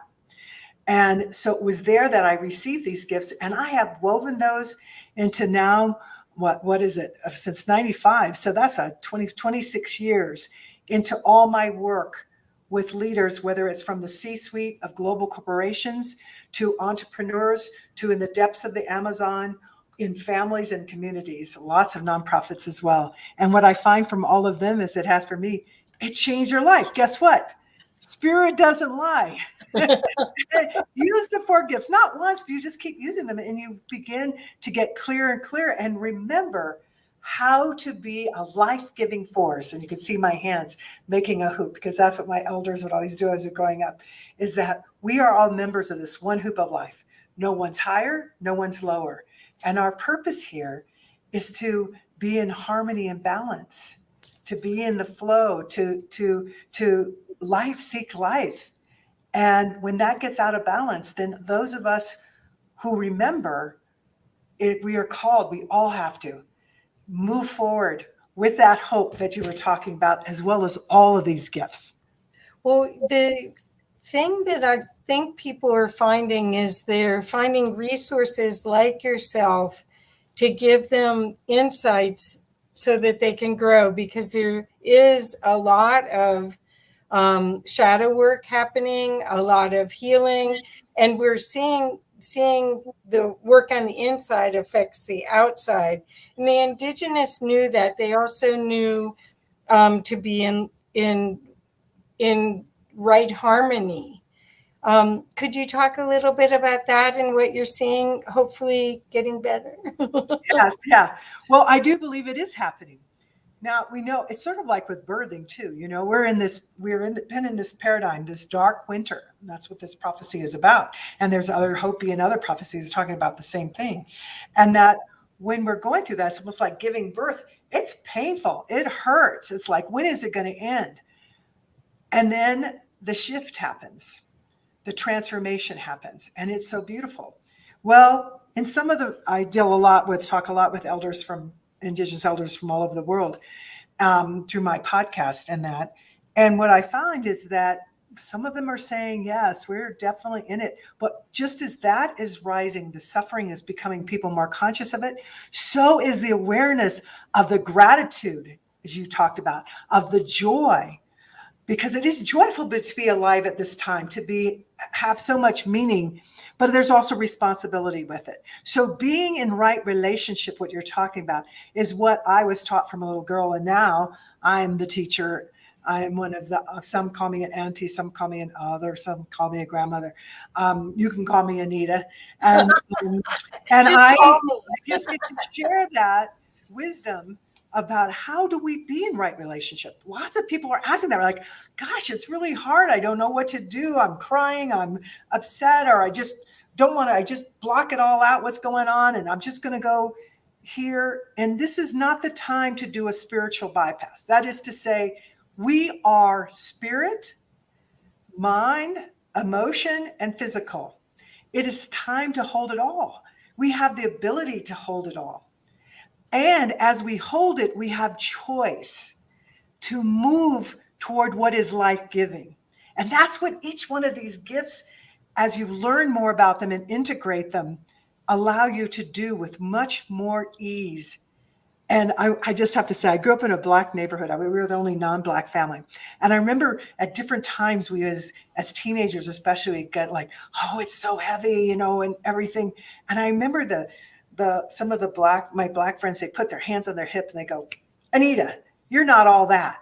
And I still remember that. And each of us has to remember that right now. We're not supposed to think that we're all of that. That's more of the same cognitive mind, ego, I got a whole. No, you are part of a whole. And your gifts that you bring are part of all the gifts. And together, we're coming home together. We're unplugging and coming to who we really are together. And so that makes it just very exciting time to be alive. And at the same time, Kathy, I do want to say, when I talk about that, I do not mean that people don't get sad, that people don't feel lonely. Depression is at some of the highest.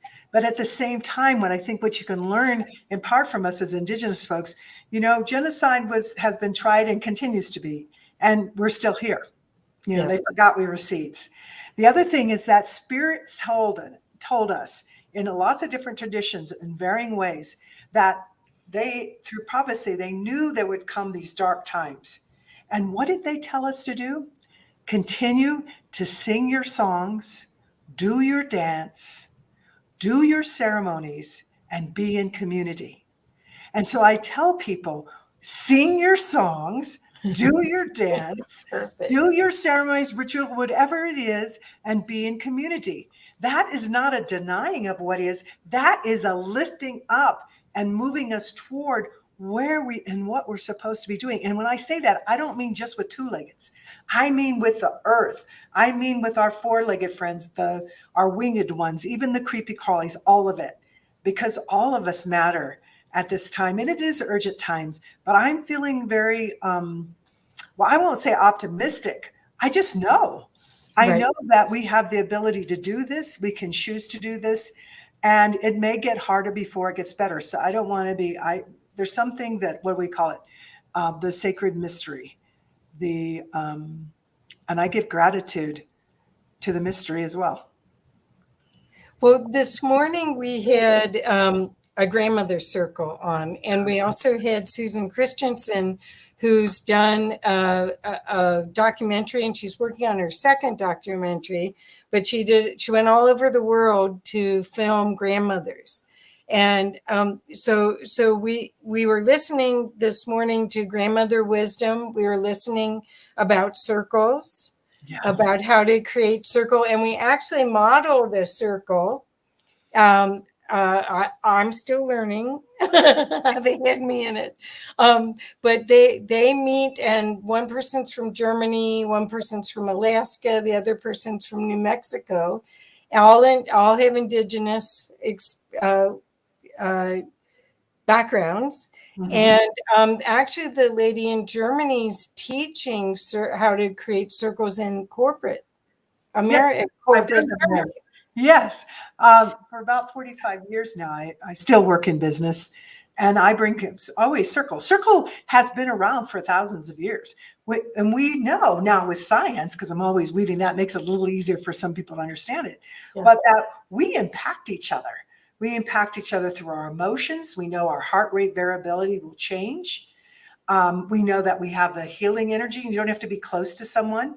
We have that ability from far away. All that's documented. Through intention, we can reduce violence in places. All of this is documented in research. The key is, do we have the will to do it?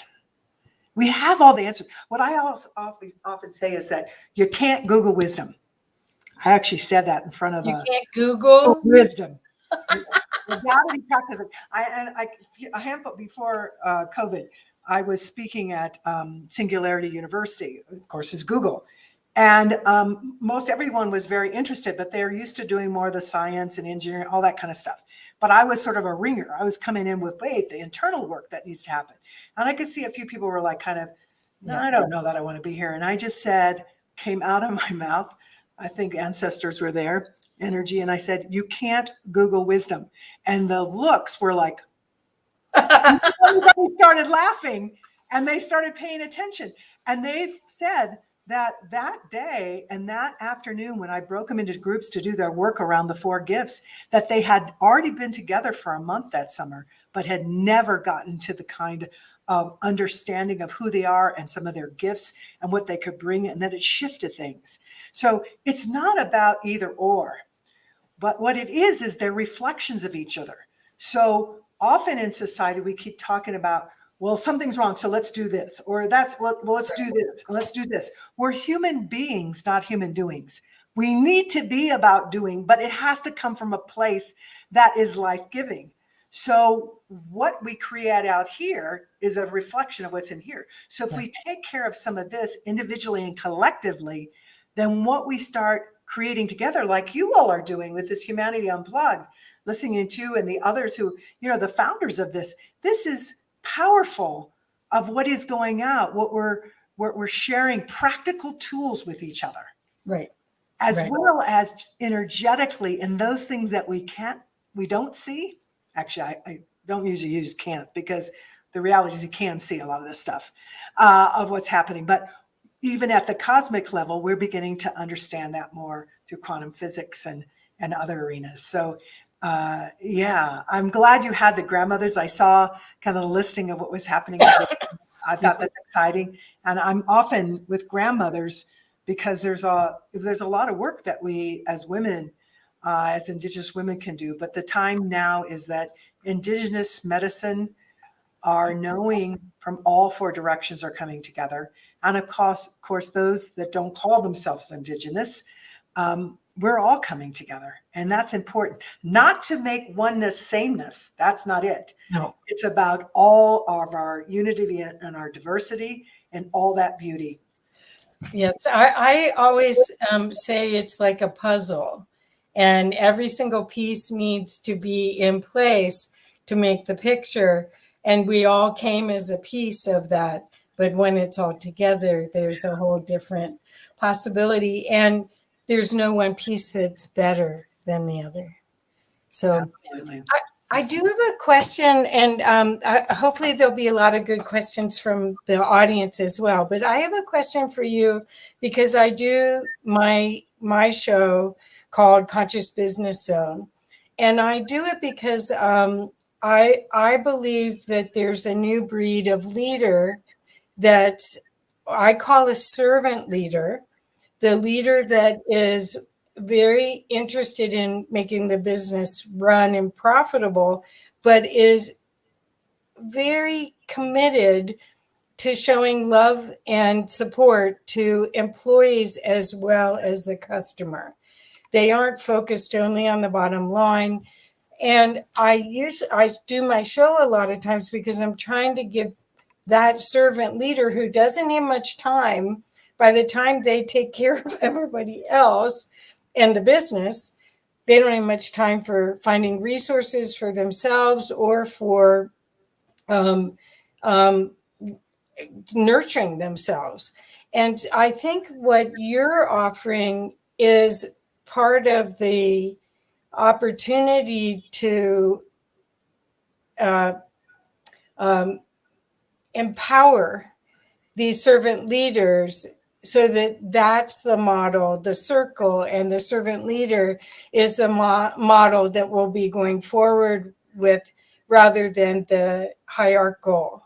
Yeah, it's not that. In fact, people empower themselves, because if you look up the word empower, it's hierarchical. And that's not what we're talking about. You already innately, everyone is sacred.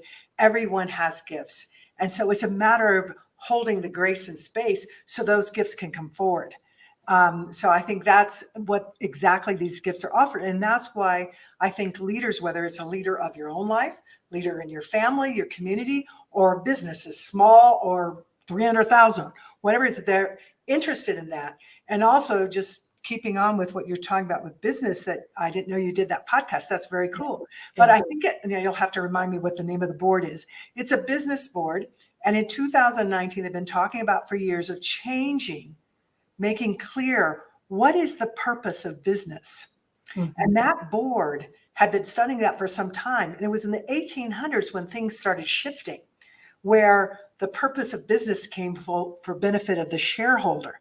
And they changed that in 2019 and said, no. Great. The purpose of business is to benefit the stakeholders. When I hear that, I'm a translator, I see the hoop of life. And that means every being in that string, in that stakeholder circle. So that means the earth and the water, the skies. It means the animals. It means the trees. It means all of us two-leggeds. It doesn't just mean the people who had the funds to put in and be a shareholder. So that's dramatic. And then we add that with, if you are a person who is an entrepreneur, or again, a Fortune 500 leader, what am I supposed to do? How do I do all of this? These 4 gifts are ways to remember. And truly, if you use them, you will discover. So most people, I'll just say, because you were talking about hope, I love hope. In fact, in this room that I'm at, I had a big lesson on hope, and it's in the book, the story of my son who was 15 months old or 18 months old, right in there. And we had a blessing way with a Ute elder, Eddie Box. And my son was still, you could walk and speak and some, but he was still pretty little. And I took his shirt off, and Eddie opened this sacred earth, and my son pushed his hand away and put his hands in there, and he started making markings on his body in a particular way. And I'm looking at him, and Eddie's looking at him like, who is this? And then, but Eddie let him finish and close up, and then he put him down. And then he said, I'm going to go now, and I'm going to drum, and I'm going to chant, and you do what you wish. And so he sat down next to my older son, who was 6 at the time, and little Nico began dancing, but not like you would think a 15 or 18-month-old would. He was dancing, and he was mimicking, like I could see that different animals and different, it was beautiful. And like angels, it was just amazing. And I could hear my son say to Eddie, how does he know to do that? With the 13 of us circled around him, sitting. And Eddie said, it's because the ancestors are with him. Mm-hmm. He's not forgotten. And you haven't either. All you have to do is invite them, and you will remember too. And that's, in a very practical way, these 4 gifts will help you to do that. But people call me in for hope. They call me in for unity, and it's fine. You can start wherever you call. There is no wrong way. The key is to get in action. Right. But what I will also tell them, we will go pretty far. You could have millions of followers. You could have a huge multi-billion-dollar operation. But your vision and that collective vision will only go so far unless you also do your forgiveness and healing work. And lo and behold, now after 20 some years, people come back and say, gosh, I just on my own, I did this other forgiveness piece, and all of a sudden it opened up. Of course, because if we're stuck in the pain, hurts, and mistreatment and don't forgive, then we don't have that energy to use for now and to create what we're envisioning through our hope, what it can happen in unity when we have trust. So each one of these gifts, hey, guess what? Spirit isn't wrong. What they gave to the elders was exactly what we need. And there are many ways. So I'm just offering this as one way. Again, it's not better or less, but it's what I see you all offering here is the many paths that are all ultimately interconnected in terms of love as a foundation, understanding our oneness. So we need to unplug from this harriedness, this divisiveness and anger, and be in gratitude, but also be in collective action to create what it is that is life-giving, what it is that we want for ourselves and for at least 7 generations out. We're the future ancestors now. Wow. So I am curious about current events for you. I mean, I did get to see you, was that last year or the year before? Must have been last year when we did World Unity Week, the Caravan of Unity. Yes, it was. With Peter Milton. It was wonderful. Wasn't it? And beautiful. It was a beautiful thing. I never got to see the video footage of all that, but I'm sure it was amazing. Yes. Well, so how are you seeing, because you are working in business and nonprofits, how are you seeing the your work impacting, or are you seeing a resurgence of interest in it? Yes. Yes, I thought, after I've been had my own business for 45 years, And I thought at some point I'd start slowing down. It's gotten busier. and it feels good. I mean, I have the energy, and I never do any of it alone. The nice thing about bringing together people's hearts, minds, and spirits across cultures all over the world, doing diversity, inclusion, belonging work, is that you don't do it alone. There is no illusion of that. So I'm always with a team of people, and we're bringing all of our gifts and understanding of all the different ways to get there. And so, yeah, no, there's a resurgence. There's also what is happening there, and some people hear them more of saying, well, this is just divisiveness and we don't want that. And it is, I don't care what that board said, that business board, it's still just about profit for the shareholders. We don't care. But, and we're seeing some of those voices right now on what's going on, what's happening with gas and things. But overall, what I see leaders doing and their teams is expecting their organizations to care about the individuals, the communities, the earth.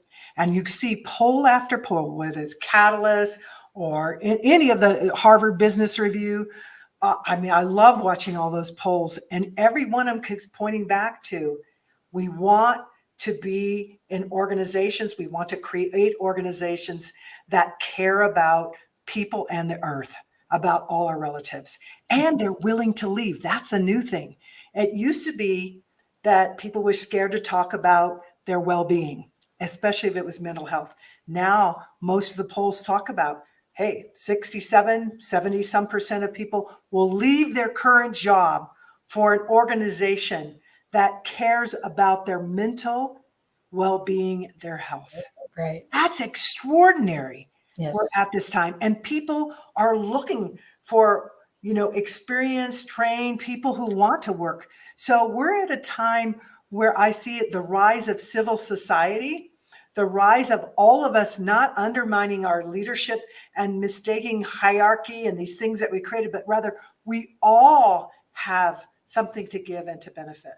So I think this is an extraordinary time for every sector and every system to shift. So whether you're in government or nonprofit, in local community or businesses, small or large, this is a time, an opening. The portals are open. I'm thinking of my ceremonies that I'm part of, or literally we see the portals opening. They're opening to us. And again, it's a matter of choosing. Do we want to be good medicine or bad medicine? I'm not talking about the pharmacy. Good medicine is anyone or anything that puts into alignment the spiritual, mental, emotional, and physical. Bad medicine is anyone or anything that takes that out of alignment. And we are now, with our hearts open, our minds open, listening with the softest part of our ears, being able to see what is destructive and is the old paradigm, and being able to feel the pull to want to be in our wholeness, to want to be part of this hoop that we know can feel good about not only what immediately happens for us, but what we are leaving and be a benefit to future generations. And wow, every morning I wake up just very excited about it's another day. And my kids tease me because I've been growing up. They would say, I think you're the only mom who wakes up as fixing breakfast and say, wow, it's another great day. I wonder what I'm going to forgive today. And they go, let's talk about that hope and unity, because see, the book only came out in 2017, but I was talking about it back in the 90s all the way through. So they're very privy to it. And I'm very excited about that and how they're living their lives. What is exciting is I haven't been in corporate America for over 20 years, but I had the experience of running the change enablement group at Arthur Andersen. And I had 80 people below me. And there was a lot of lip service. There was a lot of lip service to working single mothers, which I was. And I'm highly sensitive, so it was torturous a lot because of the competition. And so I love the idea that there's a softer, kinder future that's possible for these people that really are helping turn the ship around, and that there may be a model like the circle or like other business concepts that help people clear their own obscurations to who they are, because that's what these 4 sacred gifts do, is they help you clean up, to bring back your wholeness, the things that have been broken. You pull that back together, and it not only pulling it back together, you realize as you do that, it's not just you doing that, because you begin to see through the illusion that we don't do anything by ourselves. Nothing. We don't breathe by ourselves. I'm looking out. It's a little dark here, but I can still see the trees right outside the window. Thank you. You know, you're taking the carbon and giving me oxygen. There's a reciprocity that's happening. So what you described, that was, it still exists. I'm not going to, you know, we have to be truthful to each other. It still exists in places, but at the same time, along with that, we see women rising, maybe not fast enough. We see people of color rising. My son just got a job where they give 4 months, it's either 4 to 6 months, I want to get it right, of paternity leave. We're not even talking maternity, the paternity leave. And that's why we moved there. Yeah, he'd been looking to go there. He's like, you know, I'm going to want to be a father. He's 30. At some point, I'm going to be a father. My wife and I will want to, but I want to not be one of those leaders who say, oh, I'm on my 3rd marriage, and oh, I never met any of my kids' birthdays. You know, that's a great loss, and not a modeling of how we can be. And even with this lockdown that happened for a period of time, that was very insightful, because the fear was, and it's coming out of a control mentality, oh, people aren't going to produce. They're going to be at home. They're going to do other things. Across the board, businesses had higher productivity than ever, which is changing all this thing. Why do we have to build all these big buildings? We can still create culture, but how do we do that with periodically coming together, but hold that culture to be true and strong when we're not, when we're in a virtual space? So lots of things are shifting. And I'm of the mindset and seeing what's happening and seeing some boards like, I'm just going to go ahead and name, like Hewlett-Packard. You know, they have one of the most diverse high-tech boards, mainly women and people of color. And they're doing amazing. And do they have problems? I'm sure they do, like all businesses do. But they're also modeling that, wait a minute, this filters all the way down and up, and we can do it a different way. And when the pandemic happened, they and on some other high tech, instead of saying, oh, we can't do internships this summer, they multiplied the number of internships. Where they had 400, they did 1,200. They did them virtually, but they went bigger. That's what we need. We need to stop holding ourselves in these small places.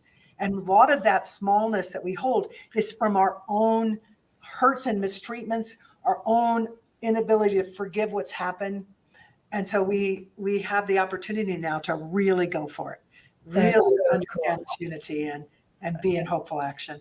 The cats keep going, and I have 2 of them. If you're wondering why they keep along here, Catherine, they're part of. You know, I always loved it when I work with nonprofits, especially women's, and they bring the kids along, and not just the 4-leggeds. They bring the children. The children start crying. We can still keep working. Somebody take care of. You know, again, there's all sorts of ways to be in community, and that's what we need to awaken. Yes. We're in exciting times.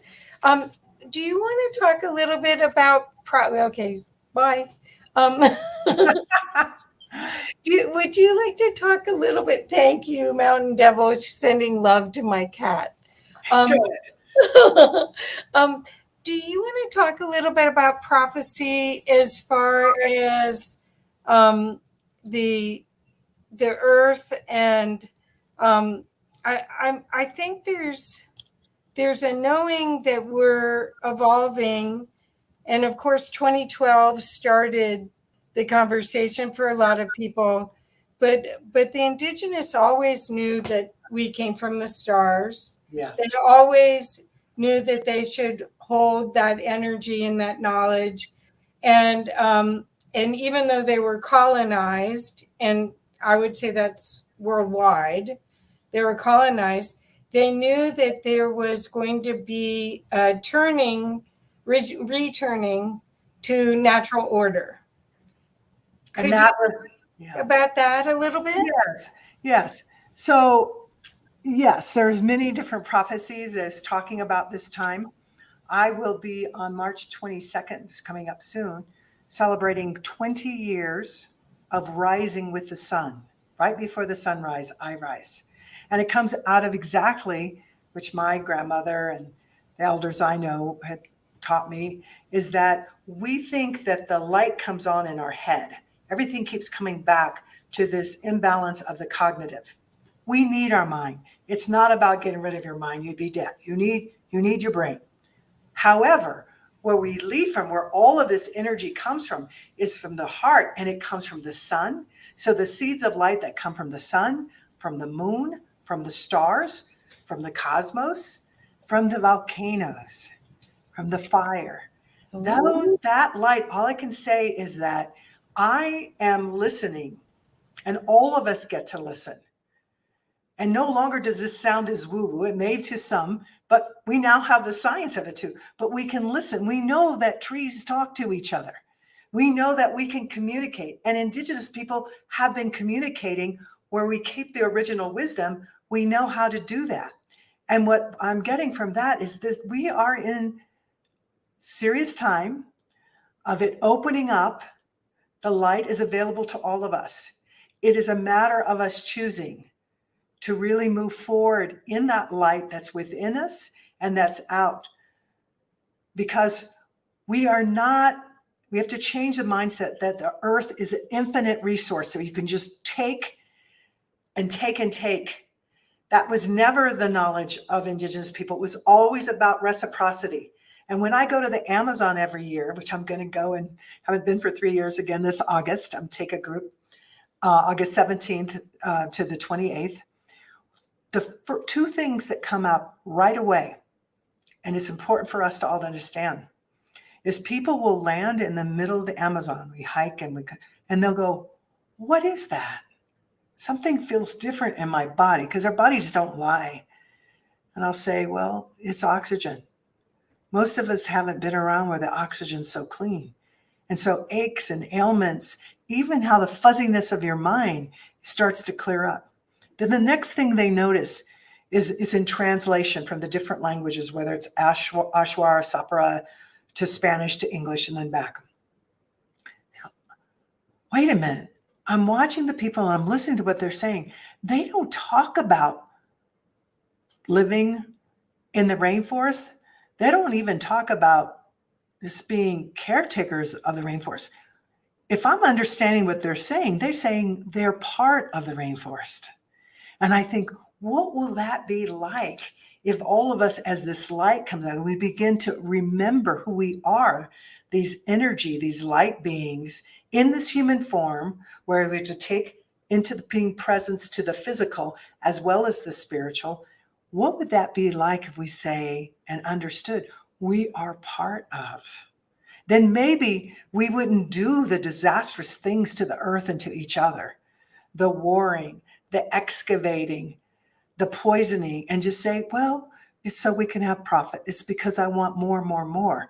We're beginning to understand, and the voices of the young people are coming through strong, that what is sufficient? What is enough? And you begin to see the freedom, just like the people who go on the journey that freak out at first, because like, what do you mean we're not going to be able to use internet, have our cell phones? You can take pictures, but you don't have any. And within, usually it's 8 hours, some that are even more addicted, it takes 2 days, and they're just like, freedom. Oh my gosh, I'm listening. I hear things in a different way. I'm listening to my own knowing that I wasn't listening to before. And so we can immerse ourselves without all of us going to the Amazon.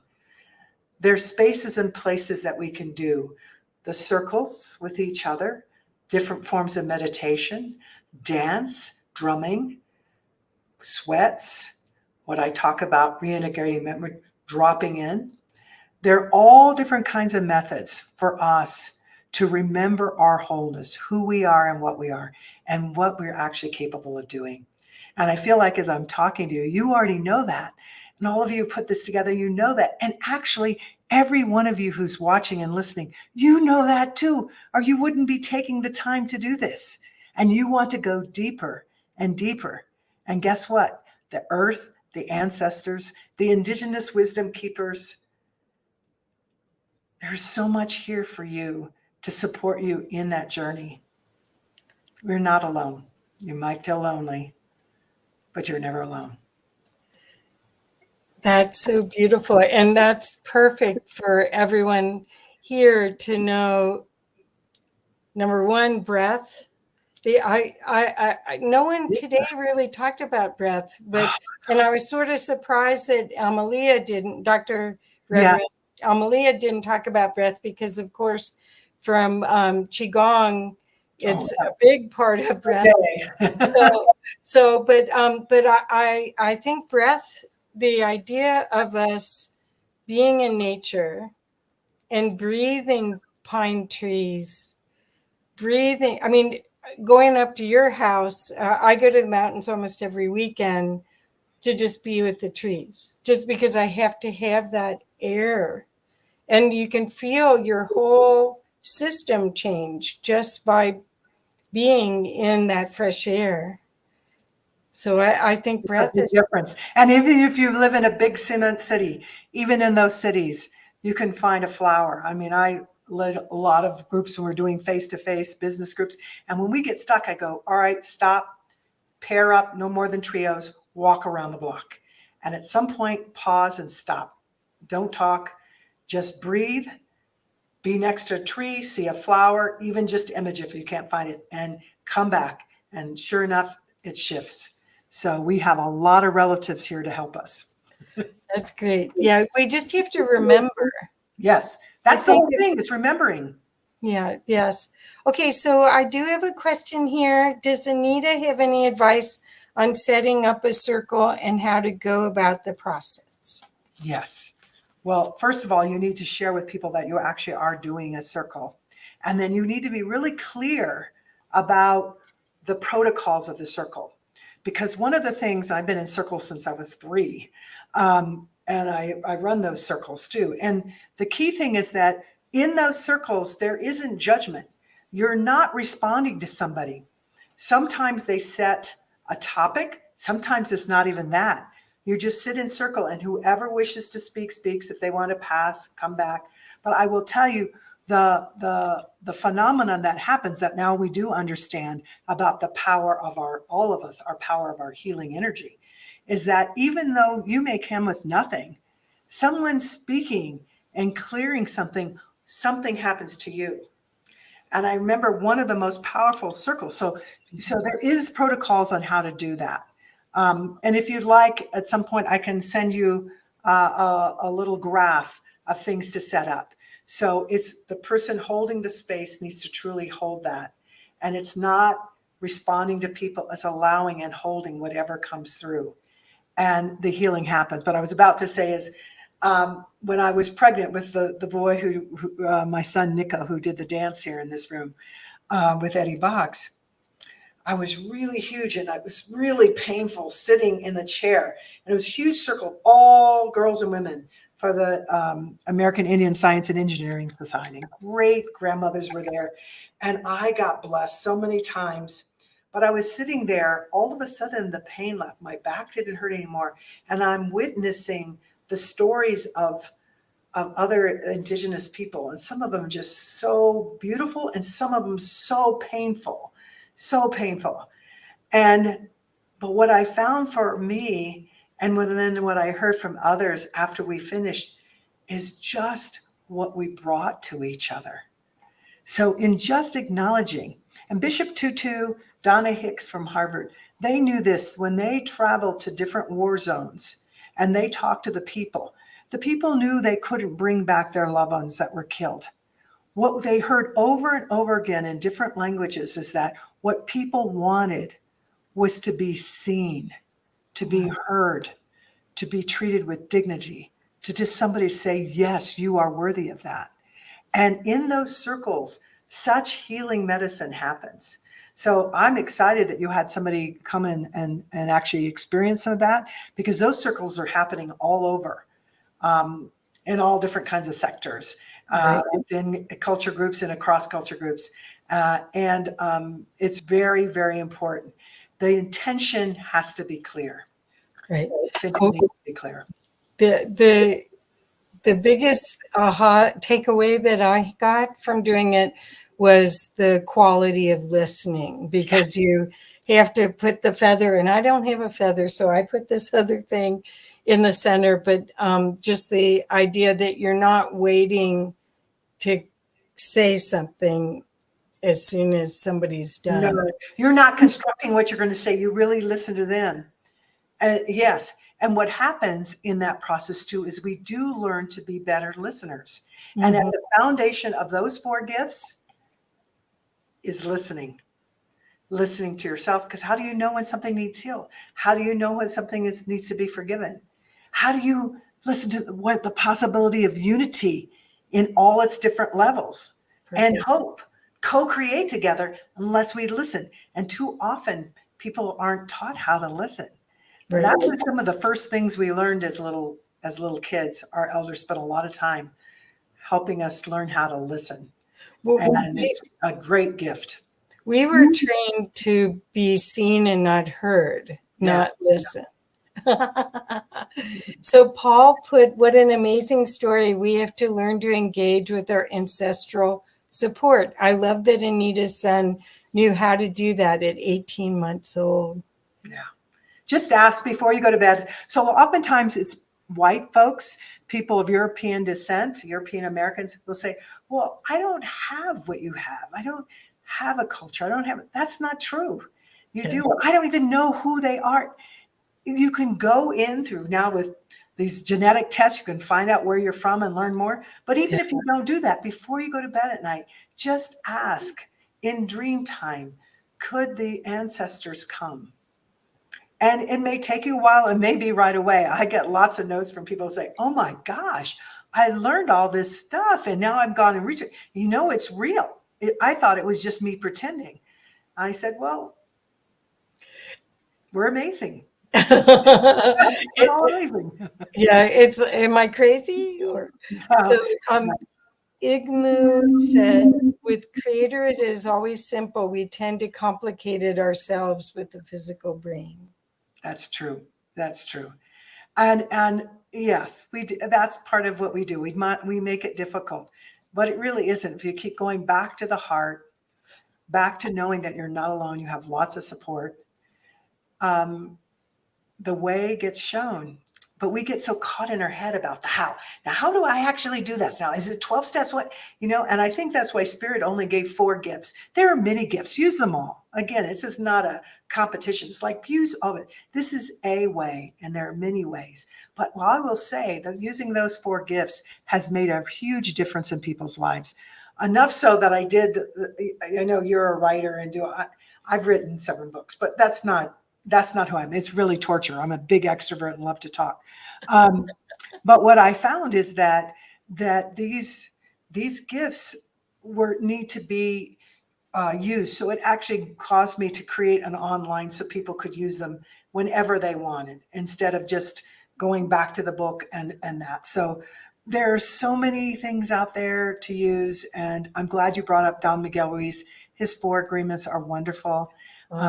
I have a quick story if I could share it. I think people, because a lot of times people think, well, they know how something's going to happen. So how that book came to be is I started writing it in 2013. And it was my mom. I had promised my mom I'd write her book. And I took a few years to just grieve her loss. She was so important in my life. And then I started writing, but her book wasn't coming through. And I then asked her, I know you'll forgive me. I'll write your book later, but my book is coming through. So I wrote, and then I got hassled and got it caught in my brain. Anyway, I am a member of the Transformational Leadership Council with people like Jack Canfield, Marianne Williams, and other people like that. And every year we meet twice, and we allow a few presentations. And I submitted, and I said, I want to talk about the 4 gifts and share about my life of the 9 years of abuse that I had as a child, about the murder of my father, which was race related. He was dark skinned and he was at the wrong place where a white man and a black man had an argument. The white man returned and just saw my father's dark skin and killed him.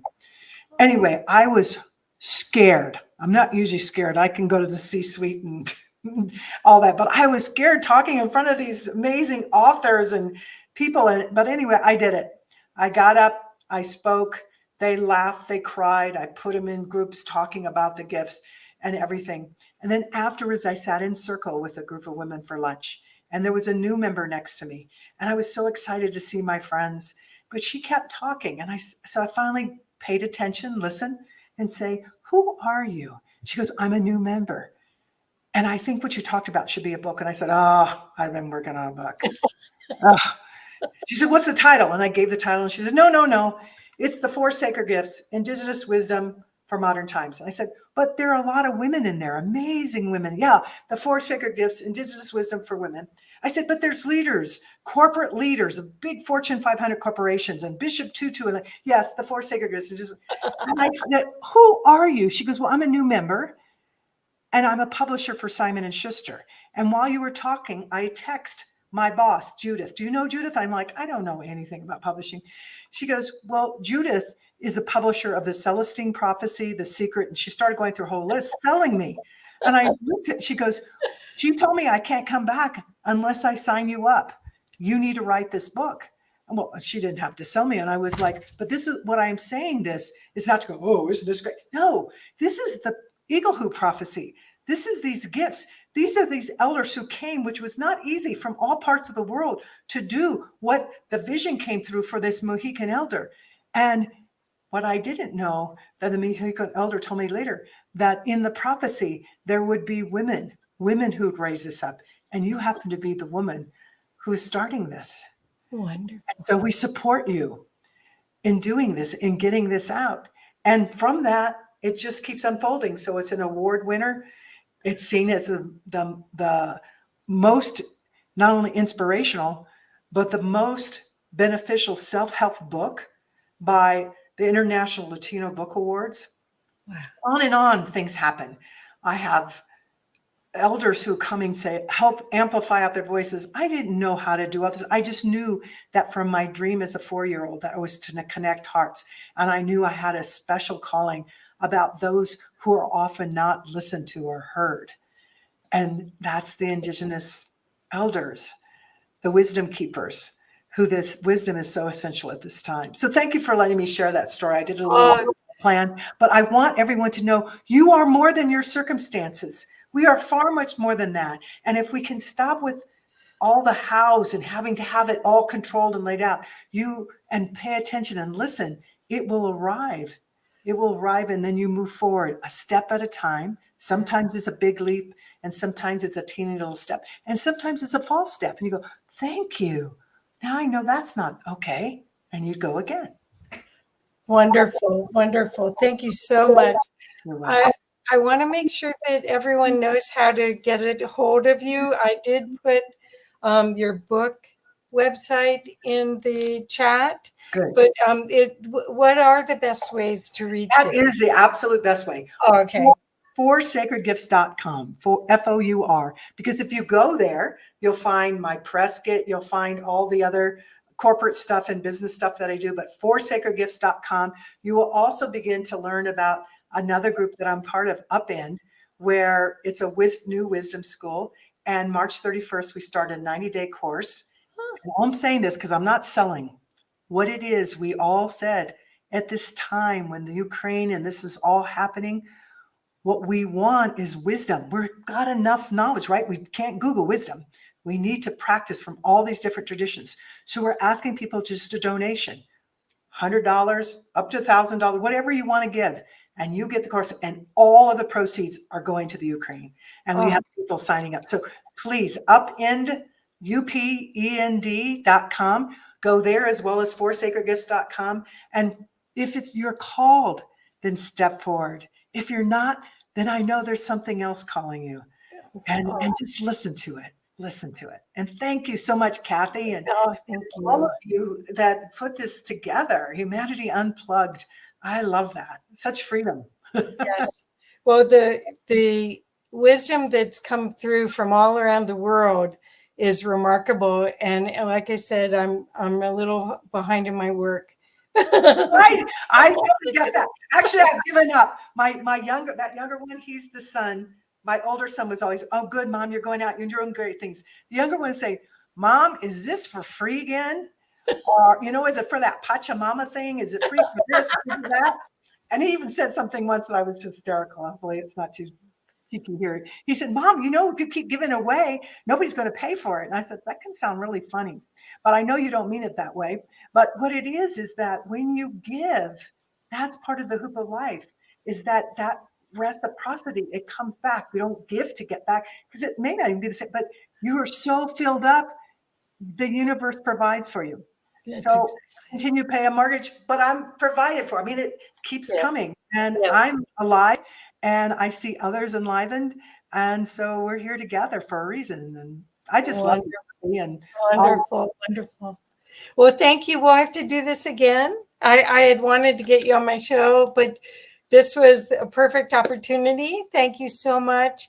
And again, everyone, please do yourself a favor and check out this book. You can get it on Kindle, or I got it at the library for Sacred Gifts.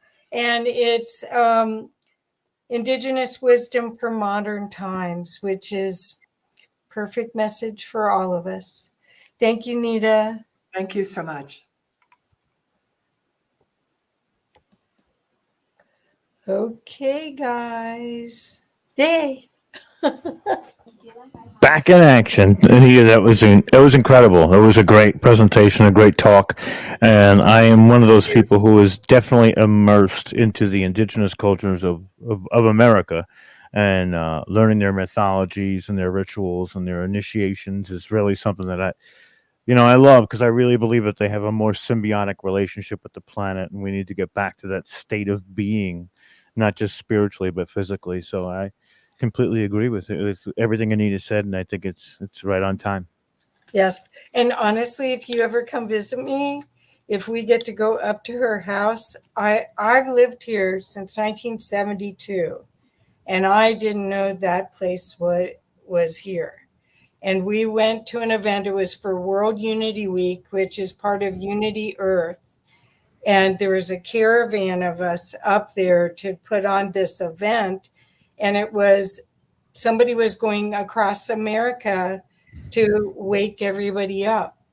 And Wow. so we were filming up there, and I drove up and went, oh my God, I had no idea this was here. It was almost a 360-degree view from a mountain to other mountains all around it. It's like she lives in heaven. Beautiful. That's next on the list for us too, is doing the live events. We're going to be doing live and online events simultaneously and separately as well. I know Catalina. Peru. Catalina sounds really good. Catalina's ringing in my ears, and that looks really I think good. I'm already there, like Paul Wallace said. Well, thank you so much for letting me bring people to this party.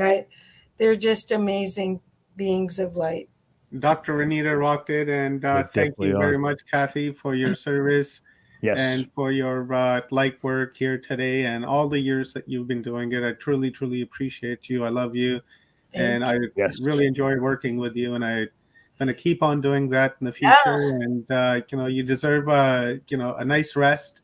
You've been busy since this morning, so you deserve it. Everybody in the comments, let's see some love for Kathy, and visit her website. You guys got to do that. And thank you, Kathy. Let's bring our next speaker on. Thank you, guys. Thank you, Kathy. We'll bring our next speaker on, Carrie-Anne Feilds. This lady rocks. I love her so much, and she's a star sister, and I've learned so much from her.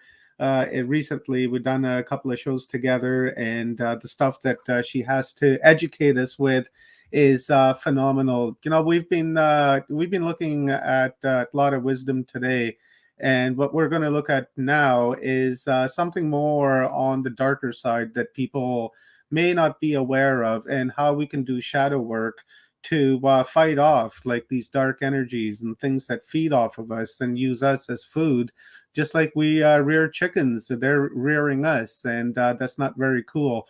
So I'm going to bring Carrie-Anne on, and she's got a wonderful presentation for us.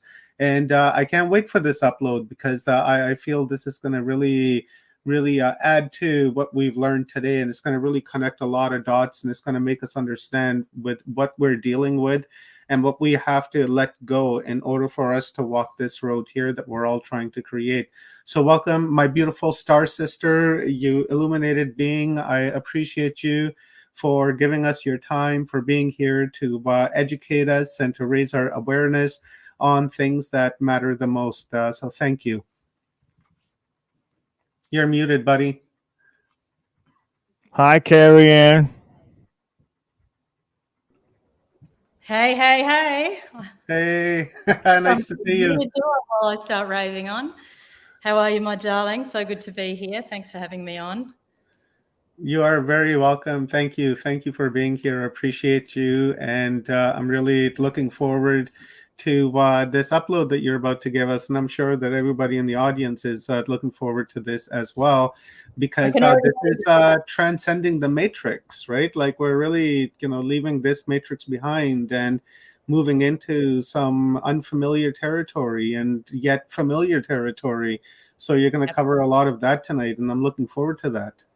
Yeah, perfect. I can already see a comment, cosmic plasma parasites, which sums it up perfectly, that there really is a egregore energy that we have created for ourselves through our history of ego and taking power off each other and lies and deception and manipulation. And it does create the egregore. It creates the force field that comes back to devour us. So we're definitely going to dive deep into the murky waters and look at the archon forces, which sit in the lower astral realm. And the astral realm really overlays this third dimensional realm. We'll say that the astral realm is the fourth dimension, and in a way it can create a bridge from 3D to 5D. So we'll be exploring concepts of multidimensionality today, which, in order to transcend the matrix, we need to be aware that we are in fact a multidimensional being. We need to be aware that we come direct from source code, God, goddess energy, however you term that, omnipotent, omniscient energy. That essentially is who we are. And we chose this perfect galactic story for ourselves to move into a descension timeline. And we sit really at the base of the descended timeline here on Earth in the third dimension. We have concepts of 2D and 1D as well. 1D is that beautiful crystalline earth core of Mother Earth. 2D is the beautiful telluric forces for those who are into the mystical realms, the fairies and the hobbits and all of these elementals that sit in that space. We might say that the animals are part of 2D or maybe 3D. So we can't say definitively what sits in what dimension, but we certainly need to have a concept of dimensionality and the multi ways that we can access different dimensions. Therefore, if we can access different dimensions, what we're about to explore today won't take us down, won't take our energy into doom and gloom, because it's really essential that as we explore this darkness, that we don't feed what we call loot. I'm going to see if I can upload my slides here. Let's see. Look at that. That's worked. So wonderful, Omar. I think that's me doing it now, so you may not need to, Omar. Let's see. We just lost them. I think that was me, Carrie. I thought that was a cue for me to toss it up. But you got it right there, so I'll add it right there. There you go. All right, darling. Perfect. Yeah, I hit the wrong one. Sorry. Well, let's see if I can do the controls. Otherwise, I'll call you in, brother. So we want to look at transcending the matrix, the multidimensional realms that we all come from, and really we have to accept that there's two things going on for humanity at the moment. I love the theme of this whole event, which is Humanity Unplugged, and it really speaks to what's happening when we transcend the matrix. But the two things that are going on for humanity are the matrix awakening and also the spiritual awakening. Now, many people listening will have been through a spiritual awakening already. And so you are aware of how the energy, to simplify it, of love is what heals all. It is the highest power that we can tap into. Love, light, light, love, however you want to call that. It is who we are. And so we must accept that if that's who we are, we even created the dark matrix for ourselves as part of our galactic story, as part of our galactic game. As we moved into the lowest point of dissension, we created the ultimate opponent, the ultimate villain. It is an aspect of ourselves. And when we accept responsibility for it, we remain in command of it. If we don't accept responsibility for us, it continues to have power over us, and we feel that we are completely helpless to it. So we learn to glitch the matrix, knowing that we are the creator experiencing our own creation. You must accept that as the basic premise in all aspects of your life, because if we don't, we render ourselves the victim. We render ourselves powerless to know how to change what has become. I guess I feel we're at the lowest point of dissension. There is so much chaos in the 3D external environment at the moment. We've been in a place of isolation and lockdown for the last 2 years. We are now seeing wars erupting. Of course, wars have been on the planet for thousands of years, but it seems to be shoved in our face more and more and more. We're seeing, I'm Australian, we're seeing in Australia there floods. Maybe it's been weather manipulated.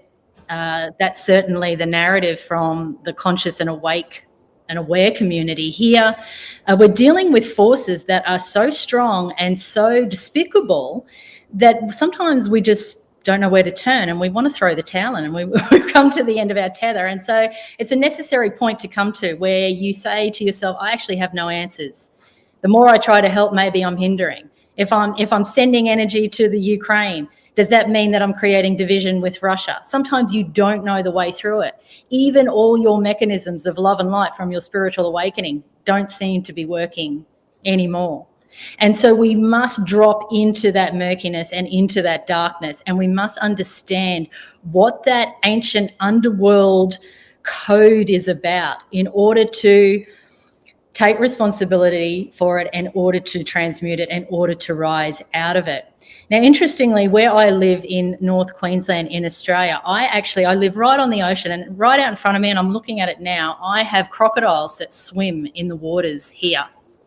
And there are many times that I have to force myself to go walking on the beach when the neighbours have told me, yep, there's been a croc sighting, yep, the crocodile even came onto the shore. And I go down onto the beach and I make myself walk that beach, because it is the facing of my primal fears as part of my spiritual initiation, to trust and know that I can be with these ancient beasts, these reptilian creatures, and to know that no harm will come to me. Because if I don't face it, if I don't go there, then something forms in my consciousness of avoidance, of separation, of being consumed with hypervigilance and fear. And so these are not easy practices to do. I get an opportunity to do it raw and real, in nature.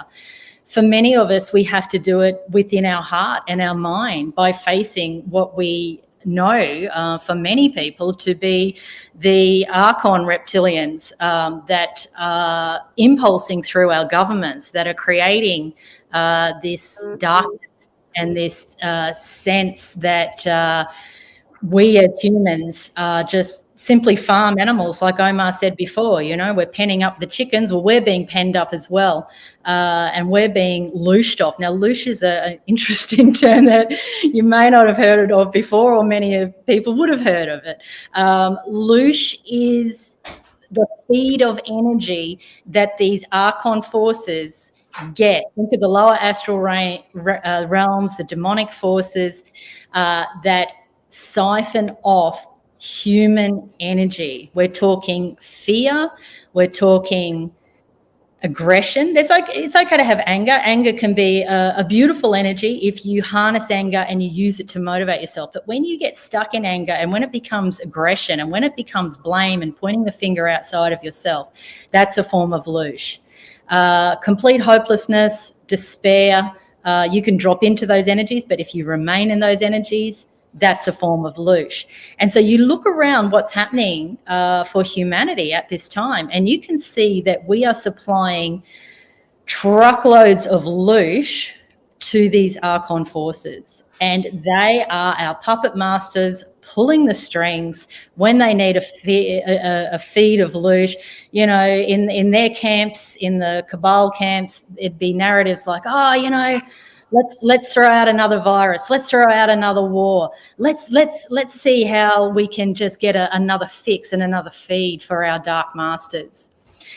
And some people listening, if this is very new to you, you'll think, wow, that's really supernatural. How is that even possible? For others of you who've been on this journey for a long time, you absolutely know that it's real and this is what's happening.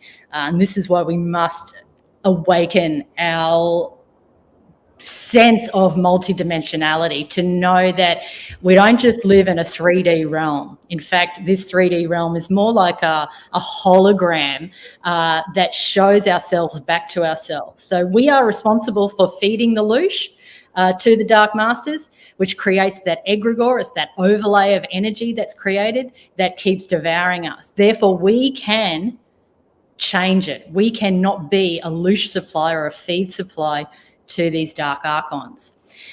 This can be quite a task for many people, because if you're plugged into mainstream media, if you've turned off mainstream media, but the people in your close circles just want to keep telling you what's going on in the world as if it's the truth, you can be very susceptible to getting caught back in the loosh cycle, the fear cycle. How can you transcend? How can you transcend that dark overlay matrix? So just as I was coming into this live, I heard Anita talk about breath work. So one of my trades is as a yoga teacher, and breath work, I would say, is possibly the highest skill that you can cultivate, to pause in the moment, to close your eyes, to feel your breath. And for anyone listening right now, I invite you to do that, to place your hands on your lower belly, to breathe from your lower belly up to your collarbones and then back down again, and to get into that rhythmic breath, because that is a portal into the inner self. And the inner self sits in a place always of trust in that highest frequency of energy that we all come from. We are God, Goddess, source code. We cannot be anything else. We have to remember that we created the video game as the God, Goddess energy. We are experiencing the video game as the human in the 3D. And we have the remote control of the video game in order to transcend any time out of an experience that we don't wish to have here in this 3D hologram, because it's our creation. We are the creator experiencing our own creation. So are we going to let forces outside of ourselves dictate what this creation will be? Or are we going to take control of that remote control? And are we going to breathe? And are we going to move inward? And are we going to close our eyes? And are we going to activate then our own third eye portal? If you look inwards and upwards into your third eye as you sit here and breathe, can you see that that's a creation center? That's a cinematic lens. That's your own inner movie. There you can broadcast at any time what you want to experience here in the 3D via that inner technology. Now, every human has got that inner technology, and it's beyond powerful. The human brain is 1,000,000 times more powerful than any AI quantum computer. And yet we keep giving our power over to that AI, thinking that it's clever, thinking that it's going to solve all of humanity's calamities. But it's not, because the forces that create the clever technology are also the forces that create the calamities. Now, there is a good use of technology, so I'm not going to throw the baby out with the bathwater. There absolutely is. And if you're multidimensional already and you understand what goes on different star systems, you know there's a beautiful use of technology. So we can maintain that technology but we have to know what we're using it for. Intention really is everything. But never negate your own personal technology as the highest form of technology. The human is here now, coming through this dissension, through, as Steiner talks about, the spheres of consciousness. We hit Earth and then we move through the ascension timeline. We move up through the Jupiter, Venus and Vulcan spheres. And we don't have time to get into that today so much, but just know that what's available for those who are of loving kindness is that you'll move through into the ascension timeline. When you move into the ascension timeline, you'll have concepts, and you'll see it in the lightworker communities, talking about the 5D Earth, New Earth, Age of Aquarius, Golden Age, Golden Era. All of these concepts are like key codes to you that awaken you really at a DNA level and support you to move through the ascension timeline. What happens to people who have malevolent intentions? Well, according to Steiner, they drop into what's called the 8th sphere. It's a sphere that sits below the Earth sphere. It's where they go really to have to learn some very, very powerful lessons about how their energy impacts the whole and how their forces of destruction cannot work. And so we might use terms like karma to describe what's going on for those regressive or divergent souls who really, instead of doing the inner work and moving through the ascension timeline, have decided that they're just going to rob energy off people. And so this is, again, the Archon forces, but you see it here in the 3D as well, through the government, through many people you would know in your life who just won't do the inner work, who just are hell-bent on destruction. This 3D realm, is set up in many ways of a dog-eat-dog consciousness, a ruthless consciousness. So people who buy into that and exercise their free will in that way to take power off others, well, they're going to go round again. They're going to go into maybe what we'll call another galactic cycle of the third dimensional universal life lessons. That's a perfect experience because they haven't become attuned enough to the love consciousness to want to move into the ascension timeline. So from a higher perspective, it's all perfect. From the perspective of the human, what we're experiencing right now, there's a lot of anguish and a lot of grief. We're looking, I brought up on the slide here, the solar flares. Now, interestingly, just earlier this week, we had a gigantic solar flare or coronal mass ejection. It comes from our central sun and it creates huge disruption in the Earth's electromagnetic field. Now, of course, because we are one with Gaia, we are one with the Earth, we feel that same disruption. And so we can be very irritable. We can experience a lot of disturbance in our dreams. Our perhaps nightmares are coming to the surface. The body can respond in ways that we feel like we're spinning a little bit of vertigo type symptoms. Different things for different people. And interestingly, if you are a vibrational match to the sun codes that are coming through at the moment, you actually can ride these solar flares like waves because they're solar waves, and you can allow that energy to assist you to upgrade in consciousness. For other people, it exposes their darkness so much, because what does light do? It exposes the darkness, doesn't it? It exposes their darkness so much that they really flail at this time. They're not sure where to put their energy, how to navigate through this particular time. But for anyone who's listening here, I know you wouldn't be drawn or gravitate towards an event like this unless you were a vibrational match to the kind of conversations that are going on here, and therefore to what the sun is giving you at the moment. Whilst it is disruptive, it's almost like a dark night of the soul, I guess. The purging that comes when the light shines that brightly on you gives you a way to just clean house, clean out of your consciousness whatever is no longer serving your higher good. Move yourself into alignment with the central sun, which is really just a portal for the divine energy. So you're moving into alignment with divinity. You're saying, I capitulate my ego. I capitulate what is representative of those archon forces, the lies, the manipulation, thinking that no one sees when, I think I can get away with something. No, you can't get away with anything that is not coming from the highest integrity or dignity. No, you cannot. Everything is seen by the divine. And remember, you are the divine yourself. So you, in a higher perspective, don't even want yourself to get away with some of your scams and lies and manipulations and thinking you can get ahead by treading on someone else. No, that will not work anymore. And the more these solar flares come in, the more you are going to find that karmic repercussion of you taking the low road is going to just be like a slap in the face. We are aligning with the Christ consciousness. And I'm not talking about the beautiful human Jesus here. I'm talking about the Christ consciousness. It's a stream of light consciousness that we can all choose to align with. And we can have that sense of crystalline or Christalign here also in the earth grid.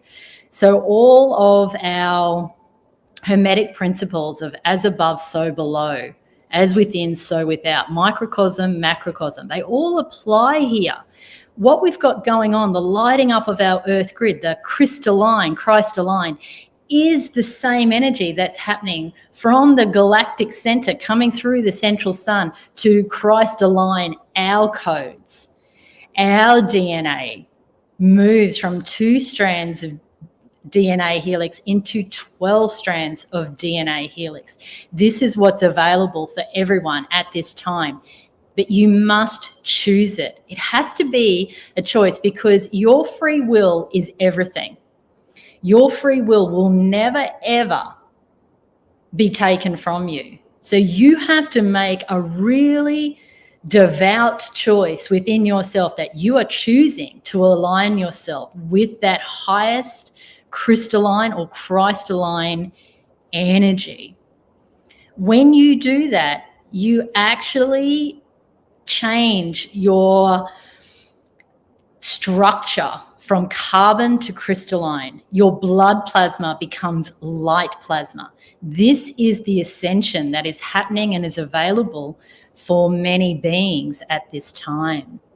And this is lovely. And I dare say you would have heard beautiful friends of mine, Stephen and Evan Strong. I'm sure they have already spoken about these concepts today or in other talks that they've done in this event or other times you've heard them talk here on the Watchers Talk channel. And they talk about the Hopi prophecy and the 2 world split and these concepts because our Indigenous brothers and sisters have been speaking to end of days prophecy for a long, long time. They know what is happening.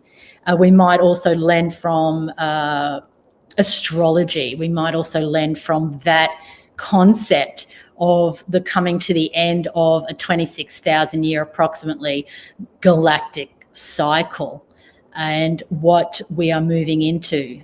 Dolores Cannon is another one to look at and explore, and all of the regressions that she did with thousands of clients, the hypnosis that she put them under, who all came through with a similar narrative that we are moving from the 3D operating consciousness into the 5D operating consciousness. So we are stepping into 5D Earth.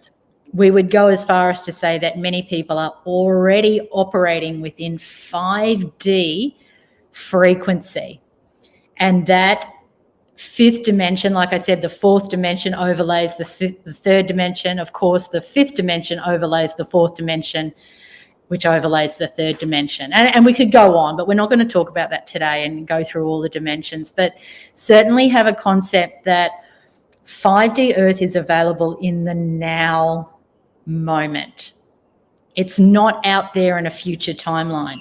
You are anchoring it in the now moment. You are claiming it in the now moment, because there is only ever the now moment.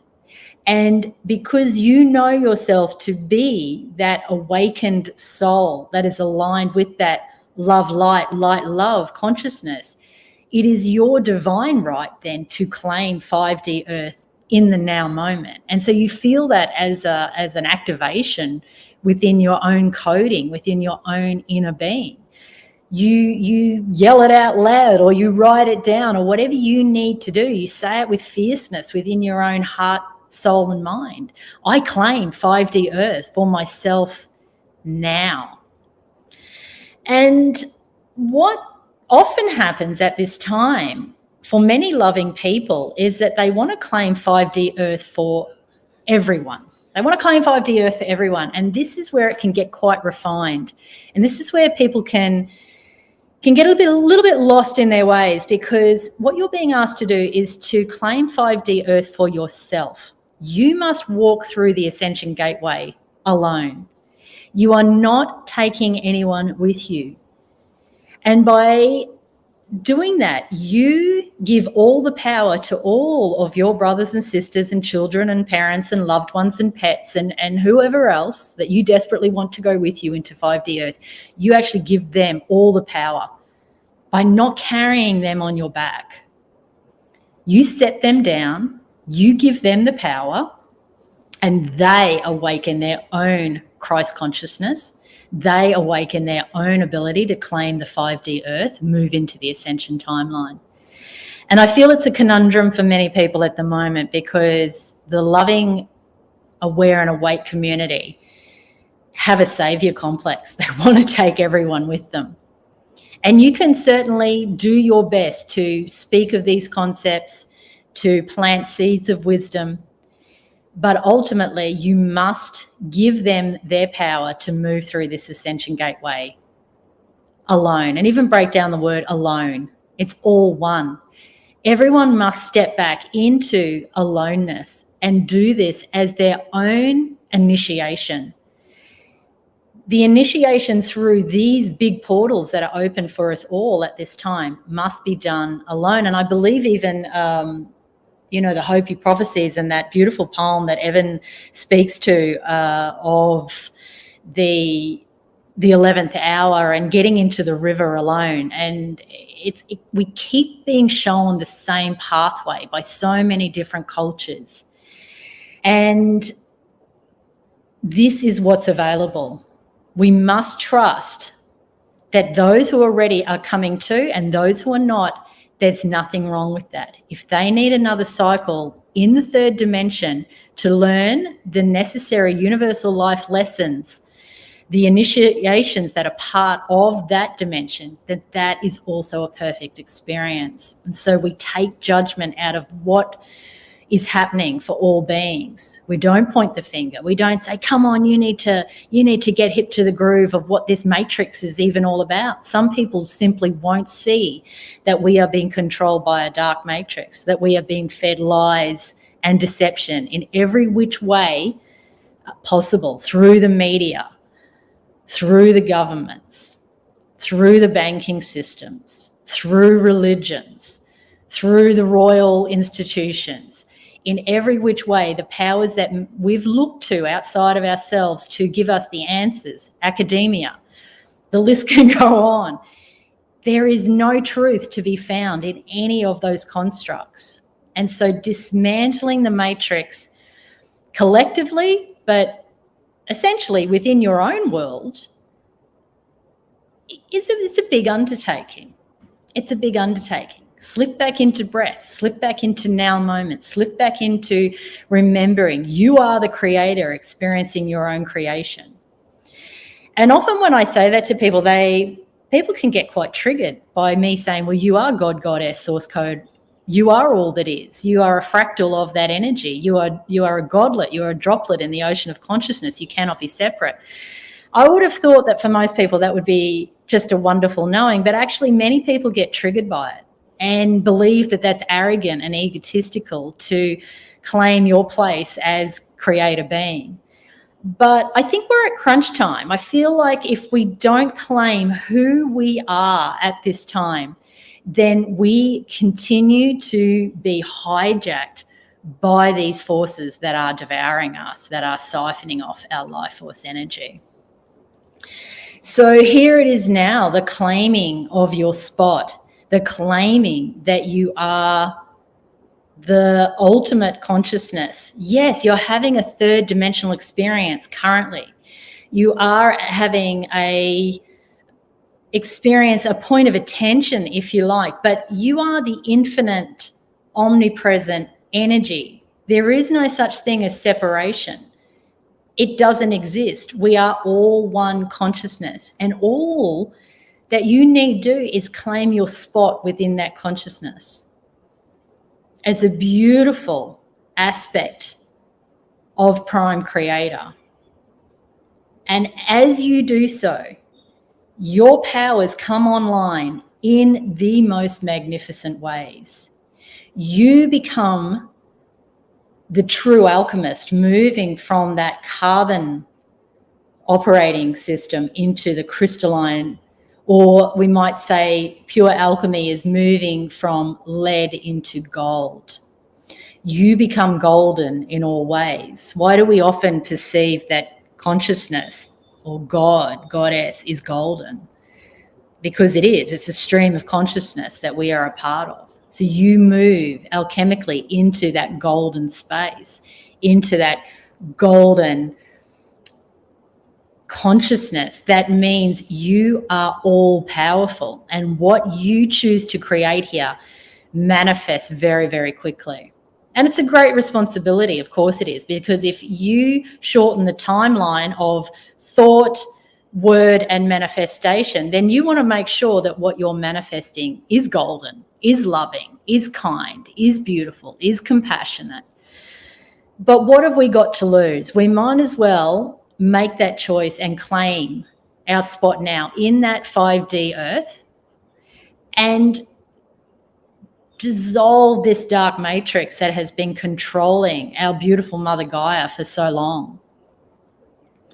To really know that we have that much power and beyond. Remember what I said, your human brain is 1,000,000 times more powerful than any quantum computer.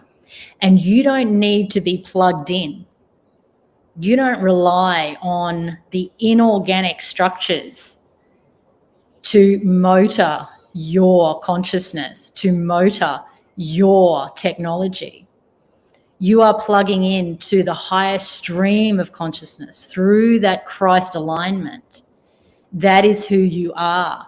And so your supernatural powers are about to come online like you've never had them before. Many people listening would have had supernatural powers come online already.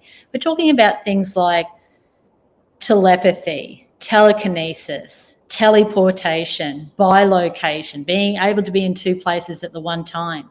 Anyone who has already become adept in astral travel will know what I'm talking about. You can be laying on your bed with your eyes closed, seemingly just looking like you're meditating, but you have gone through the portal of your own third eye and you've gone out into the astral planes, and you see so clearly what's happening in those astral planes. You see those demonic forces, but you also see all of the light beings, the fairies and the unicorns and the magical dragons, and this realm of energy that we can tap into. You look at children and how, I've got the picture of the children here walking into the 5D earth. Children know all these things. Why is it that we knock that mysticism and awareness out of our children? We say, oh, that's not real. Your imaginary friends aren't real. Of course it's real. They're still operating in the fourth dimension. That's why children can lay down and be off on an inner adventure for hours on end, because they haven't cut themselves off from magic. We are here to live within magic. It is who we are as the creator or the creatrix. We are that energy. We cannot be anything else. So let's play in the energy realms again, in the fourth dimension, knowing that pre-matter realm creates matter. That energy realm of fourth dimension overlays this realm of third dimension, and it creates our manifestation. It creates what we experience here. So be aware you can bilocate right now just by choosing to do so. It's not woo-woo. It's not out there. At any time when you wake up, before you go to sleep, give it a go. You might think, oh, I'm imagining it. And that's the point. You are imagining it. That's how you astral travel. That's how you astral journey. That's how you then start recreating in the hologram that you are. Remember, you're the avatar here. You are the one in the video game, but you have the remote control. And you have to remember every step of the way, you created the video game. It's all perfect. It's sheer brilliance, your sheer brilliance in what you created for yourself. And all of the chaos and all of the destruction and all of the melancholy and all of these things that have been plaguing humanity and ourselves for so long will dissolve, because it is just energy. That's all that it is. Sometimes we take the video game here too seriously. We think, oh, it's so real. It is real in some sense. We feel emotion. We stub our toe. It hurts. We get sick. We have illness. It seems very real, but we created it for ourselves, never to be stuck, held, or trapped in any situation ever. There will always be a new moment. There will always be another opportunity. The universe is in a constant state of flux. You can't be trapped in any scenario, situation, or experience. It doesn't exist. It's never existed. It won't exist. So it's up to you to be the commander of that experience, because at the moment there are forces that are commanding what we're experiencing here on Earth, and it has to absolutely stop. It has to stop now. We have to say that's enough. We have to, yes, maintain our love-light consciousness, but we have to get fierce, really fierce. And we have to say, every time that dark energy comes around, I do not consent. You are not part of my creation. You are not welcome in my orbit. You will step back. I am more powerful than you. I outrank you in dimensional consciousness, because remember, those archons are sitting only in the fourth dimension. You're at least a 12th dimensional being and beyond, you know, we're talking about esoterica, difficult to describe what the higher dimensions are, how many dimensions there are.